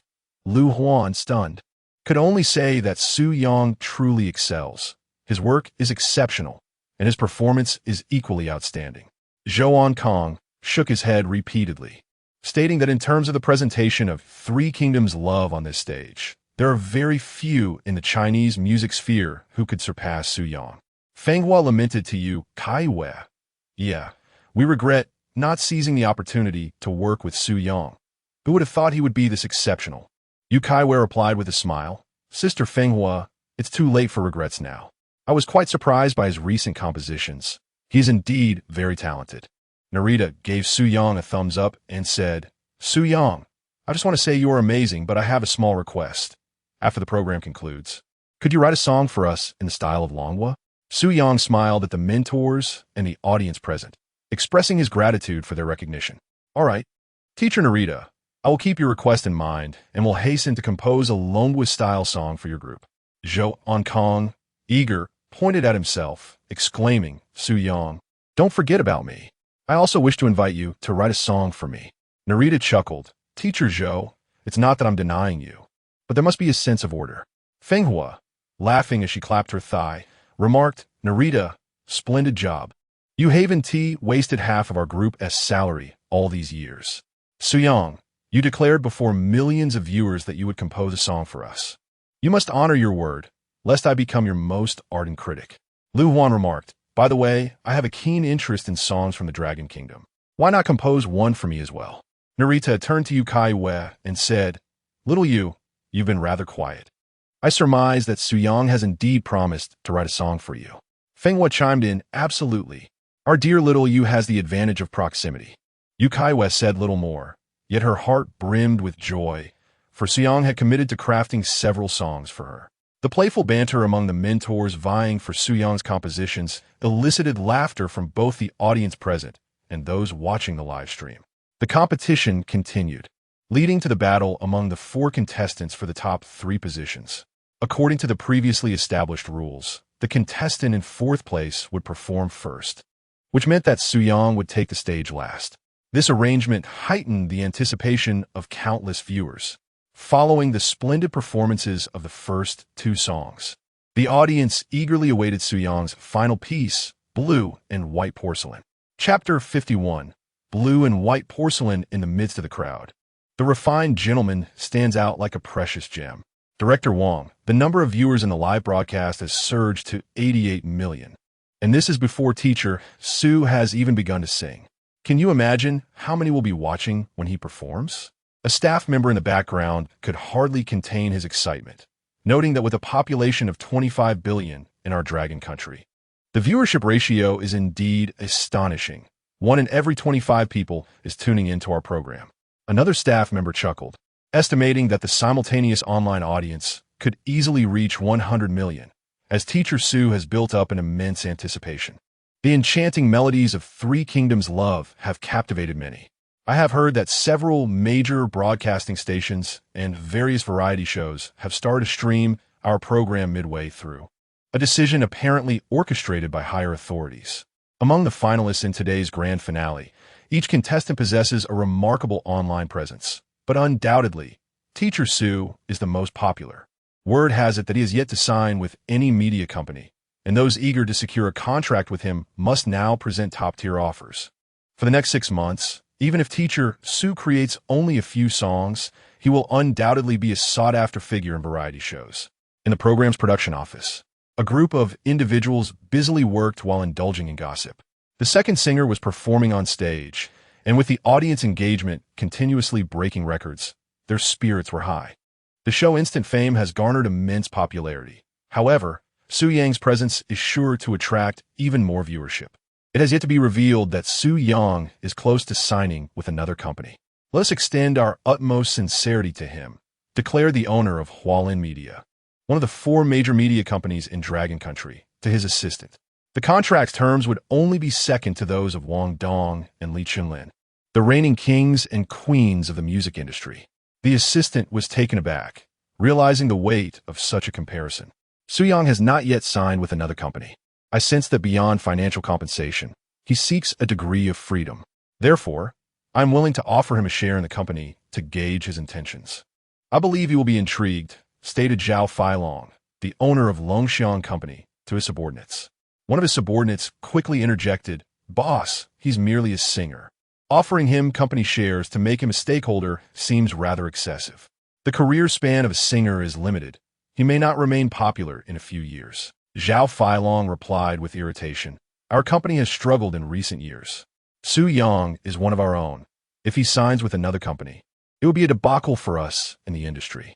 Who has the better vision, me or you?" A musician capable of composing several hit songs will not lose their creative abilities even if their singing career wanes. If I do not entice him with shares, he will hardly consider our company. The thoughts of the 2 company owners are akin to those of other executives in the entertainment industry, who have now raised their stakes in signing Su Yang. Undoubtedly, it is Su Yang's remarkable abilities that have compelled them to continually increase their bids. Director Zhang, I fear that the online viewership for our show The Rise to Fame will be unprecedented and unmatched in the future. I wonder how other television stations will continue to disparage our Jingdu radio station, claiming that we cannot produce a singing program with such high engagement. The decision to initiate The Rise to Fame was undoubtedly a stroke of genius. In the conference room of Jingdu radio station, including several directors and senior leaders, they were all watching the live broadcast of The Rise to Fame on a large LCD screen. These leaders were quite pleased with the exceptional popularity of the broadcast, as it marked the first time in many years that Jingdu television had achieved such high ratings for a variety show. Other television stations and video apps were also broadcasting the grand finale of The Rise to Fame, intending to infuse fresh vitality into the Chinese music scene while instilling confidence among the populace. With a population of 2.5 billion, we are rich in grassroots talent and possess a profound cultural heritage that spans thousands of years, offering vast potential for exploration. The prevailing rhetoric online that seeks to repel foreign cultural influences is misguided. Instead, we should enhance our own capabilities and foster a deeper understanding of our national culture, cultivating a sense of confidence in it. Only when our national identity is robust will negative sentiments dissipate naturally. Songs like Three Kingdoms Romance and Blue and White Porcelain exemplify this well. We must encourage creators to produce more works of this nature, not only thriving in the domestic market, but also aspiring to gain global recognition, much like Black Yukon. It is not that we are incapable. If we dedicate ourselves to the task, there is nothing that we, as citizens of the Dragon Nation, cannot achieve. Director Zhang of Jingdu Radio articulated this vision eloquently, and the leaders present understood that the arrangement of multiple television stations and video apps to broadcast The Rise to Fame suggests imminent, significant developments. Grandfather, my favorite idol, is about to perform a song called Blue and White Porcelain. The concurrent online viewership has reached 90 million because of him. In a small courtyard in the southern porcelain capital of the Dragon Nation, a girl of 17 or 18 was watching the live stream on her phone. Upon noticing her grandfather approaching, she exclaimed joyfully, "He is promoting our porcelain. Many people will surely come to learn about it." The old man shook his head in exasperation and replied, "What? Using Blue and White Porcelain as a song title? I suspect it is akin to the e-commerce hosts who frequently visit us, merely a guise for promoting intangible cultural heritage while selling other products. The young woman pouted and said, "Grandfather, you cannot speak ill of my idol. They're incredibly talented. Moreover, this program is not commercialized. They are singing to promote porcelain, allowing so many people across the nation to become aware of it. Do you still have objections? With such promotion, it is certain that many will come to our porcelain capital to order ceramics." The old man shook his head in indignation. What is there to sing about porcelain? I suspect it is merely a gimmicky title. Although he was an old artisan who had dedicated his life to porcelain, he had still encountered some of the phenomena of the internet.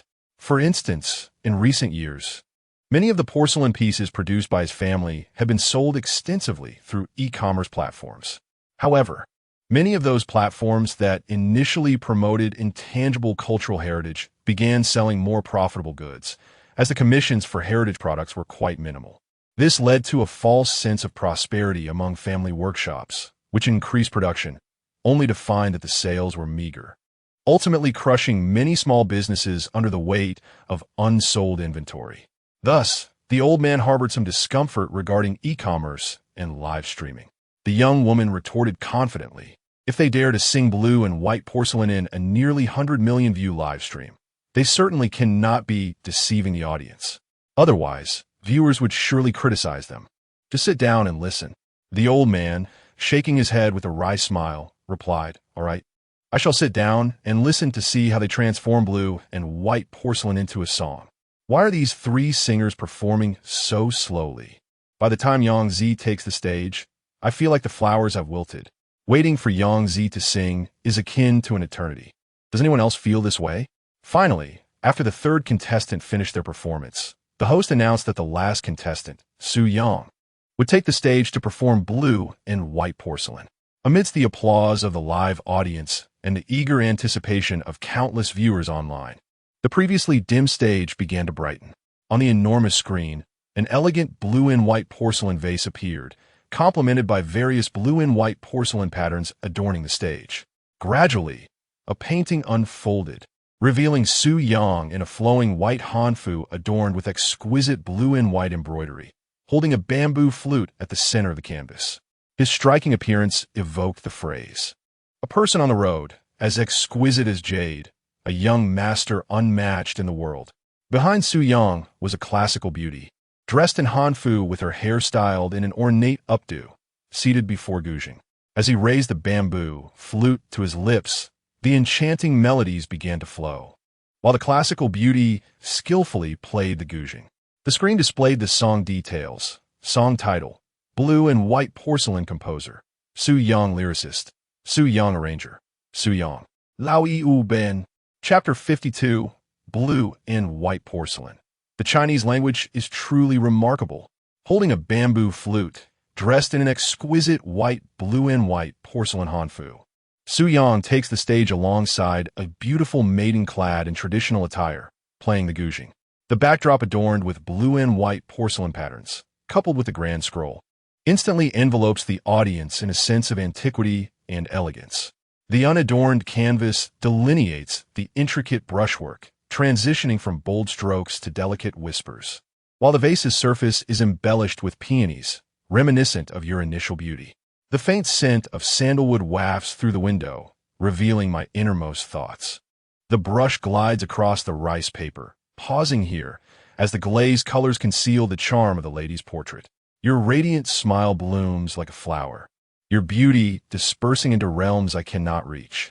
The first verse of the chorus concludes swiftly, allowing the audience, both present and online, to glean the essence of the lyrics through the displayed words.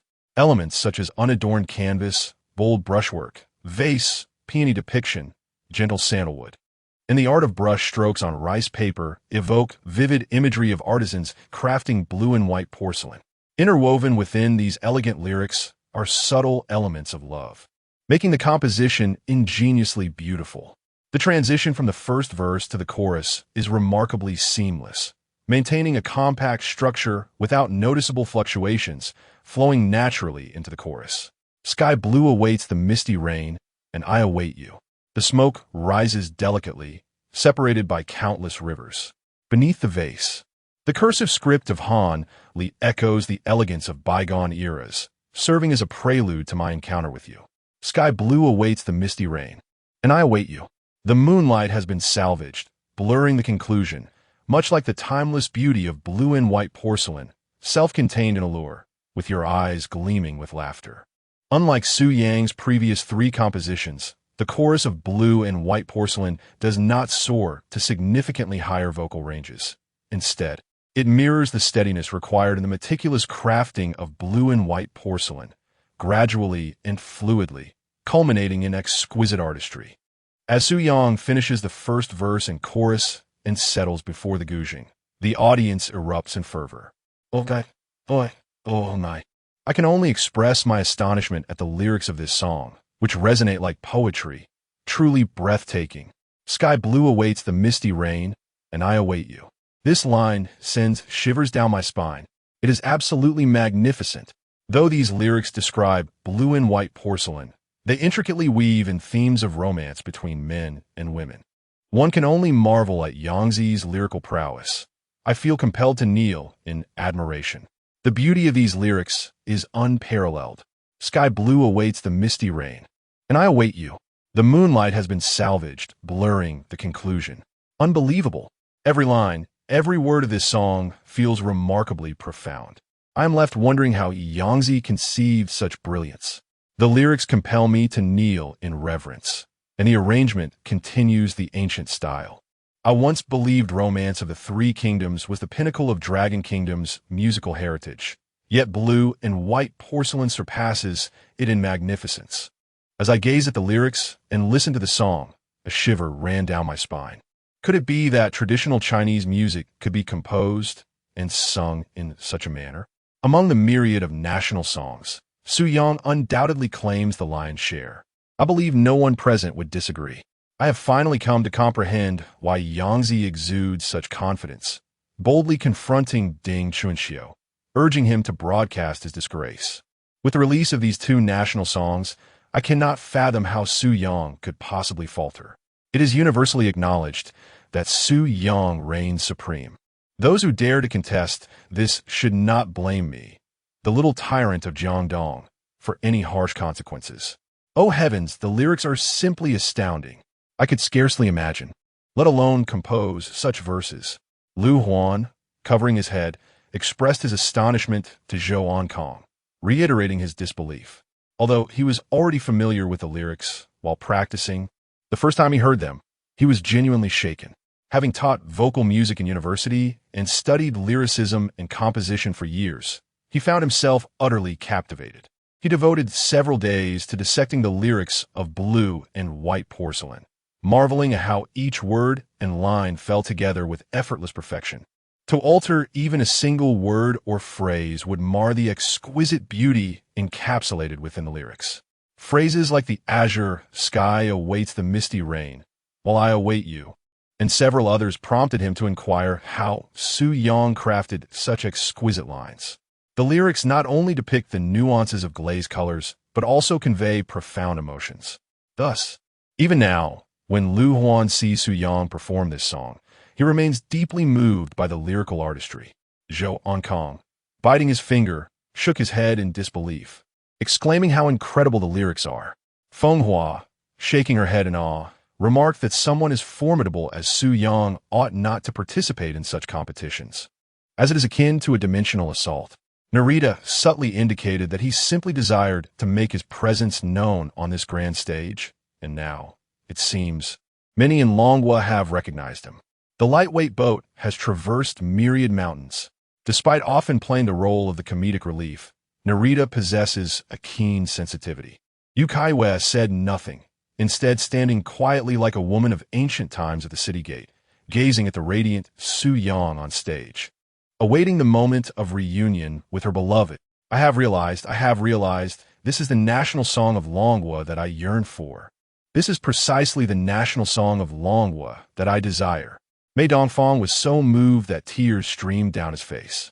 Having immersed himself in traditional opera since childhood, he frequently heard whispers of its decline, with the looming possibility of its disappearance from the annals of history.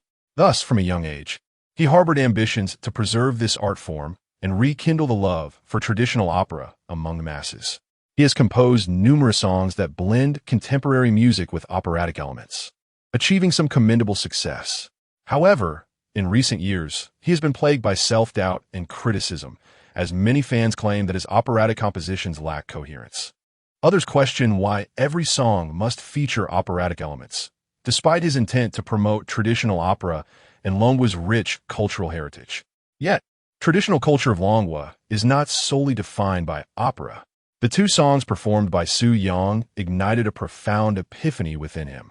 Mei Fangfei gazed at Su Yang singing on stage, her eyes shimmering with admiration. Brother, I must say, he is indeed quite remarkable. Grandfather, how well do you think he sings Blue and White Porcelain? In a quaint pottery workshop courtyard, a young woman raised her eyebrows in pride as she addressed her grandfather. The elderly man nodded earnestly. Indeed, indeed. This young man has evidently devoted considerable effort to the craft of porcelain making. His song is commendable. It can indeed aid in promoting our traditional artistry. Through music, many will come to appreciate the beauty of our porcelain, which is truly wonderful. I hope more people will champion our porcelain. Less than a few decades, when our generation ages, we find it increasingly difficult to locate skilled artisans. Throughout history, numerous traditional crafts have been lost. I fervently hope that the art of porcelain remains preserved. The old man's excitement grew, and he became overwhelmed with emotion, tears streaming down his face. Similarly, Xiao Yin found herself weeping once more, this time in deep regret, reflecting on her past with Su Yang. He had embodied the essence of a true man, and she had mistakenly believed his potential was limited, which led to their separation.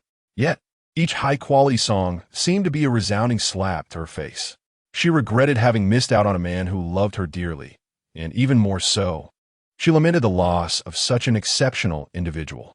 In the conference room of the Kyoto radio station, the leaders applauded fervently after Su Yang completed the first segment of the main chorus.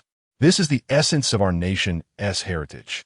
It is not that our culture lacks excellence, but rather that no one has managed to present our national treasures effectively. I hope Su Yang will create more works that reflect the cultural richness of our dragon nation, striving for our music to capture a significant share of the overseas market. Yanzi is absolutely phenomenal. The lyrics of this song are unrivaled.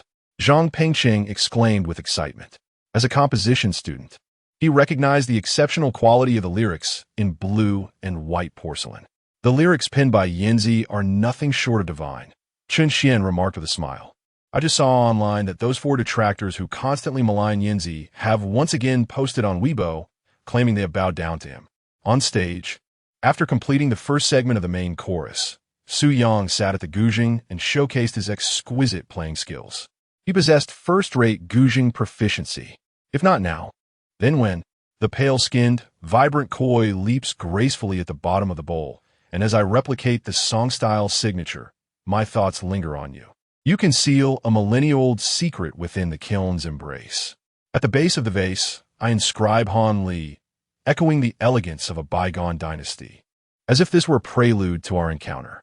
The azure hue awaits the misty rain, while I yearn for your presence. The moonlight, once retrieved, unfurls the conclusion. Like the exquisite blue and white porcelain, radiating beauty in solitude, your eyes glimmering with mirth. As the final notes of the song faded gently, the music gradually diminished.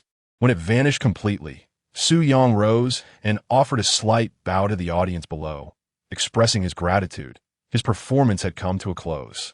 Then a cacophony erupted, accompanied by a tremendous tremor, rendering the entire bird's nest stadium as if it were experiencing an earthquake. Ultimately, Su Yang triumphed with an astonishing voting rate of 90.56 in the finals, eliciting cheers from both the live audience and the online viewers. Such a voting rate is indeed remarkable, yet within countless hearts, it resonates as entirely justifiable. As Su Yang approached the finale of his rendition of Blue and White Porcelain, the number of online viewers surged past 100 million. This record may be a formidable challenge for future variety shows to surpass. With the broadcast nearing its conclusion, the host inquired, as the champion who gained fame through a single song. Do you have any final words for everyone? Su Yang paused momentarily, then grasped the microphone and declared, Mandarin is the most exceptional. Upon uttering these words, both the live audience and the online viewers were momentarily taken aback. Then, it was as if an eruption of emotions akin to a volcano surged forth from the depths of countless souls. 2 days swiftly passed. In discussions surrounding Su Yang's 3 performances during the finals of fame through a song, along with his final proclamation, Mandarin is the most exceptional, continued to thrive online. Over these 2 days, Su Yang experienced the tribulations that accompany newfound fame, his schedule spinning relentlessly. Finally, after completing a demanding day, he glanced at the message from Yu Caiyue and couldn't help but smile. Chapter 53. Su Yang, the ugly son-in-law, will eventually meet the father-in-law. In the wake of his newfound fame from A Song of Fame, Su Yang's schedule became overwhelmingly filled. He was appointed as the image ambassador for the Dragon Nation Intangible Cultural Heritage Association and participated in the promotional projects of 2 charitable events. Amidst his busy schedule, he also managed to find time to shoot music videos for 3 songs: Romance of the 3 Kingdoms, Blue and White Porcelain, and A Bit Sweet. Furthermore, he received a membership medal from the Opera Association, officially becoming a member and thus expanding his network. Although opera may seem to be declining, it is an essential part of intangible cultural heritage, closely linked with other heritage associations. This affiliation provides Su Yang with a solid backing, as the elder members of the opera and heritage associations possess significant connections within relevant departments. Naturally, he would need to promote opera and intangible heritage in the future. However, Su Yang did not mind this responsibility, as he was already well-versed in numerous traditional Chinese songs. Even if he had not become a member of the Opera Association, he would still create traditional Chinese music. Having proclaimed that Mandarin is the most prestigious language, he was determined to put his words into action. In addition to his musical endeavors, he participated in a charity event to visit the elderly at a nursing home in Kyoto. With numerous invitations for performances flooding in, his work schedule was relentless. For the first time, Su Yang experienced the trials that accompany fame. Nevertheless, having reached this point, he understood that he could not shy away from certain official events and had to proceed accordingly. Moreover, he had signed a contract with Flying Fish Media, effectively preventing other media companies from pestering him with empty promises. Flying Fish Media is the small media company owned by his friend Yu Caiyue, although the ownership had yet to be publicly announced. In reality, Su Yang was the true major shareholder, possessing the majority of the company's shares. Many media companies were astonished that Flying Fish Media had managed to sign Su Yang, and upon investigation, they discovered that it was merely a small company valued at several tens of millions. Yet, it had successfully secured a contract with the recently popular Su Yang amidst a sea of larger firms. Numerous media companies proactively sought collaboration with Su Yang, offering to tailor songs for him through their music teams. However, he graciously declined their offers. Despite some companies trying to leverage his victory in A Song of Fame as a means to gain his favor, Su Yang felt confident in his own creative abilities and did not require their assistance. After all, there are no free lunches in this world. Yu Caiyue, the acquisition of Flying Fish Media has been finalized. When I, as the boss, give you orders, you must spend more time at the company. Sister is supporting you. JPG. In the past few days, while extremely busy, she had her assistant finalize the acquisition of Flying Fish Media. Compared to Su Yang, she found herself relatively less occupied. Su Yang, no problem. I'll be standing in front of you every day, so you can keep an eye on me. Yu Caiyue, sound great. Manager Lee has provided you with a career plan. Have you had a chance to review it? Do you have any feedback? Asked Xiaoya. I have read it. For now, I will follow her outline plan. Once I complete the official event schedule for the next few days, I will take some time to reflect, replied Xiaoyang. Now that he has embarked on his career, Su Yang certainly needs to consider his future professional trajectory. Fortunately, he does not need to navigate this path alone, as experts are available to assist him. Yu Caiyue has introduced him to a professional team of agent assistants who have already crafted a comprehensive plan for his future. Given his talents and image, the optimal approach would be to pursue multiple avenues simultaneously, rather than confining himself solely to a singing career. This aligns perfectly with Su Yang's aspirations and the developmental strategy of the system. The team has initiated discussions with the production team of a summer variety show. After Su Yang completes the official events in the coming days and takes some time to reflect, they will assess which program would be suitable for him as a guest.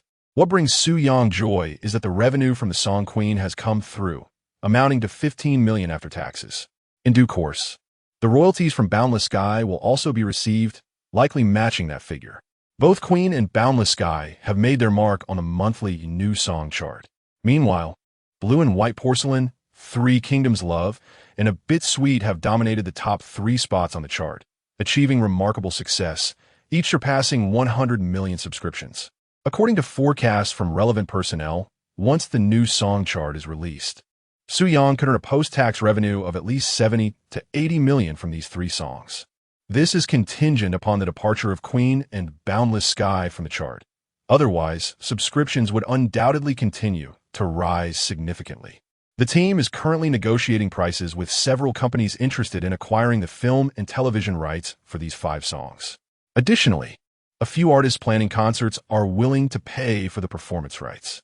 A Song to Fame has not only brought him recognition, but also considerable wealth. Su Yang is now a rising star. Nevertheless, some negative sentiments about him linger online, stemming from his comment that Mandarin is the best, which has irked a number of fans who perceive him as overly arrogant for his achievements. Even some artists have subtly suggested that he should adopt a more modest demeanor. However, Su Yang chooses not to dwell on such opinions. Xiaoyang, my elder brother will be visiting Longguo in a few days and wishes to meet you, Xiaoyang messaged, her apprehension evident as she deliberated for quite some time before mustering the courage to send it. She was somewhat anxious about what her brother might say to Su Yang. Yet, even if she refrained from informing him, her brother would likely seek out Su Yang on his own. Their sweet interactions during the performance of A Bit Sweet on A Song to Fame and the rampant speculation online regarding their private relationship would not have gone unnoticed by her family. Her family has inquired about this matter, yet she refrained from providing a direct response. Xiaoyang remarked, "What is there to fear? A son-in-law, regardless of appearance, will inevitably meet his father-in-law." Xiaoye added, "You are not ugly. In fact, you are quite handsome." Chapter 54. The Xiao Caiyue classroom commences. A melody peering through the window welcomes the east. Regarding the impending arrival of Yu Caiyue's elder brother in Kyoto and the possibility of encountering him, Su Yang felt no apprehension. With the support of the system, even in the face of the influential Yu family, he remained undaunted. He was well aware that Yu Caiyue's family must have caught wind of the rumors surrounding their relationship. After all, Su Yang had gained considerable fame from one tune to stardom, while Yu Caiyue was also a much-admired celebrity. When challenges arise, one must adapt and respond accordingly. System. I wish to open an egg. After finishing his conversation with Yu Caiyue, the clock struck midnight. It was time to unveil the rewards of the new week. His popularity had soared to over 800,000, placing him among the ranks of second-tier musicians. Due to the host's rapid achievement of over 500,000 popularity points, the reward for opening the egg would be enhanced by a stroke of fortune. With the fortunate buff in effect, how delightful. Ding. Acquired the skill of peaking opera Dan, first tier. Ding. Gained expertise as a sound engineer, first tier. Observing the rewards from the system, Su Yang felt a surge of joy. 2 first-tier skills. The first-tier peaking opera Dan vocal technique was commendable, indeed. It was thanks to a line from Romance of the Three Kingdoms that he had been inducted into the Opera Association. However, he had little knowledge of performing opera. Now, with a first-tier Dan vocal skill, he would be able to showcase his talent whenever the association invited him to participate in events. Otherwise, as a member of the Opera Association lacking in operatic skills, he would appear rather out of place. To have drawn a first-tier skill was already a stroke of luck. To receive skills that were applicable to him was indeed a bonus. As for the first-tier sound engineer skill, that was quite impressive. Being adept at utilizing the equipment in a recording studio meant he could manage recording tasks single-handedly. It is worth noting that many contemporary songs are recorded without the need for a band. Instead, they rely on synthesizers to create the arrangement and accompaniment. Though he could obtain songs directly from the system, He could also claim that he preferred to compose and record alone. Nevertheless, if he were to participate in shows or engage in discussions, a lack of deep understanding about the recording process could lead to ridicule. Truly, the rewards of dual first-tier skills were remarkable. Host, Su Yang profession, second-tier musician popularity, 854, 673 skills. First-tier pop vocal technique, first-tier guzheng playing skill. First-tier RB singing technique, second-tier piano playing technique, first-tier Xingyiquan skill, first-tier Peking opera dan vocal technique, first-tier sound engineer skill, third-tier dizzy playing skill items, third-tier learning card songs owned. Golden hits, 1. Popular songs, 3. Ordinary songs, 9. Originally, he had 3 slots for golden hits, but he had utilized 2 of them, Romance of the Three Kingdoms and Blue and White Porcelain, both of which were golden hits. The song A Little Sweet has become immensely popular. Prior to the competition, there was a chance to gain some popularity, but at that time, he was merely an average music producer, able only to secure a few trending songs. 3 days have swiftly passed, and it is now time to receive the weekly songs. Having achieved the status of a competent music artist, he is entitled to 1 golden track, 2 trending songs, and 3 ordinary songs each week. Thus, Su Yang joyfully acquired 6 songs. Given Su Yang's current popularity, even his ordinary songs are likely to attract considerable interest from numerous artists willing to pay a premium for the work of an S-level music producer. This is primarily due to the fact that the songs he creates possess inherent popularity. Artists seek that very allure of popularity. In the realm of fame, even the slightest action of a highly regarded individual is met with admiration.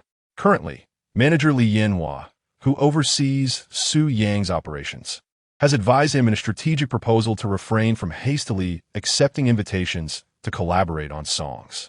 In the future, it would be unnecessary for him to frequently appear before the camera. As an artist whose foundation lies in creativity, the focus should be on crafting high-quality works. For the pursuit of popularity is transient and can lead to a neglect of substance. Moreover, he should not compromise the integrity of his music merely for the sake of profit. While it may yield immediate financial gain, it could tarnish Su Yang's reputation in the long run. Of course, there is no need for Su Yang to cultivate an excessively lofty persona. He should embrace a more relaxed and genuine demeanor, responding to praise from others with grace and addressing any unwarranted criticism directly. Artists who construct an overly elevated image often find themselves burdened, as even minor missteps can lead to backlash against their crafted persona. Su Yang is acutely aware of this.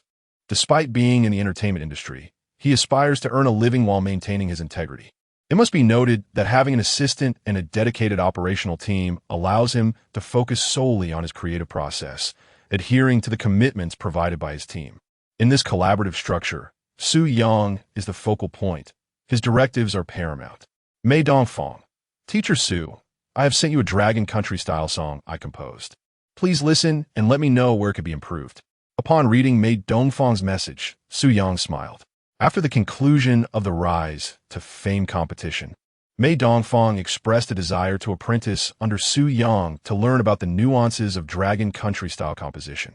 However, Su Yang, recognizing the overly accommodating nature of Mei Dongfang, was reluctant to accept him as a disciple.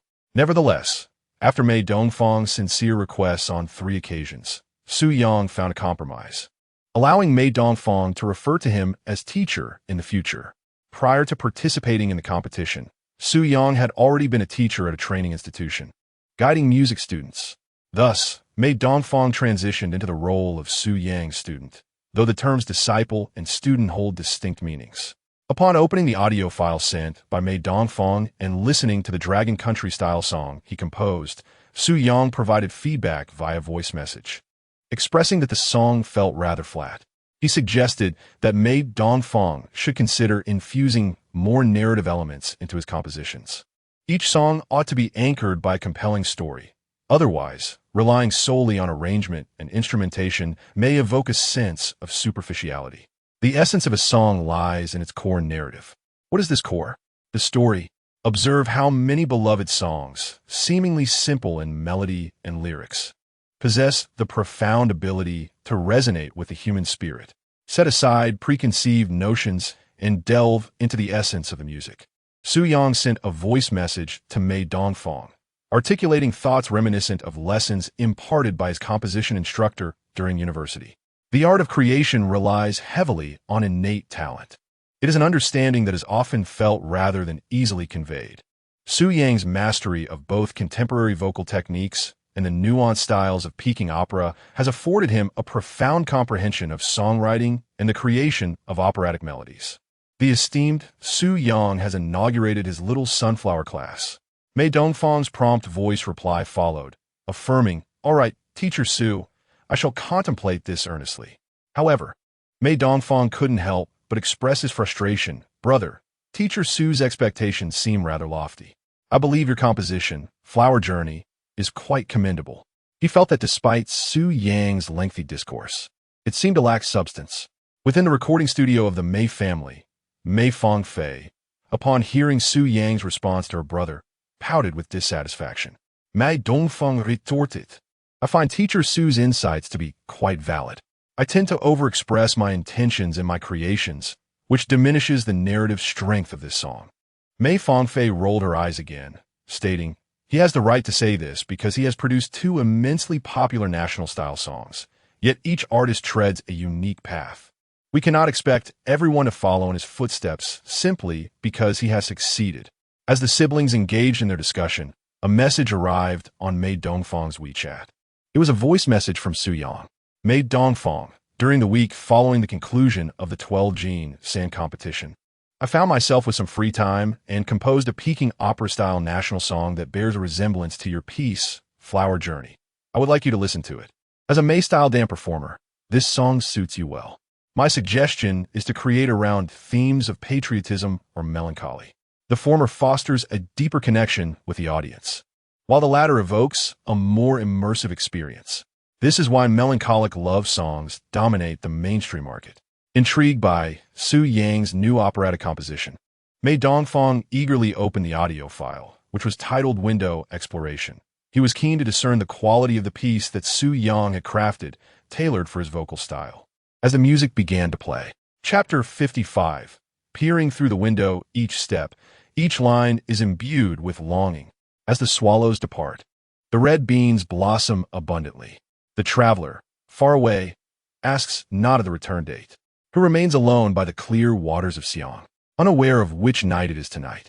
As the swallows return, the beloved leaves no trace. Surely there is sentiment. This parting is bittersweet, as one wishes not for a love untethered. She sings of encountering an old friend in a foreign land, each line steeped in yearning. Below the stage, the audience eagerly awaits the results of the imperial examination, oblivious to the familiar figure on stage. He speaks of the wedding night, as the crowd rejoices, proclaiming the union of beauty and talent, yet they remain unaware of the heartfelt sighs woven into the performance. The two siblings listen intently to the song peering through the window. The main melody, though not particularly striking, possesses a beauty reminiscent of the lyrical style of the Dragon Kingdom. However, upon reaching the chorus, the first line leaves them momentarily speechless. She sings. He thinks of an old acquaintance. Each step, each line is imbued with longing. Just this line sends shivers down their spines. Afen Mei Fangfei, with her sensitive heart, finds herself inexplicably moved to tears upon hearing it. The intensity of this longing, it is overwhelming, so vivid that she can almost visualize each step marked by yearning. Yet the following line evokes a profound sense of repression. The audience below, awaiting the results, remains unaware, while an old acquaintance stands above. One on stage, one below. As the main and chorus conclude, Mei Fangfei wipes her tears and shakes her head, exclaiming, "Teacher Su is truly remarkable. How does he write so brilliantly? Each step, each line is imbued with longing. I am in awe. Brother, why not speak to Teacher Su and ask him to take me as a student? I can boil water, bathe, and keep the bed warm." She says this while grasping Mei Dongfang's hand. The song's romance of the Three Kingdoms and Blue and White Porcelain have recently been lauded online as the pinnacle of national-style music. However, for the young Mei Fangfei, merely 20, She finds herself less enamored by these two songs. Instead, she prefers the romantic national-style ballads. This is why she admires Su Yang, albeit not with the same reverence that Mei Dongfang holds. Nevertheless, the song Peering Through the Window has utterly captured her heart. Mei Dongfang places a hand over Mei Fangfei's mouth, urging her to listen attentively. As they absorb Peering Through the Window, combined with Su Yang's earlier words, Mei Dongfang suddenly feels enlightened. The song bears a resemblance to his own peace journey of flowers, yet the lyrical expression is worlds apart. Su Yang sends another message, detailing the story behind this song. He recounts how he first crafted the narrative, then composed the song around it. A scholar encounters a young lady on the road to the imperial examination. They fall deeply in love, pledging their hearts to one another. As the scholar sets off, the path ahead is uncertain, leaving the young lady to dwell in solitude, reminiscing about him. Thus, she joins a traveling troupe in search of her beloved. The scholar studies diligently, ultimately achieving the top honor, while the royal family promises him the hand of a princess. One side is the distant young lady, while the other is the deceiver, leaving only acquiescence. During the joyous occasion, a theatrical troupe was invited to celebrate. On stage, the young lady finally recognized her beloved, who was beneath the golden rankings. Alas, ultimately, the following day, a female performer perished in the capital, and a literary champion lost his sanity. As Mei Dongfang listened to the song and absorbed the synopsis of its tale, her understanding deepened, bringing tears to her eyes. In contrast, Mei Fangfei, upon finishing the synopsis, could not contain her sobs. Mei Dongfang sent a message to Su Yang. Teacher Su, this masterpiece of yours is what I have always dreamed of creating. Rich in the traditional operatic style and imbued with ancient poetic vocabulary. Having listened to this song and reflecting on your words, I have gained profound insights, she continued. Teacher Su, would you be willing to sell me the singing rights to this song? Certainly, just discuss it with my assistant, Su Yang replied. As Mei Dongfang regarded him as her mentor, Su Yang felt obliged to deliver a sense of awe befitting a teacher. After some contemplation, he promptly shared the song Tanchuang with her. Essentially, he intended for Mei Dongfang to pursue her creative endeavors in that direction, illuminating a path for her artistic journey. In this world, operatic songs have gradually proliferated, with a few attaining remarkable success, leading subsequent compositions to emulate their style. Different creators, while imitating, yield distinctly varied works. Mei Dongfang's wish to purchase the singing rights met with Su Yang's approval. He desired her to perform it. However, the price would certainly not be trivial. This exemplifies the distinction between a student and a disciple. Teachers and schools charge students fees that are non-negotiable. When it comes to financial matters, nothing is given away freely. Su Yang was well acquainted with numerous operatic songs, many of which surpassed Tanchuang in quality. Nevertheless, he intended to keep some of the finest gems for himself. Thank you, Teacher Su. Tomorrow, I will consult Manager Li regarding the copyright. I plan to adapt the synopsis into an MV, Mei Dongfang messaged. That sounds good, Su Yang replied. Another message arrived, this time from Mei Dongfang's sister, Mei Fangfei. Teacher Su, could you also accept me as a student? She inquired. Xiao O Mei. I am quite busy and lack the time to guide you, he responded. Please take me in. I'll wash your clothes, cook for you, and keep your bed warm. Kisses and hugs. Su Yang felt a wave of exasperation at her antics. This young girl, while expressing her desire to be a student, seemed to be flirting mischievously. Teacher Su, just kidding. You have your beloved Yu Tianho. I only wish to be your student. If you refuse, I shall sit at your doorstep for days on end. Mei Fangfei tished. Su Yang immediately messaged Mei Dongfang, sharing a screenshot of their conversation. Mei Dongfang, your sister is quite the little rascal. Minutes later, Mei Dongfang replied. Mei Dongfang, Teacher Su, I have dealt with Mei Fangfei. She will certainly behave from now on. Upon reading Mei Dongfang's message, Su Yang felt a faint pang of guilt, pitying Mei Fangfei. However, shortly after, a message from Mei Fangfei arrived. Teacher Su, you have gone too far. I will not let you off easily. You better not close your eyes tonight. You infuriate me. The audacity of her words sent a shiver down his spine. Su Yang promptly forwarded the screenshot to Mei Dongfang. Mei Dongfang quickly replied, Teacher, I will take care of this girl again. Su Yang felt a wave of relief at her response. Indeed, she was teachable. He messaged Mei Dongfang, be gentle, don't go too far. Goodness gracious. It appeared that Mei Fangfei had refrained from sending him any more messages, seemingly having received a profound lesson from her brother's love. 3 days swiftly passed. One afternoon, in a 5-star hotel in Kyoto, Su Yang and Yu Caiyue sat at a table by the window. Yu Caiyue, appearing somewhat anxious, whispered Xiaoyang, if my second brother says anything unpleasant, please refrain from responding. Allow me to handle it. Indeed, her second brother, Yu Zixing, had arrived and wished to meet Su Yang.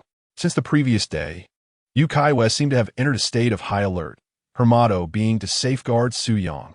Chapter 56, 30 years east of the river, 30 years west of the river. Do not underestimate the young and impoverished. This is my second brother. Upon seeing a man approaching, Yu Caiyue's expression turned slightly tense as she spoke to Su Yang. Rising to his feet, Su Yang followed her gaze and beheld a handsome man in his 30s, clad in a tailored suit, with a stylish side parting, standing at approximately 6 feet tall. Trailing behind him were a man and a woman. As he approached, he exchanged a few words with his companions, who then stood at a distance, refraining from following. Second brother, Yu Caiyue said, her face flushed with a hint of nervousness. Although Yu Zixing was her closest sibling, it was her first time introducing Su Yang to her family, and she felt a wave of apprehension. Would he impede her relationship with Su Yang? Would her family also stand in their way? Yu Zixing chuckled, Xiaoye, it has been quite a while since you last returned home. If I hadn't come to Kyoto to see you, would you have hesitated to go back? Blushing, Yu Caiyue replied, not at all. I have simply been too busy with work to find the time. I promise to return home when I can. Su Yang, this is my second brother, Yu Zixing, she hastily introduced, her cheeks still tinged with red. Su Yang extended his hand with a smile, greeting Yu Zixing, hello. Second brother, I am Su Yang. As they shook hands, Yu Zixing grinned, Su Yang, I'm a fan of yours. I particularly enjoy your songs, A Sea of Stars and Romance of the Three Kingdoms. You must give me a few autographs later. Su Yang smiled. It is an honor that you appreciate my music, second brother. The ensuing conversation between Su Yang and Yu Zixing diverged significantly from Yu Caiyue's expectations. She had anticipated that Yu Zixing would question their relationship, perhaps showcasing the Yu family's influence and highlighting the disparities in their social standings to discourage them. She had even prepared herself to boldly declare her commitment to Su Yang if such a conversation arose. However, Yu Zixing refrained from making such remarks. Instead, he engaged Su Yang in discussions about music and family. Su Yang shared that his family still resided in their hometown in the south and expressed his desire to keep them away from Kyoto to avoid disrupting their lives and attracting relentless media attention. His intention was to shield them as much as possible. Of course, he had financially supported them, transferring $5 million after receiving royalties from 2 songs a few days prior, ensuring they could live comfortably in their hometown. Su Yang, next time you compose a good song, let me know before its release. I would love to hear it first. Yu Zixing remarked with a smile after exchanging phone numbers. Su Yang responded, of course, second brother.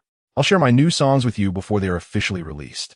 What Yu Caiyue had initially perceived as an impending storm had transformed into a pleasant conversation.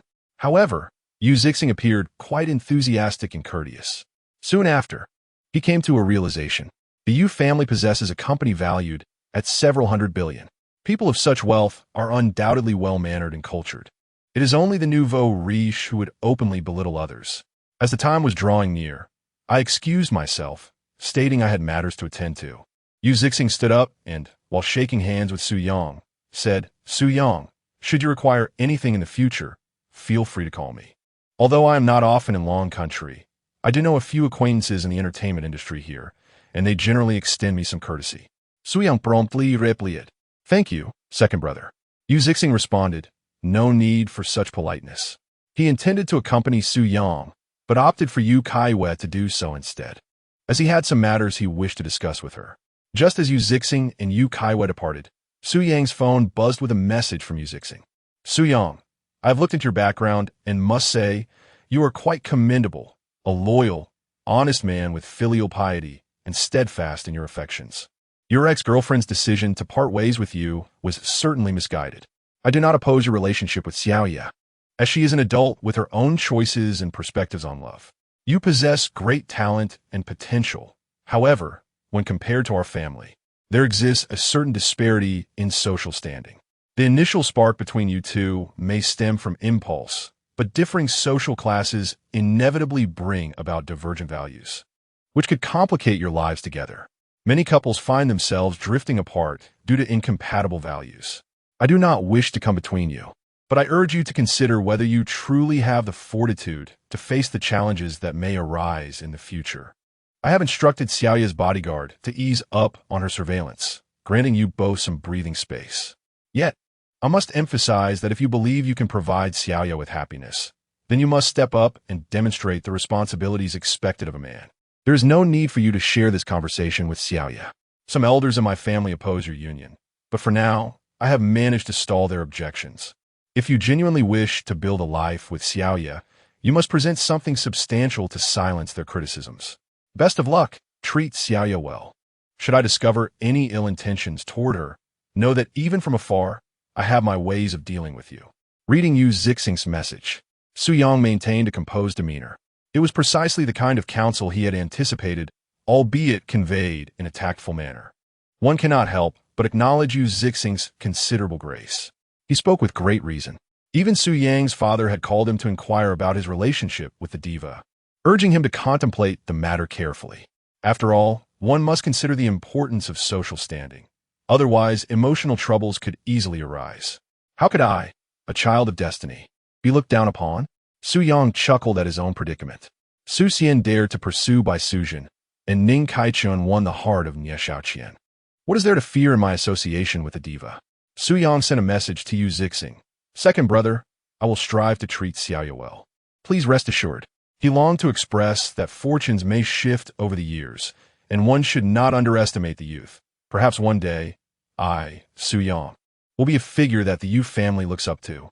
Second brother, you came to Kyoto merely to see me and Su Yang? Did you not bring me tasks with you?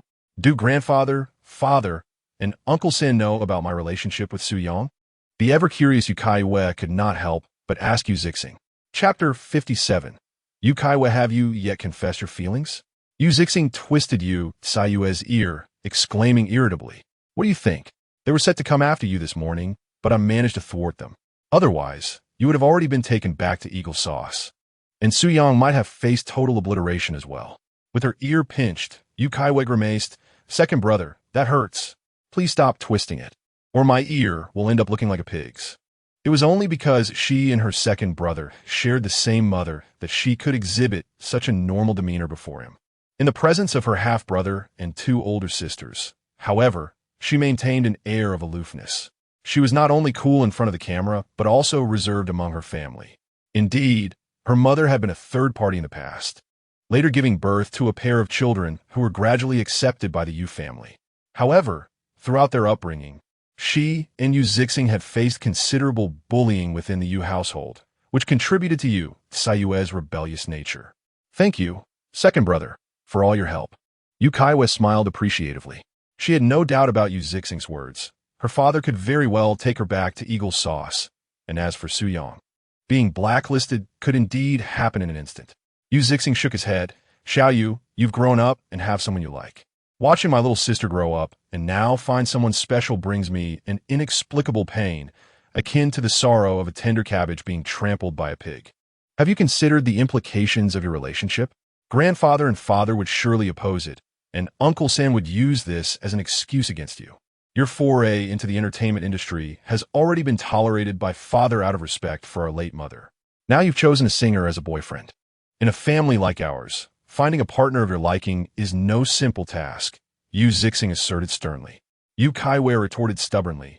He is a musician, not just a mere singer.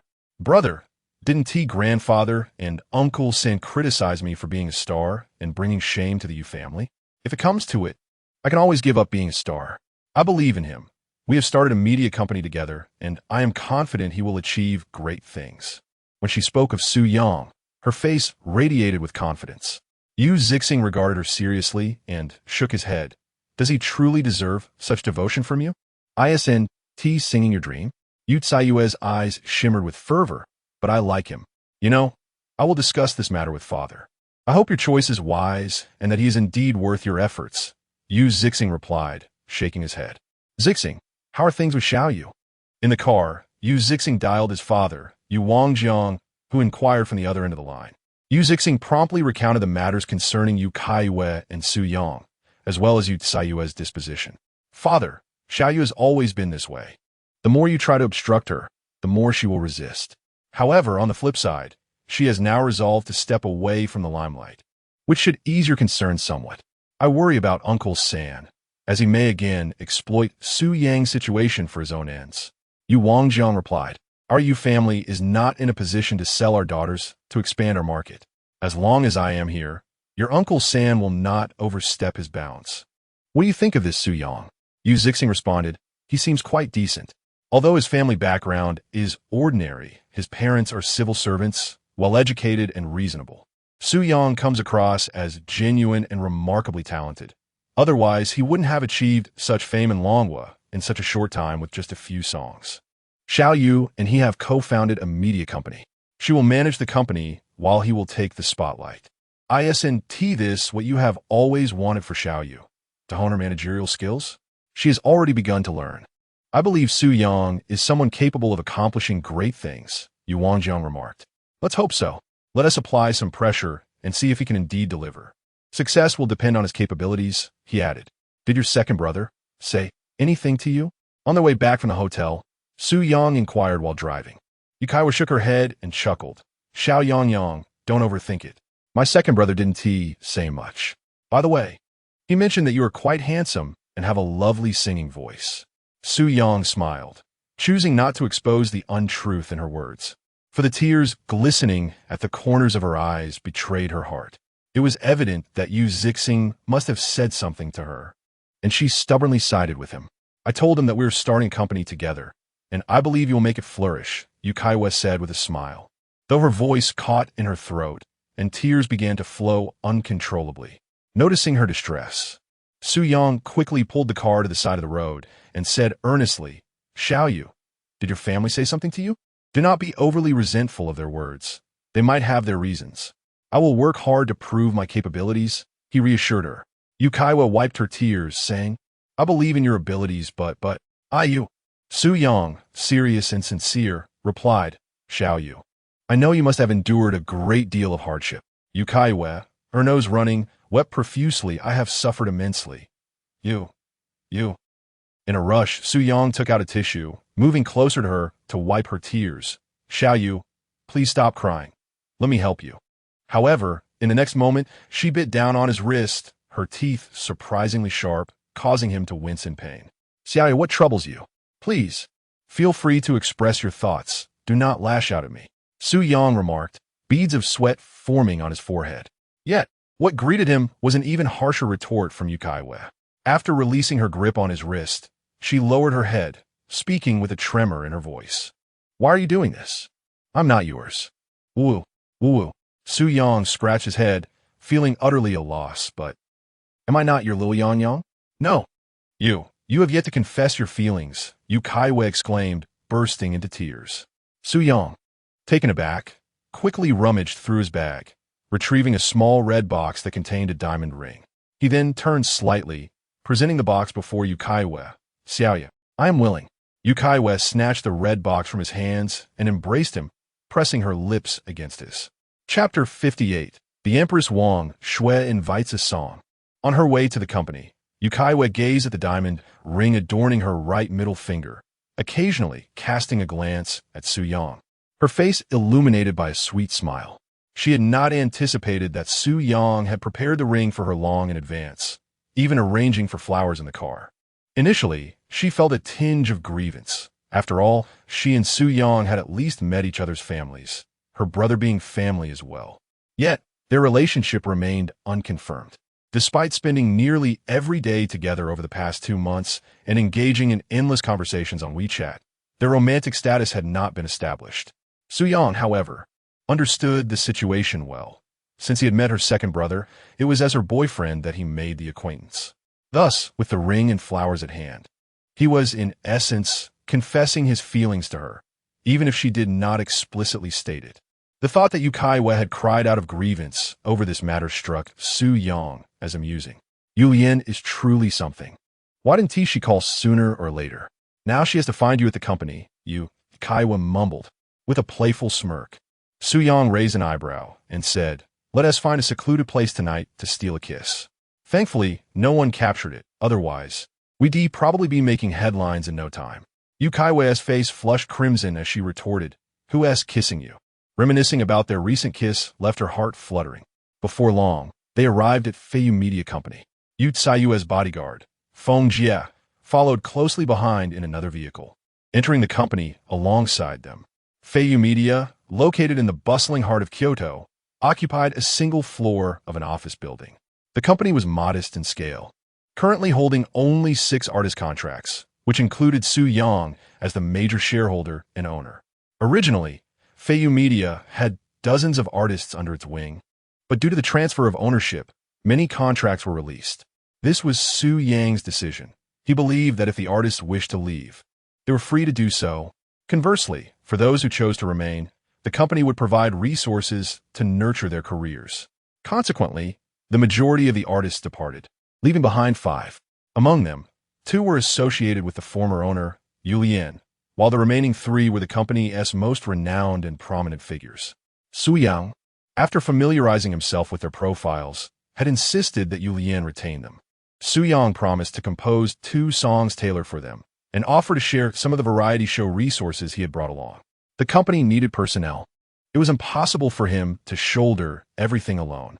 In this initial stage of the company, a gradual approach was essential. Primarily, Su Yang also wished to wait until the system was further refined, unlocking additional functions, at which point he could fully unleash its potential. "Hello, Boss Yu. Welcome to the company for an inspection." Upon entering the conference room, Yu Lian, dressed in a pink OL uniform with a sharp bob haircut, greeted Yu Caiyue with a warm smile. Turning to Su Yang, she continued with a smile, "Good day, Teacher Su." Yu Lian, the former boss, is one of the few friends Yu Caiyue has in the industry. She currently serves as the general manager of Flying Fish Media. She is aware that the nominal owner of the company is Yu Caiyue, but the major shareholder is Su Yang. She has discussed with Yu Caiyue that even if they are indeed in a romantic relationship, it would be prudent not to engage in business together, as even married couples may face emotional crises that could lead to separation. However, Yu Caiyue firmly asserts her belief that Su Yang is not that kind of person. Yu Lian can only smile in silence, as she has experienced betrayal in love. Yet, considering Yu Caiyue's position, she believes that if the 2 of them truly come together, it would be a decision made with great caution. With a smile on her face, Yu Caiyue remarked, "Manager Yu, I did not expect you to be so adept at flattery." Despite the presence of Li Yanhua, the operations manager, Yu Caiyue felt significantly more relaxed than before, shedding the cold demeanor others often attributed to her. With her brother's support for her relationship with Su Yang and their confirmed connection, her mood was buoyant. Yu Lian chuckled. "Now you are my boss, and I wish to work diligently under your leadership, so I must indeed flatter you." "Manager Yu, Sister Li." Su Yang greeted them with a smile. Yu Lian quickly shook her head, saying, "Teacher Su, there are no outsiders here. You may simply call me by my name." Yu Caiyue chimed in, "Su Yang, there's no need to be polite with Yu Lian. The success of this company relies on you making substantial profits." Su Yang chuckled in response. Politeness is still necessary. Soon, Li Yanhua, the operations manager, briefed Su Yang on the work arrangements. "Teacher Su, I have discussed with the singer program team regarding the episode airing on July 25th. You will appear as a guest performer. After participating in this episode, you will also be scheduled to join the final stage at the end of August, competing for the title of the King of Singers. The total appearance fee for both episodes amounts to 6 million. Su Yang nodded in acknowledgement. The program One Song to Fame typically recommends outstanding contestants to major music singing programs during the summer, with the top 3 participants having the opportunity to join high-profile shows like Please Call Me Singer. Participating in such popular programs is beneficial for increasing exposure and maintaining popularity. After noting this down, Li Yanhua also mentioned several film and television projects that have invited him to write songs. When Su Yang inquired about the specific styles required, he requested her to send him the details so that he could decide on writing the songs accordingly. As for the invitation to be a judge for the strongest boy in new rap, I politely declined. However, the Summer Opera Association and CCTV have reached out to invite you as the convener for Dragon Country Opera. I need to inquire about your opinion on this matter, Li Yanhua stated. Su Yang responded, please tell me more about the specific rules. Li Yanhua promptly outlined the specific rules. The program team invited multiple troops from the Dragon Kingdom, each with a rich legacy of traditional opera, to send representatives to participate. Each group would appoint a corresponding opera convener. Within these troops, there would be both defenders and challengers, and the teams that successfully defended their title for 3 consecutive rounds would advance directly to the final match. The operatic pieces performed in the competition could either be classic works or innovative adaptations. Su Yang remarked, if there are any opera programs in the Dragon Kingdom, please inform the organizing committee. I will give it serious consideration. As for the invitations to participate in film and television projects or other programs, I shall defer them for the time being. Currently, his popularity was soaring, and the Opera Association sought to leverage this momentum to promote traditional culture, which was indeed a reasonable endeavor. Su Yang harbored aspirations to participate. As a member of the Opera Association, he felt entitled to contribute to the promotion of cultural heritage. Some pop stars online had commented sarcastically on his assertion that Mandarin is the most impressive, a sentiment he had expressed. The program Dragon Kingdom Has Opera presented a fitting platform for him to validate his confidence in that statement. Moreover, he was eager to earn money and gain recognition. Reflecting on Yu Zixing's words, he realized that in order to marry Yu Caiyue, he must first establish a successful career. He believed in the notion of matching social standings. If he could not become a second-generation heir of a wealthy family, he would create one for himself.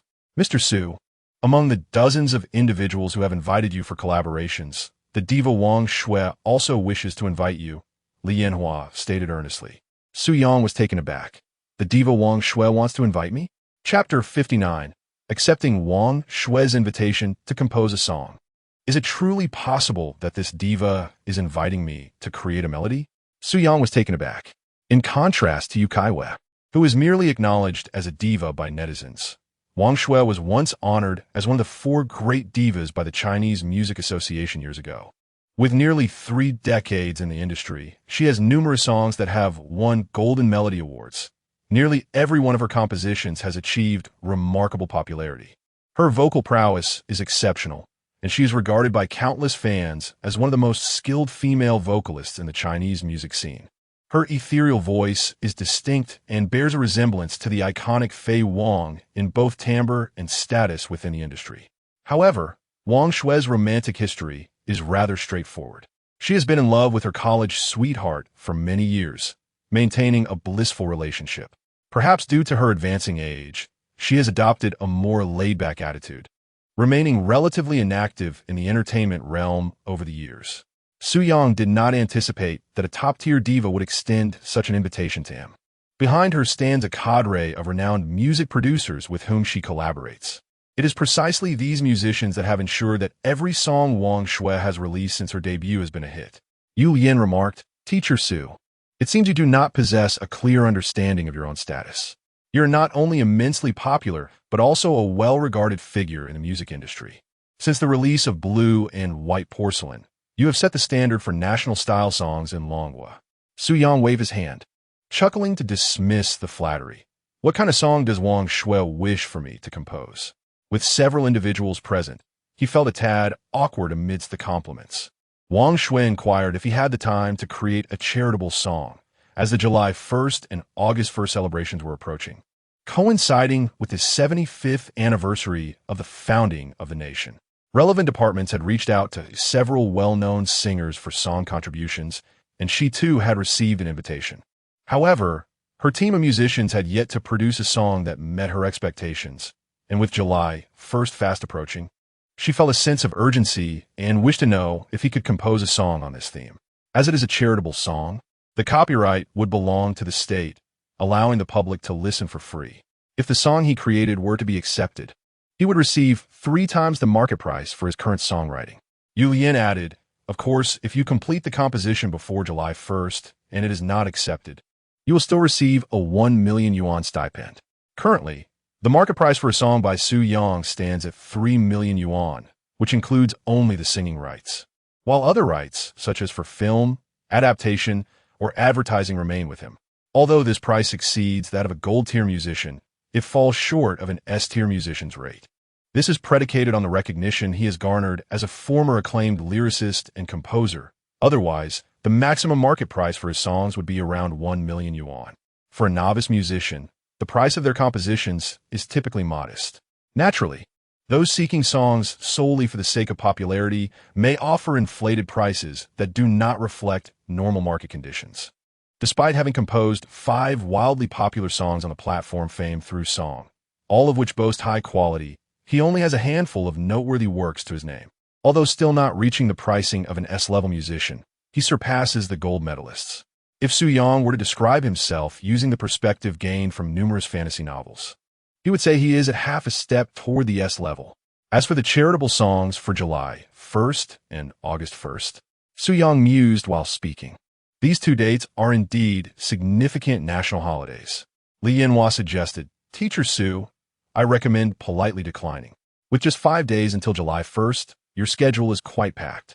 Yu Caiyue added, "Indeed, you've been incredibly busy lately. You really should take a couple of days to rest before diving back into work." Her words were laced with concern. Although she had also experienced a similar hectic period without much thought at the time, witnessing Su Yang's busyness made her feel quite empathetic. Yu Yin teased, "Teacher Su, your boss is genuinely worried about you. She is such a caring employer, looking out for her staff." Yu Caiyue immediately blushed and shot a glance at Yu Yin, retorting, "If you keep talking nonsense, I might just send you off to Africa to develop business." Yu Yin raised her hands in a gesture of surrender, saying, "Please spare me, dear boss." "Teacher Su, my advice is also to decline Wang Shue's invitation for the song. The timing is simply too tight, and charitable songs are notoriously difficult to shine, being too niche," Yu Yin remarked, blending humor with seriousness. Rumor has it that several musicians, even S-level ones, have penned songs for her, yet none were satisfactory. She held high expectations for this particular piece. Su Yang remarqued, "Speaking of the charitable songs for July 1st and August 1st, I actually have some related ideas. Let's reach out to her and see her thoughts." Yu Caiyue asked, "Su Yang, are you considering accepting her invitation? You might as well take a couple of days to rest." She pouted slightly. Su Yang replied with a smile, "The more friends, the more paths open. Whether I write the song or not, it's good to get to know her first." He pondered the charitable songs for July 1st and August 1st, recalling a few that pertained to strengthening the military or commemorating the fallen. He decided to first understand Wang Shue's requirements for the song. If he had something fitting, he could take on the task. Having a top-tier artist sing a song he wrote could significantly enhance his popularity. It was akin to having a diva work for him. Before he knew it, thanks to Yu Yin's efforts, a call from Wang Shui was connected to Su Yang. "Hello, Teacher Su, this is Wang Shui," came a delicate voice from the other end of the line. Su Yang quickly responded, "Wang Lao, sure, you flatter me. I can't possibly accept that title in your presence. You may call me Xiao Su or Su Yang. Then I shall call you Xiao Su. And you may call me Wang Jie instead of Wang Lao, sure. That way, I get a little advantage," Wang Shui replied with a cheerful laugh. Su Yang smiled and said, "All right then, I shall call you Wang Jie." The two engaged in a brief exchange, during which she praised Su Yang for his remarkable songs, particularly expressing her fondness for Blue and White Porcelain. Su Yang reciprocated with commendations for Wang Shue's many classic tracks, declaring himself her admirer and relishing in his success as a fan. After discussing their musical endeavors, Wang Shui mentioned that she would send Su Yang a short film MV that she had directed 2 months prior, conveying her intended message within it. It was a tribute to fallen heroes, juxtaposing past and present, aimed at allowing contemporary individuals to profoundly appreciate the hardships underpinning their current happiness. "Xiao Su, I shall send you the MV right now. As for the song, do not feel pressured. Whether I secure the public welfare song or not is secondary. I merely wish to give it a try, as I have yet to create a song that truly belongs to me after so many years of singing," Wang Shui remarked with a smile. Soon after, Su Yang received a video file from Wang Shui on WeChat. Upon watching it, he wiped his slightly moist eyes and promptly messaged her, "Sister Wang, I will have the song written within 3 days at most. If you are pleased with what I compose, 2 days should suffice for you to record it. He had already resolved to present a song to Wang Shui for the Public Welfare Initiative on July 1st and August 1st. Chapter 60. Su Yang. I am now striving to bring you home as soon as possible, as you wish. Upon viewing the MV sent by Wang Shui, Su Yang's first thought was of Wang Fei's song, As You Wish. The theme of As You Wish aligns perfectly with the message conveyed in this MV. Besides As You Wish, he also recalled Misplaced Time and Space, 5/4 edition. However, given Wang Shui's vocal timbre, she should be able to replicate As You Wish flawlessly. Dear Sister Wang, I have one request. I might want to modify certain details of this microfilm to express my own ideas. Su Yang sent a voice message to Wang Shui. The war-themed modern microfilm MV she commissioned was of exceptional quality. Yet, as a musician, he had his own thoughts upon viewing it. Soon, Wang Shui replied, Yes, you are welcome to make changes to this MV. The original is with me, and it 1 TB an issue. If I decide to use your song, I will offer you 9 million. Even if I do not use it, I will still provide you with 1 million as a writing fee. She was quite the negotiator, proactively mentioning the financial aspect. Although Su Yang did not bring it up, she felt compelled to address it. All right, Sister Wang, Su Yang responded readily. Since this was a public welfare song, the copyright belonged to the state and could not be used commercially. However, if this song were to be featured in any films or television dramas, prior notification to the creator would be required. This world takes copyright issues quite seriously. Manager Lee, please discuss with the folks at the Opera Association. I have agreed to be the opera convener, and the May family has also reached out to me. I will simply act as their opera convener. Before proceeding with the MV for As You Wish, Su Yang first informed Li Yanhua to notify the Opera Association of his agreement to take on the role of opera convener. He had reviewed the schedule and specific competition details. The responsibilities of the opera convener included leading the gathered opera performers and collaborating with others in the field. The convener would assist their affiliated performers in creation, which was akin to a mentorship role in a song to fame. There were indeed numerous elements within the system for songwriting, new opera segments, and operatic vocal pieces. Mei Dongfang had just messaged him inquiring about the Opera Association's invitation for him to become the opera convener, suggesting that if he participated, Su Yang could serve as the opera convener for the Mei family. Recently, under Su Yang's guidance, especially with the piece peeking through the window, he felt as if a door had swung open to the realm of operatic songwriting. Enlightenment had struck him. He told Su Yang that he was confident in securing the championship for the Mei family in Dragon Nation Has Opera, thereby restoring their former glory. Su Yang agreed, stating he would participate in Dragon Nation Has Opera and would coordinate with his manager, the production team, and the Opera Association regarding this matter. Mei Dongfang also sent the MV for Peeking Through the Window, which featured a period drama style with a storyline closely resembling the synopsis Su Yang had provided him. After watching the music video, Su Yang couldn't help but praise it, noting that it was not only aesthetically pleasing but also rich in traditional opera elements, which he found delightful. Mei Dongfang mentioned that in 3 days, the song would be released. Su Yang inquired why it wasn't showcased on Dragon Country Has Drama, suggesting that no one could rival the song. However, Mei Dongfang, in a rather youthful manner, insisted that he did not want to take advantage of any competitors. He wished to rely solely on his own talent to triumph in the program. Mei Dongfang spent 5 million to acquire the singing rights for Tan Chuang. Initially, Li Yanhua had presumed that, as Su Yang's student, the price could be slightly below market value.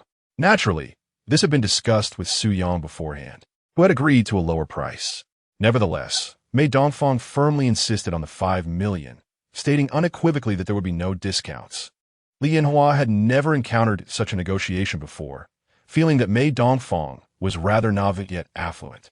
Su Yang, of course, welcomed the prospect of receiving such generous funding. All right, Teacher Su, I will contact the Opera Association and the production team. As for the detailed contract, I will discuss it with them first, Li Yanhua stated. Su Yang replied, very well. Having a team is advantageous.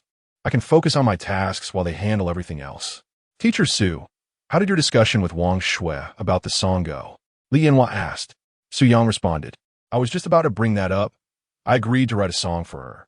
Please inform General Manager Yu that the recording studio should not schedule anyone else for the next few days, as I will be there full-time. The company possessed a recording studio equipped with imported equipment worth over 10 million. Do you need to arrange for several staff members to assist you? Li Yanhua inquirat. Su Yang replied, Not at all. I prefer to work independently and dislike interference. I will operate the recording equipment myself. I would like our company's photography team to come by, as I need them to capture some footage. The recording studio was equipped with professional computers for editing music videos. His primary task was not merely songwriting, but also video editing and incorporating specific visuals he wished to present. Certain segments required the filming team to capture additional footage to be integrated into the music video. Boss, Manager Li informed me that teacher Su has agreed to write a song for Wang Shui and may be staying in the recording studio for the next couple of days. Yu Lian mentioned to Yu Caiyue, who sat in the chairman's seat. Yu Caiyue shrugged. He just messaged me about it. While speaking, she replied to Su Yang. Xiaoye, all right, I originally wanted to watch a movie with you tonight, but I suppose we can only do that after you finish the song. Su Yang promptly responded. Xiaoyan, once I complete the song, I will have some free time to spend with you. He understood that her experiences growing up might have deprived her of the simple joys that others enjoyed, which is why she longed for companionship in her adventures and mischief. Xiaoyan, my current efforts are driven by the desire to bring you home as my bride sooner rather than later. I must accumulate a fortune of at least 1 billion or 800 million before I can truly feel worthy of taking you away from the Yu family. Xiaoye, I understand. I have several hundred million in my private savings, so you only need to earn a few hundred million. Originally feeling a bit down, Yu Caiyue's mood brightened significantly. On Su Yang's side, he indeed shared the same sentiment. He needed to earn more money, and with his capabilities, it was only natural for him to embark on a grand endeavor.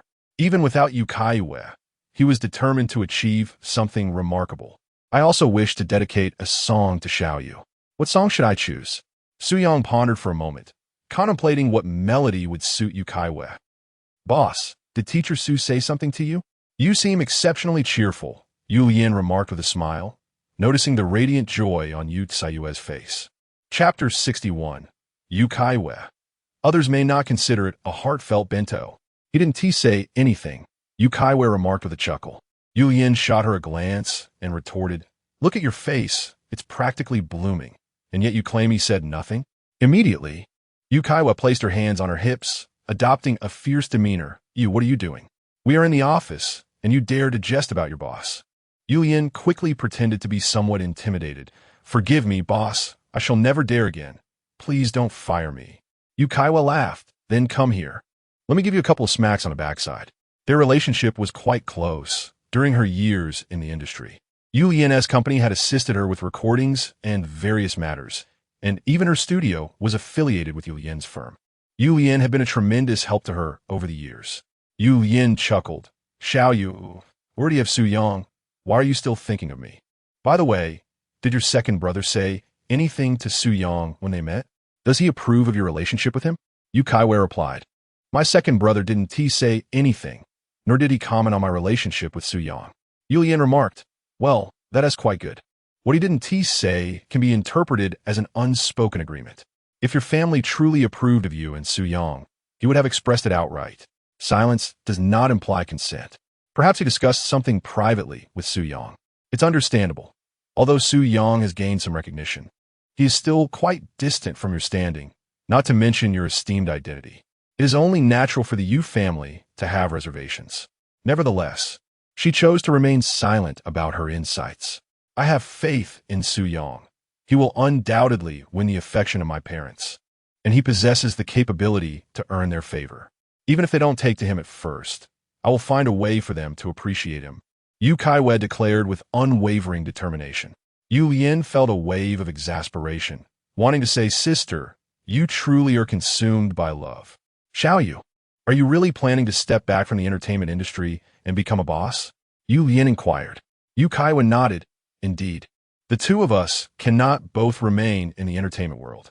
I believe in his abilities. He will surely excel beyond my achievements. The heights I cannot reach. He will ascend through his own merit. As she spoke, a flicker of reluctance shone in her eyes, almost as if they were glimmering with unspoken emotion. Yu Lian shook her head. Xiaoyu, you need not dwell on the matter concerning your father's influence with the judges. Others don't possess such powerful connections.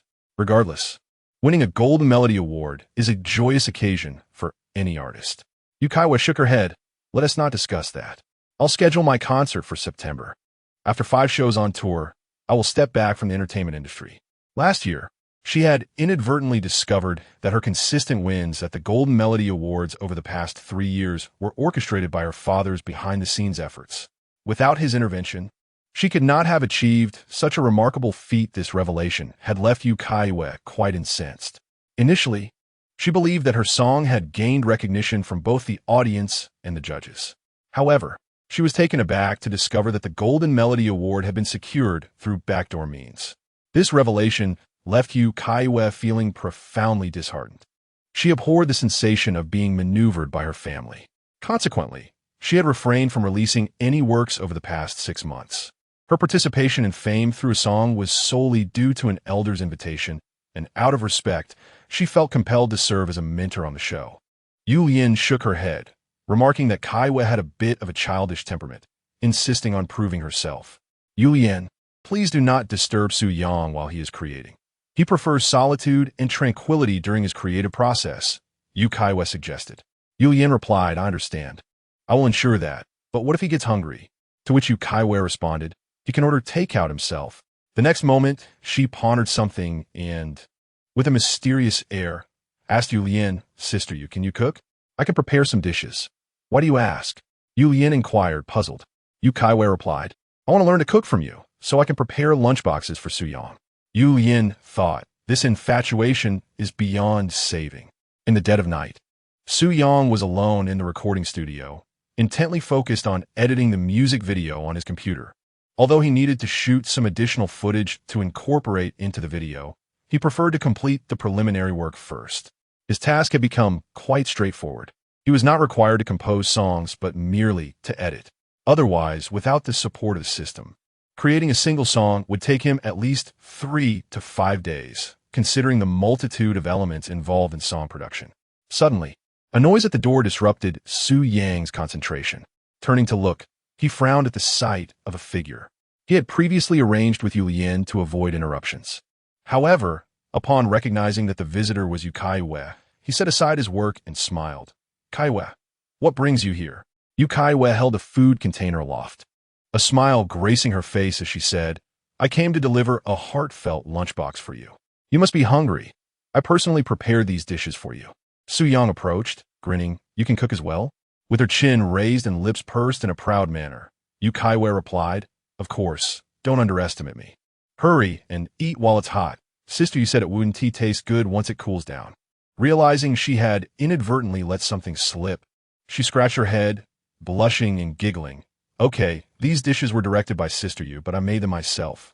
As she spoke, she eagerly opened the food container, releasing a wave of steam infused with the delightful aroma of the dishes. It contained scrambled eggs with tomatoes, shredded potatoes, roasted chicken wings, braised fish segments, and yam and pork rib soup. You must try it. Please give me your thoughts on my culinary skills. Yu Caiyue urged, grasping Su Yang's hand. Su Yang replied, Alrig, let me see how your cooking measures up. However, just after he took the chopsticks that Yu Caiyue had handed him, he was momentarily taken aback. He quickly grasped her hand and asked, Xiaoya, what happened to your hand? Her delicate, pale hands were marred with red patches, and one of her fingers even bore a band-aid. Yu Caiyue shook her head and smiled. It's nothing, really. I just accidentally splashed some oil while cooking and grazed my finger on the knife while chopping. As she spoke, her eyes shimmered with unshed tears, urging him, hurry up and eat. Su Yang wanted to say something, but decided against it for the moment. Instead, he took out his phone and sent Yu Caiyue a message. Xiaoya, I've written a song for you during this time. I would love your thoughts on it. Yu Caiyue quickly wiped away the tears from her eyes and smiled. You're still thinking about writing me a song? Well, let me hear what you've composed. Courage? Yu Caiyue read the title aloud. Su Yang nodded. Indeed, Courage is a song inspired by our experiences together. He continued, you shouldn't cook anymore. If you find hotel food unpalatable, we can hire a cook to prepare meals for us. He glanced at her scalded hand, feeling a pang of concern. Yu Caiyue wiped away another tear and, with a hint of pride, replied, "How can it be the same? I intend to prepare a heartfelt bento for you." All right, I want to hear the song now. If it doesn't satisfy me, you might find yourself at the receiving end of my wrath," she playfully threatened. With that, she opened the audio file that Su Yang had sent. Chapter 62. Su Yang nearly disturbed the cabbage. While Yu Caiyue was engrossed in listening to music on her phone, Su Yang sat nearby, wielding chopsticks as he savored the dishes she had prepared. The shredded potatoes were somewhat salty. The scrambled eggs with tomatoes bore an unwelcome sweetness. As a proud northerner, Su Yang held a certain disdain for sweetened scrambled eggs. The braised ribbon fish segments were quite satisfactory, albeit a tad too dark due to an excess of soy sauce. The pork rib and yam soup had the yam broken into tiny pieces. However, these imperfections were of no concern to Su Yang. He relished each bite, alternating between steamed buns and vegetables with great delight. He had finally made this decision, regardless of others' opinions. As long as she too was resolute, he was willing to follow her to the ends of the earth. He understood that nothing was easy. His heart repeatedly sought to persuade himself, fearing the moment she might declare her intent to give up. Love indeed requires courage to confront the whispers of gossip. If only she would grant him a glance of affirmation, his love would find its purpose. Both of them needed the courage to believe in their union amidst the bustling crowd, where he could feel her sincerity resting in the palm of his hand. Observing Yu Caiyue as she attentively listened to the song, her eyes glistening with unshed tears, Su Yang could not fully grasp her emotions. Yet he was moved by her display. Their relationship was now defined, having transitioned from the virtual realm of Song of Fame to the tangible experience of being together. Yu Caiyue was the more proactive and courageous partner, a fact that Su Yang readily acknowledged. Perhaps, in many romantic encounters, men initially take the lead, but post-commitment, women often assume the more assertive role. At least that was the case for Su Yang, possessing an awakening system and memories from past life. He did not harbor an intense passion for romance. Having met an untimely demise at 30, his psychological age aligned with that of a 30-year-old, making it difficult for him to engage in a fervent romance. The song Courage was a masterpiece, a coveted gem in the world of music. For his beloved, Su Yang felt no reluctance in dedicating it. In his view, this song perfectly encapsulated Yu Caiyue's position in their relationship. Despite her ignorance of the system he possessed, being with him demanded immense bravery on her part. He was certain that her rendition of Courage would yield exceptional results. It is worth noting that once, the renowned band Yu Caiyue had dominated the scene with this very song, even compelling the likes of King Zhou to yield to its fame. As the final notes of Courage faded away, Su Yang smiled and inquired, "Yeah, what do you think of this song? Do you like it?" "Yes, I absolutely adore it. I love it so much," Yu Caiyue replied, dabbing her tears and breaking into a smile. Yang, you are incredible. This song is truly wonderful." The lyrics had etched themselves into her heart, providing her with a profound sense of connection. Indeed, in her pursuit of being with Su Yang, she has had to confront familial pressures and a plethora of rumors, yet she has never faltered, facing everything with unwavering courage. In her eyes, Su Yang too exhibits remarkable bravery. She has even worried that upon discovering her background, he might feel overwhelmed, fearing that he would choose to abandon their bond. However, Su Yang has never uttered a word of surrender to her. We all need the courage to believe we will be together amidst the throngs. I can feel your sincerity nestled in the palm of my hand. This song, aside from evoking profound empathy within her, is also, from a musical standpoint, a work of high caliber in Yu Caiyue's eyes. Although the composition may appear unremarkable and the lyrics rather mundane, the true measure of a song's quality lies in its entirety. A seemingly simple melody that can effortlessly touch the heart and resonate with many is indeed a fine song. Over the years in the Chinese music scene, countless hits have emerged that, while appearing plain at first, grow increasingly compelling and relatable upon repeated listening. If you enjoy it, then that suffices. When I find the time, I shall compose a few more songs for you. At your concert, we can perform them together," Su Yang remarked with a smile. Yu Caiyue playfully extended her pinky and, with a twinkle in her eye, stated, "Then it's settled." At my concert, I shall sing many of the songs you've written. Furthermore, you must be my guest performer and sing alongside me. Su Yang replied with a grin, no problem. If time permits, I shall take care of all the songs for your concert. You are my woman. It would be beneath me for you to sing anyone else's songs. I am more than capable of writing my own. With misty eyes, Yu Caiyue gazed at Su Yang and said, Yang Yang, you are too good to me. Su Yang confidently replied, that is only natural. You are indeed my woman. In response, Yu Caiyue sealed his lips with hers. Yu Zixing, how could you be so thoughtless? After Yu Caiyue departed from the studio, Su Yang, feeling somewhat irate, exclaimed. Just moments before, in a moment of deep intimacy, they had nearly crossed the final threshold, only for Feng Jie to knock on the studio door, stating that Yu Zixing wanted to speak with Yu Caiyue about some matters. To his dismay, Su Yang had initially thought that Yu Zixing would tell Feng Jie to ease off on her protective duties over Yu Caiyue. However, he was taken aback to learn that Feng Jie would continue to accompany her. Was this to prevent him, the clumsy oaf, from causing harm to this precious gem? Su Yang's irritation simret. 3 days swiftly passed. As Su Yang viewed the completed music video for As Desired, a look of satisfaction graced his face. He then sent the song along with the finished MV to Wang Shui. Sister Wang, do you find this song satisfactory? If it does not meet your expectations, I am out of options. I have truly given it my all, Su Yang conveyed through a voice message. Wang Shui's response soon followed. All right, little Su. Thank you for your hard work. I will give it a listen. Su Yang imagined the expression on Wang Shui's face when she listened to the song As Desired. Chapter 63, A Melody of Fulfillment. The Diva's Generosity. Within a luxurious villa in the bustling harbor city, the illustrious diva of the Chinese music scene, Wang Shui, now aged 48, settled into her accustomed reclining chair on the balcony.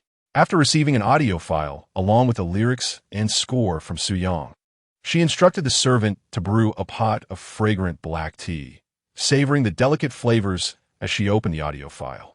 In her youth, she favored coffee, but as the years passed, her palate transitioned to the soothing embrace of tea. The screen momentarily dimmed, and as a wave of uncertainty washed over her, a thunderous sound erupted from her phone. Suddenly, the image brightened, revealing the nostalgic scene of an antiquated house, a setting she recognized from a film she had commissioned from a prominent director within her circle. The narrative began a century ago, showcasing a group of youthful students immersed in their studies, reminiscing about their carefree lives, only to be thrust into the grim reality of war. They faced harrowing battles, ultimately sacrificing their lives. The music video then juxtaposed this historical turmoil with the innocent lives of contemporary school children, underscoring a poignant contrast that evoked an appreciation for the fragility of happiness. A melodious violin began to play softly in the background. Song, fulfillment lyrics, Suyang composition, Suyang arrangement, Suyang vocal sample, I Wang Sui. You are the distant path, the lantern in the fog of the wilderness. I am but a child, wandering within your gaze. You are the bright moon and gentle breeze. I am the dream you cherish. Whether seen or unseen, we embrace for a lifetime. As the first verse unfolded, the visuals depicted the young students marching toward the battlefield. Just as the chorus was about to emerge, the screen abruptly darkened, only to illuminate once more with scenes of modern urban life.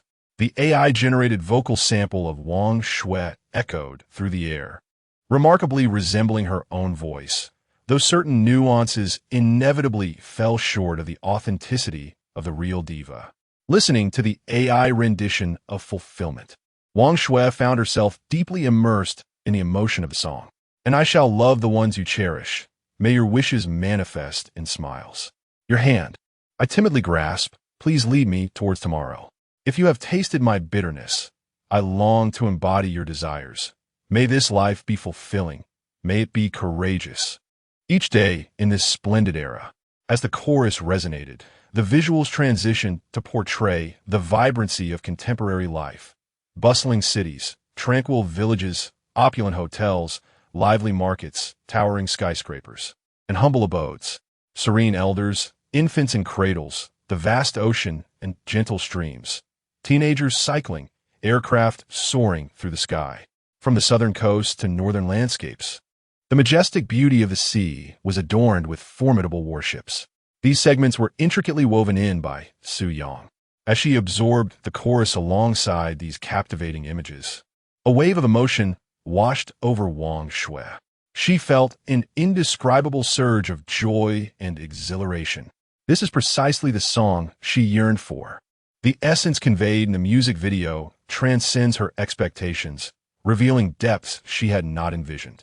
As the chorus concludes, darkness envelopes the screen, followed by the thunderous sound of cannon fire. A group of young men charges into the battlefield, bravely advancing amidst the smoke of war, many of whom fall victim to the enemy's artillery. Brothers, charge! They rally. Eliminate the enemy. Squad leader, the enemy's fire is too fierce. Many of our brothers have sacrificed themselves in the charge. Continue to advance. Think of our comrades, our parents, our children, and our fellow countrymen. Squad leader, can we triumph? We must prevail, even if it costs our lives. This battle must be won. Consider our descendants. If we do not vanquish the enemy, they will forever bear the burden of oppression. Brothers, charge. Amidst the smoke and chaos, the video features a series of poignant dialogues between men, added by Su Yang. As Wang Shui listens to these exchanges, her emotions overflow and tears cascade down her cheeks. The second verse commences, "You are the river of time, the sky ignited by sparks. I am the gazer, transforming you into song. You are my origin and my destination. All paths in this world will lead me to you." In this segment of the music video, crafted by Su Yang, the young men depart for battle, greeted by their parents, siblings, and wives, who wave goodbye. Their faces are etched with tears of sorrow, profound grief, and reluctant love. For many who bid farewell, an unspoken understanding lingers. They realize that the fate awaiting these young warriors is fraught with peril. They dread sending them to the battlefield. Yet, in the face of national calamity, every individual bears responsibility. There is no choice but to resist. The battlefield, initially shrouded in smoke, gradually comes into focus, revealing young men in tattered clothing, bloodied and lifeless upon the ground, while severed limbs litter the terrain. Additionally, battered soldiers, bandaged and covered in dirt, slowly rise from the earth, staggering forward in determination. This segment is an original part of the music video. Once again, darkness falls, and the second chorus resounds, "And I shall love the world you cherish. Wishing for the smiles you desire, I shall grasp your hand as we stumble together. Please lead me to tomorrow. If you have tasted my bitterness, I wish to embody your dreams. May it not be in vain. May we forge ahead through every glorious day." In the imagery of the second chorus's music video, scenes unfold from a delivery room, where a group of newborns arrives into the world. The camera then pans to the outside, where a flock of doves soars through the sky, followed by a fighter jet slicing through the air. The lens continues its journey through bustling streets, vibrant squares, supermarkets, lively schools, and a warm home filled with laughter from a cheerful couple. The third verse begins, leading into the third chorus. The mountains and rivers remain unscathed, and the fireworks are but commonplace. Yet, as you gaze into the distance, dear children, may you slumber sweetly in dreams akin to the love you hold dear. I shall dream of the reunions you envision, wish for the eternities you desire, and traverse the long roads you tread. Such love I bear for you shall also lead me to witness the worlds you have yet to see and to compose the verses you have yet to pen. The moon hangs low in the sky, echoing the thoughts within my heart. You are forever by my side, and I vow to you a life of clarity, as pristine as your youthful visage.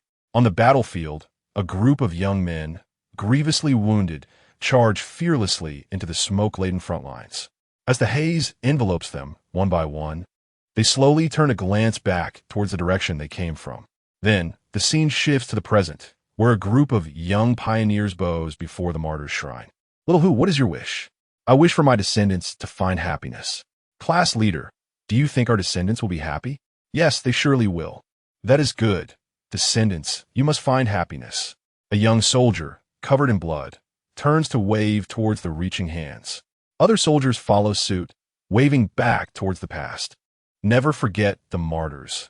Never forget the national humiliation. Strive for the great rejuvenation of our nation. The young pioneers of the martyrs' shrine salute and shout in unison. Meanwhile, the young warriors engulfed in smoke reveal tender smiles as they wave back, as if witnessing their descendants fulfilling their wishes for a life of happiness. Gradually, the figures of these young soldiers are consumed by the smoke, eventually vanishing, as the scene fades into a blur and then into darkness. A flurry of keystrokes breaks the silence, and a line of white text appears on the black screen. This song is dedicated to the martyrs who fought valiantly for our country a century ago, sacrificing their lives. It is your sacrifice that enables us to stand tall and live the happy lives we enjoy today. Let us not forget the martyrs, nor the national humiliation. Down with the invaders. Upon reading the final line, Wang Shui, wiping away her tears, smiled. She listened to the song As You Wish 5 times, each rendition overwhelming her with emotion. She dialed Su Yang's number. Xiao Su, hold on, let me speak. I must have this song. Also, regarding the price I mentioned earlier, I find it unsatisfactory. I wish to increase my offer. Su Yang replied with silence. Chapter 64. Recognition from prominent directors at home. Upon hearing Wang Shui's words, Su Yang found himself momentarily at a loss for words, rendered silent for several seconds before finally responding. Sister Wang, as long as you like this song, that is what matters. However, Wang Shui interrupted him, stating, as for the pricing, let us adhere to my proposal, double the original amount. Double. The initial figure was 9 million. This already constituted a considerable premium. Doubling it would amount to a staggering 18 million. One could only say that Sister Wang indeed lived up to her reputation for being generous. It was rumored that she had engaged in numerous charitable deeds, donating to impoverished mountain villages and gifting a multi-million-dollar villa for her close friend's birthday. Now, here she was elevating the price to such heights. Very well, Sister Wang. If you are pleased with this song, then so be it, Su Yang replied, unperturbed. Since someone had willingly offered such a price, he had no intention of declining. It was merely peculiar that, while others would strive to negotiate lower prices, she had opted to raise it so significantly.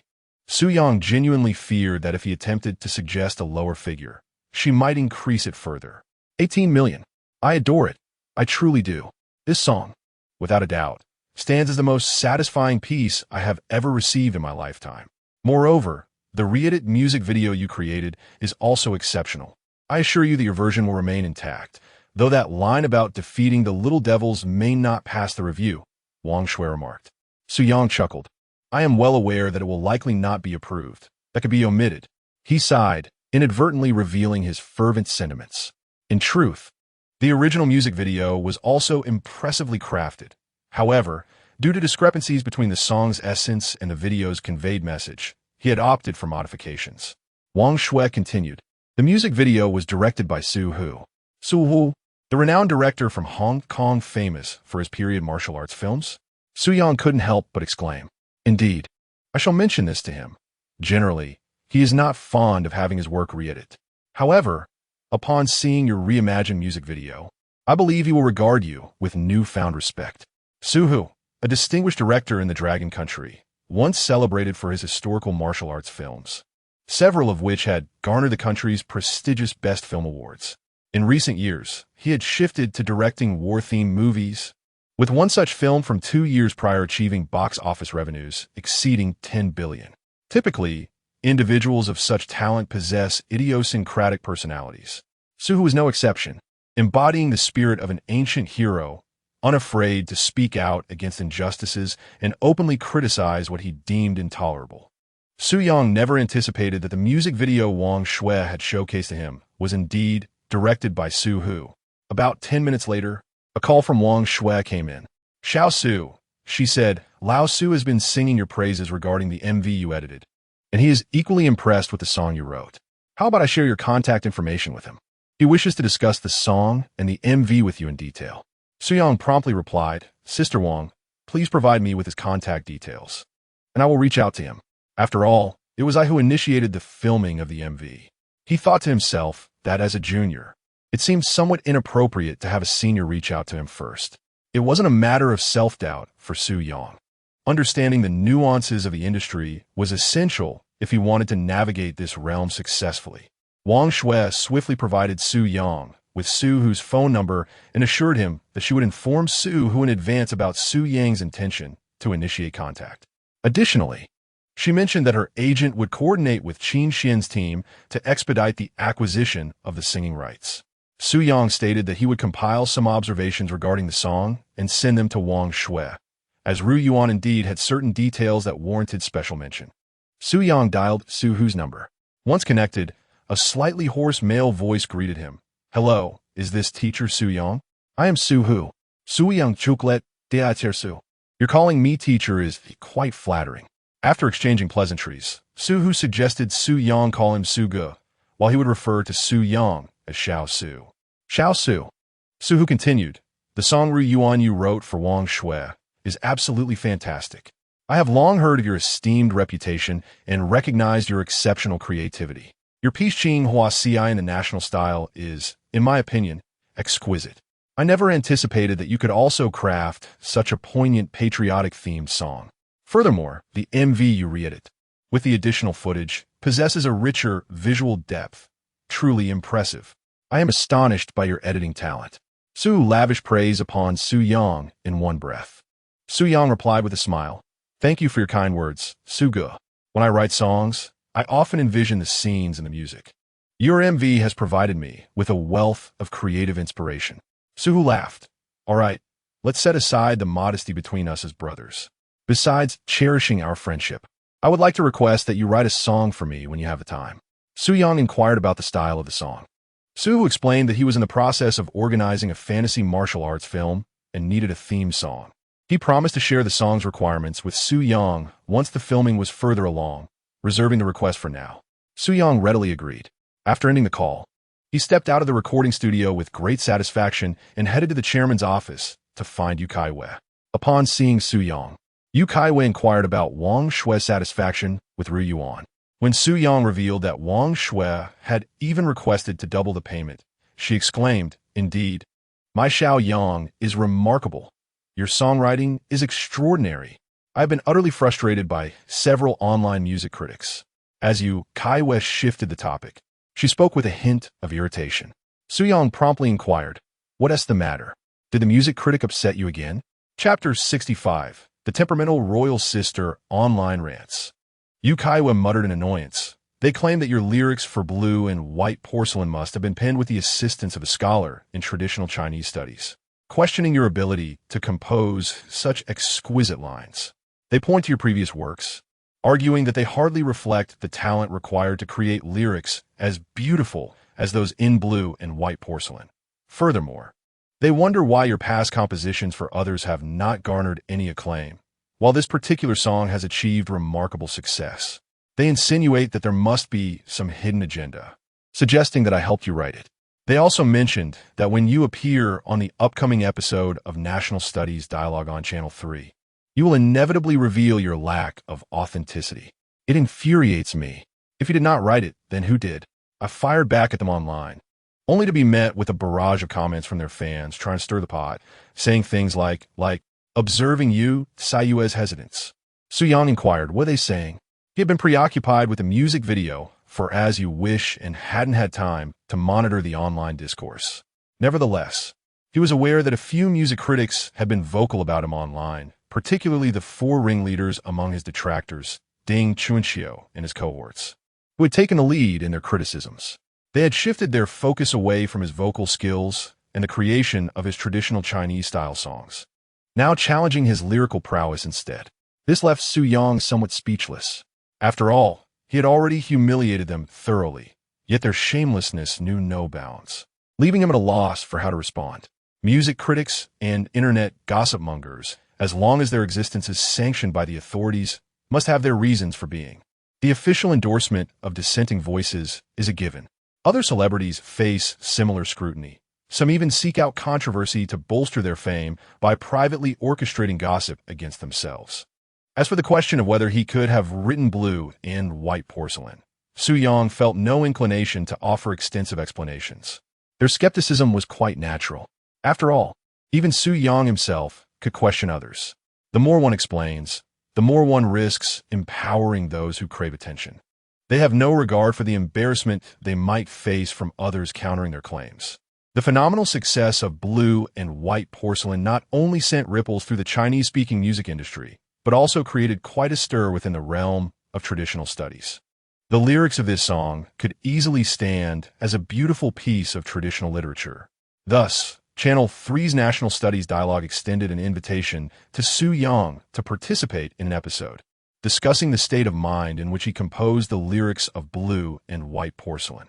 Additionally, they requested that he prepare a brief segment on traditional literature for the program, contributing to the promotion of traditional studies. Su Yang agreed to craft a small piece of traditional literature during this time. Traditional literature, ancient poetry, and prose. That should suffice. His years of study in his past life were certainly not in vain. Perhaps due to the influence of the system, he retained vivid memories of many experiences from his previous life. While the phrase photographic memory may be an exaggeration, it was not far from the truth. The system only restricts the extraction of his entertainment works, while there are no limitations regarding poetry and song lyrics. They claim you are living off someone else's success? How could that be? You're the largest shareholder of the company, and a single song has generated 18 million in sales. This is truly infuriating, exclaimed Yu Caiyue in exasperation. Su Yang chuckled. Let them say what they wish. To partake in your success is my honor. They will be fortunate if they could even taste it. Their envy, jealousy, and resentment are palpable. The news of his contract with Feiyu Media has stirred quite a commotion online, and now Yu Caiyue is the chairperson of Feiyu Media. This is hardly a secret. Consequently, public opinion began to take shape, solidifying the notion of their romantic involvement. Some mocked Su Yang for relying on her success, while others even speculated that the song he performed on A Song of Fame was adapted by someone else at Yu Caiyue's behest, falsely attributing its authorship to him to elevate his profile. After all, they are now romantically involved, so it is only natural for Yu Caiyue to assist Su Yang. The claims are articulated with such conviction. However, they are utterly absurd. These songs are evidently the fruits of your own creativity. Why would they suggest that I sought assistance in writing them? The more Yu Caiyue spoke, the angrier she became, even shedding tears.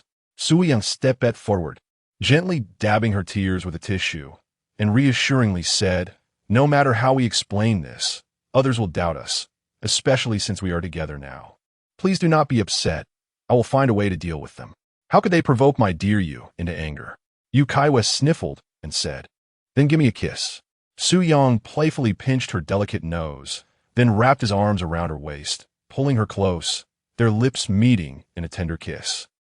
As the clock struck midnight, it was time for Su Yang to open his popularity egg. He rubbed his hands together with anticipation. "System, open my egg." Ding. You have received a Gold Song 3. Ding. You have acquired Master-level calligraphy. Gold Song 3. The system rewards me just after I have exhausted my quota for gold songs. How considerate and warm. Master-level calligraphy. This is impressive. To obtain a master-level skill is truly extraordinary. His chances of drawing such a skill as a second-rate musician are 1 in 10,000. However, Su Yang pondered its practicality. In this digital age, handwritten communication is rare. Thus, this master-level calligraphy skill feels both appealing and somewhat irrelevant. With a thought, the system interface appeared before him. Host, Su Yang occupation, mid-tier musician popularity index, 936. 245 skills, pop singing technique, first tier, Guzheng playing skill, first tier, RB singing technique, first tier, piano playing skill, second tier, Xingyi Quan skill, first tier, Peking opera flower dance singing, first tier, Swana playing skill, second tier, Xiao playing skill, third tier, comprehensive calligraphy, master level, props, learning car, third tier, own songs, golden hits, 3, popular songs, 6, ordinary songs, 12. Su Yang pondered the potential increase in his popularity index once Wang Shui's highly anticipated song Ru Yuan is released. Observing the gradual rise in his popularity over the past few days, he mused to himself, "Do you truly think the songs I have penned lack appeal?" He was curious about the reactions of his detractors at that time.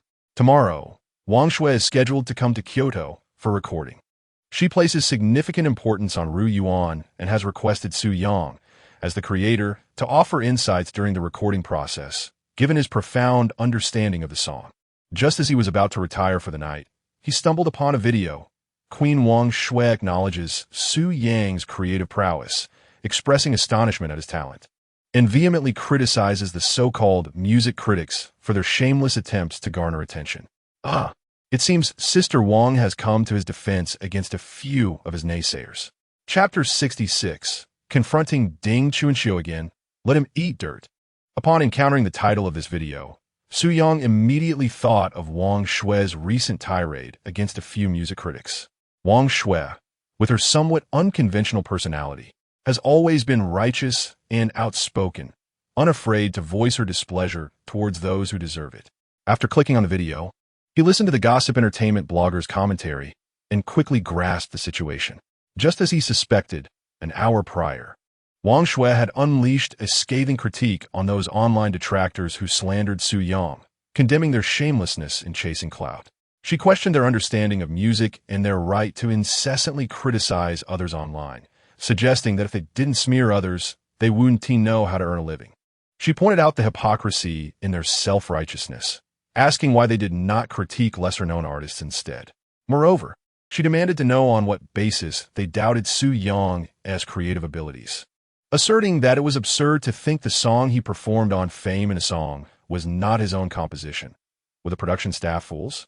Additionally, she expressed her gratitude towards Su Yang for composing a public welfare song for the Double Festival, praising his remarkable talent, and announcing that the song would be released in a couple of days.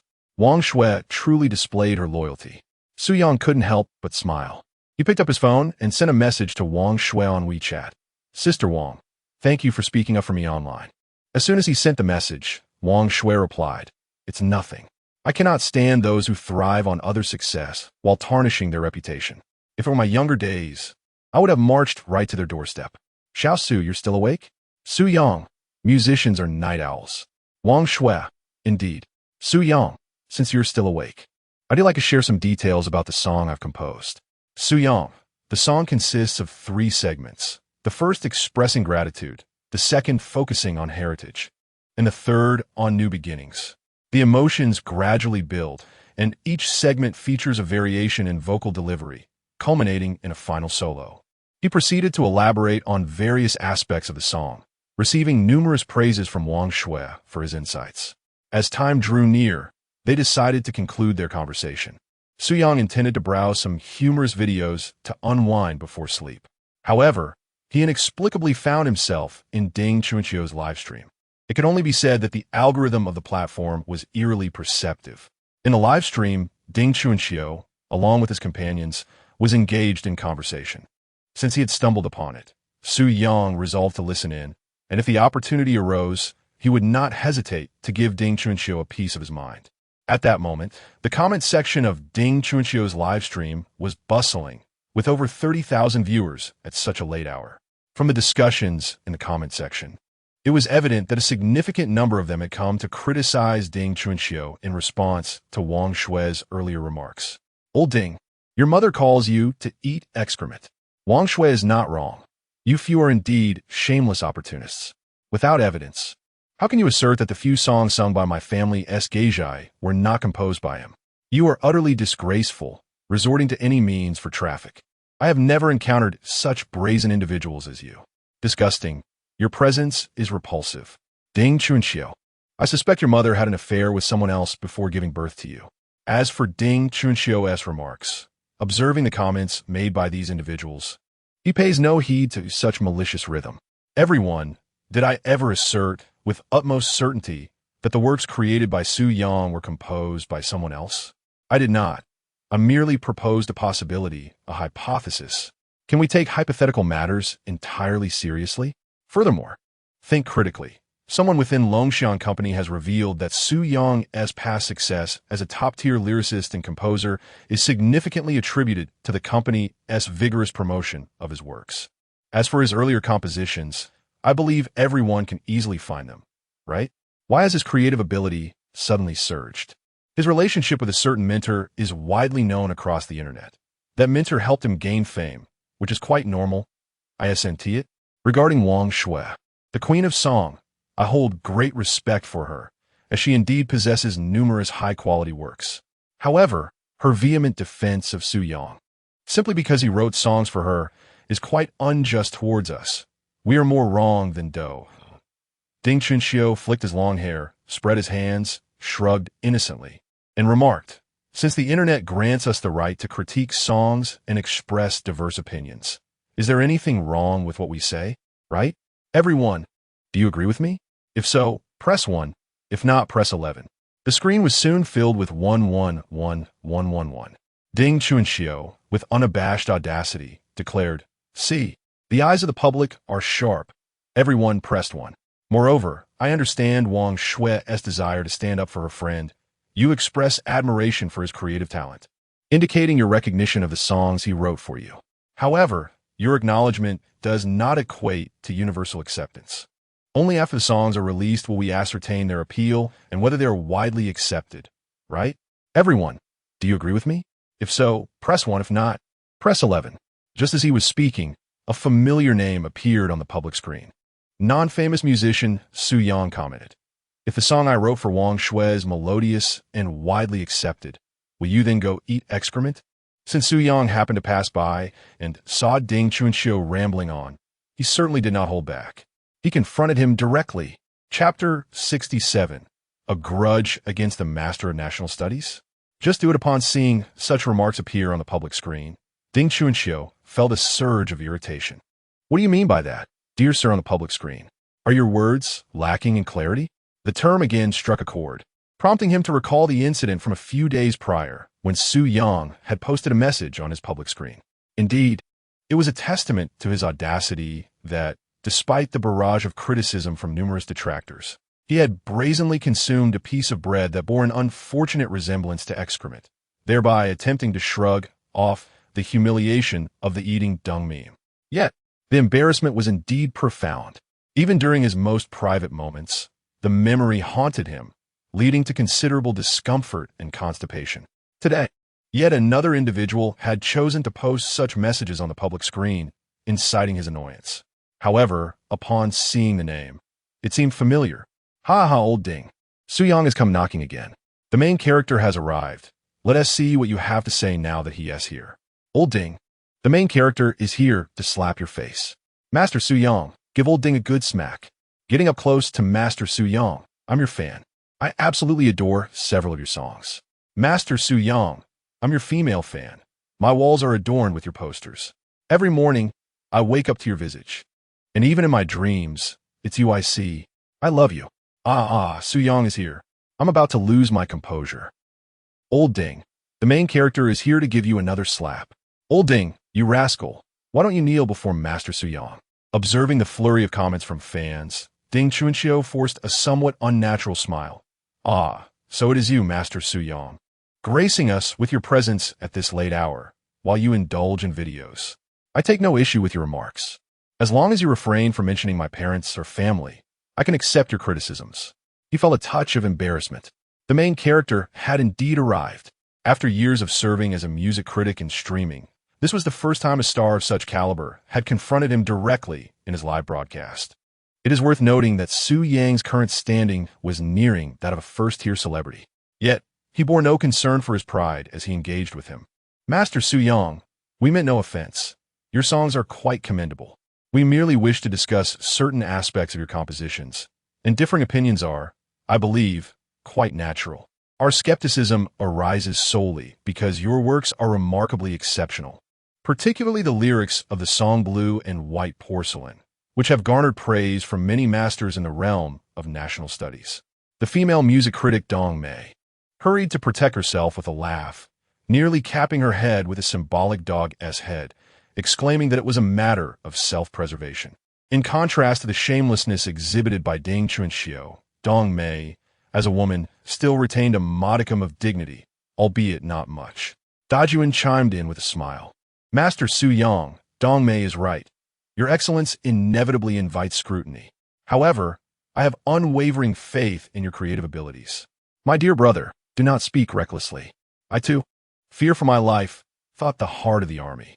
Meanwhile, a middle-aged man with a slicked-back hairstyle, speaking into the camera, clasped his fists and addressed the teacher Su Yang.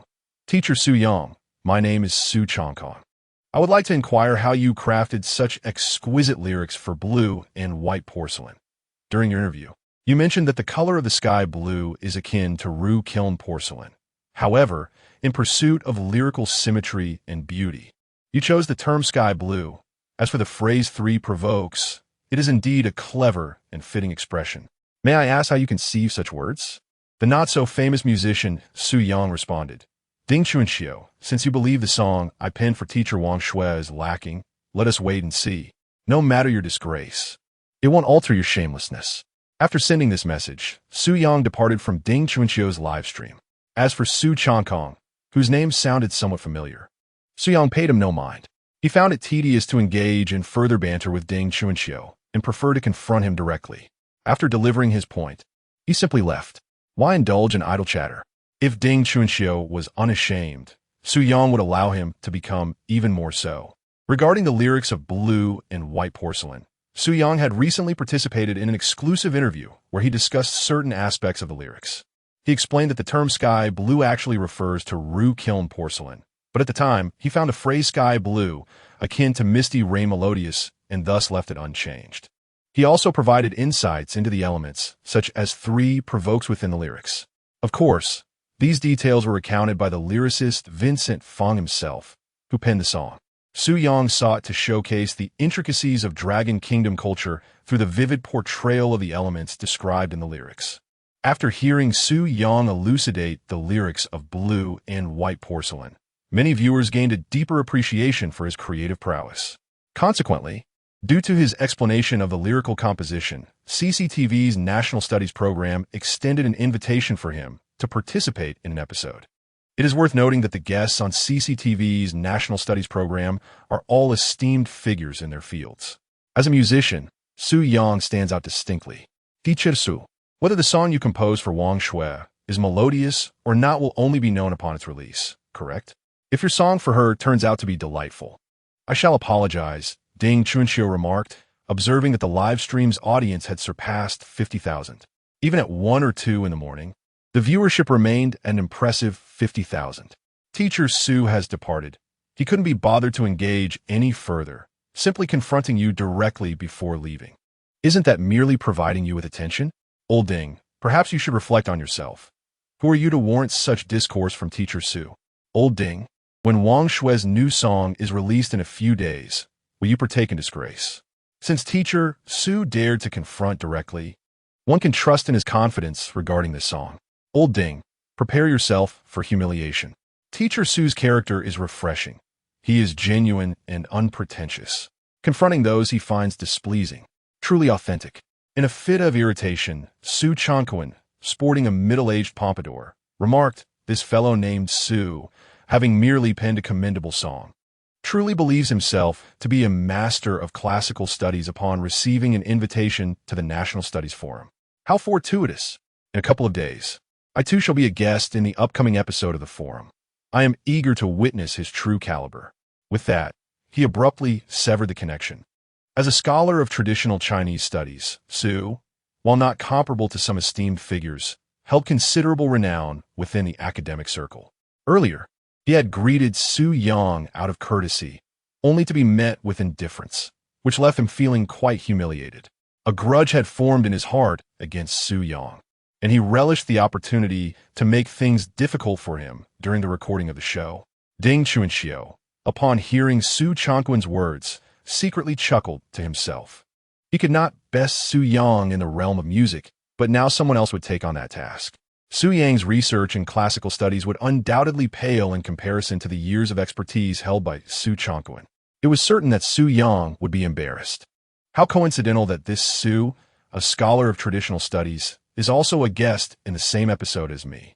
Su Yang mused, feeling speechless upon realizing that he had overlooked such a proficient figure. However, he quickly dismissed his internal turmoil. Associating with Ding Chuanxiu, who was hardly virtuous, was not advantageous. Even if he had not ignored Su, it was likely that Su would have sought to embarrass him during the forum. No matter, he resolved, let's proceed without further ado. The following morning, the leader of the National Studies Forum contacted him, suggesting postponing his recording for this episode. Director Zhang, there's no need for that. My misunderstanding with teacher Su can be clarified during the recording. You have already arranged the program, and my absence would disrupt your scheduling, Su Yang replied with a smile. If Su Changquan seeks to trouble me, let him come. I shall meet force with force. At noon, both Ye and Mei Dongfang were set to release their songs, clearly intending to vent their frustrations on his behalf. Very well, he thought, let these two tracks deliver a blow to that despicable Ding. At 12 o'clock, Yu Caiyue released her new song, Invisible Wings, while Mei Dongfang unveiled his track, Peering Through the Window. Both songs featured lyrics, melodies, and arrangements crafted by Su Yang. The release of these two songs instantly captivated a crowd of onlookers. Due to some matters today, I can only update one chapter. My apologies. Chapter 68. Ding Chunxiu listened intently as Invisible Wings and Peering Through the Window echoed in his mind. The relationship between Yu Caiyue and Su Yang, though not publicly announced, had already been confirmed by numerous entertainment media outlets. They had never intended to disclose their affection to the public, deeming it unnecessary to expose their emotions to the scrutiny of the media. Thus, after a few sharp remarks aimed at some music critics yesterday, Yu Caiyue suddenly posted an update on her Weibo, announcing the release of her new song titled Invisible Wings at noon today. This move was clearly perceived by many onlookers as an effort to defend her boyfriend's reputation. Yu Caiyue, a rising star in the Mandarin music scene, enjoyed considerable popularity on her own, while Su Yang had recently gained significant acclaim as a musician in the same sphere. The song she released, even without extensive promotional efforts, attracted considerable attention. As for Mei Dongfang, he had announced a few days prior to the release of Peering Through the Window, where he respectfully referred to Su Yang as his mentor, building anticipation for this operatic piece created by Su Yang. Their simultaneous releases of songs composed by Su Yang intrigued many observers. Ding Chunxiu was eager to discover the nature of Invisible Wings, curious as to why Yu Caiyue was so keen to release it, seemingly in an attempt to challenge him. Ding Chunxiu opened the Dog Music app, where the homepage banner displayed news of Yu Caiyue's new song, Invisible Wings. It was evident that this song was intended as a rebuttal to him, and he felt compelled to listen to it to ascertain whether it could indeed undermine him. Upon clicking, a picturesque beach scene appeared on his phone screen. Song, Invisible Wings. Lyrics, Su Yang. Composition, Su Yang. Arrangement, Su Yang. MV Production, Feiyu Media Culture. Distribution Company, Feiyu Media Culture Company, Limited. This was the music video for Invisible Wings. Nowadays, releasing songs is as simple as directly uploading to a music app. Unlike the past when artists had to promote their work through physical tapes and VCDs, conducting city tours and collaborating with radio stations. Now, the process is remarkably streamlined, requiring only promotion across major social media platforms. For artists, the most they need to do is host a live stream for publicity, eliminating the need for extensive touring. As the music video began, the melody soon filled the air. Dressed in a flowing white dress, Yu Caiyue stood on the beach, her hair tousled by the sea breeze. As she commenced her performance, each time, I stand resilient amid solitude. Each time, even when deeply wounded, I refuse to let tears glisten in my eyes. I am aware that I possess a pair of invisible wings, carrying me above despair, unperturbed by the beautiful sun they bask in. I observe the daily sunset, ever-changing in its splendor. I know I possess those invisible wings that bestow upon me hope. At last, I behold all my dreams blossoming. The youth I chase sings with vibrant clarity.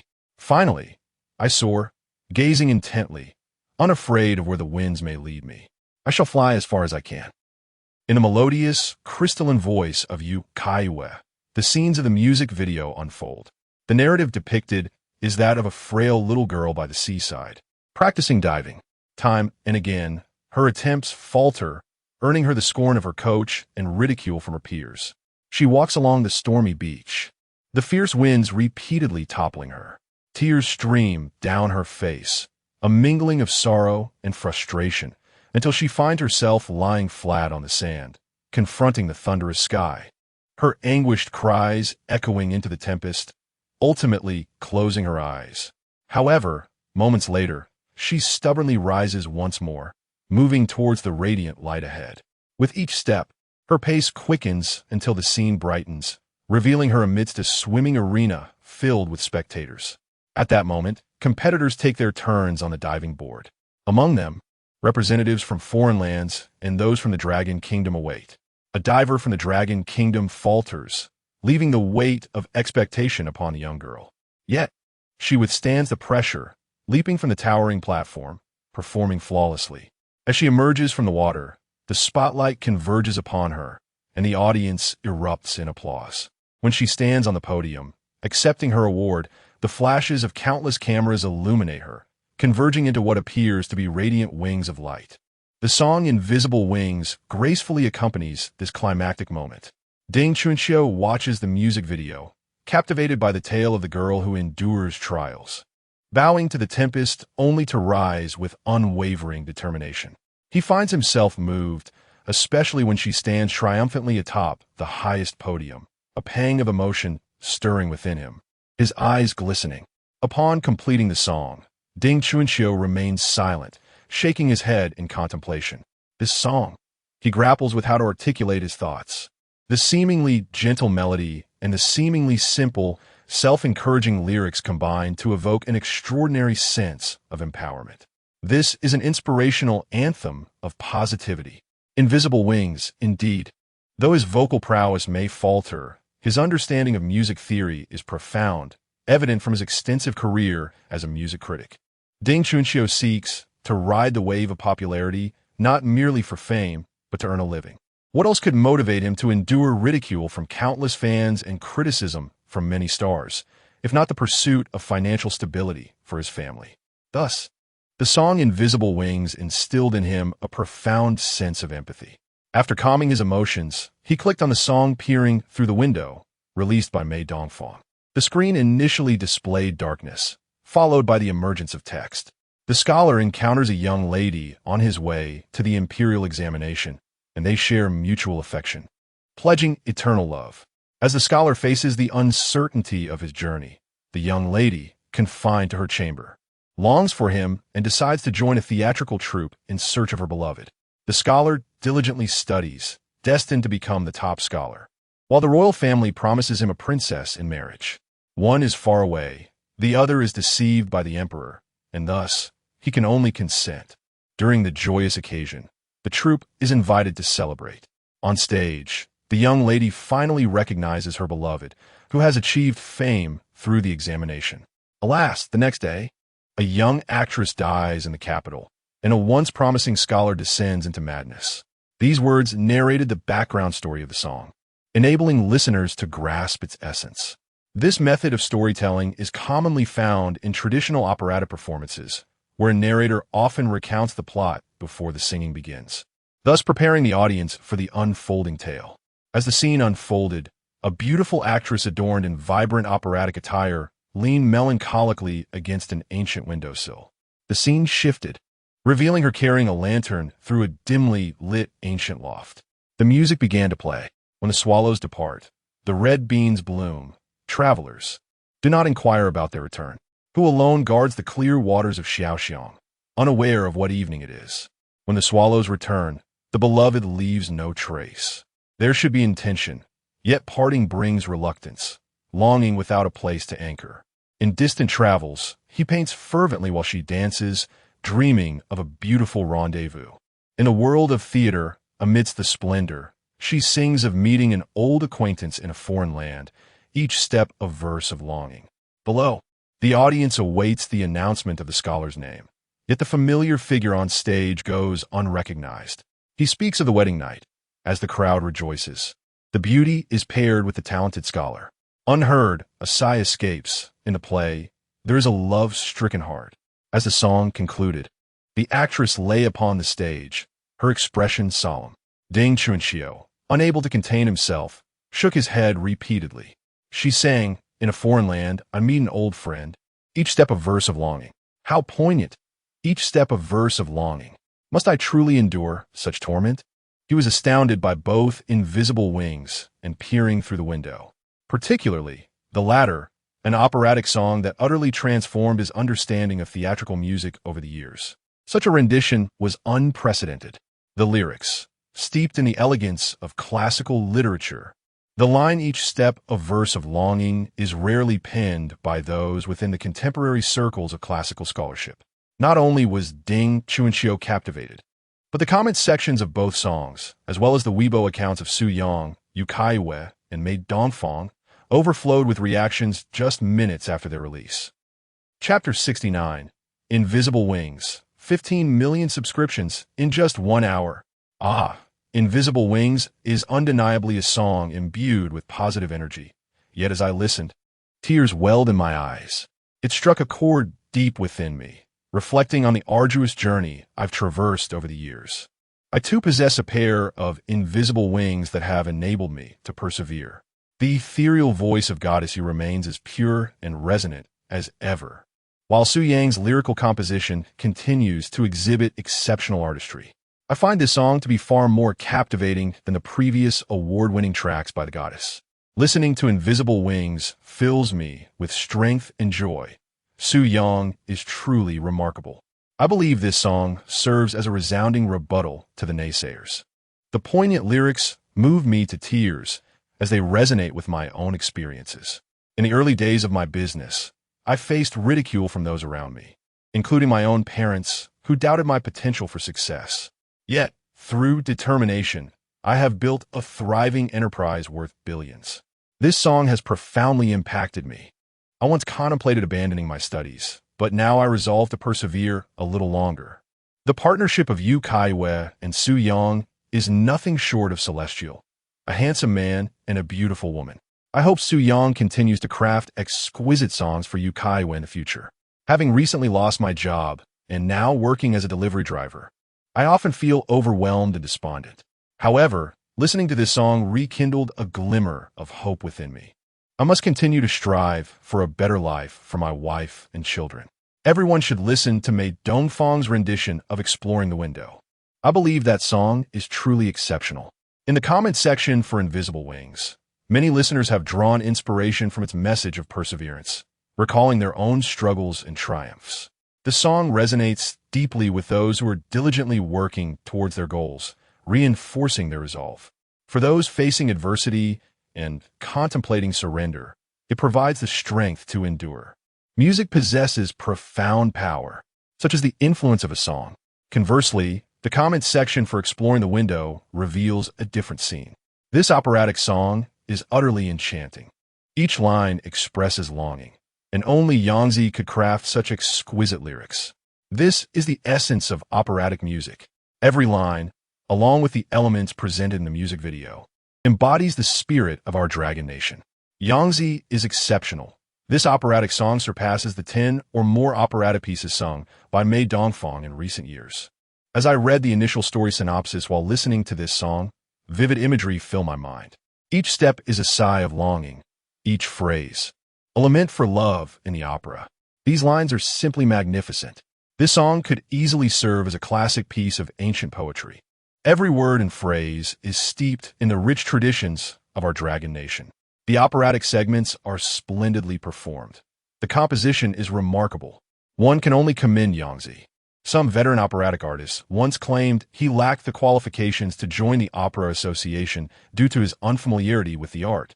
They argued that his so-called operatic songs merely brushed the surface. Now, what do those artists have to say upon hearing this song? Last night, the so-called master of traditional studies, Su Caiyue, could never hope to compose lyrics like those penned by Yangzi. Yet, he still harbored intentions to create trouble for Yangzi during the program. How would he dare to confront Yangzi? This Su Caiyue, who dares to call himself a master of national studies, is nothing short of a farce. What could he possibly compare with Yangzi? Let us all flood Yu Caiyue's comment section and express our disdain for him. The song Exploring the Window captures the emotions of ancient individuals through the lens of traditional opera, evoking profound resonance among listeners. The portrayal of romantic sentiments within the lyrics incites feelings of both anger and sorrow. Each word and phrase exemplifies the beauty of lyrical expression in our ancient culture.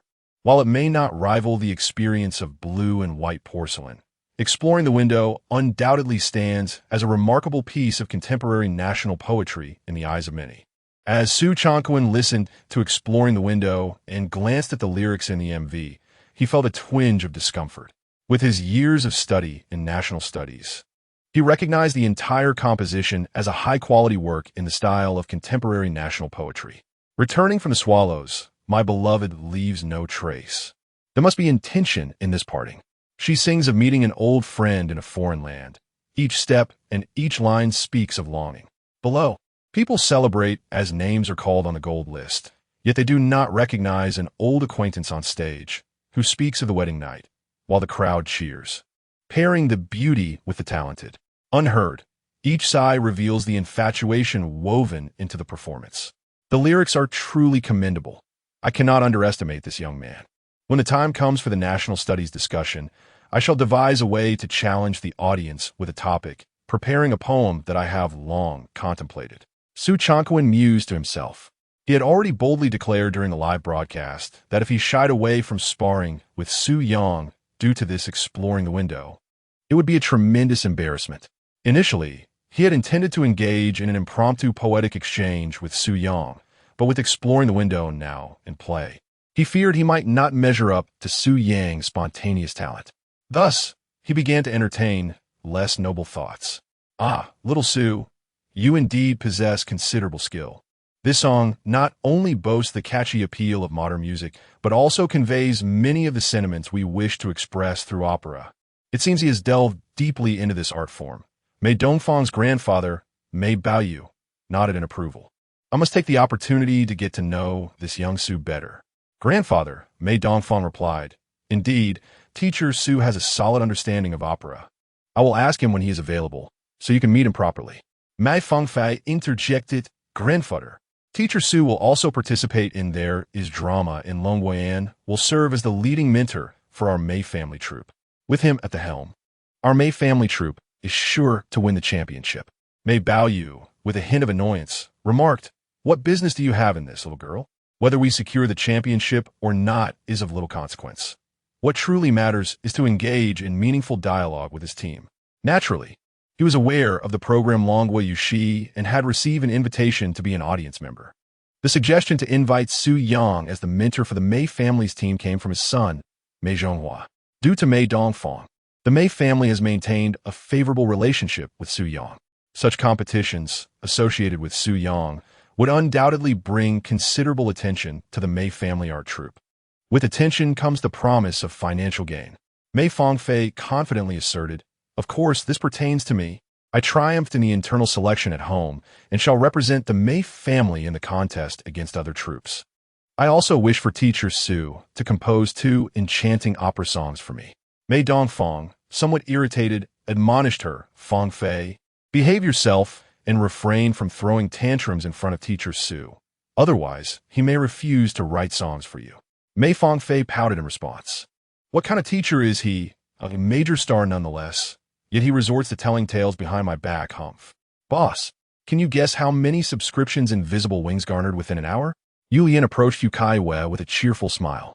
Yu Caiyue promptly replied, 2 million subscriptions? Yu Lian shook her head. Guess again, be bolder. 5 million subscriptions? Try again, be even bolder. 10 million subscriptions? That seems improbable. Yu Lian revealed the astonishing truth.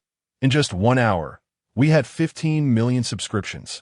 Boss, your foresight is remarkable. You've truly brought us a golden goose. Yu Caiyue, in disbelief, was taken aback. 15 million subscriptions in just 1 hour. This, previously my best performing song, took 3 days to reach that milestone. Indeed, my intuition is exceptional. Wait, Yu Lian, what do you mean by calling him a golden goose? With a proud expression, Yu Caiyue declared, He is my man. Chapter 70, A Song, I Will Be Fine, dedicated to the heartbroken. Knowing your man, understanding that he is indeed yours.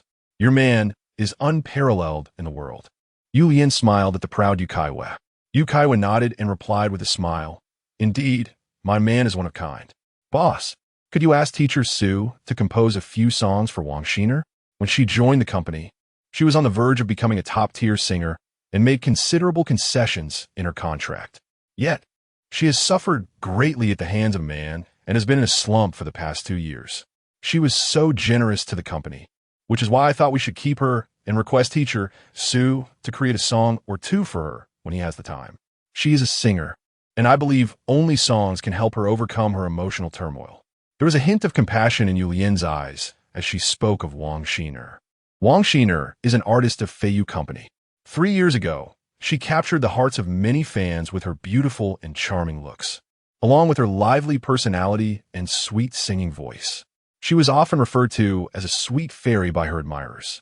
However, her entanglement with a scoundrel led to profound emotional scars, leaving her in a state of despair for the last 2 years. This weighed heavily on Yu Lian's heart. When Yu Caiyue took over Feiyu Company, it was Yu Lian who suggested retaining Wang Xiner. After hearing Wang Xiner's story, Yu Caiyue, moved by her plight, agreed to keep her. "All right, I will speak to Su Yang and see if he has any inspiration." Yu Caiyue nodded. Soon, Yu Caiyue relayed this matter to Su Yang. "I will study Wang Xiner's singing style and strive to produce a song for her soon." Su Yang readily agreed. After hanging up with Yu Caiyue, Su Yang noticed Wang Shui emerging from the recording studio and approached her. "Sister Wang, impressive. This is your first recording, and you nailed it." They were in the recording studio of Feiyu Company. In the morning, Wang Shui had brought her team to Kyoto. Su Yang spent some time with her, shared a meal at noon, and then came to the company in the afternoon to record songs. After hearing the first take of Wang Shui's singing, Su Yang couldn't help but praise her, truly deserving of the title Queen of Heaven. Her live singing skills and technical prowess are remarkably strong. Wang Shui smiled and said, "It's all thanks to you, Xiao Su. Your songwriting is excellent, allowing me the fortune to sing this song. Xiao Su, please feel free to point out any areas for improvement." The afternoon passed quickly as Wang Shui recorded several takes of As Desired, "So Yang Feng no Faults," and Wang Shui was very satisfied with the recording. The song was completed, awaiting its release on July 1st in 3 days. That evening, Su Yang recalled Yu Caiyue's request for him to write songs for Wang Xiner. He briefly studied her songs. Su Yang was familiar with Wang Xiner during his sophomore year. She was quite popular, with her songs frequently played around campus. Her petite and adorable appearance, along with her sweet voice and exceptional singing and dancing abilities, combined with the emotional turmoil inflicted by a scoundrel, had left her in a prolonged state of decline over the past 2 years. This brought to Su Yang's mind the sweet song queen of the Chinese music scene, Cindy Wang. He had resolved to present her with one of her songs. As for the future songs Wang Xiner would perform and the path she would take, Su Yang had already determined that she should develop in the direction of Cindy Wang, the sweet song queen. A day passed, and around 10 o'clock that morning, Su Yang met Wang Xiner in the recording studio. He had asked her to come to the studio, mentioning that he had composed a song for her. Upon inquiring about the song, Wang Xiner recalled that Yu Caiyue had informed her of Su Yang's intentions, and he had labored throughout the night to create the piece for her. This deeply touched Wang Xiner, dressed in a white dress, with slightly curled long hair pinned up and long bangs framing her delicate, fair features. She appeared petite and somewhat fragile. Her complexion bore a sickly pallor, and there was a hint of sorrow in her brows. "Hello, teacher Su. I truly appreciate your effort in writing a song for me amidst your busy schedule," Wang Xiner said as she extended her hand to shake his. She was aware from Yu Lian that Su Yang would be recording a program at Central Television's Channel 3 that evening. Yet he had stayed up late to compose a song for her. Naturally, this moved her greatly. Su Yang smiled. "What trouble? I am a musician. Writing songs for others is my profession.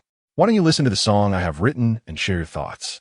Under normal circumstances, Su Yang would not have presented a song so swiftly.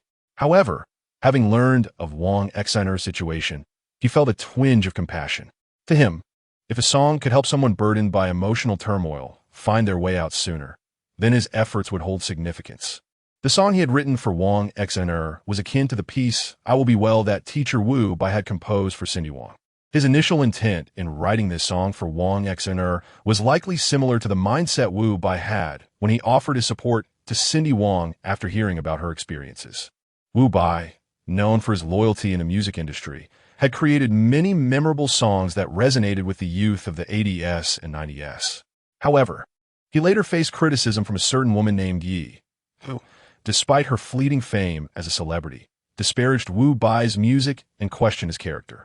Su Yang opened his computer, and the sound engineer began to play I Will Be Well, while Wang Xing'er stood beside, gazing at the lyrics on the screen and listening intently to the melody. I shall cherish the fragrant moments of time, reflecting upon the beauty of memories. My thoughts are consumed by you, and you have transformed into a cherished secret within the depths of my heart. Do not profess your love or longing for me if your heart does not genuinely harbor such sentiments. Feigned affection would only bring me sorrow. I wish for you to depart quietly, without looking back, as I shall comprehend your desires without the need for insincere consolation or peculiar justifications. To this day, my love for you remains profound and unwavering, whether in the guise of love or friendship. It embodies the happiness nestled within my soul, despite the bittersweet pangs it brings. As I listen to this song, tears brim in Wang Xing'er's eyes, and as the chorus concludes, she covers her nose and mouth, sobbing uncontrollably. The lyrics evoke memories of her former self, resonating deeply within her. Teacher Su, I apologize. Your song is exquisite and I could not contain my emotions, Wang Xing'er says, wiping her tears as she addresses Su Yang. Su Yang replies earnestly, Wang Xing'er, some things have transpired, and, given the passage of time, we must let go of the past. Do not dwell on it. Focus on the future. Wang Xing'er nods vigorously, tears still glistening. Thank you. Teacher Su, I understand your words. Yes, I will take care of myself moving forward. This song is wonderful. I truly adore it, and I will do my utmost to perform it well, so as not to disappoint you for the effort you have put into writing it for me. With that, Wang Xing'er bows to Su Yang, then lifts her head, her face a delicate mask of tears and smiles from now on. I will take care of myself and not cause those around me to worry. Seeing her in this state, Su Yang smiles. Such is the power of music. Before long, the afternoon slips away, and it's 7 o'clock in the evening. Su Yang enters the backstage makeup area of CCTV's Channel 3, where he is scheduled to record the program National Studies Dialogue. There, he encounters a familiar face, Su Caiyue, who is also a guest on this episode of National Studies Dialogue. Chapter 71. Old Su, is this all you've got? Teacher Su, please, have a seat here. Allow me to do your makeup. A young makeup artist warmly welcomed Su Yang, her excitement palpable upon seeing him. He settled in front of the vanity, while beside him, Su Caiyue was being attended to by the same artist. Upon noticing Su Caiyue, Su Yang cast a glance, but chose to ignore him. Why acknowledge him at all? The words he had uttered during the live broadcast were clearly intended to provoke trouble. Naturally, Su Yang had no intention of greeting someone who harbored malice against him. It was unnecessary. Teacher Su, you look even more handsome in person than on camera. Your skin is remarkable. You could forego foundation entirely. What is your secret to such flawless skin? The makeup artist inquired with a smile. Su Yang chuckled softly. I don't really do much. Perhaps it's just good skin genetics. As he conversed with the makeup artist, Su Caiyue remained silent, initially expecting Su Yang to acknowledge him. To his dismay, Su Yang did not engage with him at all, which left him feeling quite humiliated. In his eyes, he was the senior. Su Yang's apparent disrespect only fueled his resolve to create trouble for Su Yang in front of the audience and the production team, ensuring he would feel embarrassed. He was already aware of certain props arranged by the production team and had concocted a plan to use them against Su Yang, without needing any special arrangements. Greetings, Teacher Su. Soon, a middle-aged gentleman clad in an elegant Zhongshan suit approached and shook hands with Su Yang. He was Dong Zhikong, the host of National Studies Dialogue. Well-versed in classical poetry and calligraphy, with a scholarly background in traditional Chinese culture, having penned several articles on the subject. After exchanging pleasantries with Su Yang, Dong Zhikong smiled and said, Teacher Su, this is Teacher Su Caiyue. I believe you've just met. Oh, so this is Teacher Su Caiyue, Su Yang replied. Teacher Su, I have long heard of your illustrious name. It is indeed an honor to finally meet you in person, Su Caiyue remarked with a forced smile. Now that we are acquainted, let us engage in some fruitful exchanges. Su Yang smiled back. Certainly, let's have a good exchange.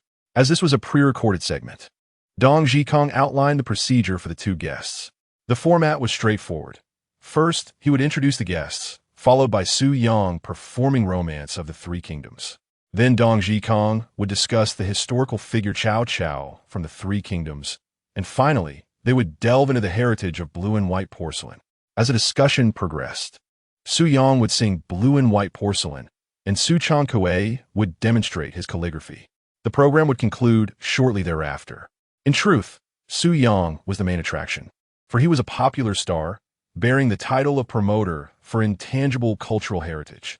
Moreover, he would perform 2 songs live. The audience of several hundred would surely consider themselves fortunate to witness such a spectacle. The purpose of this episode of National Studies Dialogue was to promote blue and white porcelain. Greetings to all esteemed viewers, and welcome to this episode of National Studies Dialogue.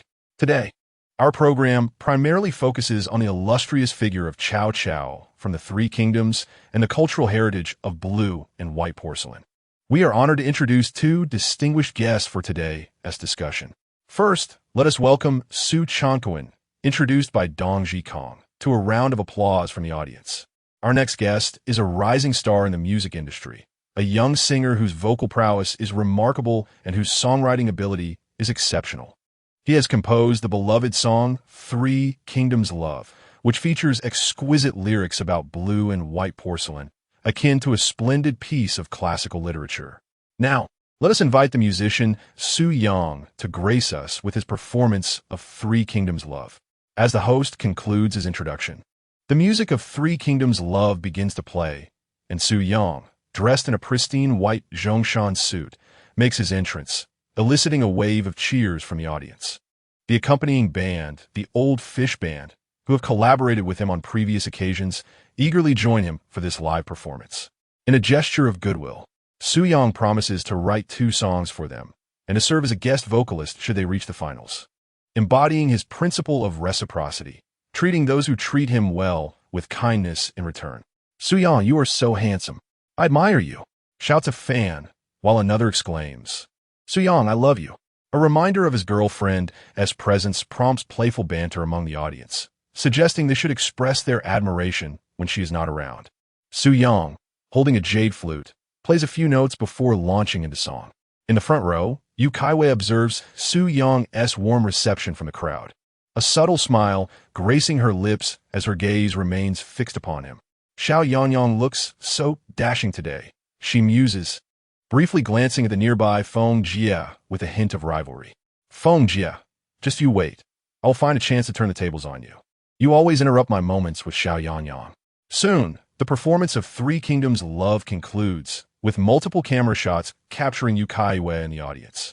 The production team is delighted by her presence, knowing that the chemistry between her and Su Yang will undoubtedly draw significant viewership. As for their relationship, they are both adults, unmarried and free to enjoy each other's company without concern. Neither Su Yang nor Yu Caiyue mind the audience's awareness of their connection.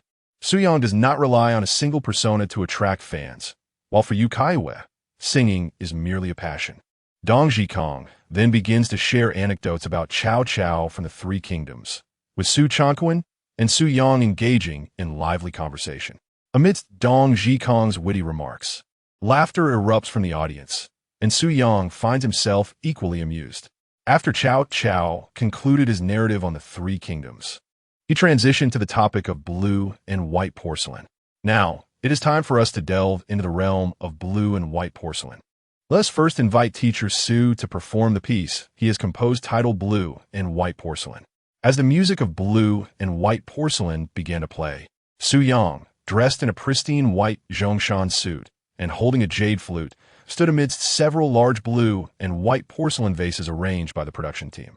He first played a melodic introduction on his flute, and, as the music intensified, he began to sing. Upon the completion of his performance, thunderous applause erupted from the audience. Teacher Su, did you know that since you gained fame with your rendition of blue and white porcelain, the order volume from the porcelain capital has surged 5-fold? The owners of the porcelain workshops and the inheritors of this craft are immensely grateful to you, remarked Dong Zhikong with a smile after Su Yang finished singing. Su Yang replied with a smile, I have heard about the remarkable increase in porcelain orders, and I am truly delighted by this. It brings me great joy to contribute to the promotion of our intangible cultural heritage, allowing more people to recognize its value. Dong Zhikong continued. The blue and white porcelain vases displayed here are creations from a well-established workshop in the porcelain capital. Let us all take a moment to appreciate them. A series of panoramic images of the blue and white porcelain vases appeared on the large screen. The intricate glazes featured floral and avian motifs.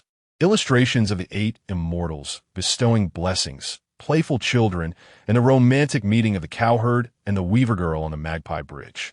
Teacher Su, as a scholar of traditional culture, I have heard you are well-versed in classical poetry. Why not seize this opportunity to draw inspiration from these exquisite glazes and compose a poem for us? Dong Zhikong inquired with a smile, directing his question to Su Chongquan. Su Chongquan responded with a grin. Certainly, but I have also heard that teacher Su has considerable knowledge of traditional culture, having penned such remarkable lyrics for blue and white porcelain. How about teacher Su? We each select one of the glaze paintings as a prompt for the other to spontaneously create a classical poem or verse. Upon hearing Su Chongquan's suggestion, Dong Zhikong furrowed his brow, as this was not part of the script, although it was a recorded segment. Addressing such matters in front of a live audience could potentially put Su Yang in an awkward position. Su Yang smiled nonchalantly. All right then, teacher Su. Feel free to choose any prompt, and I shall respond accordingly. Old Su, is that all? I expected you to come at me with something more challenging. Su Chongquan's expression turned slightly uncomfortable upon hearing Su Yang's words, as he wished to express that the latter was not playing fair. Since you agreed to this friendly exchange, why must you make it so easy? Chapter 72.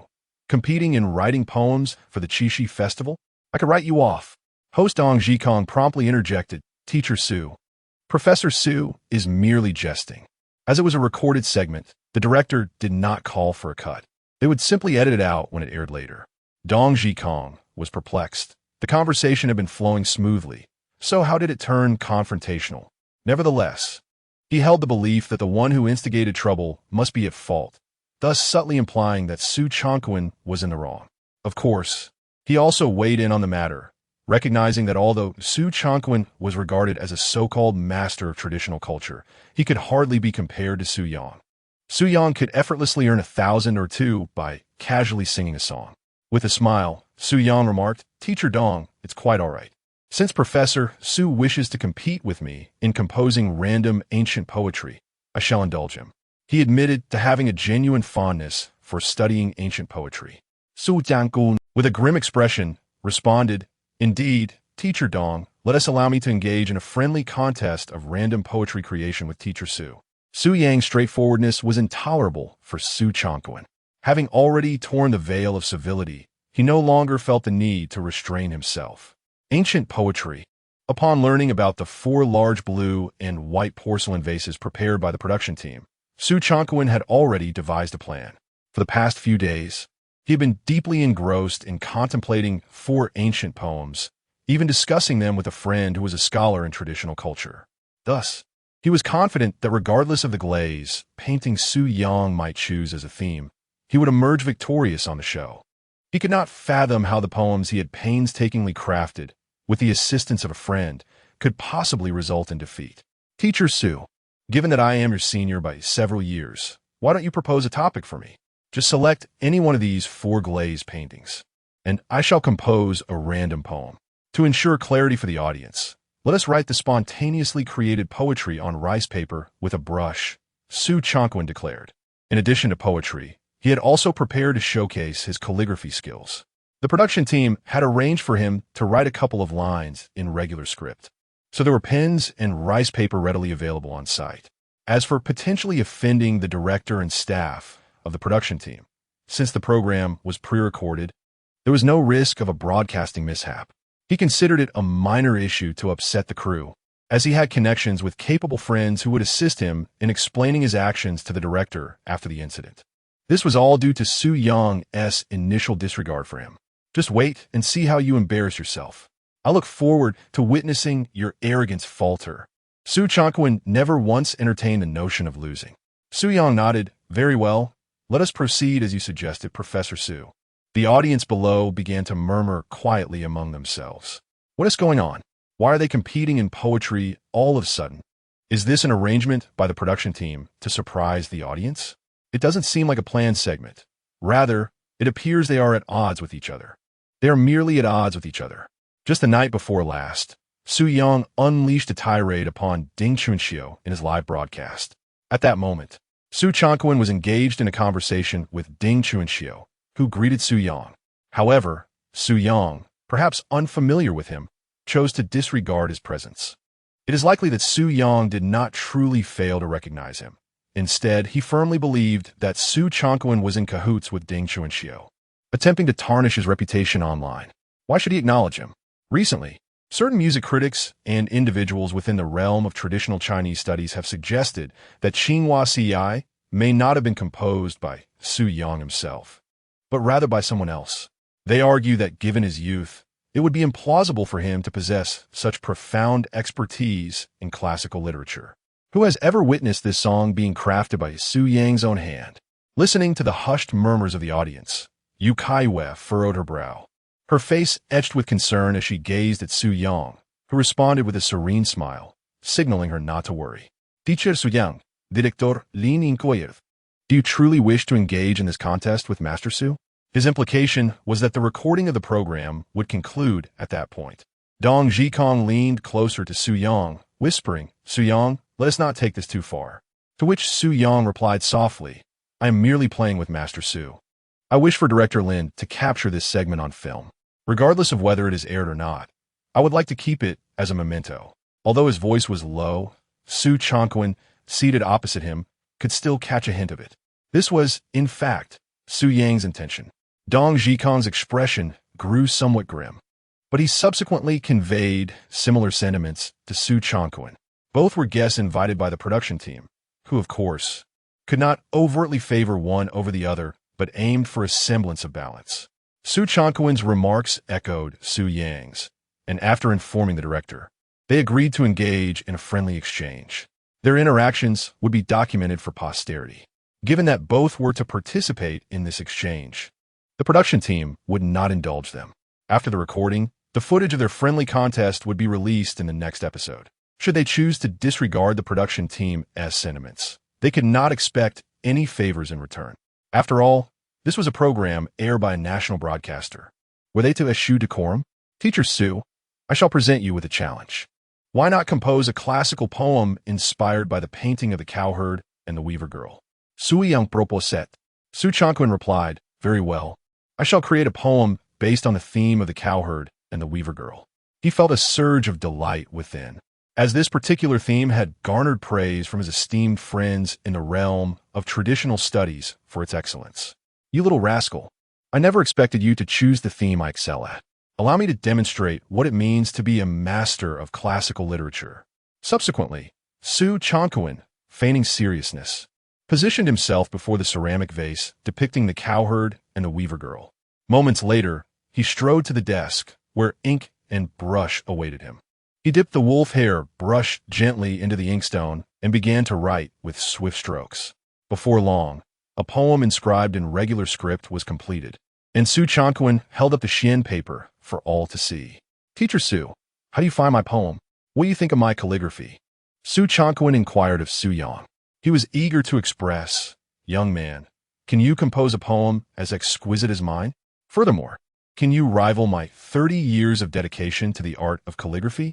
Su Yang aplaudid, exclaiming, a splendid poem, a remarkable script. Please, Teacher Su, present me with a challenge. The poem was mediocre. The calligraphy was also average. Su Yang's applause prompted many in the audience to join in. I shall not take advantage of you. Why not compose a poem on the theme of the cowherd and the weaver girl? Su Changquan jested. Young man, I fear you might choose a different theme and then concoct excuses for your shortcomings. When comparing two poems on the same subject, I believe the audience will easily discern who excels. Su Yang could not help but respond, Teacher Su, why not select a different theme? What? Are you, Su Yang, afraid? Su Changquan provocatezito. Su Yang shook his head, saying, it is not fear. Very well, since you insist. I shall write on the theme of the cowherd and the weaver girl. Ha! The tales I know of the cowherd and the weaver girl are countless. Do you believe I could outshine you? Soon after, Su Yang approached the blue and white porcelain vase adorned with depictions of the cowherd and the weaver girl. After feigning contemplation for a few minutes, he swiftly grasped the brush and began to write. Under the scrutiny of the camera, the audience could observe Su Yang's writing process on the large screen. Su Yang was also practicing calligraphy. As he penned the first two characters, Su Caiyue felt a sudden pang of unease. This, his calligraphic skill, could indeed rival my 3 decades of expertise. It was evident that Su Yang was composing a poem, and as he inscribed the final line, Su Caiyue's countenance turned ashen. Chapter 73. A poem, Qiao Qiao. Xian. Su Caiyue was rendered faint with rage upon reading the poem penned by Su Yang. The moment Su Yang inscribed the first few characters, Su's expression had soured considerably. Su Yang's calligraphy, executed in the regular script, displayed remarkable skill. The characters were precise, with clear delineation between strokes, flowing seamlessly without any hint of muddiness. The size was moderate, and the balance between the characters was symmetrical and harmonious. His strokes were meticulous, and the fluidity of his writing conveyed a sense of gravitas and dignity. The orderliness of the strokes was solid and powerful, exhibiting a natural flow, with proportional character forms and a steady center of gravity. Merely the sight of his handwritten regular script surpassed Su Caiyue's own work by a significant margin. In fact, Su felt that Su Yang's calligraphy was superior to his own. Beyond the artistry of the script, the poem itself was not only superior in diction, but also in its profound imagery, eclipsing Su's own piece, Qixi Qiao Qiaohui. The lines, "When the golden wind meets the jade dew, it surpasses countless encounters in the human realm. If two hearts are to endure through time, would it matter if they meet morning and night?" sent shivers down Su Caiyue's spine. The audience, comprising many enthusiasts of traditional Chinese culture, possessed a discerning appreciation for classical aesthetics.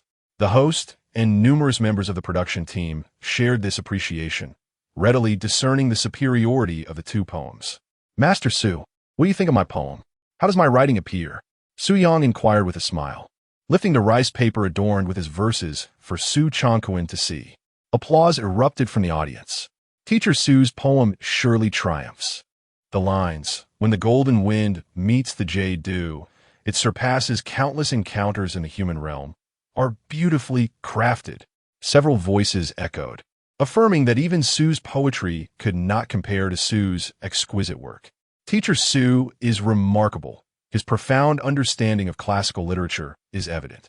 To compose such an outstanding poem in such a short time is impressive. Not only in poetry, but his calligraphy is also of a high standard, rivaling that of Master Su. Rivaling? I dare say Su's work is even better.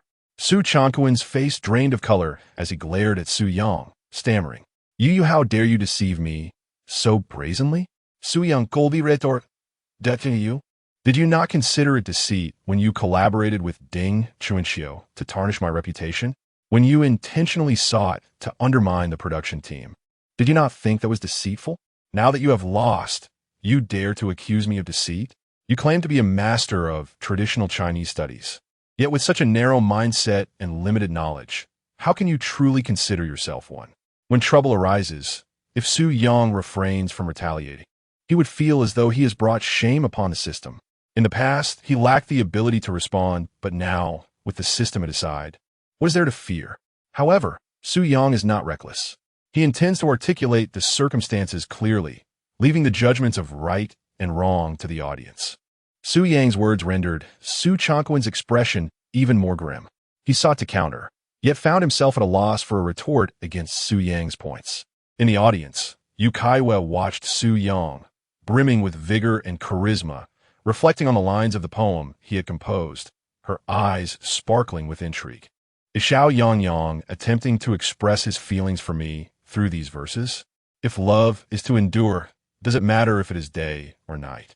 Her second brother, Humph, Xiao Yang is certainly not the person you imagine. Yu Caiyue thought with a hint of irritation. Yu Zixing advised her that even if she were to pursue a relationship with Su Yang, she must not hastily surrender herself. she should carefully assess his character, temperament, and disposition. After all, their union is aimed towards a future of marriage and family, necessitating a thorough examination of each other. Yu Caiyue had no intention of testing Su Yang. She genuinely wished to be with him. Yet with Feng Jie observing them, she could only feel anxious. She wanted to be with Su Yang, to love him, which meant giving him everything. Feng Jie was a protector arranged by her father. At this stage, her father's allowance for her to associate with Su Yang was already a significant concession, and he had not interfered with Su Yang in any way. She was unaware that her father had intentionally assigned Feng Jie to watch over them, perhaps as a test for Su Yang as well. She worried that this scrutiny might create a rift in Su Yang's feelings toward their relationship. Yet, Su Yang's poem had indeed conveyed his sentiments, offering Yu Caiyue a sense of relief. On Su Yang's part, he did intend to use this poem to express his feelings to Yu Caiyue. If love is to endure, does it matter if it is day or night? He began to comprehend that Yu Zixing's insistence on Feng Jie not closely monitoring Yu Caiyue was not an endorsement of their relationship, but rather a bait to observe whether he would take the hook. In Yu Zixing's eyes, he might be perceived as a mere boy, tending to the precious cabbage in his own garden. For families of their stature, the man their beloved princess chooses must be scrutinized from all angles. Su Yang was underestimated. Yet he understood this underestimation was beyond his control. Thus, he felt a burning determination to carve out a successful path for himself. The host, Dong Zhikong, clapped loudly, exclaiming, "What a remarkable line! When the golden wind meets the jade dew, it surpasses countless encounters in the mortal realm. And what a splendid phrase, if love is to endure. Does it matter if it is day or night?" Indeed, Teacher Su is a person of profound knowledge in traditional studies. I believe it is evident that Teacher Su has won this round. Initially, as the host, Dong Zhikong should have remained impartial. However, the words of Su Yang stirred within him a passionate urge to support Su Yang. Indeed, it was Su Chongquan who instigated the discord, prompting Su Yang to respond. What does the production team of their program think they are running? After all, this is a program aired by a national broadcaster, allowing a so-called master of traditional culture to stir trouble. Is there no sense of decorum left? Su Yang decisively dealt with him, which is quite gratifying to reflect upon. Indeed, I too believe that Teacher Su emerged victorious. His verses were exquisitely crafted. Master Su, it was you who first targeted Teacher Su, and yet you caused a scene on the show, thinking you had considerable prowess. Teacher Su's triumph was nothing short of splendid. The other staff members of the production team applauded fervently, each harboring a sense of indignation. To disrupt their program is to show utter disrespect towards them. Su Chongquan was thoroughly subdued, and the staff felt a surge of vindication. Su Chongquan, his vision darkened, and he lost consciousness. The master of traditional culture, Su Chongquan, was rendered faint with indignation. Chapter 74. Ding Chuanxiu, frightened, dare not go live. Director Lin, I sincerely apologize for the chaos that unfolded during today's program. It has caused considerable trouble for your team. After Su Chongquan was escorted away, the recording continued for a brief period before concluding. The show proceeded without him. After all, he was never the main attraction, merely someone who overestimated his own significance. Nevertheless, Su Yang felt compelled to express his apologies to Director Lin. Lin smiled and replied, "Su, you're being too modest. You have not caused us any inconvenience. Instead, your presence has added much excitement to this episode. Most of the content will be edited for the next broadcast, although the remarks you made regarding Su Chongquan are unsuitable for airing, and I hope you can understand." Surprised, Su Yang inquired Director Lin, "Are you suggesting that our discussion on poetry should be aired?" Lin affirmed, "Of course. That's precisely what I wish to discuss with you." Su Yang chucklet, "I have no objections. After all, it is not my reputation at stake. You should check with Master Su regarding his thoughts."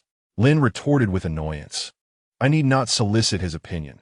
Since he instigated the disturbance, he should not expect any leniency from us. Does he truly believe our production team is easy to bully?"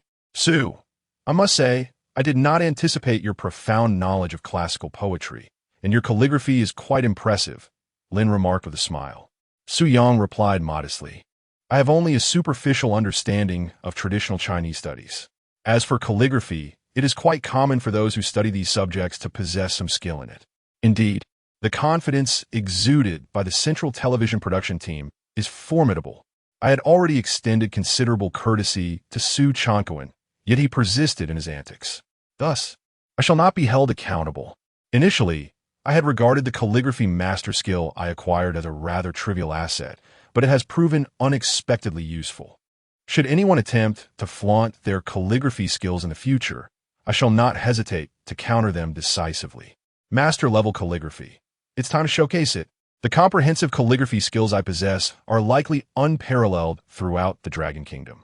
If a master skilled in clerical script were to challenge me, I would demand a comparison in regular script, running script, or even cursive.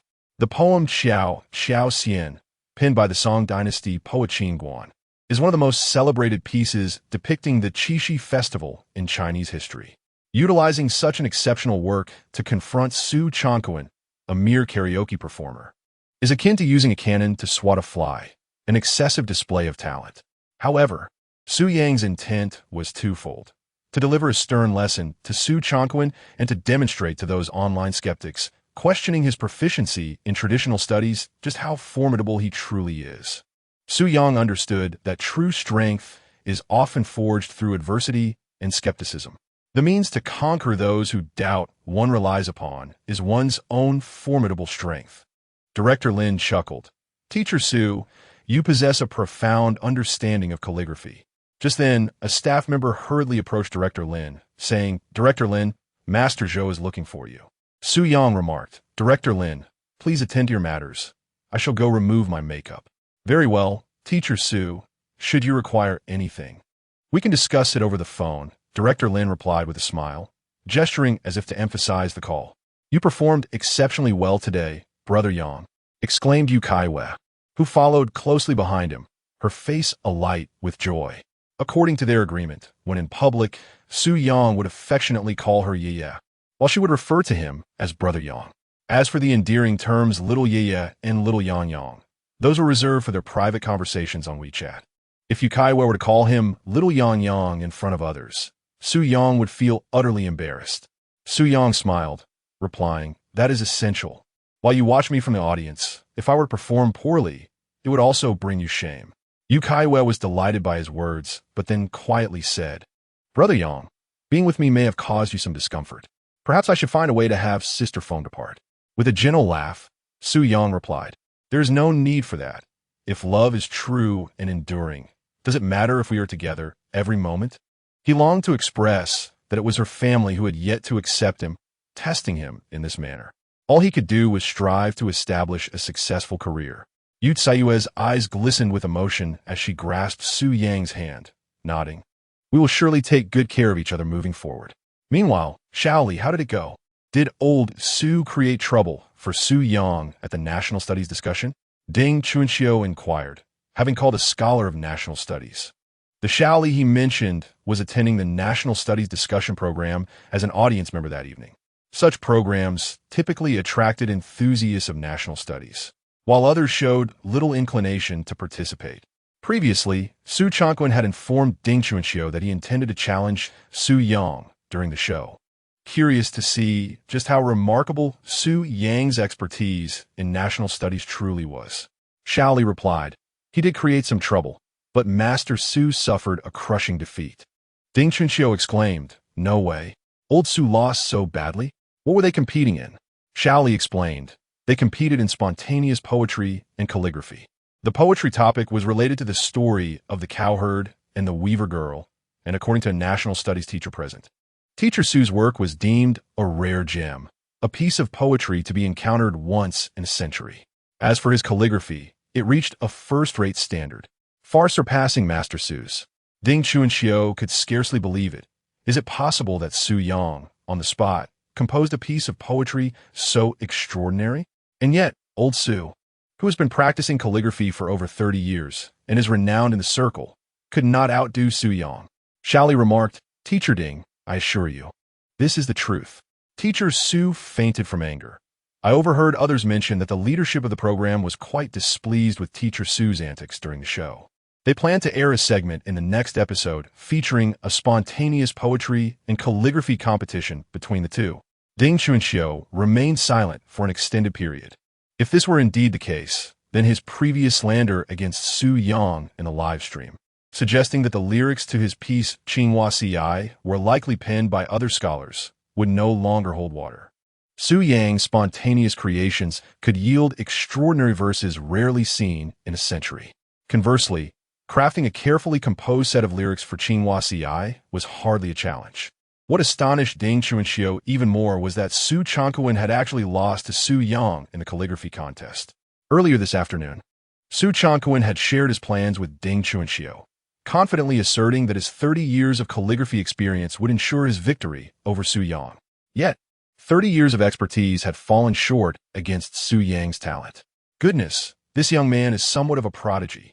I think I shall refrain from going live for a few days and keep my distance from him. As Su Yang finished removing his makeup and prepared to leave with Yu Caiyue, a hurried staff member approached him and said, "Teacher Su, please hold on. Director Guo wishes to meet with you." Chapter 75. The Invisible Wings and the Breakthrough into the Top 10 of the New Song Chart. Soon, Su Yang encountered Deputy Director Guo Chenggang from the Central Station. Guo Chenggang, a balding man in his 60s, exuded a gentle yet authoritative demeanor. At that moment, he stood before the lyrics Su Yang had penned during the recording, scrutinizing them with great seriousness. Upon being reminded by the staff, he promptly lifted his gaze to Su Yang and warmly exclaimed, "Comrade Su, I have long admired your esteemed name. Your outstanding performance on the prestigious program has certainly brought great acclaim to the Kyoto television station." Su Yang quickly replied with a smile, "Director Guo, you flatter me. I have merely composed a few songs. The program devised by Kyoto Television is exceptional. Even if someone else had claimed victory, it would have still garnered such high attention for the station. In the presence of such a distinguished figure, humility was paramount. When a prominent individual praises you, it is their prerogative. Remaining modest is the appropriate course of action. Haha, indeed, you embody the grace of ancient scholars, cultured, courteous, and humble without losing integrity. No wonder you can compose such exquisite poetry. Your calligraphy, particularly your regular script, is remarkably beautiful. Among those I know who excel in calligraphy, few can match your skill," Guo Chenggang remarked, giving Su Yang a thumbs up, his eyes brimming with admiration.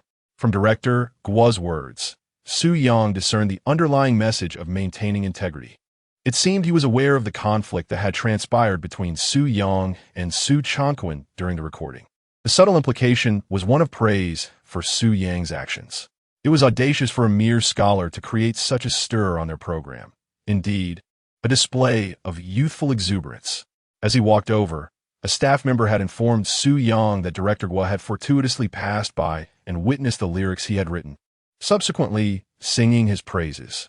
Director Guo was a member of the Chinese Calligraphy Association, possessing considerable skill in the art, and was well regarded within the calligraphy community, maintaining close friendships with several masters. Upon hearing such commendation from Director Guo, Su Yang humbly responded with a few modest words. What a splendid line. When the golden wind and jade do meet, it surpasses countless encounters in the mortal realm. And another, if love is to endure, what significance lies in the dawn and dusk? Your calligraphy is exquisite, and so too are your lyrics, Guo Chenggang mused, gazing at the written piece before him. He then smiled at Su Yang and said, "Young Su, may I be so bold as to request that you create a new piece of calligraphy based on these lyrics for me to take home and study?" Su Yang replied with a grin, "Of course, Director Guo. I shall write another piece for you right away." He understood the excitement of a calligraphy enthusiast upon encountering a fine work.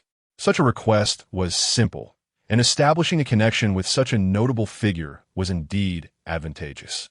Noticing Su Yang's agreeable demeanor, a junior leader from the production team also wished to request a piece of calligraphy, but was promptly stopped by Director Guo. He jestingly remarked that Xiao Su's calligraphy exuded the grace of a true master, cautioning that if a renowned calligrapher were to casually write for others, their work would lose its value, though this was directed at his subordinates. Su Yang was acutely aware that Director Gu was subtly reminding him of the adage, "Rarity begets value. Sweat dripped from his brow as he pondered the intricacies involved in producing a single piece of calligraphy. Yet, he found himself in agreement with Director Gu's assertion. For instance, if he were to create an abundance of songs, each one a masterpiece, the initial thrill for listeners would soon diminish with familiarity, leading to a sense of entitlement among them. Therefore, he felt no compulsion to craft a chart-topping hit for every request. Rather, it was sufficient that the songs suited the recipient. Li Yanhua, in charge of operations, advised him to refrain from unveiling all his excellent compositions at once. Presenting 2 or 3 high-quality songs each year could secure a prominent position on the new song charts and potentially contend for prestigious awards. Ah, Xiao Su, the piece you've written for me shall be framed upon my return for my utmost enjoyment, Director Gu exclaimed, his satisfaction evident as he laughed heartily at the calligraphy Su Yang had created anew for him. When time permits, let's discuss the art of calligraphy further.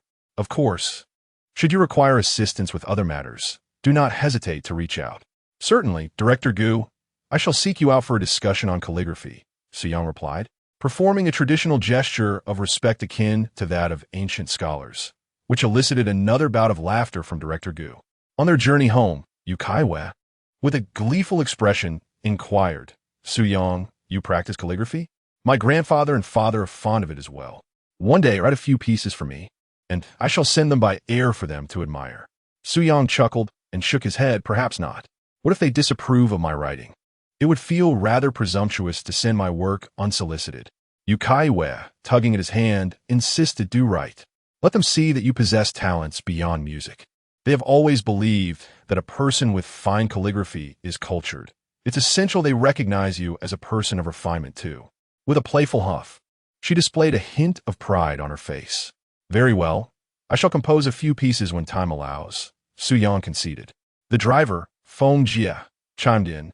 Teacher Su, sending a few of your works to Elder Yu and Boss Yu would indeed offer them a fresh perspective on you. Yu Caiyue retorted, of course. Feng Jie could not help but chuckle. Su Yang gently patted Yu Caiyue's back, advising her to refrain from venting her frustrations on Feng Jie, as she was merely fulfilling her duties, having been hired by Yu Wangjiang to ensure Yu Caiyue's safety. Just days prior, Yu Caiyue had jested with Su Yang about the possibility of enlisting a few individuals to incapacitate Feng Jie and send her off to Africa, thus eliminating her interference in their affairs. Su Yang was taken aback, drenched in sweat from the absurdity of the thought. It is estimated that as soon as she dispatched someone to bring down Feng Jie, her father, Yu Wangjiang, might have sent more individuals to follow her, or even to escort her back to the United States. If the intention was truly to subdue Feng Jie, Su Yang believed he could accomplish that himself, despite Feng Jie being a formidable bodyguard. However, he was no ordinary expert in Xingyiquan. Both Invisible Wings and Peering Through the Window have ascended into the top 10 of the monthly new songs chart. Now, among the top 10, 5 of the songs are penned by you. Once the 3 songs of Blue and White Porcelain drop from the charts, My Invisible Wings is certain to soar to the #1 position on the new song chart. Yu Caiyue expressed her delight, then adopted a stern expression to threaten Su Yang, saying, You must refrain from writing songs for anyone else this month. I cannot allow My Invisible Wings to be overshadowed. Chapter 76, As Desired, is officially launched. I am about to participate in the program Dragon Nation Has Drama, where I might assist the contestants in composing traditional opera songs. However, I have great confidence in the song Invisible Wings. I estimate that by the time Blue and White Porcelain leaves the charts, this song will have already ascended to the top of the new song rankings. Su Yang chuckled. As the traditional opera convener for Dragon Nation Has Drama, my role is akin to that of a mentor on a song to fame. When contestants create opera segments or operatic songs, I am required to offer guidance or assist in composition. Moreover, as the convener, there is a schedule that necessitates the creation of opera segments or operatic songs for contestants to perform in the competition. He has already received notification from the production team regarding this, and he is somewhat familiar with the schedule. A total of 8 episodes will be recorded over 2 months, with a fee of 800,000, equating to 100,000 per episode. One can only say that this fee is exceedingly low. Unfortunately, This is the reality of traditional opera programs, as the investment from advertisers is inherently meager. Furthermore, for programs aired by the central television station, the remuneration is not substantial. In contrast, Su Yang's participation in 2 episodes of the Mango TV singing competition garnered a staggering fee of $6 million. This summer, Yu Caiyue is hosting Dragon Nation New Rap, inviting him to serve as a supporting mentor alongside a renowned rap mentor from the industry to select talents. In simpler terms, Su Yang would occupy the position of a supporting mentor, speaking just a few words for a fee of $10 million. However, he declined the offer. He already has numerous commitments this summer and harbors little interest in the rap scene, finding some of the vulgar rap distasteful. It matters not. After all, the songs are penned by you, and the top spots on the new song rankings are dominated by your compositions, which brings me a sense of pride. The song I wrote for Wang Xin will be released soon. I wonder how long it will take to chart? Unfortunately, Sister Wang's song As Desired is a charity piece and does not participate in the new song rankings. Otherwise, I believe it would surely be a sensational hit. Yu Caiyue recounted with fondness, then sighed with regret. Su Yang replied with a smile, "What is there to lament? Sister Wang compensated me handsomely. Her performing my song also contributes to my reputation. I wonder how those critics will respond, claiming that none of the songs I write for others are melodious." Yu Caiyue nodded indignantly. Exactly. Those critics are truly infuriating, maligning others from every angle. The news about today's recording has already been leaked, and many netizens are inquiring about it in the comment section. Su Yang, you must promptly register the copyright for the song Bridge of Magpies. Yu Caiyue suddenly recalled something. Su Yang chuckled. I have already arranged for Manager Lee to register the copyright. As a resident of Blue Star, presenting the poetry and prose of Earth's historical figures, he views copyright registration as a greater respect for ancient luminaries. It is also his way of introducing a small shock to this world with the works of Earth's renowned figures. He certainly would not overlook the matter of copyright. The audience at the martial arts discussion numbered in the hundreds, and some spectators relayed the incident where Su Caiyue confronted Su Yang, resulting in a flurry of gossip that soon spread online. Just as Su Yang had anticipated, Su Caiyue sought trouble and was subsequently humiliated by a poem Su Yang composed, followed by further disgrace in calligraphy. The revelation of this event online left Su Caiyue a subject of ridicule among many netizens.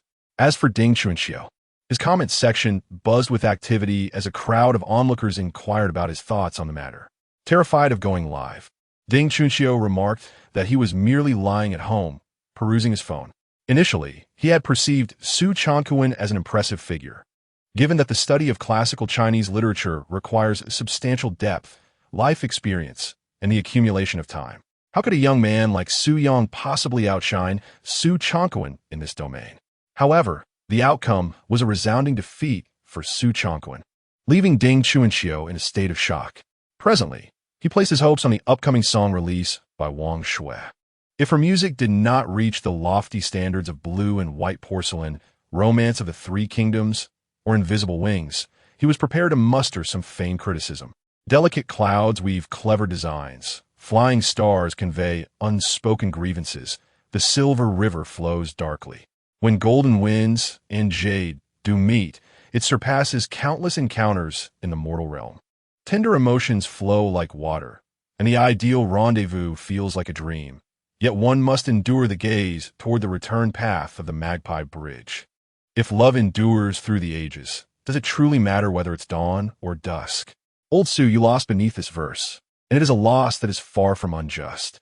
In my view, this poem can stand alongside the representative works of many ancient luminaries. It is simply extraordinary.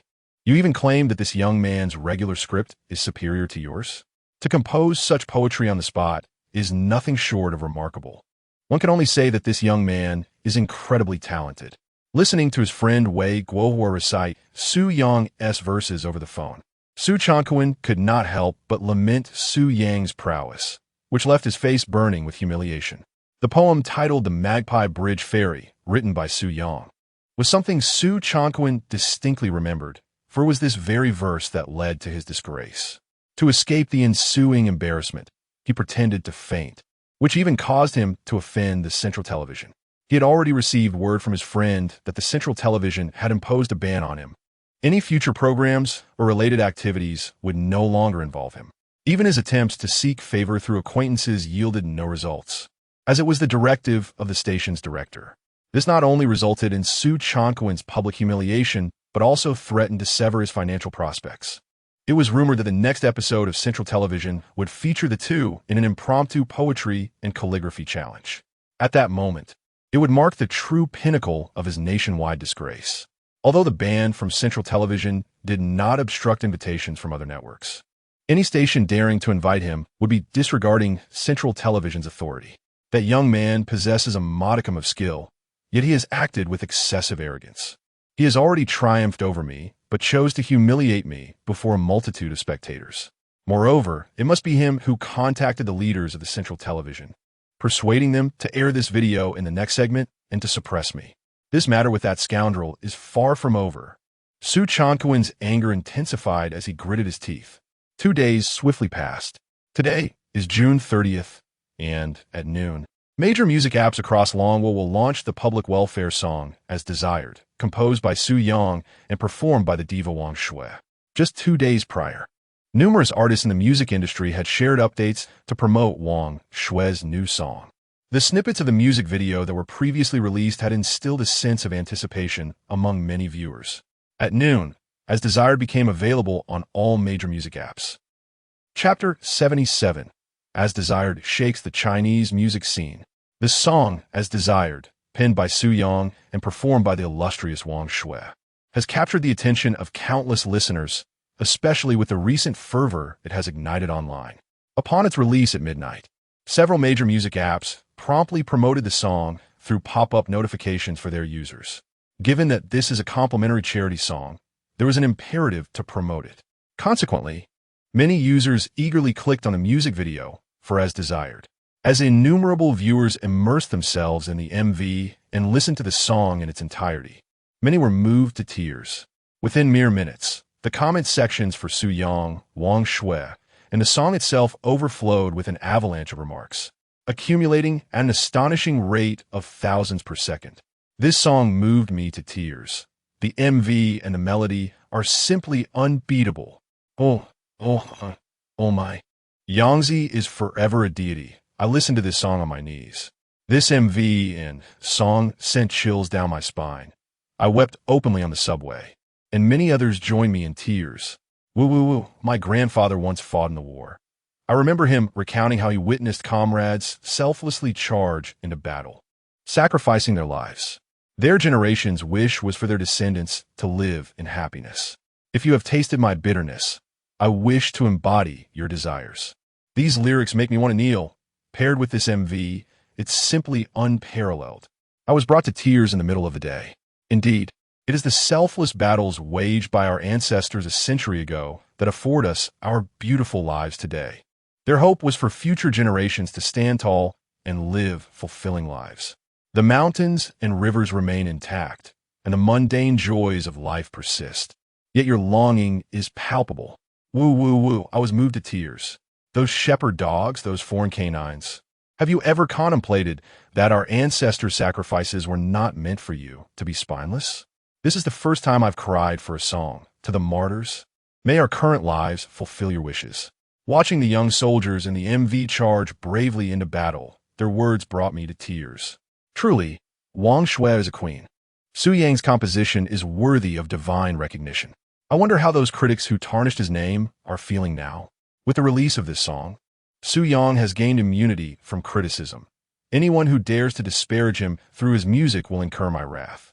As Desired has rendered countless citizens of the Dragon Kingdom teary-eyed, whether through Wang Shui's vocal delivery, the poignant lyrics, or the contrast between ancient and modern scenes depicted in the MV. It evokes profound sentiments in those with a conscience, prompting reflections on the hard-won joys of contemporary life. This song has also caused an explosive stir within the Chinese music industry. Lu Huan, a music instructor, expressed admiration for the song As Desired by the lesser-known musician Su Yang, referring to him as Teacher Su and commending the emotional depth of his composition. Phoenix Group's Chung Tian remarked on Su Yang's ability to evoke profound feelings, paying homage to the heroes of the past and celebrating the present era.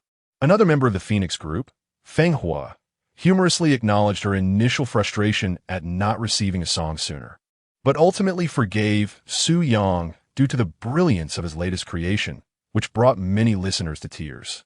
Singer Zhou Ankong conveyed his heartfelt gratitude to Su Yang for the touching piece, urging him to maintain such high standards in future works.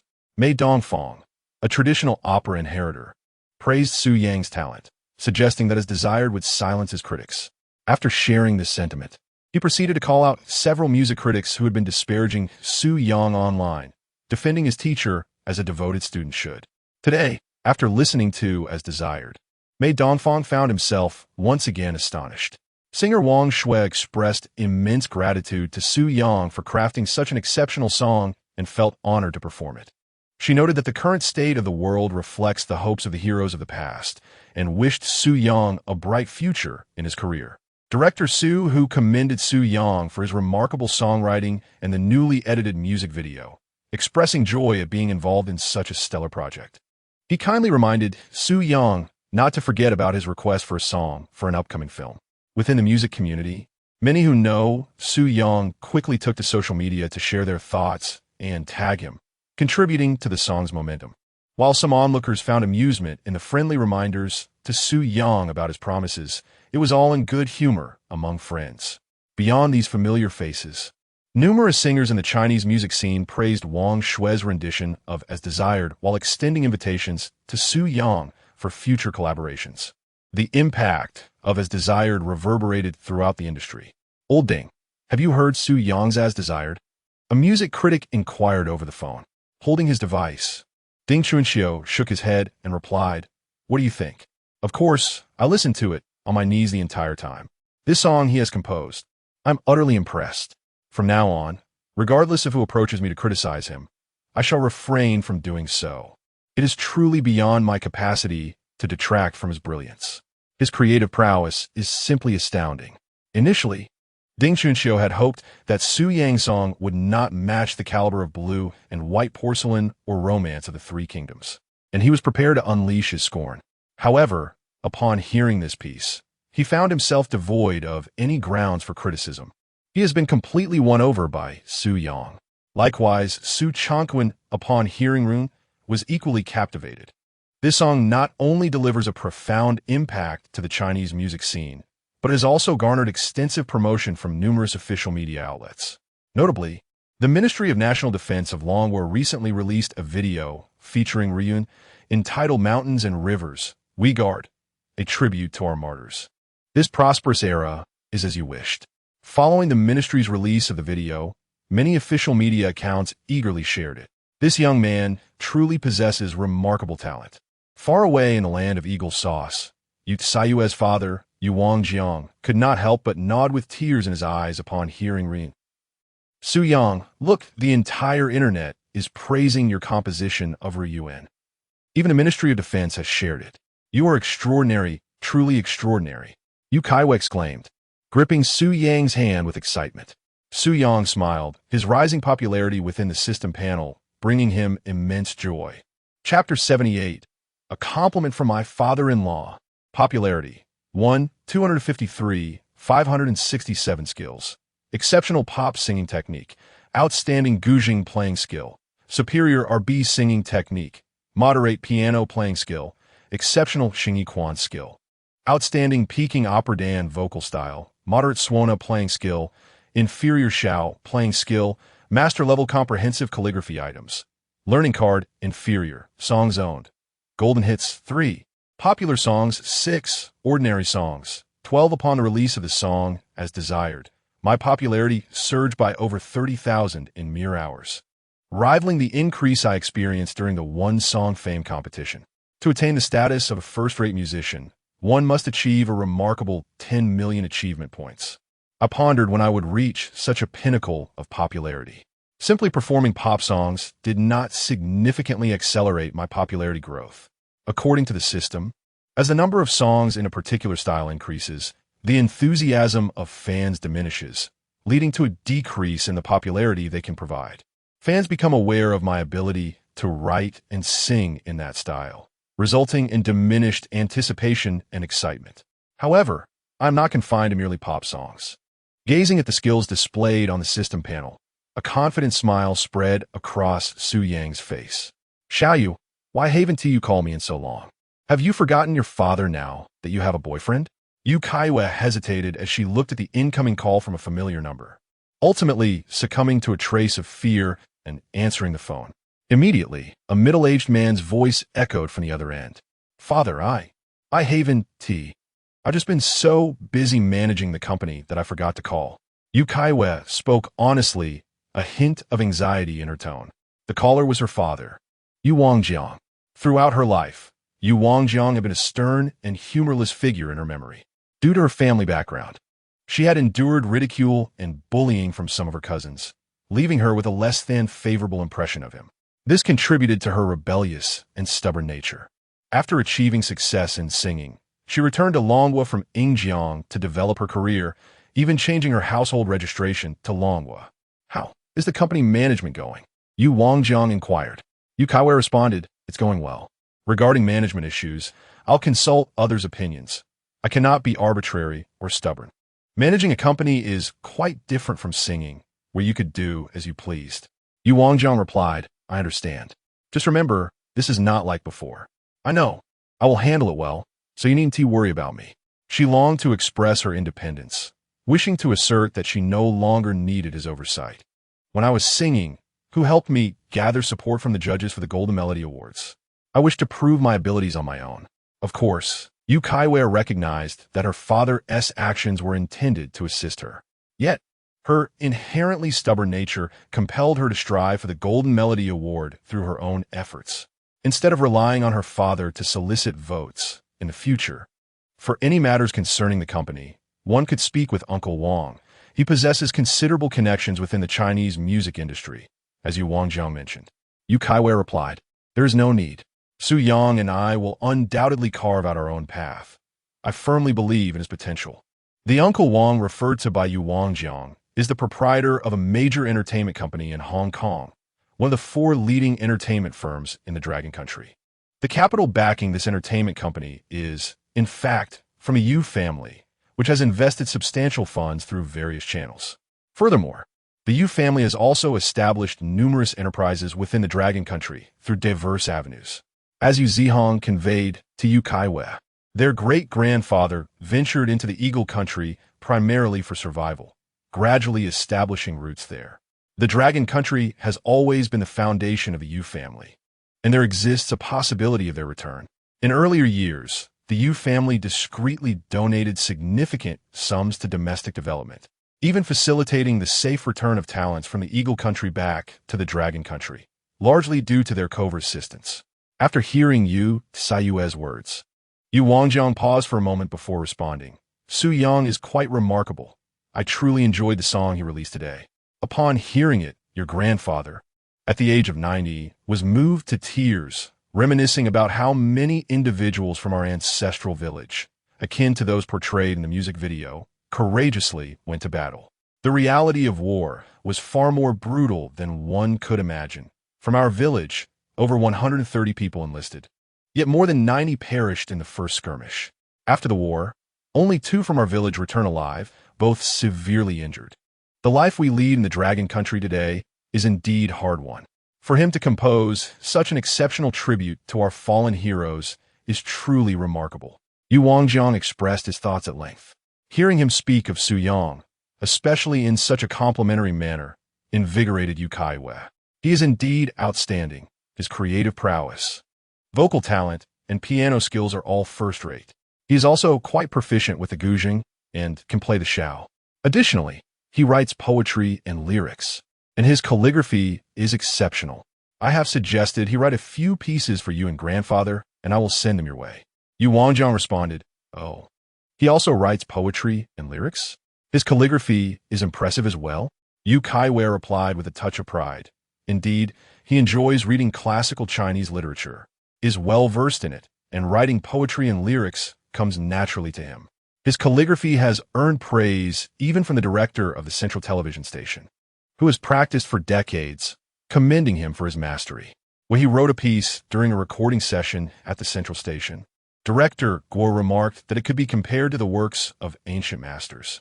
Allow me to recite the poem he composed. Then, Yu Caiyue recited Su Yang's poem Qiao Xian to Yu Wangjiang. For Yu Caiyue, witnessing Yu Wangjiang praise Su Yang was inspiring. She felt compelled to share Su Yang's exceptional qualities with him, aiming to earn Yu Wangjiang's approval. After reciting the Magpie Bridge, she mentioned her intention to send him the poem. When the golden wind meets the jade dew, it surpasses countless encounters in the mortal realm. If two hearts are meant to last, why concern ourselves with the fleeting moments of day and night? These lines were indeed exquisitely crafted, and I am eager to see if his calligraphy lives up to your commendations, Yu Wangjiang remarked. Soon, the conversation between Yu Caiyue and Yu Wangjiang concluded. Initially, she worried about his opinion of Su Yang, but to her delight, he continued to praise him. Zhao Yanjing, I just spoke with my dad. Guess what he said? Seeing the message from Yu Caiyue, Su Yang couldn't help but smile. Zhao Yanjing. He wouldn't be opposed to us being together, would he? Her cheerful expression assured him it was good news. Had it been something disheartening, such a joyful demeanor would have been unlikely. Zhao Yu, I introduced you to him. He said your song As You Wish is wonderful, and he praised You're the Magpie Bridge as a timeless masterpiece. Zhao Yanjiang, my future father-in-law, truly possesses a discerning eye. Zhao, I roll. JPG, he is not your father-in-law yet. Zhao Yanjiang, what, do you not wish to marry me? After a few sweet exchanges, Yu Caiyue suggested, Zhao Yanjiang, write a few poems in the coming days and craft them in calligraphy. I will send them to my dad, so he and Grandpa can appreciate your talent. Zhao Yanjiang, you make it sound easy, as if writing poetry is as simple as picking cabbage. Zhao Yu, while others may struggle, I believe you are more than capable. Zhao Yanjiang, well, I shall give it a try. Su Yang contemplated the necessity of delivering an impressive shock to his future father-in-law, a testament to the prowess of a literary figure from Earth. Chapter 79, I'll be just fine. Welcome back, the sweet songstress. In just a mere 2 days, the song As Desired amassed over 7 billion streams, reverberating through the streets, subways, schools, and hospitals alike. This surge in popularity bestowed upon Su Yang an additional 300,000 in audience engagement. On the business front, Li Yanhua received numerous requests for commercial collaborations, most of which she declined. On one hand, Su Yang's upcoming schedule is quite congested. On the other, while some offers were financially lucrative, they did not align with Su Yang's personal image promotion. Certain programs were suggested through mutual acquaintances, and ultimately, he found it difficult to decline, agreeing to participate as a guest assistant judge in both the opening and final rounds of The Next Big Star. His commitments also included 3 charity live streams, a charity concert hosted by Wang Shui, the August 1st gala on national television, a Qixi festival program, and a traditional culture exchange meeting in mid-August. In addition, he had to record for Dragon Country Drama and fulfill 2 engagements for Please Call Me Singer. Gazing at the densely packed itinerary, Su Yang felt somewhat overwhelmed. Previously, he had toiled for a company, and now, as a business owner, he found himself laboring for his own enterprise, earning money, advancing his career, and marrying Yu Caiyue. He was determined to conquer these challenges. As a second-tier musician, he knew he must continue striving. Furthermore, he anticipated venturing into other realms of the entertainment industry. Although it was exhausting, witnessing the fruits of his recent songwriting and performances filled him with a sense of accomplishment. System, grant me a new skill, he exclaimed just past midnight at the dawn of a new week. Ding, you have acquired first-rate rap skills. First-rate rap skills. Splendid. He reveled in his newfound proficiency in singing. I only know how to cram at the last minute, he mused, gesturing animatedly as he adeptly rapped. After completing his skill acquisition, Su Yang promptly shared a post. My dear friend, the sweet songstress Wang Xiner has officially released her album I Will Be Just Fine at Midnight, featuring 3 songs written by yours truly. I hope everyone will take a moment to listen and support her. Wang Xiner debuted her new album tonight. Over the past 2 years, the company had been recording songs for her, but due to her unstable condition, the release had been delayed. For a singer, Once a song is released and gains traction, it is essential to participate in various variety shows or await commercial performance opportunities, all aimed at generating income. Relying solely on song releases for earnings yields a meager return, with companies taking their share and songwriters also claiming a portion. Typically, a singer might only receive a tenth of the revenue from a song. The strategy involves accumulating popularity through song releases and leveraging that fame for commercial endeavors. Since Su Yang penned "I Will Be Just Fine" for Wong Xiner a few days ago, her emotional barriers had finally begun to dissolve. Realizing that she had languished for 2 to 3 years, it was indeed time for her to emerge and start earning, contributing to the company as prosperity. Subsequently, Su Yang composed 2 songs for her, titled "The First Person I Loved" and "Loving You." His intention was to cultivate her into the sweet songstress of the world. Capitalizing on the popularity of As Desired, this was the optimal period for her to release her album, primarily to maximize earnings while the fervor was high. Bang Sinia, a member of his company, would generate income for him as well, and he would also gain popularity, an unequivocal win-win situation. In recent days, the company had initiated promotional activities, and with the assistance of Su Yang and several friends, the online community became aware that the sweet song diva Wong Xiner was set to release a new album, which would feature 3 songs penned by Su Yang. It was a consensus among numerous fans that anything Su Yang created would be a masterpiece. The 3 songs, "I Will Be Well," "Loving You," and "The First Person I Loved," had already garnered an average of over 10 million pre-orders each. "I Will Be Well" serves as one of the album's lead tracks, thus attracting the highest number of reservations, soaring to 15 million plus. As listeners watched the melancholic scenes throughout the music video and listened to the poignant lyrics, many felt a profound sense of heartache. Particularly for those who had once been fans of Wong Xiner and were aware of the tribulation she had faced, hearing her sing this song led many to tears. "Jojo Jojo Findi, what serão with me? Loving you. If you suddenly sneeze, it must be because I am thinking of you. If awakened in the middle of the night by my phone, that's simply because I care. I often ponder your words, wondering if there is a hidden intention behind them. I desperately wish to believe, yet I cannot help but doubt. In your heart, am I truly the only one? Love is when I incessantly trouble you." The song "Loving You" possesses a cheerful vibe. In the music video, Wong Xiner, clad in a female school uniform, sings and dances, her sweet voice radiating a youthful exuberance that transcends the screen, perfectly encapsulating her signature style. The gray sky, your face.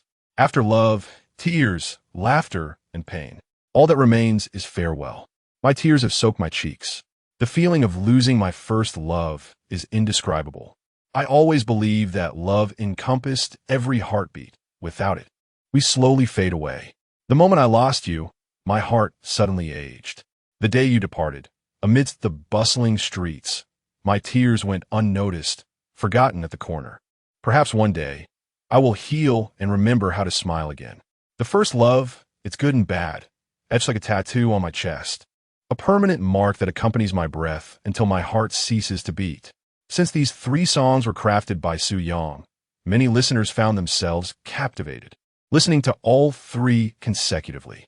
Afterward, numerous individuals could not help but express their thoughts in the comment section. "I will be fine.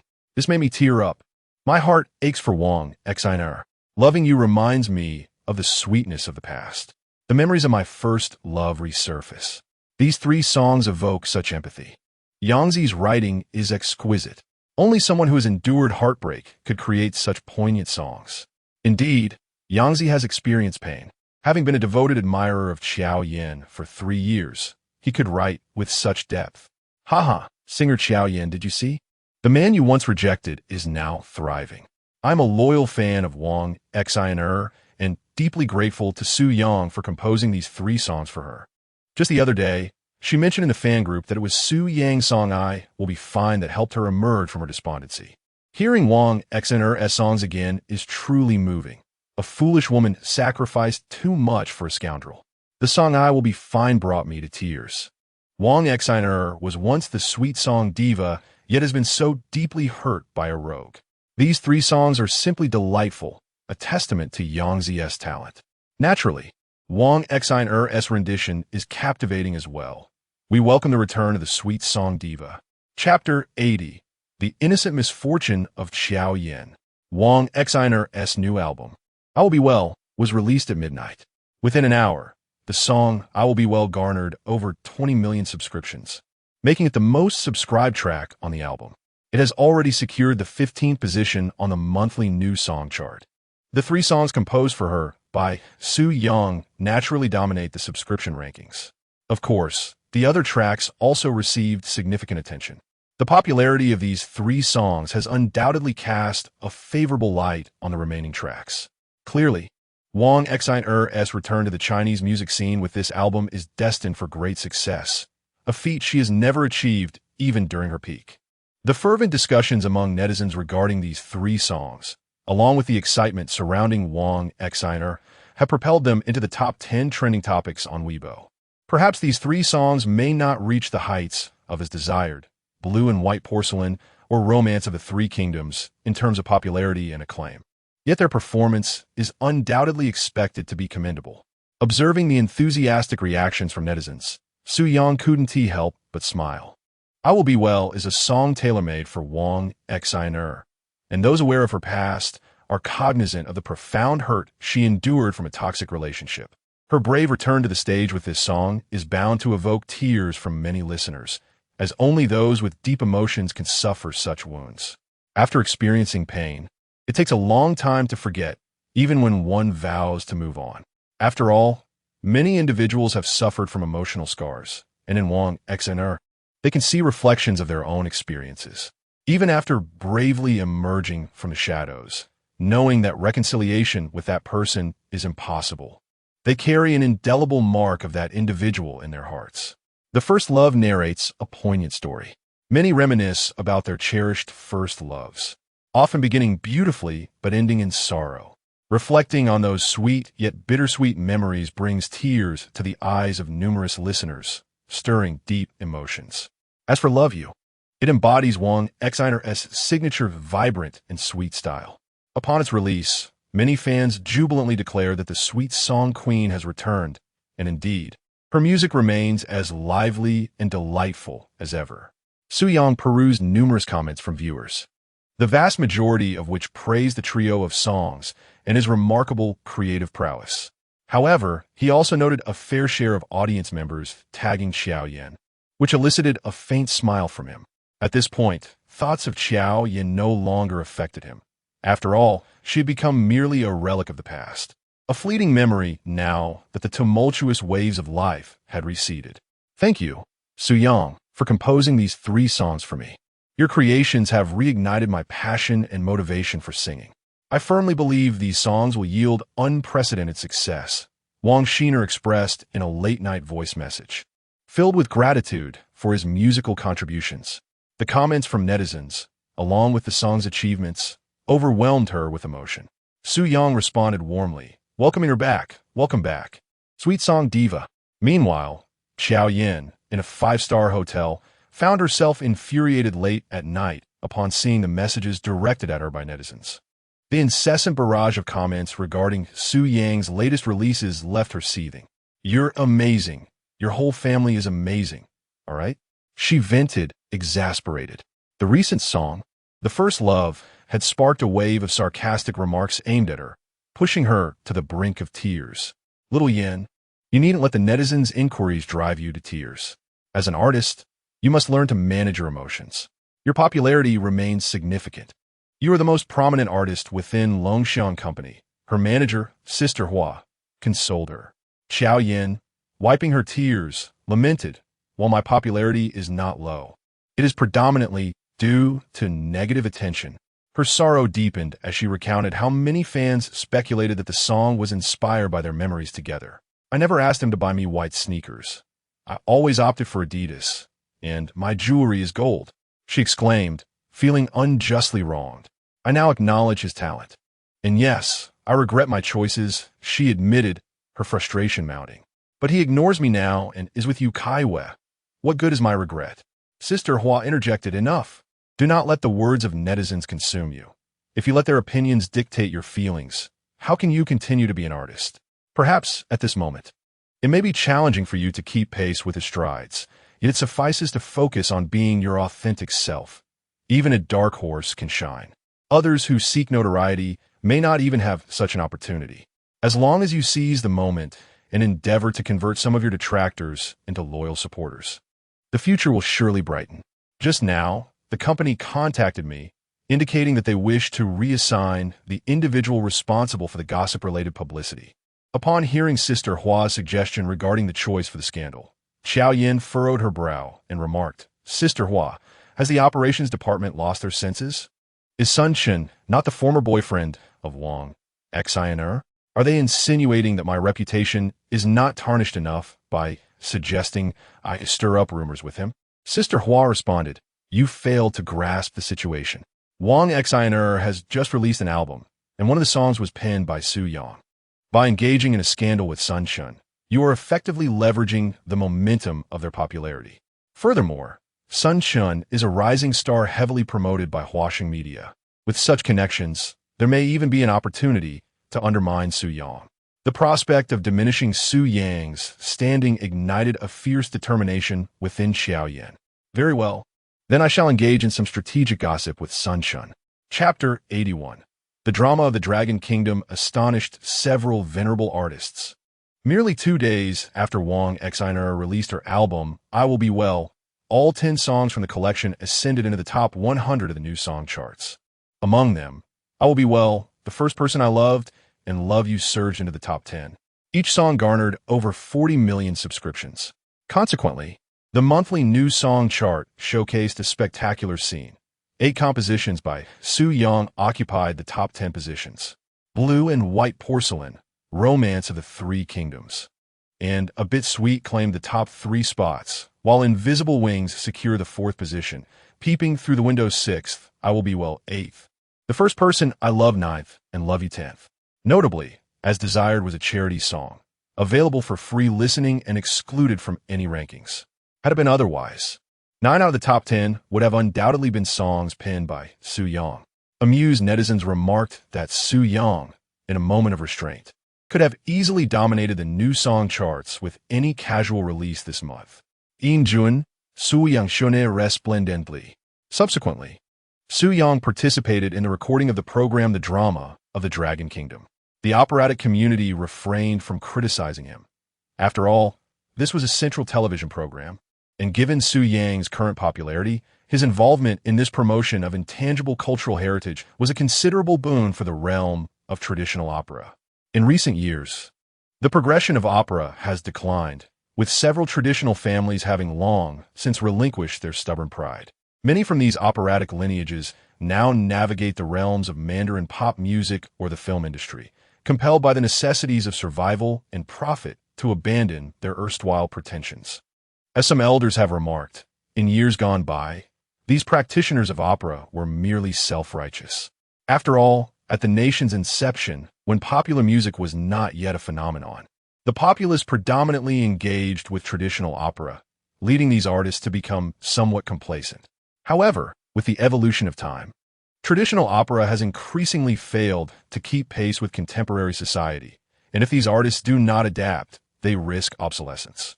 Historically, performers of opera were regarded as inconsequential entertainers, belonging to the lower echelons of society, only gaining stature after the establishment of the nation. What, then, was there to be proud of? Thus, Su Yang's participation as a convener of traditional opera was warmly welcomed. Naturally, a few elder members felt that a musician, a pop singer, lacked the credentials to assume such a role. Yet, during rehearsals, clad in the attire of a huadan, female role in Peking opera, he demonstrated impeccable diction, resonant strength, and an adept stage presence, astonishing the seasoned artists of the operatic world.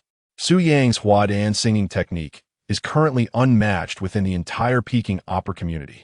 During the first episode's recording, Su Yang performed a segment from a classic opera piece, eschewing the need to showcase an original composition. There was simply no necessity. In the presence of these seasoned artists, one must recognize that the world of opera is shaped not by conflict, but by human relationships and social dynamics. The practitioners of traditional opera are truly commendable for their unwavering commitment to preserving intangible cultural heritage. This alone warrants immense respect. Hence, There is no need for him to seek the limelight or offend others. He is also aware that some seasoned opera artists harbor doubts about him, which is quite natural. After all, in their eyes, he is not regarded as a true opera performer, but rather as a pop musician. Nevertheless, Su Yang has earned their admiration through his remarkable talent. Mr. Su, I never anticipated that your skills as a dance performer were so extraordinary, exclaimed Mei Dongfang after the first recording session. Even my grandfather remarked that during his prime, he might not have possessed such vocal prowess. Mei Boyu, Mei Dongfang's Großvater, was a renowned dance performer in Peking opera. To receive such earnest recognition from him speaks volumes about Su Yang's exceptional singing abilities. Mei Fangfei, brimming with excitement, grasped Su Yang's hand and said, Mr. Su, you cannot fathom the astonishment you caused when you appeared on stage in full costume and began to sing. Even the elderly gentlemen like Grandpa Li and Grandpa Jean, who were initially skeptical of you, were left utterly speechless. You truly humbled them. I never imagined you possessed such profound knowledge of Peking opera. My brother and I have trained since childhood, yet we cannot compare to your skill. Su Yang smiled modestly. It's not that remarkable. I have been studying traditional opera over the past few years, and there are indeed commonalities between pop music and opera singing. Once you grasp certain techniques, it becomes attainable. Adorned in a beautiful Dan costume, Mei Dongfang remarked, Mr. Su, I shall take the stage now. I will seek your guidance on Dan singing in private later. Next, they were set to record the ranking selection for the 8 major opera troupes participating in the program. The top 4 contestants would have the privilege of choosing their opponents in the next episode, which would feature direct confrontations among several contestants from 2 teams. Mei Dongfang prepared to sing Tanchuan. Initially, he hesitated to perform this piece, fearing it might seem unfair as it was a popular opera song that would likely attract many audience votes, giving him an undue advantage. However, the production team insisted that singing this song in the first episode could boost the viewership, noting that it was merely a selection of opponents and not an official competition. Thus, Mei Dongfang decided to proceed with the song. Go ahead and perform splendidly, Su Yang encouraged with a smile. With newfound confidence, Mei Dongfang replied, Rest assured, Mr. Su, I shall give it my all. His admiration for Su Yang had only deepened. Previously, he had been impressed by Su Yang's compositional abilities. Now, he was astounded by Su Yang's dance singing, which surpassed his own skills honed over more than 20 years. It made him realize how overconfident he had been when he challenged Su Yang. Mr. Su, you have written such a beautiful opera song for me. Could you perhaps compose another? Mei Fangfei playfully tugged at Su Yang's arm, seeking his favor. Su Yang hurriedly attempted to withdraw her hand, urging Mei Fangfei to let go and speak properly. If you converse with me earnestly, perhaps I might consider composing a theatrical song for you. Alas, this girl possesses an irritatingly adhesive nature. Moreover, Su Yang had only recorded for 2 days when he met Yu Caiyue, and within a mere day, they became good sisters. Subsequently, Yu Caiyue suggested that if inspiration struck, he could write a theatrical song for Mei Fangfei, as she was a girl deeply passionate about the preservation of traditional opera. Upon hearing this, Su Yang felt an urge to inform Yu Caiyue that she had been misled by Mei Fangfei. Yet, for Su Yang, this subtle pressure was somewhat challenging to resist. Thank you, Teacher Su. I knew you would write it for me. It must be even more impressive than that song peering through the window, so I can show off the Xiao phone from the Lao Jin family. Mei Fangfei released Su Yang's hand, exclaiming with delight. Su Yang reflected, so, her desire for a theatrical song is merely to flaunt it to others. He regretted hastily agreeing to her request. He returned to a tea-table position before the stage, where a middle-aged man approached and clasped his fists in greeting, saying, Hello, Teacher Su. What you performed just now, Jin you knew, was truly magnificent. Su Yang swiftly returned the gesture, replying, Hello, Teacher Tu. Thank you for your kind words. This gentleman was indeed remarkable. Chapter 82. Sudden Turmoil. The individual named Tu Honglei is a renowned martial arts actor within the film industry. In his earlier years, he studied traditional Chinese opera, specializing as a martial performer. He later transitioned to acting, progressing from a stunt double to a full-fledged action actor.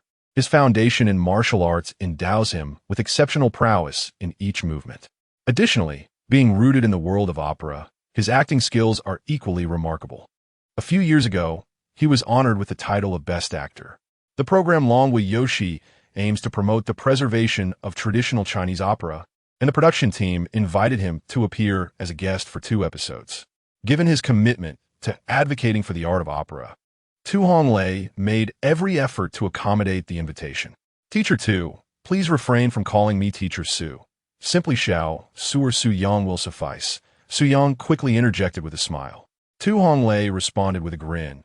In our opera community, we believe in respect for those who achieve greatness. As the saying goes, among 3 people, there must be one who can teach me. Your vocal style certainly warrants my respect. Noticing Su Yang shake his head in modesty, Tu Honglei laughed heartily. Very well. I shall take the liberty of calling you Xiao Su. Su Yang replied playfully. Then may I call you brother too? This way, I might bask in the glory of your status as a best actor. Haha. Titles such as best actor are but mere illusions. If we speak of accomplishments, your achievements in music far surpass my own, Tu Honglei remarked. Undoubtedly, among this year's top 10 songs, several of yours will be included, and you may very well claim the title of Best Male Singer. Su Yang chuckled. Let us not dwell on such trivial accolades. If the opportunity arises, I too wish to explore acting, to expand my abilities and broaden my horizons. Building relationships now will be advantageous when the system fully awakens, allowing me to embark on a new chapter. He contemplated the prospect of filming dramas and movies, which sounded quite appealing. In fact, numerous idol dramas and popular period fantasy or martial arts series had extended invitations for Su Yang to participate. This was partly due to his rising popularity, and also because of his tall and handsome demeanor, which rivals that of many leading actors. However, his schedule had been overwhelmingly busy in recent months. Otherwise, he would have genuinely pursued acting. You have aspirations to act? That is wonderful. Whenever you find yourself with some free time, let me know, and I will facilitate contact with the production teams. With your looks, many will be eager to invite you to star in their projects, Tu Honglei said, patting his chest with a smile. Thank you, Brother Tuesday. Once I conclude my current engagements, I'll get in touch, Su Yang replied with a smile. The two exchanged contact information, and Tu Honglei continued to lavish praise upon Su Yang, commending his impressive vocal abilities. When he learned of Su Yang's modest understanding of martial arts, his admiration grew even further. If Su Yang possessed martial arts skills, it would undoubtedly broaden his opportunities in the acting world. The realm of martial arts is not solely about combat. It is significantly intertwined with human relationships and social dynamics. One should strive to forge friendships and avoid unnecessary conflicts with others. Subsequently, Su Yang sat with the members of the opera circle in a tea house, sipping tea and enjoying the performances on stage. The audience area was uniquely designed in the style of a traditional tea house dedicated to opera. 8 individuals gathered around an octagonal table, indulging in snacks while watching the performance, creating a delightful atmosphere. Even the voting method was innovative, utilizing direct voting cards. Throughout the event, Su Yang exchanged numerous contacts with members of the opera community, and they had fully embraced him as one of their own. His talent earned him their respect. Before long, the first recording session concluded, with Mei Dongfang's rendition of Peering Through the Window achieving first place in the rankings. He chose to compete next against the Jin family from Hunan province, the largest family in the heritage of Yu opera, holding a status almost equal to that of the Mei family. Brother, why didn't you choose a weaker opponent for us? The 4 contestants from the Jin family this time are all exceptionally skilled, Mei Fangfei grumbled. Her frustration was understandable, as during the rankings, Mei Dongfang had secured first place, while the Jin family's Jin Yun had come in second. It seemed irrational for the top contender to select the second place as an opponent. The other members of the Mei family shared her confusion. Mei Dongfang responded, Fangfei, you don't understand. Choosing the strongest opponent makes it interesting. If we win next time, the audience's votes might propel us directly into the semifinals, allowing us to gain more experience studying our adversaries. If we lose to the Jin family, it merely reflects our lack of strength, but there will still be a loser's bracket for us to improve and refine our skills. Mei Fangfei turned to Su Yang and remarked, Teacher Su, do you think my brother sometimes has a few screws loose? Su Yang chuckled. I believe your brother has a valid point. True warriors do not shy away from challenges. If we are to engage in a contest, we must select the strongest opponents. Upon uttering these words, Su Yang felt somewhat self-conscious, wishing to express that indeed, her brother had his moments of folly. However, he had faith in the capabilities of the 4 contestants from the Mei family. If they could advance directly to the semifinals, it would ease their journey in the subsequent rounds. Upon hearing Su Yang's words, Mei Fangfei pouted. Fine, since Teacher Su has said so, I will let it go. Teacher Su, please compose a song in the operatic style for me quickly. I want to challenge Jin Xiaofeng next time and show her how to win. With a proud demeanor, she declared to Mei Dongfang, brother, the teacher has promised to write me an operatic song that will be even more melodious than your peering through the window. Mei Dongfang, with a serious expression, replied, Xiaofei, are you pestering the teacher to write this for you? Su Yang quickly interjected, Mei Dongfang, it was my promise to write it for her. He sighed, fully aware of how Mei Dongfang was genuinely protective of his younger sister. In truth, he yearned to convey to Mei Dongfang that it was merely the gentle persuasion of the pillow that led him to agree to compose a traditional opera song for her. Contemplating the forthcoming opportunity for the Mei family to advance directly to the semifinals, Su Yang mused that perhaps he should craft an exceptional opera piece for Mei Fangfei, thus ensuring their immediate progression and allowing himself some respite. Mei Fangfei lifted her head and made a face at Mei Dongfang, teasingly exclaiming, Did you hear that? It was Teacher Su who promised to write it for me. I am now his favorite. The first episode of Dragon Country Has Drama had concluded, and various behind-the-scenes snippets were shared online by the production team, attracting considerable attention from fans.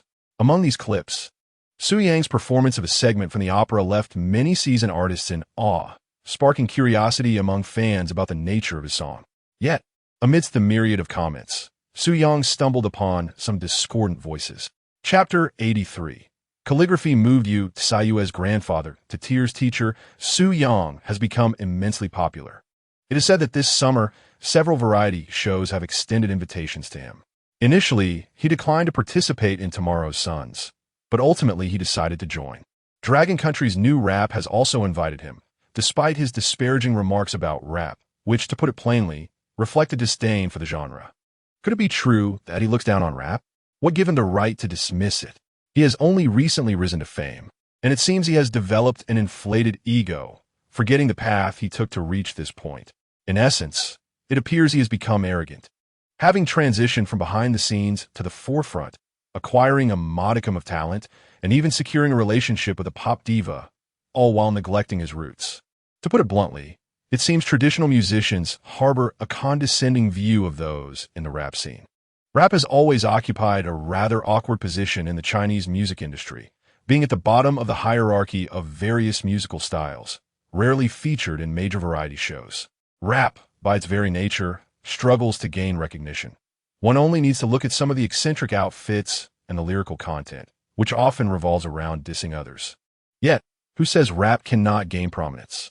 Just a couple of years ago, Zhou Shuquan achieved significant recognition through rap, even winning awards for his English songs, including the top 10 Golden Songs and Best Male Singer. Let us not even mention Zhou Shuquan. Had it not been for Huaxing Media rallying votes for him, his songs wouldn't have even qualified for selection. Teacher Su Yang, I once admired you greatly, but now that I see your disdain for rap, I shall henceforth be your detractor. Upon observing various comments about him and rap in the discussion section, Su Yang felt somewhat speechless. This was truly an unfounded calamity. How could he possibly look down upon the rap community? Furthermore, he was invited to participate as an assistant judge on Dragon Country's new rap. On one hand, he genuinely lacked the time. On the other, he had not acquired the rap skill set and was not particularly knowledgeable about the genre. Participating in a rap singing competition seemed futile to him. Indeed, the leadership of New Rap had reached out to him again, extending a sincere invitation. But Su Yang graciously declined. At that time, the leaders introduced several rap songs to him, and he politely acknowledged their quality, contrasting them with others that contained less favorable lyrics. Managerly, how did you communicate with Director Yang from New Rap? Why is there an online narrative suggesting that I look down upon the rap community? Su Yang called Li Yanhua to inquire. Li Anhua Niplaut, Teacher Su. I have already looked into this matter. It appears that a former internal staff member leaked this information. However, based on my extensive experience, it seems this might be a deliberate strategy by their production team to generate buzz and attract viewers. This summer, with the fierce competition among music programs, and considering your participation in Dragon Country has a play, which has garnered substantial attention, it is likely that new rap feels a bit threatened. Moreover, since you agreed to take part in the first episode and finals of Tomorrow's Sons, I suspect new rap may harbor some resentment.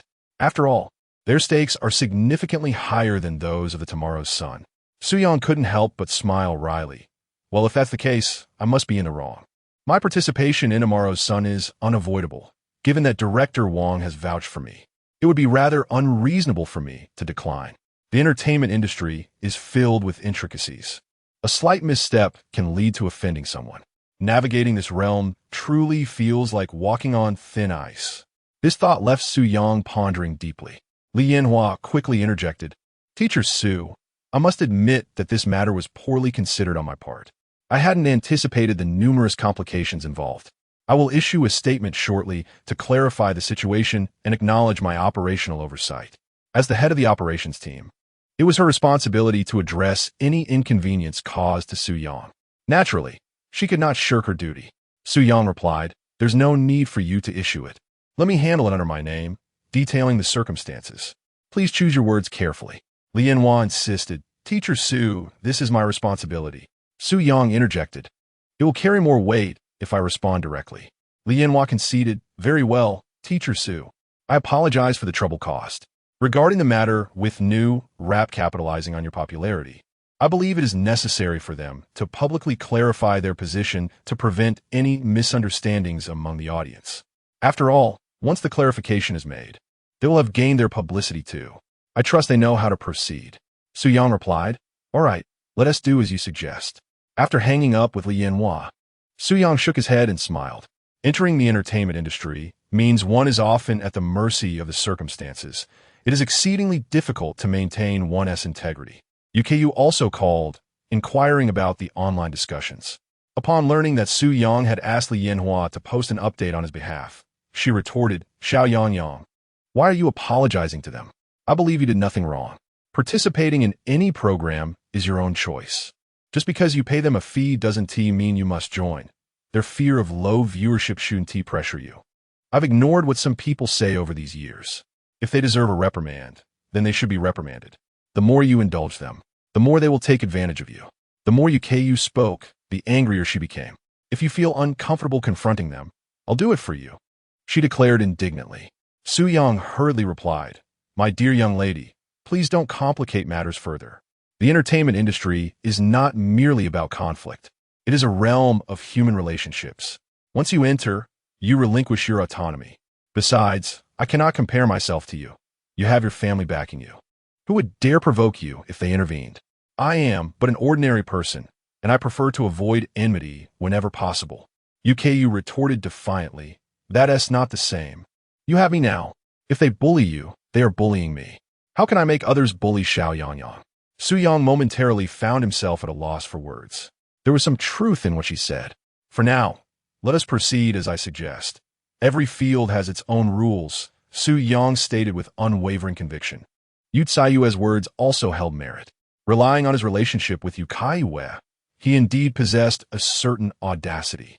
However, this was not entirely his own. To put it plainly, while he had gained a fair amount of fame, it was not yet substantial enough to warrant the attention of various television stations, production teams, or celebrity figures. There was no choice but to strive harder. "Very well, let us follow your lead for now. If the new rap program team fails to recognize their place, just wait and see how I will reprimand them," Yu Caiyue declared vehemently. Soo-young replied, "If they are indeed oblivious, I shall handle them myself. You need only stand behind me as my support. It is more fitting for men to take action." Yu Caiyue responded, "All right, by the way, Xiao Yang, the calligraphy pieces you wrote for my father and grandfather have just arrived. My father praised your writing as exceptional." Soo-young smiled. "My calligraphy must indeed be exceptional. It is not merely good. I wonder if they will be moved to tears upon reading the poems I composed." Just as Soo-young imagined, he indeed brought Yu Caiyue's grandfather to tears. Chapter 84. Soo-young, Do you truly believe I am granting you face? Very well. Indeed, these characters, these various calligraphic styles are exquisite. Even the verses penned herein are remarkably outstanding, rivaling those of ancient masters. Is it truly the case that this is written by the boyfriend of Xiaoyu? Is he not merely in his 20s? How could he possess such profound knowledge of traditional Chinese culture and calligraphy? In a manner reminiscent of the pastoral landscapes of southern Longguo, the white-haired Yu Zhonghua gazes at the 4 calligraphic pieces before him, shaking his head while wiping away tears, and cannot help but inquire of his son, Yu Wangjiang, his disbelief evident in his tone. The 4 pieces comprise regular script, cursive script, clerical script, and running script, each containing poetry and couplets. Regardless of whether it is the brushwork or the poetry, Yu Zhonghua finds it hard to believe that this is the work of a young man in his 20s. Though he resides abroad, his heart is tethered to Longguo, and he possesses a considerable understanding of its classical studies in calligraphy, especially the latter, which is of first-rate caliber. Yet, these 4 pieces, in his eyes, exhibit a level of artistry that can only be described as masterful. Yu Wangjiang responds, "This should be the case. Xiaoyu claims he wrote this. Although she could be quite rebellious, she would not utter falsehoods. Moreover, she holds him in high regard, asserting that he excels in poetry and calligraphy. He must indeed be quite remarkable." Remarkable? He is nothing short of extraordinary. His calligraphy is superb, and his poetry is equally impressive. If this indeed is the work of this young man, then he is truly cultured, in my opinion. Yu Zhonghua cannot help but nod, his emotions overwhelming him as tears begin to flow. Upon witnessing his father's tears, Yu Wangjiang promptly asks, "Father, what is the matter? Are you unwell?" Yu Zhonghua shakes his head. "I am fine, truly. It is just that seeing the poetry he has written stirs within me a longing for home. Let us take some time to return to our hometown. If I do not visit soon, I fear I may never see it again." As he recites Su Yong's verses, "The dew tonight is pure. The moon is brightest in my hometown," he shakes his head, tears streaming down his cheeks with a sigh.